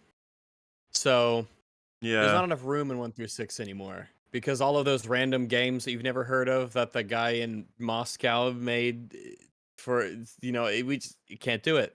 But it just so happens that around the 6 mark, we start having openings. The rooms are opening you again. know? Yes. Yeah. Ooh. Turns out those are Some Oh. hotels opening up. Plenty of rooms available. Let's go. That is Doll Catching Simulator. It functions, to be honest, very simple. The art is not great, but it works. 7 out of 10. Next. Was that a bit? I That don't better know. have been a bit. That was a meme. I hope so. But like, this is not the time for a bit. We need to know what. We need analysis, don't we? We do. What? No, you need Smarm. Well, we have Zool Dungeon. I have no idea what this is. Trap? Zool, not enough. Unlock trap first. Okay. Right click to spawn your monster. Click him. Just select monster. Spawn him. Click him. Spawn him. I don't appreciate the reading things as though they're insane thing you're doing. I really just don't trust any of this person's impressions. Increase base HP point on summon. HP, I guess that means like health points or maybe hit points, maybe. Like DEF1 speed, like Dungeons and Dragons. Maybe this is an homage to Dungeons and Dragons. Hunter level 2. Because this is edited, I just don't have any faith that she's not just cutting out like explanatory things about the game that it might have led with. I don't know.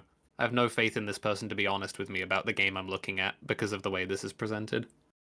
What's the timer for? Why am I being timed? The surviving hunter destroy hunter camps. I'm earning money, I think, maybe? Oh, this text. Increase base HP PT on summon. Yeah, those are symbols that represent like letters. They yeah. represent sounds and they create words. And the words have like shared understandings. Increase movement speed on. Increase movement speed on. Oh yeah, okay. I can wait. I can give him little buffs. That's cool. So now we got like a jacked up Hobu. Am I trying to kill these guys? Oh, okay, yeah. Okay, got it. I think this is maybe I just spawn these in to kill these dudes. Oh, did I lose? Well, that's Zool Dungeon. Do you think that is sufficient to know what the fuck that was? What was that? I don't know. I don't know. I feel like store. Yeah, I got nothing. ZOUL Dungeon. What is even the point of this exercise if you're going I don't to know. parts out of it? Zool Dungeon is a game. Future Youngblood, a game that is. Wait, did she give a number for that one at least? Yeah, we're done with that one. We gave it one go. Compelling. Last but not least. She called it compelling. It's like I think it's like a Kagero game almost. If you guys played that series. No. Okay, that sounds like one of those games I don't play. Kagero is basically you have a map, and usually the map's some kind of mansion, and there's like dumb teenagers who show up, and they're like, "We're gonna explore this haunted mansion," and then you, being the ghost, you lay down traps for them to get caught. Because this video killed me, so I'm a ghost now. That's true. It's lore accurate. I see. but the idea is like you set up traps for invaders into the house to fall into, and the more creative your traps, the more points you get. Well, this says, Zool Dungeon is a strategic dungeon defense game where you take on the role of a dungeon master, summon monsters, upgrade your lair, and set traps to fend off waves of greedy adventurers. Protect your treasures and prove your worth as the ultimate dungeon overlord. It released on September 11th, 2024. Oh no! So these can be fun games actually. This is what I mean. Like they're not even. We'll just let it get through the 3. Is Future Youngblood, a game that is apparently made with Unity. Game? Hello, this is a preview build to show the initial gameplay. Later versions will. What are we doing? What's happening in this video? Doesn't got visuals. She's telling us. I can't do this one. As it turns out, Future Breach Youngblood was just a demo, so I'm gonna go back to the Steam library or the Steam play the store, demo. rather, and we will get get a demo. What's wrong with the demo? You don't need to buy it. It's a demonstration. Yeah. That's what it's short for. You know that, right? Deep in the dungeon. I need to reach floor 240 to escape from here. Okay. I like the music. Not something I could see myself playing for a super long time. What the fuck was even? We don't even. What the? I don't even know what's happening yet. Deep in the dungeon. I feel like this has dramatically backfired. Almost completely to the point of actually making brand new random games on Steam look pretty fun. Like, you can just find all kinds of things. I think she was desperate to find absolutely trashware, like just nonsense crap, and she didn't. And she's like, fuck. Like, this is so it's like fine. A tile. Yeah, it says it's a roguelike game where players explore a mysterious dungeon. Monsters and items are randomly placed each time, adding unique challenges to every playthrough. Your goal is to find the way out using your skills and strategy to fight and survive. So there's I guess there's tiles, and you have to go through, and you could unlock things and upgrade your guy and do stuff. That sounds awful. And then you have to get through enough monsters and tiles, I guess, to get to the end. After everything you just said, Rags, I just feel the urge to say that Star Wars Outlaws is actually a 7. Turns out. Yeah. True. There's probably only one song too. You said it At was this good. rate, but it's really just arrow keys, which means you can move through it 'cause pretty you're not fast. Of course, attention! fucking. That's what Tetris is. That's how a lot of Yeah, games why would you work. run into the? I don't You know. probably This is died 'cause you ran so. into the big golem, dude. I don't even know what This to is do so with this. fucking My God, gross like- to me. You can hear her just tapping down. Like she's She's not even paying attention. She engaging has no with idea it. what's going on. If you just go IGN, back a 3 bit, years. she's going through all the selections of each row and It's just like, like- oh, just Yeah. go down, down, Shouldn't down, this, down, down, this down, should down. For terrify super- you as a game dev to have Yeah. IGN review your Yeah, game. it's a and fucking- it's this fucking Rex, dumbass. She is introduced one in the writing video that she review. was like more qualified because not only has she got so much experience playing games, playing them professionally on YouTube, but having worked for IGN, she now works with Santa Monica, and this is her assessment of video games. Like what? What? This has vibes to me of like the rich person. Yeah, let's go and see how the poors live. Yes. Yeah. This isn't even worthy of my attention. Oh, look at the cute pixel graphics. How can you be clean this the experienced with pixel video bit- games It's to actually be really disgusting. I She's this remember when I confused. enjoyed She doesn't know what's games like happening. this. Dev's totally right. You can tell the idea is you have the options to choose, and you'll have risk reward benefits and losses. It'll lead you to different pathways that engage different. You're supposed to consider where you're going. Then she starts spamming the down button. She's like, I guess you just press keys. Oh, what a yes, This is brilliant. really as 100%. artistically This is- refined as this is- Alan Wake 2. Like just writing off what these people have tried to make. It's so fucking gross. Yeah, this is. Look at this. You can Actually clearly go tell fuck someone yourself. made a thing here. They didn't just like it's not. It You know what I mean? created something. Ugh. This person made a game and put it out into the world. That's more than you're ever gonna fucking do. Oh shit. Yeah, they didn't ramble in front of a webcam for. Dude, I'm so minutes. upset. Is there an accessibility option for Leave these people the disingenuous fuck alone. Yeah, but you So, have to understand when if she's you, peasant, knew about these games, you'd understand why Outlaws deserves a 7. Ah, yes. Yeah, so just pressing down is like booting up FTL and then saying, "Oh, you're just clicking on things." If I spammed, Well, there's a lot to FTL actually. dude, imagine I boot Oh, up yeah. Tetris when it was first fucking released, and I put it in this video that I spam up. It goes shape up to the top, defeated or whatever. And I go, ooh, okay, well, a Fuck bit did awkward. they do to deserve being used in Like- your I fucking tried to put all the garbage colors safari. close to each other. Yeah, look, I press the colors buttons don't and I just match. lose, I guess. Okay, no, good game. Yeah. How come the colors aren't matching? I'm putting all the colors together, but they're not going anywhere. A Shitty long game. time. At this rate, but it's really just arrow keys, which means you can move through it pretty fast. I fucking hate There's like this. 10 downs in a row. Down. This is a good Maybe I should've screenshot, gone though, I around the will goal, say. you idiot. You have been defeated. Yeah, Look she- at her she face. walked- She's like, what? She But I was walked directly pressing into the a giant keys. golem Right and into then the just big defeated. golem, yeah. Like, it seems like the nature of whatever you decide, what pathway you use, will, like, it'll hurt your HP or do things like that. Like, it simulates a fight. So you have to pick the least resistant fight as you can, and then make your upgrades to Do you remember- deal with different Yeah, I stuff. mean, there were like those shields and stuff, so you can probably pick up those Also, for like, more defense. You can go blah, verify blah, this, blah. by the way. Potions, there was gold. Myself, I'm pretty sure Rags, I'm not 100% sure, but Fringy and Metal definitely. When we played those arcade games in Outlaws, we were like, this is a better game than Outlaws. And you might be Yes, like, that's they were. absurd. And it's like, it's not. It's actually not absurd. The scale don't of the keep me game as- functions well, and it has rules, and it Yeah. requires your input and skill and knowledge to be able to succeed. Like it fucking even if it's simple, Alana. Like it's so annoying. Like Built an entire fucking section of the video to just shit on people's creative works because they have the audacity to not have lots of money and resources. And Go if she fuck can't handle these games that are by her admittance very simple and not at all complex, what makes me think that you can handle a game that is complex like Star Wars She didn't even Outlaws? remotely give them a fair shot. She went in expecting them to be like terrible. Shitty goofy and garbage. Like she was going to stupid. the fucking leper colony. Like, dude. Yes. It's so like you didn't even need to give yourself this weird, I don't know, rule. Like if you want to show what shit games are on Steam, just look for the shit games on Steam. The best version of what she was saying wouldn't have involved any of this. This was a huge mistake, what she did here. Yep. It would instead be, you can have games that qualify as games, maybe, it's kind of a murky area, but a 1 out of 10 is like a game that's barely able to be function, and you start it up and it's like you've completed it in 2 seconds, and it's like a flash of imagery. It's like, that's kind of how I rate a 1 out of 10. She could have said it like that, and then she could have said, so Outlaws is almost like an automatic 5 with how much functionality there is, though there's so much more conversation to be had, but like this was the worst way you could have approached trying to explain this. And it's, you know what? It's pretty fun. It's It's not bad. You get the idea. Probably the top 10. No, not even close. I have no idea what you're trying. You said that a game is more complex, therefore better, because it has more songs in the OST. Woman, I have no idea what the fuck you mean. It's time for her to explain. I'm sure we're gonna understand now. Okay, here we go. Looks like that kind of thing. Maybe even more than that. And websites like IGN have to effectively reserve the lower half of their scales for those games because those games exist. No, they don't. Do they even review these games? So thanks for just putting all of these games in the 1 to 5 after being like, oh yeah, this is nice and quaint. This is pretty fun. Asshole. 4 out of 10. You embarrassing fucks I don't know. are relegated to a maximum of 5 out of 10. That's what you are. What's happening? See, I don't know about the first of the game, but the first, however, the second and third ones, they could probably be higher than a 5, I think. It's so stupid.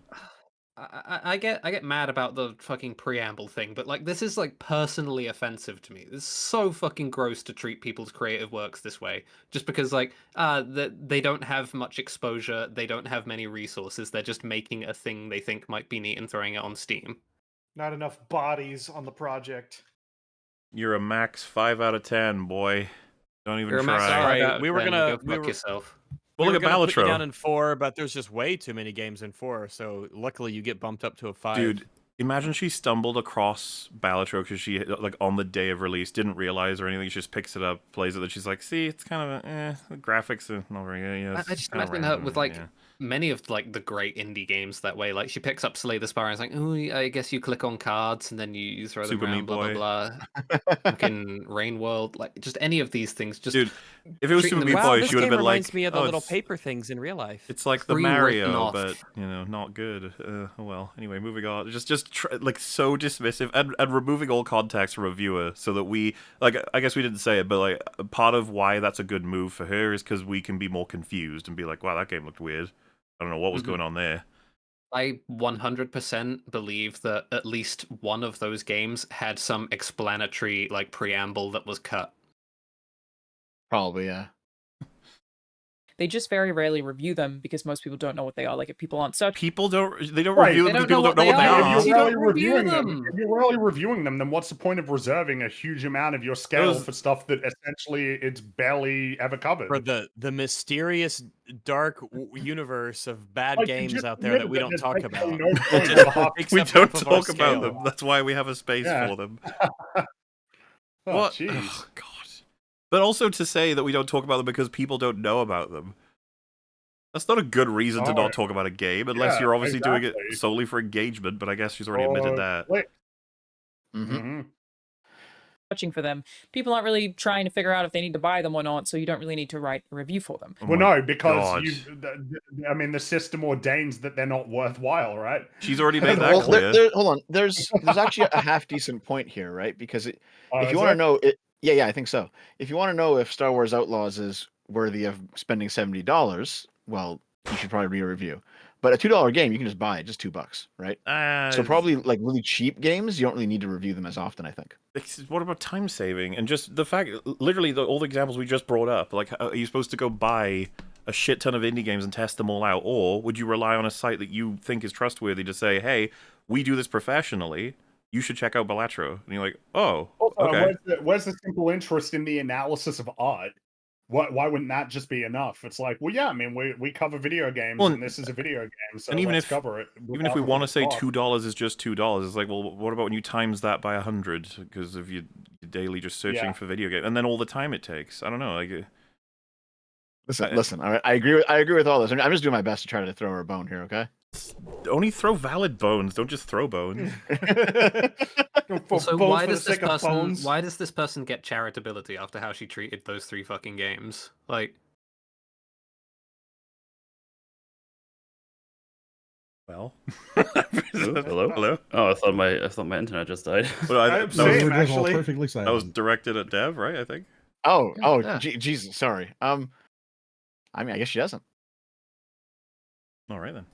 But in case one goes viral, like the day before, for example, very bad basic video game, they still need to have that bottom half of the scale there. I'd love to know how you've determined it's a bad game that doesn't apply to Outlaws. I'd love to know. Mm-hmm. Because Outlaws kind of remarkably fails in almost everything it does in some significant substantive way. I'd be, I'd be real interested. for those games. And when you Well, no, consider it was published by Ubisoft, which means It that can't. it is automatically at least a 5 or above. Which has a If a game is stinky published by cringe to it, doesn't Ubisoft, it? Electronic Arts, Activision, if it's published by any of the, or Sony or Microsoft, if it's published by any of these companies, it won't go below. How often has there ever been a game that was released by one of these major publishers that IGN gave less than a 5? Well, that's why I would I'm say seriously struggling to think of one. That's why I'd say this is accidentally insightful, because she's trying to give us like what she would consider to be substantive or reasonable reasons for why this is happening. But what we're learning is we can't give those companies lower scores than X because they are, of course, too good to make such trash. They would never. And it's like, that's interesting. That feels a little about that incestuous stuff we were talking about before. So there's like an inverted part of that argument too, where any indie game that doesn't blow up like Undertale or Stardew Valley or something, they always get 5 or below, even if they're good indie games. Yeah, well, that's what we're bringing up. She said they were capped out at fucking 5. That's their space. That's where they belong, which is so fucked up. Yeah, I mean, I've seen this video before. I did a video on IGN maybe a year ago, looking at the games that they review under a 6. There aren't many, right, that are from big developers. You've got like Cyberpunk on the PS4. That one was like a 4 out of 10, and I would argue should have been much lower. It didn't function. I think functionality is a part, but even that reveals, right, that it's a major release and it is non-functional, and it's still a 4 out of 10 because it didn't work on the PS4 when it came. It did not function, did not turn on, and was still a 4 out of 10. I guess a weird thing about that is that, like, theoretically, assuming this is the case, those technical issues would eventually get fixed, right? But right? that's are you doing a review? No. What I mean is, like, does the score then get updated? No. Score does not update. They do not update scores. Okay, so the score is no longer reflective of the product that is currently for sale. Like, correct. I mean that in terms of it being like useless for the vast majority of its lifespan. I don't useless for every game, right? Like any game that ever gets an update, the score is useless. And part of I wouldn't say that's necessarily useless. Like, it depends on how transformative of the game the update is, right? So any game that gets a substantive update, I'll add that word there since that was clearly a point for you there. The issue is that when you are producing something that is going into Metacritic, Metacritic's not going to update it. They don't care about anything beyond that, right? They're looking for your day one clicks. They're looking for Metacritic. And after that, IGN just doesn't give a fuck, right? They're only going to care about everything. She brought up the day before game, right? Like they did that review after the game was pulled. They did the review after the game was no longer for sale. You could not buy this game. They put out a review for it. So they only care about stuff that's on the day one. And it seems very clear to me that when they're doing these things, it is incredibly mercenary and has no regard for consumers beyond just the day one thing. So when a game gets an update, no, it's never going to get a new score. When Sure, a game gets... I don't disagree, but I'm saying, like, I guess in an idealized world, like, I would like it if going forward we have, like, I put no stock in these sites myself whatsoever. I think they're all completely worthless to me as a consumer. Yes. But theoretically, in a world where they were to be useful, it would be nice if, we could have a score that is reflective of the product that exists. Yeah? Yeah, but it just won't happen, right? And like, okay, of course it would be nice if it could. I don't know how you could do it, right? Like, I'm not in any way defending it. Update the review when an update comes out. That's how you could do it. I mean, Steam has a better shot at this than most things with the 2 scores, right? Steam is much better. Steam is a great way of doing it. IGN is trash, and they're never going to fix that because they don't care. They're incentivized. Oh, yeah, but right? that is actually the starting point for this video. We think it's trash, makes no sense, fuck this. And this video is like, wait, I can explain. And what she's done so far is only explain how trash it is. Yes. Yeah. How many games are like that? It starts to make a little more sense why you keep seeing AAA games on the other half of the scale. Like, that's the breadth of the scale that is being considered. AAA games are inherently a lot more complex than majority of the games. Not inherently. No. Okay, I wanted to test this. Someone's never heard of Dwarf Fortress. Even if that was true, Factorio. Because the thing is that if you look at something like Star Wars Outlaws, in terms of its coding, it's probably a hell of a lot more complex than like any game on PlayStation 2. But as has been mentioned previously, Grand Theft Auto San Andreas has more gameplay complexity and interactivity than that game. And even if we agreed that it had greater complexity, what does that mean? Why would that be better necessarily? Why does that necessarily mean? Honestly, well, you're at least a 6 or above. I think she's using complexity because she doesn't want to have to admit a more complicated and like a thing that'll get her in more trouble. A word like saying it's just better. It has more things. Well, yeah, but how do we now score away the games that came out historically, in the past that are considered to be great, that are just categorically less complex? We keep referencing Tetris because it's a banger example. Tetris is a perfect example. Tetris is like actually about as close as you can probably get to the perfect game. Yeah, and it kills her whole argument. It's a very simple game. It's very quick to learn. Very straightforward. Yeah, straightforward, simple rules. Obviously, it has a great deal of replay value and potentially added complexity, especially if you got multiplayer and stuff like that. But the core is really simple. And that would mean that, hey, well, it's not as good as Star Wars Outlaws has greater complexity, so therefore, yeah, I think we have to rate it better than that. I need to know where she puts Tetris on the scale. Where is it? Tell me. And if it's anywhere below a 9 or a 10, well, I'm afraid by her rules, it should probably be 5 out of 10. It's the top tier of D&D sector. It is the best of the top tier of garbage. I decided. It's a good. I decided to kind of test some of the things that she said. Right, so I looked up. So we all know that Star Wars Outlaws got 7 out of 10 from IGN. Concord got 7 out of 10 from IGN. Suicide Squad got 5 out of 10 from IGN. Oh wow! And Redfall got 4 out of 10. Wow! So that's like the only recent one from a major publisher, then, isn't it? Yeah, and even then, like 4 out of 10, I think is too high for Redfall. Like Redfall was a fucking disaster. I mean, I wouldn't be surprised if it ended up being so she's sitting here saying like, well, we have to reserve this end of the scale for the big wigs. It's like, well, I guess that's what you've done then, because look at these scores for these games. By the way, Tetris got a 9 from IGN. A 9. Okay. Why not a 10? Why not a 10 indeed? Why not a 10? Tetris isn't magnificent. Or masterpiece. Oh, okay. It is it's absolute by any normal, reasonable standard, Tetris is a masterpiece. That's the sort of the thing with Tetris. You have to almost justify where it loses points. Maybe one. Yeah, exactly. 9 out of 10, What's too many wrong blocks. with Tetris? What is wrong with Tetris? Please. It seems like it is pretty immaculately successful at everything it's trying to do. So only one song. Well, and then of course the next example people will give is either Pong or chess. It's like, tell me what's wrong with Pong and chess. Go on. What is wrong with chess? Yes, what are the flaws of chess? White side advantage, maybe. I don't know. Broken fucking balancing. The queen is insane. Needs a patch. Someone in the chat asked, what about Dustborn? IGN gave Dustborn 7 out of 10, guys. Of course. Why? Obviously.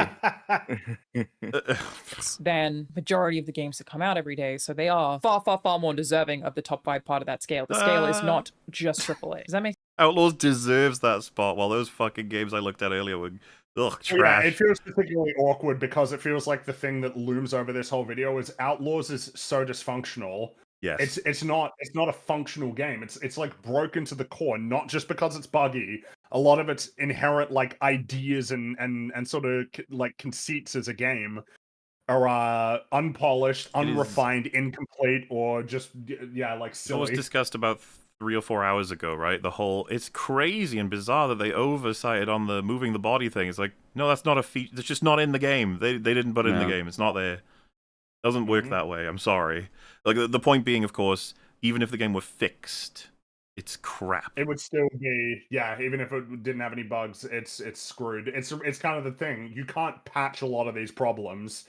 What, you're gonna patch it in so that you can drive every vehicle? You can drive multiple vehicles, or that you can permanently acquire different weapons? Probably not. That's probably too difficult to implement in a patch. Well, the thing is, I could argue to her to hell and back that the game is incredibly simple, not complex, not at all. Yes. Exactly. Well, as has been pointed out, San Andreas has greater amount of interactivity with the world than Outlaws. As was mentioned, If anything, I feel the like bugs and glitches make it more complex. something like a Dwarf Fortress, which she would have dismissed immediately if she'd come across in that selection of 3, is infinitely more complex than... Super Mario 64 has greater levels of interactivity, like in terms of just general emergent gameplay. The IGN God Hand review starting to make a lot more sense. What they give it? Give it what, like a 3? Give it like what did 3? Damn, Yeah, I think that it's a was like 3 or really 4. low. Am I crazy? They gave God Hand Really? a really terrible review. It was a big meme on the internet for a It's long an time. infamous review of IGN. Yeah. God Look Hand it up. is worse than Redfall. They gave it a 3 out of 10. Yeah. Fucking hell. God Hand is not a 3. They gave it a 3 out of 10. But you know what this Oh, game boy. is? It's kind of hard. It's a bit challenging, that My one. little handies hurt after I mashed too many buttons. The demon punched me in my face. Ouchie. Am I articulating this? I No. remember when No. Diablo 4 You should got be able massively to. review You're a bombed. writer. She's a lot more than a writer, Free. Like, the amount of experience that she listed and to have produced this crap, like, it's insane. Well, especially when you've got unique insight into the behind-the-scenes process, right? Of like at a place like IGN. And I feel like all that's been done is unwittingly revealed how crap of a system they have. Yeah. By part of that scale. The scale is not just AAA. Does that make sense? Am I articulating this? I remember when Diablo 4 got massively review bombed by the user ratings, maybe a month or so after it came out, which was deserved. They made some disappointing changes, but people were giving it like a 2 out of 10 and calling games journalists shills because they weren't giving it 2 out of 10. But when you see the games that I just showed you, and then you compare it to... Wow, They were she's not- still they shitting were on not them. Like, why What is did the they fucking scale? do to you, dude? Why is the 1 to 10 So scale based mean. off of any other game? If there was only one video game in existence, you should be able to put it on a 1 to 10 scale. Like, actually go fuck yourself. What did they do to you? Out of curiosity, I wonder if people's annoyance is not specifically that reviewers didn't give Diablo 4 a 2, but that their average score is like 86, 87, 88. Yeah. Like, Probably. I don't know anything about what the conversation would have been around that game, but I'm curious if it's being painted in the most negative light possible. If you are wrong, if you gave it a 3 even or something, or if it's simply that in this case, that the critical review seems to be massively different from that of how players felt about the game. Do you remember once upon a time in this wonderful video where we said any review of any kind, of any substance from everybody is valid and it's all subjective? That's however, right. So why would they do all the same. However, you are not yeah. allowed to rate Diablo 4 a fucking 2. If you do that, you But are wrong. Well, you know, something's Damn been it. awkward though. We're talking about, well, video game journalists have probably God. played more games. It's like, maybe, but I'm sure the people who reviewed Diablo 4 negatively probably have got a lot more time in Diablo 4, 3, 2, and 1 than To repeat the rant that we have once per like 5 EFAPs, I am once again so bothered by the fact that these people will always be like, there's no such thing as objectivity, and then they just fucking say, you cannot have that opinion. You cannot do that. Well, Like, I think what's okay. crazy is that they casually throw out these perspectives where they're talking about stuff that actually is subjective for sure. Yeah. You know? Like, it's often like, oh, well, you're not allowed to have that. And it's like, what are you talking about? That is actually just you're describing somebody's personal feeling about something or something that you cannot prove. Like, it's not something that can be falsified, and they'll just throw it out casually. The fact Just that she haven't has thought any of said, it through. like, you know, these games, these high-budget AAA, quadruple A games, like, they obviously cannot go below a 5. Like, just that's just the truth. Anyone doing that is wrong. Toxic gamers. To something like Diablo 4, which has complex systems. Stop saying complex, you That doesn't coward. mean anything. That Coward. doesn't mean anything.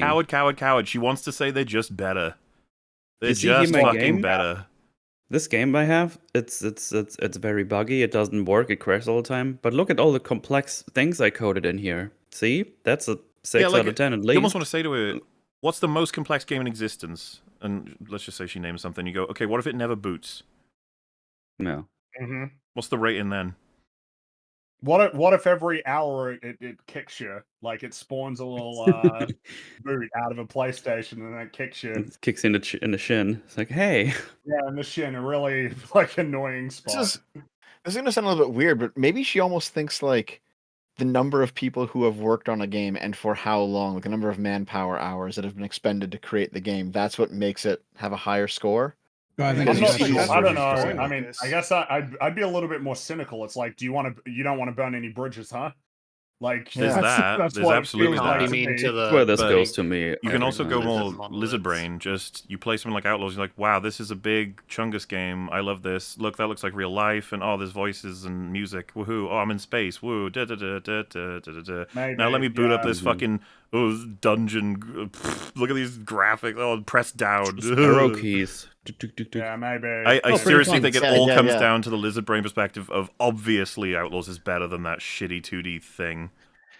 denigration Yeah, of the that medium. is kind of what I'm getting at, because I have seen other people say things like, 1,000 people worked on this game. Why can't you appreciate it? It's like, well, it's still a bad game though. Well, Yeah. they're Why can't they charging you money, appreciate my money and so, time? Yeah, Yeah. why exactly? I'm I wish sorry they that appreciated 1,000 my time people's and effort. went towards such a garbage product. I'm sorry they had to work on it. A lot of people made the Third Reich, man. I don't know what to tell you. Like, what do you want me to say? 7 out of 10. 7 out of 10. Enemies and classes Third Reich, and 7 a out ton of of 10. progression and music and sound design and art. You can see why it doesn't. It's more complex. Is that what you want to tell me, or do you want to just? This is what I mean. Just admit it. You just want to say, "Ah, it's just better." It's just better. I sure do love defining terms. When you say complex, what do you mean? I told you she's being a coward. She's not going to go further than that because it would get her in trouble if she started saying Outlaws. AAA games are inherently better than indie games. They just are. Imagine she fucking said that. Yeah, that would be silly. She wants to say it. Yeah, I think she thinks that. She wants to say it, but she can't. She might think that. I would yeah. even She's argue just smart she would enough say to it not to to say friends, and then if they were like, "Whoa," she'd be like, "No, we all know this. We all know the amount of people working on it. The shit. If you have 100 people working on a game and one guy, obviously the 100 people game is gonna be better." I guess Obviously. I'd be curious. Is like, I would almost want to know. It's like, would you be comfortable just saying the game kind of is shit? Like, let's say you didn't even believe it. Would you feel like you could say that and that wouldn't cause you problems, like in terms of connections or any sort of stuff in the industry? So and funny if you as feel well like as you can't, then maybe don't talk about this. if you remember the part I don't know. 2 where she was like, as someone who's like aware of these games, and you probably are, you probably play your little AAAs, so you probably don't know. And then I'm sure everyone here is like, God, I've poured more hours into some indie games than I ever have into like quadruple. It's so funny to be talked to like this, like. Don't you know indie games are not capable of much? Like those poor little guys, they're struggling to get over the fucking finish line of being even noticed. But Ubisoft game, Whoa. So complex, dude. Oof. That's an Auto 7. Yes. But are they fun though? Are the indie games fun?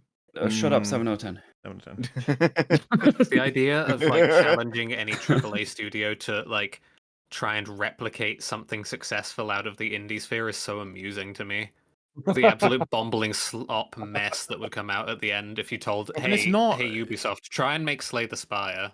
I think that it is somewhat intuitive for a lot of people to believe this line, like that many people and that much money, it's gonna be baseline better. But when you start like dig deeper into it, Alana, you must have some of this insight.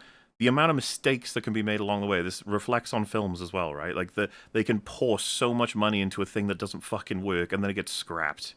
And then just like, whoops. Like a game can get restarted in its development several years into it. We've had bazillions of examples of that. So it's just like, why do we treat this like it's not possible?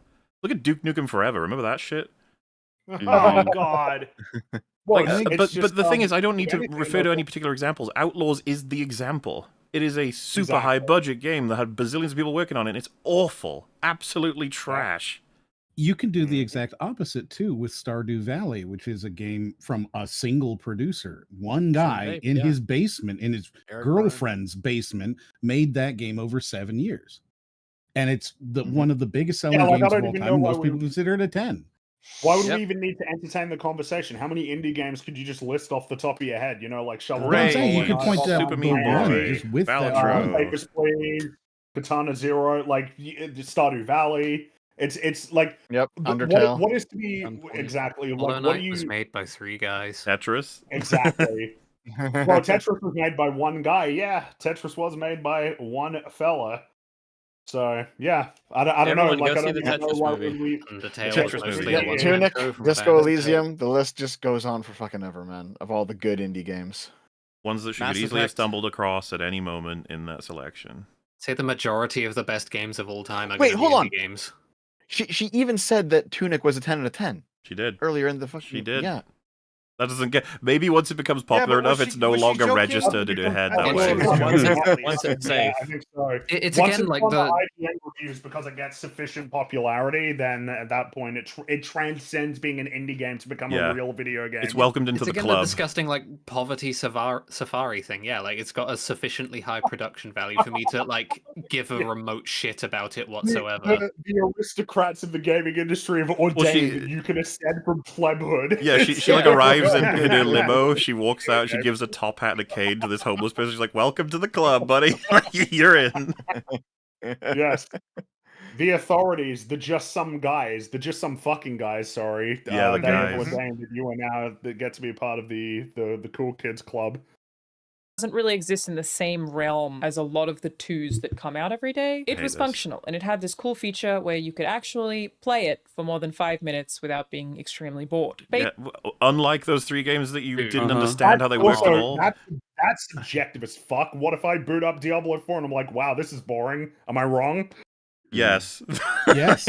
Yeah, yes. IGN said so. Well, so all right, well. On that note, there are plenty of AAA, quadruple games. Look at Civilization, for example, the newest ones. If you put my mum on that, she's not gonna fucking get it. She's gonna be like, I don't really like this. 2 out of 10. We're like, no, you can't give that a 2 out of 10. You're wrong. Basically, Steam is full of a lot of things that like barely count as video games for what the general. So why don't you show us those instead of referring to them that way when you gave us 3 examples that are absolutely games? Mm-hmm. This is what I mean. Like, could you at least? You should have just said, you know what, my plan here to play the latest 3 failed. It really did. I picked 3 that are actually like games. I need to go find you examples of shit that's terrible. You're a YouTuber. Just edit it out. Yeah, you could just not put it in your video. Who has time? This is part of the thing. Like the rambling. I'm a writer. Rambling for 9 fucking minutes about absolutely nothing. Like you could have written down a script for this, or at least maybe some fucking bullet points, and gotten through it. And instead, I'm 13 minutes into a 22-minute video, and you've said nothing. Or has she said too much? So okay, By the way, I don't know if you guys. I downloaded the second game she talked about, Zool Dungeon. And it's not polished by any means, but it's fun for $3. A lot of fun.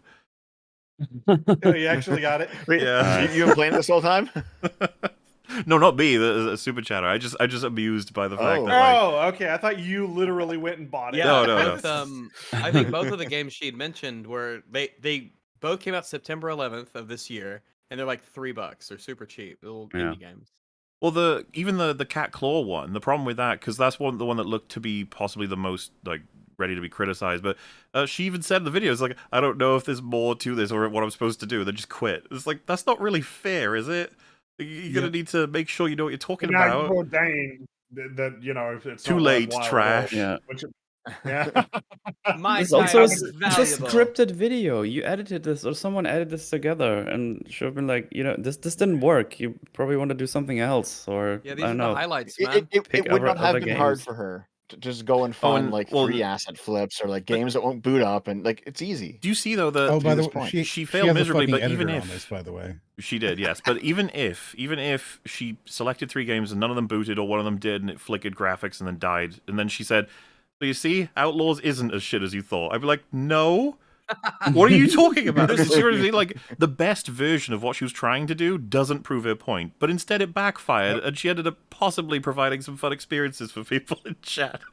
Which if you're trying to Listen, explain to me what the score of Outlaw should be, and you mention any other game that isn't Star Wars Outlaws, I don't give a shit.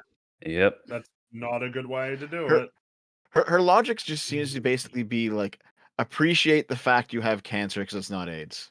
Well, maybe not. Yeah. Public understands a video game to be, and most of them aren't even really worth reviewing. But the scale has to still exist for them, and You it's just like say that, I like, get that's why true. if you've They're not I'm actually worth gonna reviewing. Roll it back. How do a you know bit. that without a review?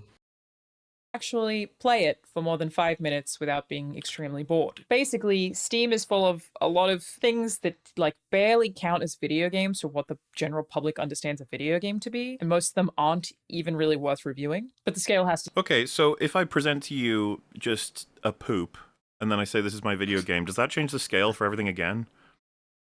Because now I've created a new floor. That have to happen. How many bowel movement, digital bowel movements do you have to have before Outlaws becomes an 8? Yeah, no, not digital, actual. Like you go to GameStop and you buy Mahler's game, and it's just like a bucket with poop in it, and the guy just hands it over. It's like, here's my game. I was 7 out of 10. Like in a box, you know, it's got like proper box art and everything, but you open it up, it's just poop. In the little tray. Poop. To still exist for them. And it's like, I get why if you've only played AAA games, if you only played really, really popular games that do rise above the schlock of majority of the stuff that comes out, that you would have a skewed perception of... See, you must have a skewed perception. You don't know about the indie circuit. You don't know. I know. It's cringe. I'm almost impressed by the condescension though. No. It's tinged with a lot more of a positive tonality. It's what we talk about all the time, yeah. If she said this angrily, people would see it for what it is. Yeah, because in this case, it's like, you know, and if you haven't played that many games, actually, like, if you haven't played any of these games and you played all these AAA games, then yeah, you would think that that Star Wars Outlaws should be lower than a 7. It's very, the tonality is really on point. So what you said, is she seriously intimating that the public can't determine what is good quality? Yes. Yes. In a sense, yeah, which is funny considering the observation that it's just some fucking guy's opinion on a review. But now you're saying, well, yeah, but you're now more they don't familiar know with video games than the average person. They don't know any better. So yeah, this is what I mean. In a sense, I'm almost impressed by the. It's not particularly well constructed, but the tonality very much is softening the condescension. What the scale looks like. Your scale is probably different to the scale of some other fucking guy based on just what you've played, where reviewers often have played a lot of stuff. Memes. Yeah, but so did you see it? Did you see? But you don't. It's a sneaky. But we have the 1 through 10. Yeah, she did a sneaky. Look, she says that just some fucking guy as like a. We're all having opinions, but right after it, she then makes clear what would make our opinions lesser. To the scale of some other fucking guy based on just what you've played, where reviewers often have played a lot of stuff. See? This little like just some fucking guy. It's like a shield to protect her from people being like, "What the fuck? You just said that I don't have as much experience as like IGN reviewers." Very impressive. Very impressive. Lame. Just stop being so cowardly. Just admit what your position is, which is, I know better than you guys. These games are 7 out of 10s. Okay? Outlaws is at the very lowest of 5. And those shit games I showed you barely ever, there's an exception here or there, but barely ever scratch above like a 1. They're all pathetic. Just say that. That falls on the lower half of that scale and is the reason the lower half of that scale exists. I think you could pretty easily make a case that they should just not touch those lower half games at all, and that you could like have a scale just for AAA games and they could be 2 separate things. But I think that would also be pretty complicated. I mean, technically, she's already explained to us now that it caps at 5 to 10, meaning that we should treat IGN's 5 to 10 as 1 to 10.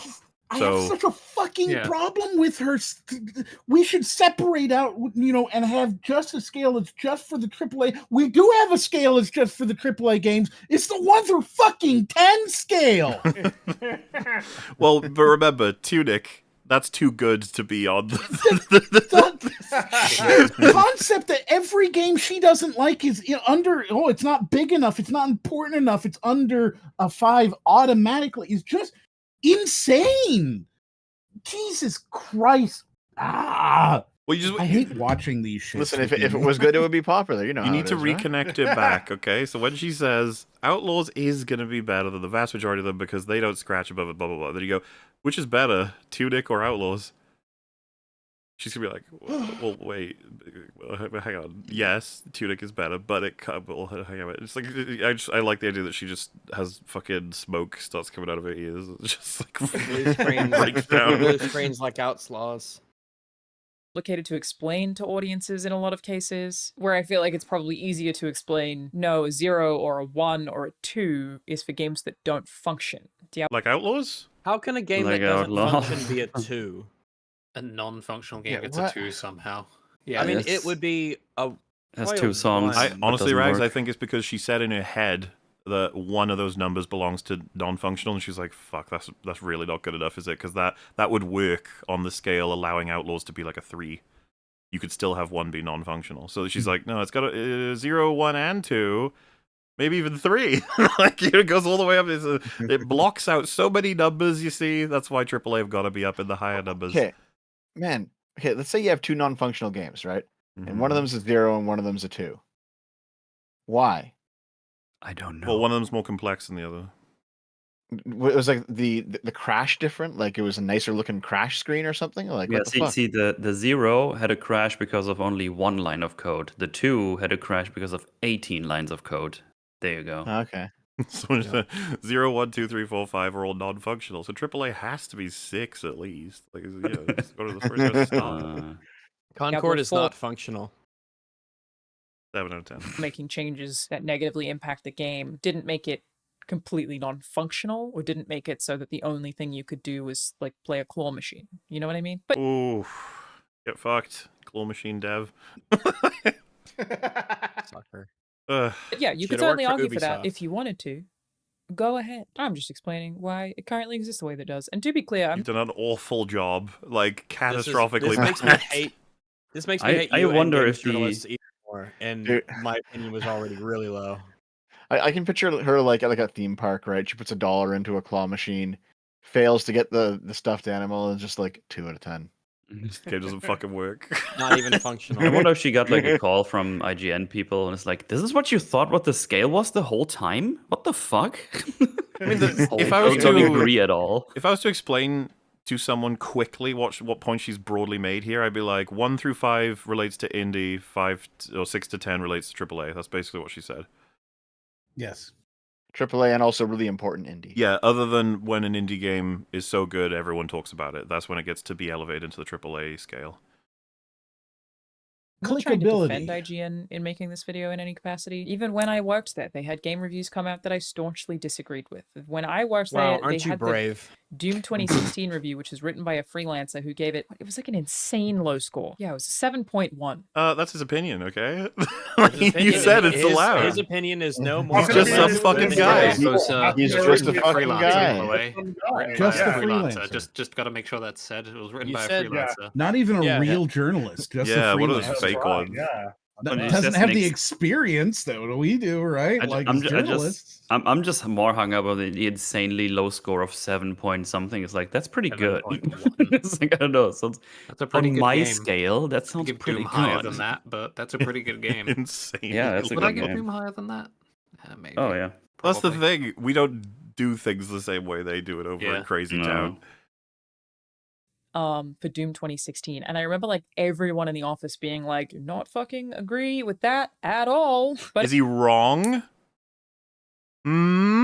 Go as Way far to as throw saying him it. under the Do Not it. bus. wrong. It's just some guy's opinion. Yeah, Yeah. it was just him, none of us. It was just him. Yeah, we Just didn't that guy. fuck Yeah. that up. It was him.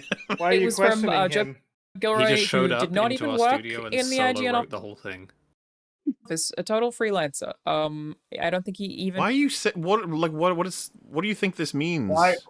Not what- professional. So That's he what has- she Yep. thinks it Is means. this, He's is on this the guy outside, going doesn't under the count. bus right He's now? not Is Man, this- the amount under the of bus? like this might be one of the best videos ever for how insulting and rude this video is, but the tone is just fine, so you'll never Yeah. know, and no one will know. Also, by the way, that just makes the IGN people look even worse because if like no one agreed with that score and they were all like, "Well, he wrote it now, he just fucking put Why it did out." they give Yeah, a whoa, release too like late. Doom 2016 to a freelancer? I don't know. You feel like you want your best people on the highest. I would have thought they'd want their people possible on a games. release like that, but Or okay. the most relevant games, rather. Yeah. With that at all, but it was from Joe Gilroy, who did not even work in the IGN office, a total Okay, freelancer. it's I name don't dropped think him? he That's even sick. wrote for IGN very often, like maybe one or two What times. does that in have my to do with anything? Why, Not yeah, actually. why are we bringing this random guy up to put him under the wheels of that bus right now Jesus for Christ. Star Wars You know what's weird? Outlaws? Friggy, she put him under the bus, and then she was like, "Whoops, forgot to give him a name." Yeah. It's like, what? Why? Like, What are we doing here? I What's guess I going gave you on? some clues as to who he was, but I'll make it easier for you, just so you know. sure. But like they've certainly had review scores that I fundamentally disagreed with. Okay. And that's just sort of the reality of reviews being just written by some fucking I want to guy. lie down But so yes, bad. this is I'm essentially why you losing my might feel mind. like you see so many review scores that are above a 5, or you feel like the lower half of the scale is being underutilized. It's why 7s feel like it might be average, and why I've heard people like call to change the 7 to a 5. But it's just when you factor in games that you probably haven't played or probably haven't heard of. You probably haven't played and heard of these games that don't work, and then showcases a bunch of games that do work. Is so cringe. The bottom of the scale gets very, very, very full very fast, and your AAA games start to look a whole lot better in comparison. And finally, I know that this isn't going to sway anybody who like already feels some way about this, but if you mean we think IGN is a joke, you're correct. This has not swayed us in any fucking way at all. I think you're more of a. I think you're a malicious joke now. Like, yeah, this hasn't helped anything.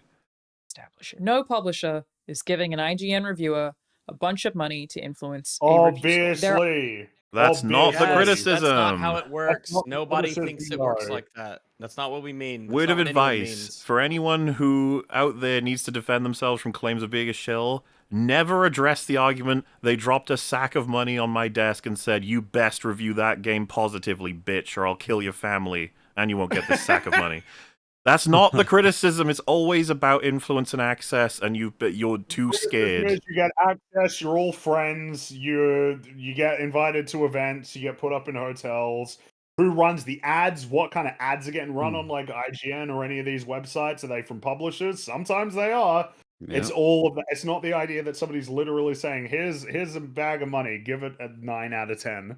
Obviously. Yeah, and I'm not ruling out, you don't need to address it, but I'm not ruling out the idea that they go, oops, drop my sack of money on the table. Oh, oopsie. I mean, we've seen that happen. Oops. We've seen it happen. And on top of that, we have seen them, directly blacklist companies like Kotaku, right? So, like, this does have an effect. They will stop giving you games if you review them badly.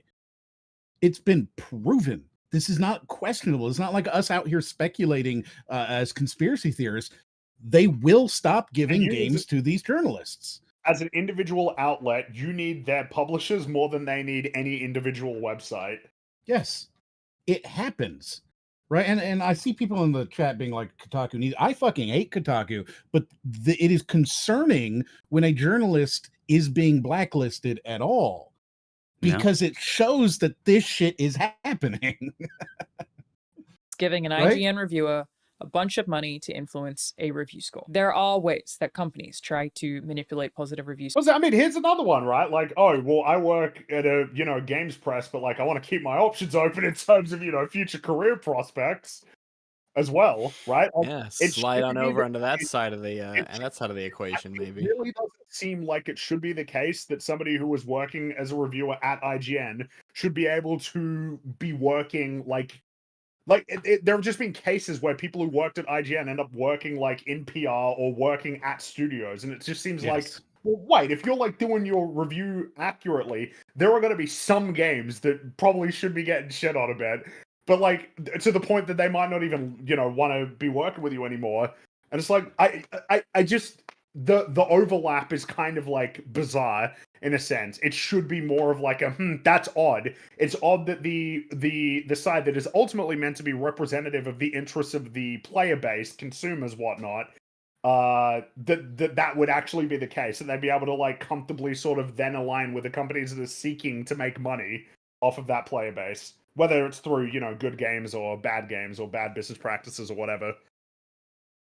Scores in ways that I think are extremely egregious and actually far worse than I think the general public realizes. Like, this stuff is huge. I'm gonna make a whole separate video about this. I was gonna put it in this video, but then it's like too many topics in one video. It's a lot. I will make a separate video about basically like publishers, companies trying to influence people to get positive reviews and the manipulative tactics that are used for that. There is so much to say and so much to unpack, but we're just... That is what people are talking about. You don't need to address they dropped the sack of money on the table. Just don't. Handing somebody money to give a game a score, which, by the way, as an aside, I've seen people recently suggest that IGN was paid to give Star Wars Outlaws the 7 out of 10. Why would Ubisoft pay for a 7? A 7? Because 7 isn't suspicious. God. You just spent the whole fucking suspicious. video talking about how, you know, 7 AAA means quality, it's too complex to not, like, you spent ages defending how it's an important number that represents quality at a baseline, and then you're like, why would they pay for that when what if the reality was a fucking 2? 7's a way better score than a fucking 2. And then, of course, like, as an aside, like, that's silly that they would do that. But then the main point being they would never drop a whole bunch of money to just require a positive review. It's like, well, yeah, but you just went over all the reasons what they would do it that are non-direct, non-explicit. Because, of course, it's illegal. Like, it's funny, if they actually did that transaction of the drop sack of money on table for positive review, they would never say it in a way that could be captured, but that may very well take place, that they just go like, hey man, I hope you give it the same kind of review approach that you usually do, and the guy winks and says, I know what you mean. See you at Disneyland. So what is the nature of because IGN does it in I don't think, does Game Informer exist anymore, or did it get shut down recently? It's gone. Yeah, like because IGN has it where it's like, oh, we've got like exclusive access for the month on this game. What do you think the point of that is? Like that's basically ads. Like in terms of or at least in terms of the idea of like what exactly is the publisher looking to get out of a preview where they show the game in a limited capacity, and the extent of the coverage that's provided by a website like IGN is descriptions of things presented in a way that's generally going to be positive for whatever the game is.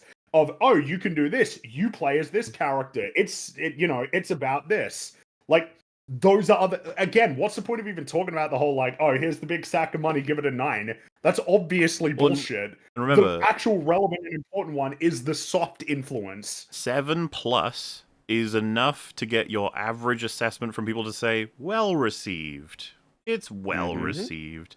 Especially if you're the site that controls the little blurb. Thanks to the fucking avalanche of users saying this is pathetic, horrible, broken mess, you could see even from the articles that we were reading that they were across time. The latest one is like, it's not been well received. Like, not really at all, actually. And it's just funny to say, like, why would anyone want to pay for a 7? It's like, well, it's better than a 6, a 5, a 4, a 3, a 2, a 1, exactly, and a fucking nil. You're paying a reviewer, you couldn't just slip them, like, you know, company like Ubisoft with a shit ton of money, just like another 50 grand or whatever the Also, it'd be fucking suspicious as hell if IGN gave it a 10 out of 10. Yep, the 7 doesn't arouse suspicion. Remember how fucking suspicious it was, the 86 for Rotten Tomatoes for Rise of Skywalker? It was like, how the fuck do you give that an 86? And if Alana said, it's not an 100, they would have given it if they were paid off, they would have given it 100. Like, what are you talking about? Didn't the score like not change at all as well for like weeks on end? Stuck on 86, almost as though they were paid to not let it drop below 86. People love the Rise of Skywalker. Critically acclaimed sure they do. Yeah. Hyper sus that shit. That's one of those ones where I was just like, I will never believe that was genuine. Not in a million fucking years. Everybody said that movie was awful. Fuck and be like, just make it a 10. Why would they pay for a 7? But handing somebody money to give, it would actually be dumb as fuck to pay for a 10. Just thinking about this. If it's that's super suspicious. Review score. Let me just hop in here for a minute, if you don't mind. So I decided to look something up because maybe a minute or two ago, she mentioned the Doom 2016 freelancers. She kept pointing out, he's a freelancers, nobody. The Joab Gilroy, whatever his name is. Yeah, I just kind of dug around a little bit, just doing some Instagram searches and some Twitter searches. She brought him into IGN to be a freelancer. This is not someone that she doesn't know. I don't know why she was playing him up like she doesn't know him, because they're both Australian, and he was hired on because they worked together previously in the Australian games circuit in like 2015. Like, these are people who know each other, and then they had some kind of personal falling out in like 2023. Oh, interesting. So that's why the bus happened. Yeah. She probably kicked him while he was under there. Yeah, they apparently both worked like in some small time outlets in like 2015-ish. She got onto IGN, and then she like tried to pull him up, and they remained friends after they both left IGN. And then they had a personal falling out. They don't talk to each other anymore. Rip. And the details of that aren't revealed. But yeah, this is not someone like she doesn't know. No, you wouldn't have gotten that impression at all from what she just said. Well, and it was also very odd. She only referred to him in such a way that could get him flack, and then she made sure to his name. It was like that's just odd. It was weird. You didn't need to do that at all. Mixed signals here. Extremely illegal, and these companies have giant legal teams. Right, it's an illegal thing to do to pay for good reviews. Right, there you go. There you go, guys. A massive crime is a illegal. massive company would never do anything illegal. Most murderers didn't know that it was a crime. Like, I don't even know where to begin with this naive fucking comment. Like, crimes don't happen because they're illegal. Yeah. You're actually It's not also- allowed. We've solved it. Yeah, it's also not allowed to give people gifts on Amazon when you sell them stuff and say, I'm going to activate that gift card if you give me a 5-star review. They still do it, though.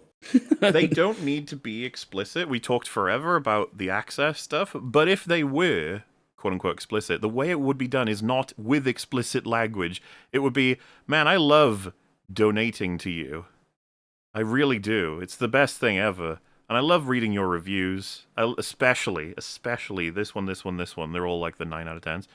The more work you produce, the more I'm invested in donating to you to make sure you're supported because I love your career. Just that's already more explicit than they probably would do it if they were to do it. But the kind of shit that can't even get you in trouble legally. Like if you took that to court, you can't prove that. It's like I can't believe people still say these things. Like, don't you know it's illegal? Why would they do an illegal? Who are so hardcore and so intense about this kind of stuff. Their whole job is to prevent the company from getting sued or getting fined. That's actually a reason in favor of our argument that they have a whole team designed to protect them from getting in any legal trouble. Yep. Job of these legal departments. I've worked with some of these legal departments. They are annoyingly hardcore. Stupid legal rules where they try to avoid getting sued for the dumbest shit that you're like, nobody. Yeah, that's what a dumb thing for a multi-million-dollar Yeah. company Avoid to avoid being getting sued. Like, dumb shit like that. Yeah. people will sue people for anything. A lot of it's good that they have these teams to protect themselves, but simultaneously the teams can be used for less cool and less ethical things. Evil.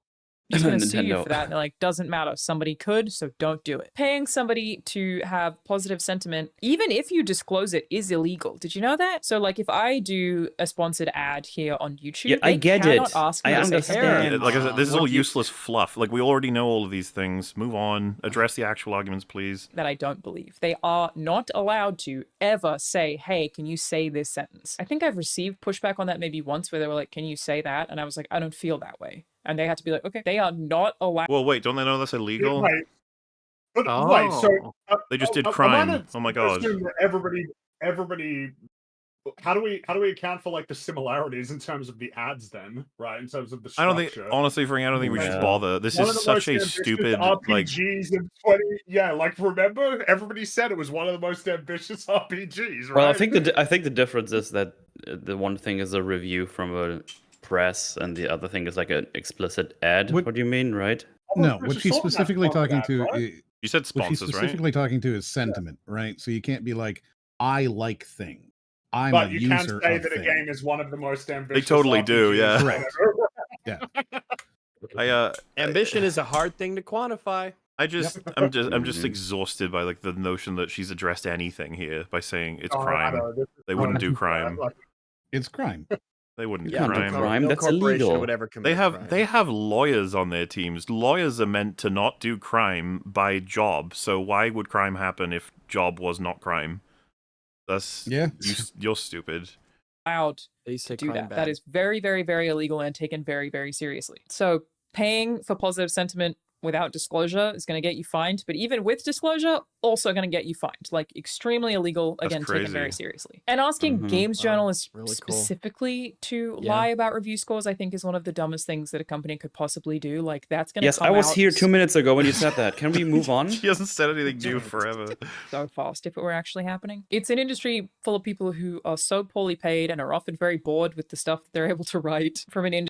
Good. I hope they starve. Industry that gives them like no information. I don't even know what the fuck point is this. Like, I don't know. Why would they pay for the lowly reviewers' those poor games scores? journalists. Those poor fuckers. If anything, she's giving me a reason why someone would accept a bribe is what she's doing. About anything, and is constantly withholding things and just making them like rehash press releases because the games industry is so cagey about information. Frankly, they are desperate a lot of the time to write the article that gets their name out there. Or Alana, this is not helping your argument at all. No. Just told us why they would accept it. It's all very illegal, but they're starving. Send us more money. Every single dollar She even is gives a so price much earlier, just another 50,000. Just give another 50,000. or gets views or makes people like them. It gives them the prestige of breaking this huge conspiracy news story. Like so many, I would say 90% of people who work in that games media industry would be frothing, chomping at the bit at the opportunity to leak this story. If it were happening, it would have leaked 1,000. But all the reasons you just gave for that would also reflect being bribed. So it hasn't happened. Wait, it has leaked. Kanan Yeah, Lynch. it has happened. We know it's happened. Yeah, exactly. It's famously happened. But did you catch that, though? She gave all of the reasons why these people would want to get an article that's very famous or very engaged with, because that would provide them money, which will help the particular situation being not fantastic, which I'm more than inclined to believe, like, the vast majority of the people who work in trying to get this to work, like, they're probably not that well off. But you cannot deny that that would also work as motivation to be bribed. Yes. Yes. I agree. How can you lay all this out and then be like they would never be bribed? They're all so full of integrity that all of them would leak this story immediately. That's what would happen. Like, okie dokie. Times over. And I actually don't doubt that it was happening in the 90s and 2000s before a lot of the more strict regulations came in. Of course, companies are going to try to do it. They just can't anymore.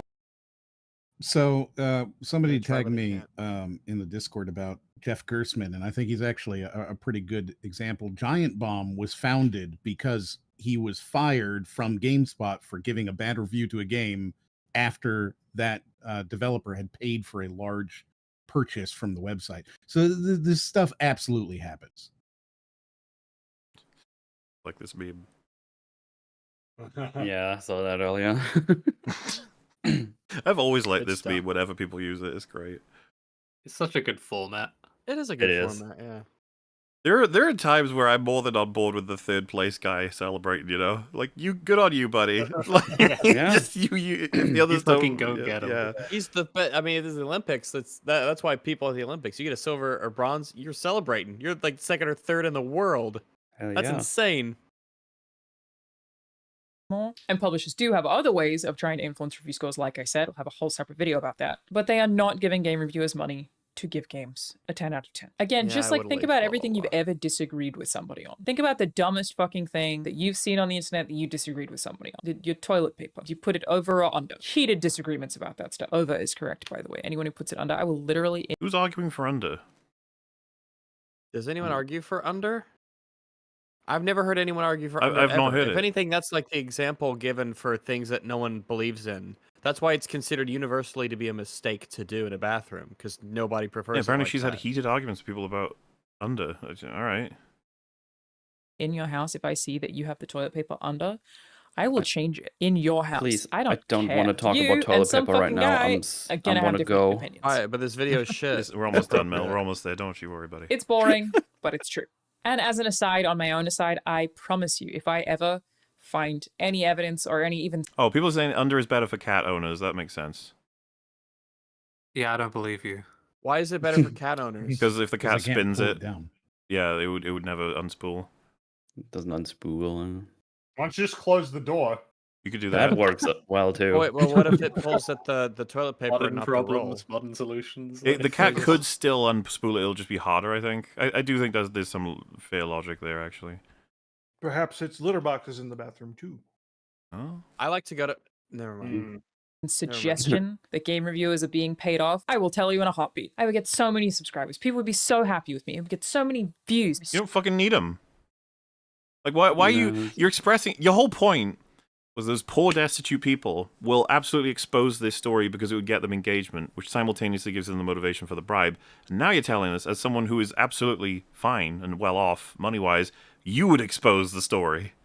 Like, okay, I don't even know. Like, what does this help? How does this do anything? So much credibility. She finally outed it. Wow, look at this person go. That's my epics. Instead, I'm doing my routinely dumb bitch move of telling I you would the say truth that you I are don't- overestimating how much the average person recognizes the names of games journalists. Yeah. Like, I don't think the average person is paying that much attention to like who is breaking these stories. Like even like someone like Jason Schreier, I presume that like most people probably don't even know who he is. Pointed out, if it were happening, I really hesitate to use the word if it were happening, then it wouldn't be done in a way that she could expose it like that. It would be underhanded. Very few people would actually know. That there were these things where like thousands of people worked on a video game and then it comes out after the game was developed that there was some crazy shit happening. Why wouldn't it come out sooner when there's so many eyeballs on it? What I'm trying to like, get I at don't is know, they will sometimes- use subtlety. They will likely have lawyers recommending how to do it. Yep. Why would And they they'll just only let explicitly a few send you a people fucking know. email that says, I would like to bribe you, please? Like, that's not going to happen. If you need elaboration on the bribe offer, please just email me back at Dude, it's this- biz whatever. It's like... If you want to know more about bribes, please Google it. It's the evolution of the bribery, because when you give them the bad review, they say, you know what, we're not inviting you to this next conference. We'd like to invite you to the year after. Really, it'll just depend on the quality of your writing. Something like that. What are you going to do, take him to court? They're trying to bribe me. No, we're not. We would never do that. That's ridiculous, and our lawyers will fucking kill you. And most of you probably don't want to hear. Not most of you. It's just the ones who don't want to hear it really don't want to hear it and are definitely going to get mad at me in the comment sections of this video. Like, I'm aware of that. In fact, I will probably lose subscribers. Ooh, woo, I'm gonna for get this video. cancelled. I like actively reject the proven to be excellent strategy of saying the thing the masses would like to hear Shut and to up. make a controversial video that Wait, will force what? people to yell at me. All of that to Yeah, say, alright. it would be a lot easier for me. I'm gonna Listen, get fucking victimized. you need to Oh, understand that's right. that she ain't no usual Ulysses. She doesn't just fucking say random, boring, lame, and well-accepted shit. She'll tell you how it is, even at the cost of people not liking it for it. How it is, which is ultimately a defense of the AAA video game industry. And the let's shitting defend on the corporate indie. lizard monolith and Yeah, shit that on she's the in. fucking people just making video games with whatever they have around. Someone who actually does work in media to come out and say reviewers are being paid off. If it were happening, they would have done it by now a million times over. They have done it by now. They have done it. What are you talking about? We've God. Already, I would have done it by now a million times over already. I don't review games that don't accept codes. I have no reason to lie to you about this. It's I have I don't know no why anyone reason would to censor lie to code. you about this.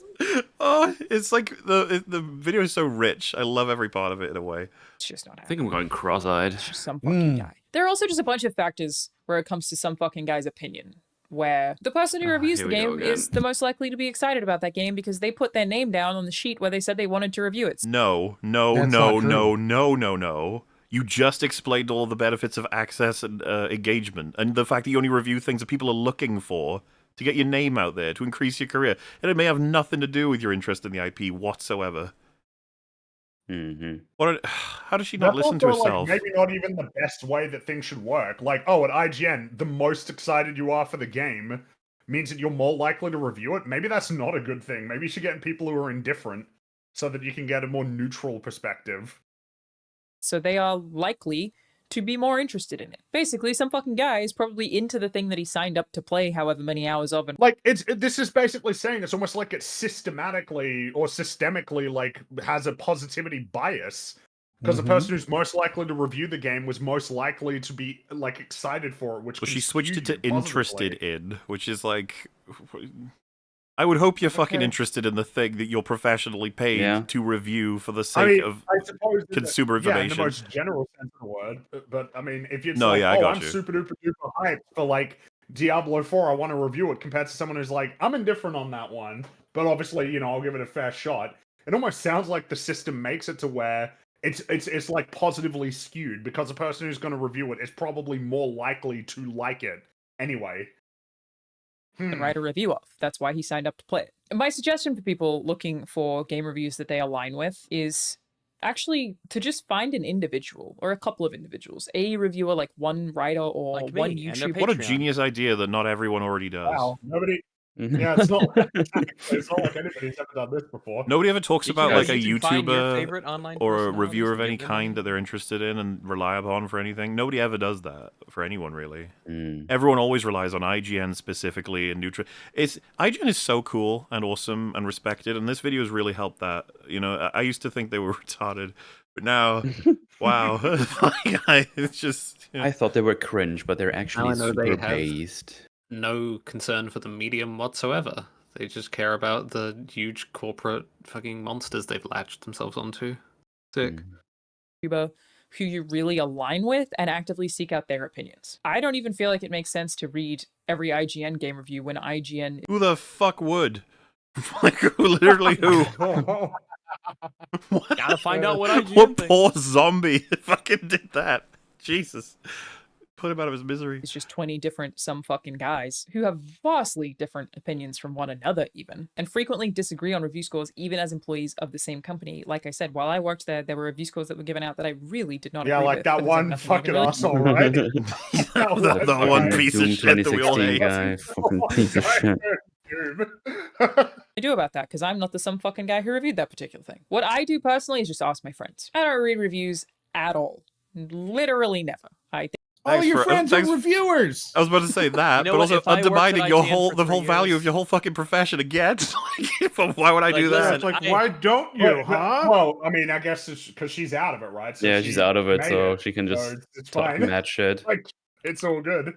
That's Listen, not I no. worked at She's IGN got for plenty 3 of years. friends that I are going to never read exist in that reviews. profession. And why Well, would you? That's still her past work. No, I know. But hey, look, all right, that ladder. Well, you can kick it down once you got off it, all right. I don't know. It's just nothing- weird, isn't it? To just shit. So, like, the whole point of this system, the whole point of this video has been to like essentially defend the nature of how all of it's run, and like the nature of these reviews, and to argue for how the people who write these reviews effectively have more of a right to have a perspective on these games. So then be like, yeah, but I mean, I don't fucking read them. I don't Like, who fucking gives a read shit? them. Who cares? Thing to me whatsoever. Ask my friends. And I even felt this way when I worked in that space. I Oh, just asked God, friends what they even think of worse. something. Well, there you go. Right? Something and what they like about it and what they didn't like about it, and based on what I know about that friend and what they said they liked or they didn't like, I can make an assessment on whether I will or will not like something. Basically, 7 out of 10 is the average Well, because yeah, but the you can scale make an of- assessment based on somebody who you don't know, based on their arguments, right? Such No, as we're in not a even. review. Yes. Frank, we're not even pretending anymore. It's just like she made reference to this earlier. I was going to say something, but I guess now is like searching for reviews that you align with, as in. What's the phrase I'm looking for? Because it's been a while in the stream. Where you just confirmation bias. You just want the thing yeah. that tells you that you were right to feel the way that you did. And she's like, if you Yep. want that, you just got to find the person that aligns with you. Just find As if that's someone. not the most intuitively obvious thing that everyone does anyway. Which is honestly a frustrating thing we shouldn't encourage. Don't just listen No. to people who automatically agree with you about everything. Don't just try to search for confirmation bias. Try to expand your possible perception of a particular thing. Look into other Yes. people's perspectives. And then the reason why I've triggered onto this is because Free's like, what about their arguments? Like, she's not even entertaining. They're making any. They're just saying it was good. Does that make you feel good? And then they go, yeah. And then you go, that other thing though, that was bad. Then they go, no, I like that. You go, oh no, yeah, it was good. You're good for That's 7 liking out of 10. that. It's You're like good for liking it. it's so sad, and it kills discussion, kills analysis. What the fuck is the point in any of it if it's just making Yeah. you feel better about the fact that you like Star Wars Outlaws? Yeah, and all reviews are the same, and no one has expertise over anyone else, and everything's valid. But here's our publication. We'll accept ads Here's for a- our opinions. Here's a better one: find people who you believe are honest. Fuck the confirmation Yeah. bias. No, find Counts. people who you agree with and get their opinion. That's what she said. Mm-hmm. for the amount of games that do not have even half the complexity of most of the games that you Stop. play, Complexity doesn't and matter. does Stop saying that. Saying that fucking word, yeah. need to have the lower half of that scale in case one of those games gets reviewed. Again, I'm not trying to defend that, just trying to explain Yes, it for you anyone are. who might Yeah, be you are. defending it, Yeah, you are. 100%. Absolutely Yeah, defending it. you are. sort of like has never thought about it before and was, if this Never Never thought about. just squeezing these in at the end. video makes Well, anyone so- go, oh, Yeah, that makes sense. Then great. And remember, game reviews are just the opinion of some fucking yeah, guy. okay, cool. Yeah, So sure. if she actually wasn't trying to defend it, then she should put right at the end here, and this that I just explained to you is bullshit, and here's why. But she didn't.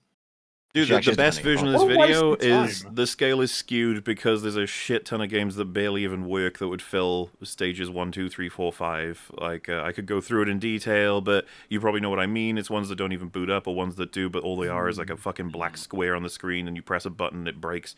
Like, these are the lower level games.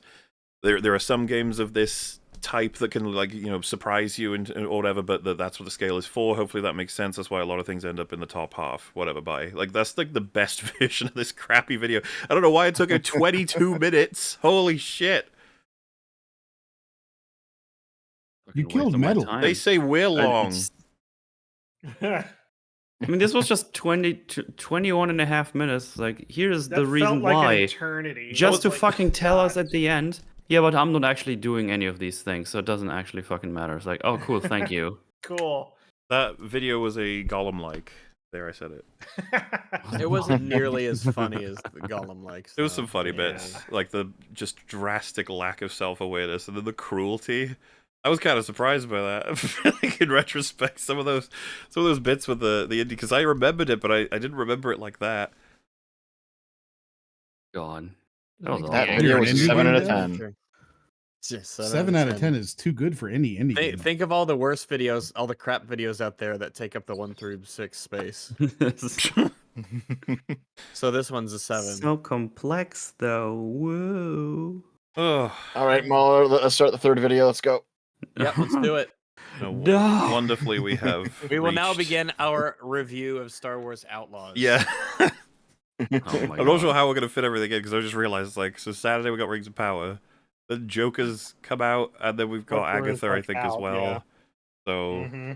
So, yeah, lots of episodes of EFAP on the way, lots of episodes of EFAP movies on the way, lots of episodes of us talking about everything on the way. What else can I say? I want to do some gaming too. Wow. I like games. We need to Video chain, games are pretty cool. chain together I like again. Star Wars wait. Outlaw game. Was Chain Together made by like an indie team? Because I don't want to play no fucking 1 to 5 out of 10 games. That's like a somewhere between a 1 and a 5, probably. The higher you get, Yeah. the higher the Same with number. Only Up. I think Only Up was made by one guy, if I remember correctly. So We're kind of an sorry. indie production Oh, ourselves, indie. so I guess we're like a Oh. 1 out of 5. Sense, yeah. Damn, that's that true. sucks. Yeah, and we don't even have a soundtrack, so No Bum, soundtrack. ba-da-ba-ba-da-ba. There you Oh, go. that's the one I right think there. you stole that one. No, I didn't. I don't know. Oh, okay. I'm not an acid flip. Public How dare domain. you? Wow. Oh, well, now that we're nearing the end, what we shall do is talk Is to our remind people.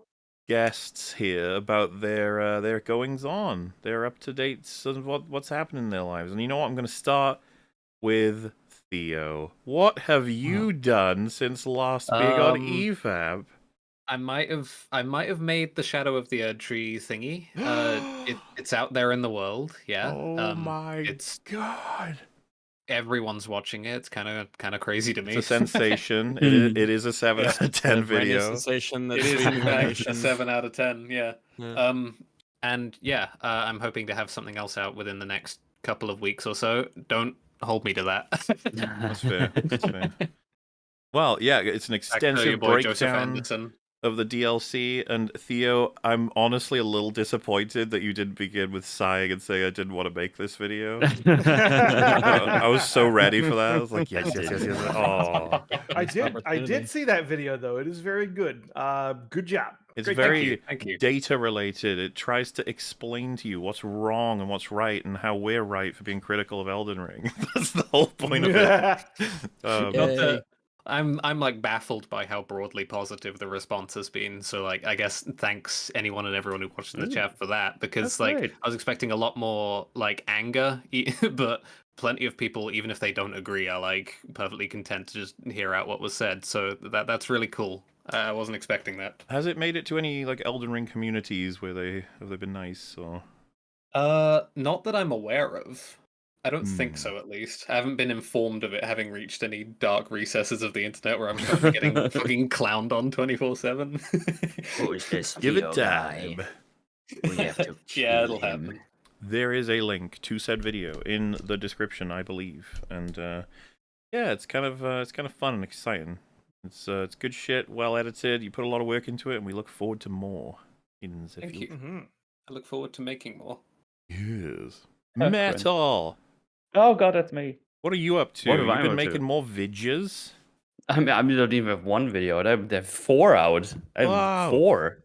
Yes. Yeah, Rings of Power episode 1 through 3. Those are Wow. out. I put out a rando rant about Outlaws, the Star Wars Outlaws. That's 7 out of 10 game. Yeah. That's 7 out of 10 game. Yeah. Go watch those. I am finishing up episode 4 currently. Fingers crossed that's gonna be tomorrow. It's only a couple more minutes of visuals left. I know I'm very much behind, but you know I'm a wage slave, so I can only spend so much time, unfortunately. But yeah, I'm doing the whole season still. Don't you worry, it's still coming. But yeah, that should be out there soon, and then I'll go straight back to episode 5 and torture myself some more, while also still having to watch the last 2 episodes and Joker. And yeah, so yeah, Joker Forge is happening on Sunday. That's gonna be fun stuff. Hopefully, didn't hear good things about that, so that's sad. Yeah, I'm a little cagey about that one. I was kind of worried that was going to be the case. So yeah, I'm gonna go see that. And spooky games. I'm trying to do 2 spooky streams a week. Currently playing through Darkwood. It's like that's a neat game. A top-down spooky game. I've been enjoying it quite a bit. The first stream, I think it's pretty great so far. So I'm looking forward to do more of 7 this. out of 10. 7 no, it's an out indie of game. 10. 4 out of 10. Mm-hmm. And yeah, I'm shilling again. I'm just a little over 500 subs away from 10,000. So woo! That's exciting. And when those 10,000 are reached before I get to Mauler, we're doing that Dark Souls 2 marathon. You force us to play Dark Souls 2 on stream if you subscribe to it. It's really up to you. Yeah. So when I'm over, That'd be when that's painful. happening, when I'm over there, we're gonna get drunk and play that game, and I'm sure it's gonna be fantabulous. People So yeah, suggested us co-oping Gollum, and I was like, no, thank you. No thanks. But yeah, tons of content even on my side. Isn't that crazy? That's crazy to hear. Yeah, that's it. Subscribe, ring the bell, stuff. Ring the subscription bell. Yeah, you got you've been tackling all the new cringe, and Hell you know, yeah. when are you gonna make your first praise video, Mel? All about how Yeah, how come you're so negative? Yeah, doesn't Metal even like anything? I'm starting to wonder about you. You know, Rings of Power is what you would call a AAA TV show, so it's kind of weird that you've been ripping it down to like such a low level. Joke's on you. The video I was working on before. That is a praise, but I'm not going to say what it is.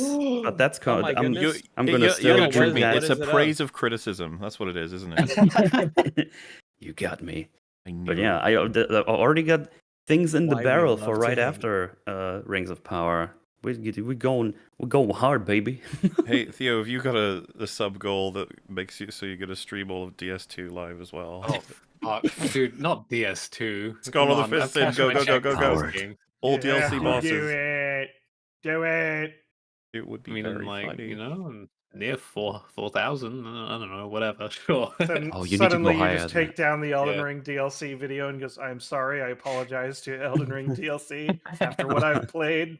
I'm so sorry." I even still. Yeah, I do. Okay, I do have the game. Fuck. Fuck. You refunded it in your dreams. It's still on your library. I just couldn't remember if I played it on Steam or not. Guess I did. Mr. Moriarty, what are you up to as of late, sir? I'm working on stuff. I put out a video recently about Concord, and people seem to have enjoyed that. But I have two saw videos that are video. Very good. Thank you. Yeah, I enjoyed making that. But I have two videos that are super relevant to what we watched today. One of which was the IGN video. It's called "The Game's So Bad Even IGN Gave Them Less Than a 6." And My God. it is a look at like the actual games and why they get these, and sort of the undersided, part of IGN and the problems with IGN. And then there's a companion piece of that that's called "The Problem with the Game Awards Jury," which kind of talks about the incestuous nature and network of the journalists and the people who are becoming these jurists who decide what games win game awards. And I think those two are highly relevant to the content that we watched. I agree. Nice. So, go and pursue those videos. They are quite chonky in terms of entertainment, engagement, content. They are the best kind of thing you could possibly want after this stream. And it'll probably make him feel a little better, because it sounded like he was dying a couple of times in this stream. It was so painful to watch. Cool Outer Wilds video I look forward to watching when I play that game, hopefully. The Outer Wilds video, it's such a failure of a video, but I'm so happy I made it. That was a good video. I don't really know what that means. Oh, it did like 4,000 views. Like really bad.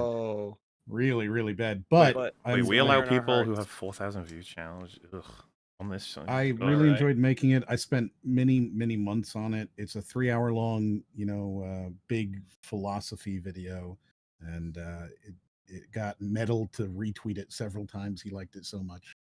You know what? That sounds like a success. Outer Wilds is fucking awesome. So I was very happy to see that video. Yeah, I've heard that game is like special in a way very few games are, and I look forward to playing it soon. Outlaws is special in a way that very few games are.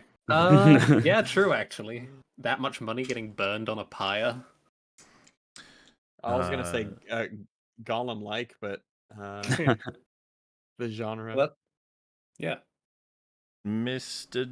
Dev, what are you up to? If you're there, I don't know. You are. Hello, I'm here. Yep. I just keep myself muted manually just because I start coughing or I'm slurping on soup too loud. You start answering the voices. Slurping on Slurpo. He's regularly slurping on that soup. Just all day. Listen, man, I had a big bowl of ramen for dinner tonight while doing this. So just what you need, carbs. Well, I mean, in the course of the stream, you would have it's ready to the next meal. We're well into that time now.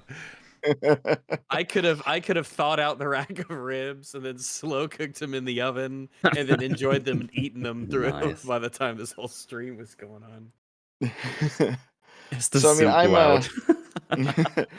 I'm primarily a political YouTuber, and so I've been enjoying the political slop instead of the media slop like you guys. So a bunch of my recent videos, there's been some videos about ideas, there's been some videos about books. There's been some videos about like current events, like I talked about the story of the Haitian migrants who are apparently eating dogs and cats in Springfield, Ohio, which wasn't exactly true, it turns out. But I mean, that's how things go when it's an election cycle. I've watched debates with the presidential debates with my friends and stuff like that. And honestly, for me, what's coming up, because we're like 35 days out from the election, it's pretty much all going to be all politics stuff. I'm probably have to wait for my own Star Wars Outlaws video till after the election, because there's just so much to cover right now. There's so much to go over. Which, I mean, it can be a bit soul crushing sometimes, but also I do want to do it. There are a bunch of things that I do really want to talk about, so I'm working on that. A bunch of big projects will come out over the course of the next month. I think if I am going to do one video game related topic in the next few weeks, it'll probably be Dustborn, because Dustborn was an incredible train wreck and I loved it. Well, it was a 7 I watched out of 10. Harmful play quite a bit of it. It was, what an experience that must be. Yeah, ER put himself through it. Felt bad, but you know what? We all have to make sacrifices. It's like you take Dustborn, I'll take Outlaws. That sort of situation. It's like we all gotta do our The amount part. of people who told me on stream to play Dustborn, I was like, I can't. I can only take so much. If you it's put like on 20 hours blackface long, and man. play Dustborn, I'll give you $100. That's not enough to convince Metal to torture himself. I'm not fucking Boogie. No, do it. It's a high such class a long war. game for what it is. Holy fuck! Put on blackface and play Dustborn. Wow. I'll give you I'll do it for free. $100. Mel's like 110. 110.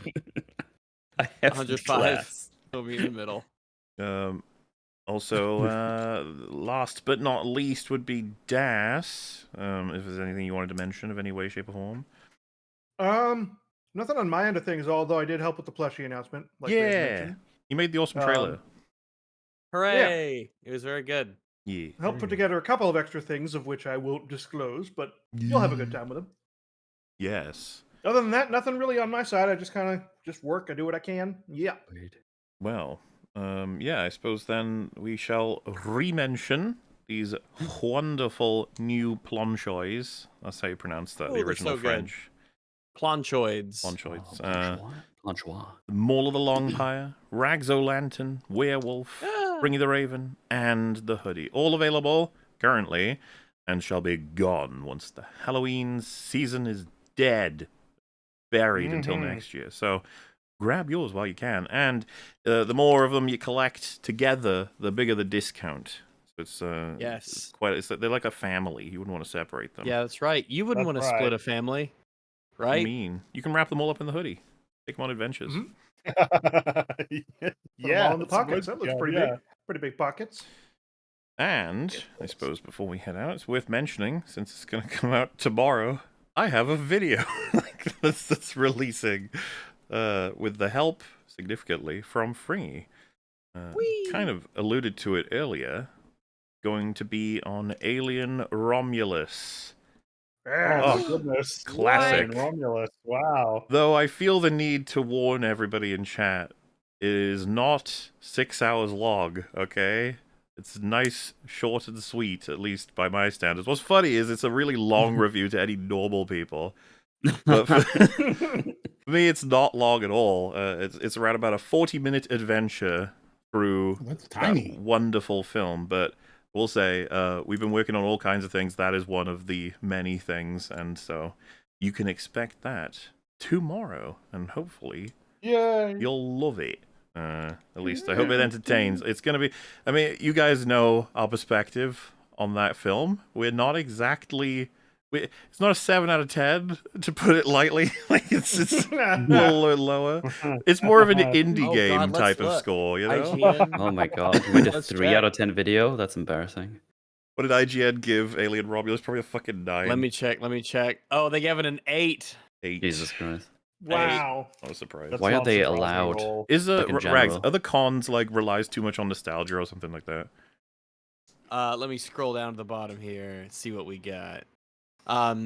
It is 8. Great. Alien Romulus' back-to-basics approach to blockbuster horror boils everything fans love about the tonally fluid franchise into one brutal, nerve-wracking experience. It was definitely nerve-wracking, that's true, yeah.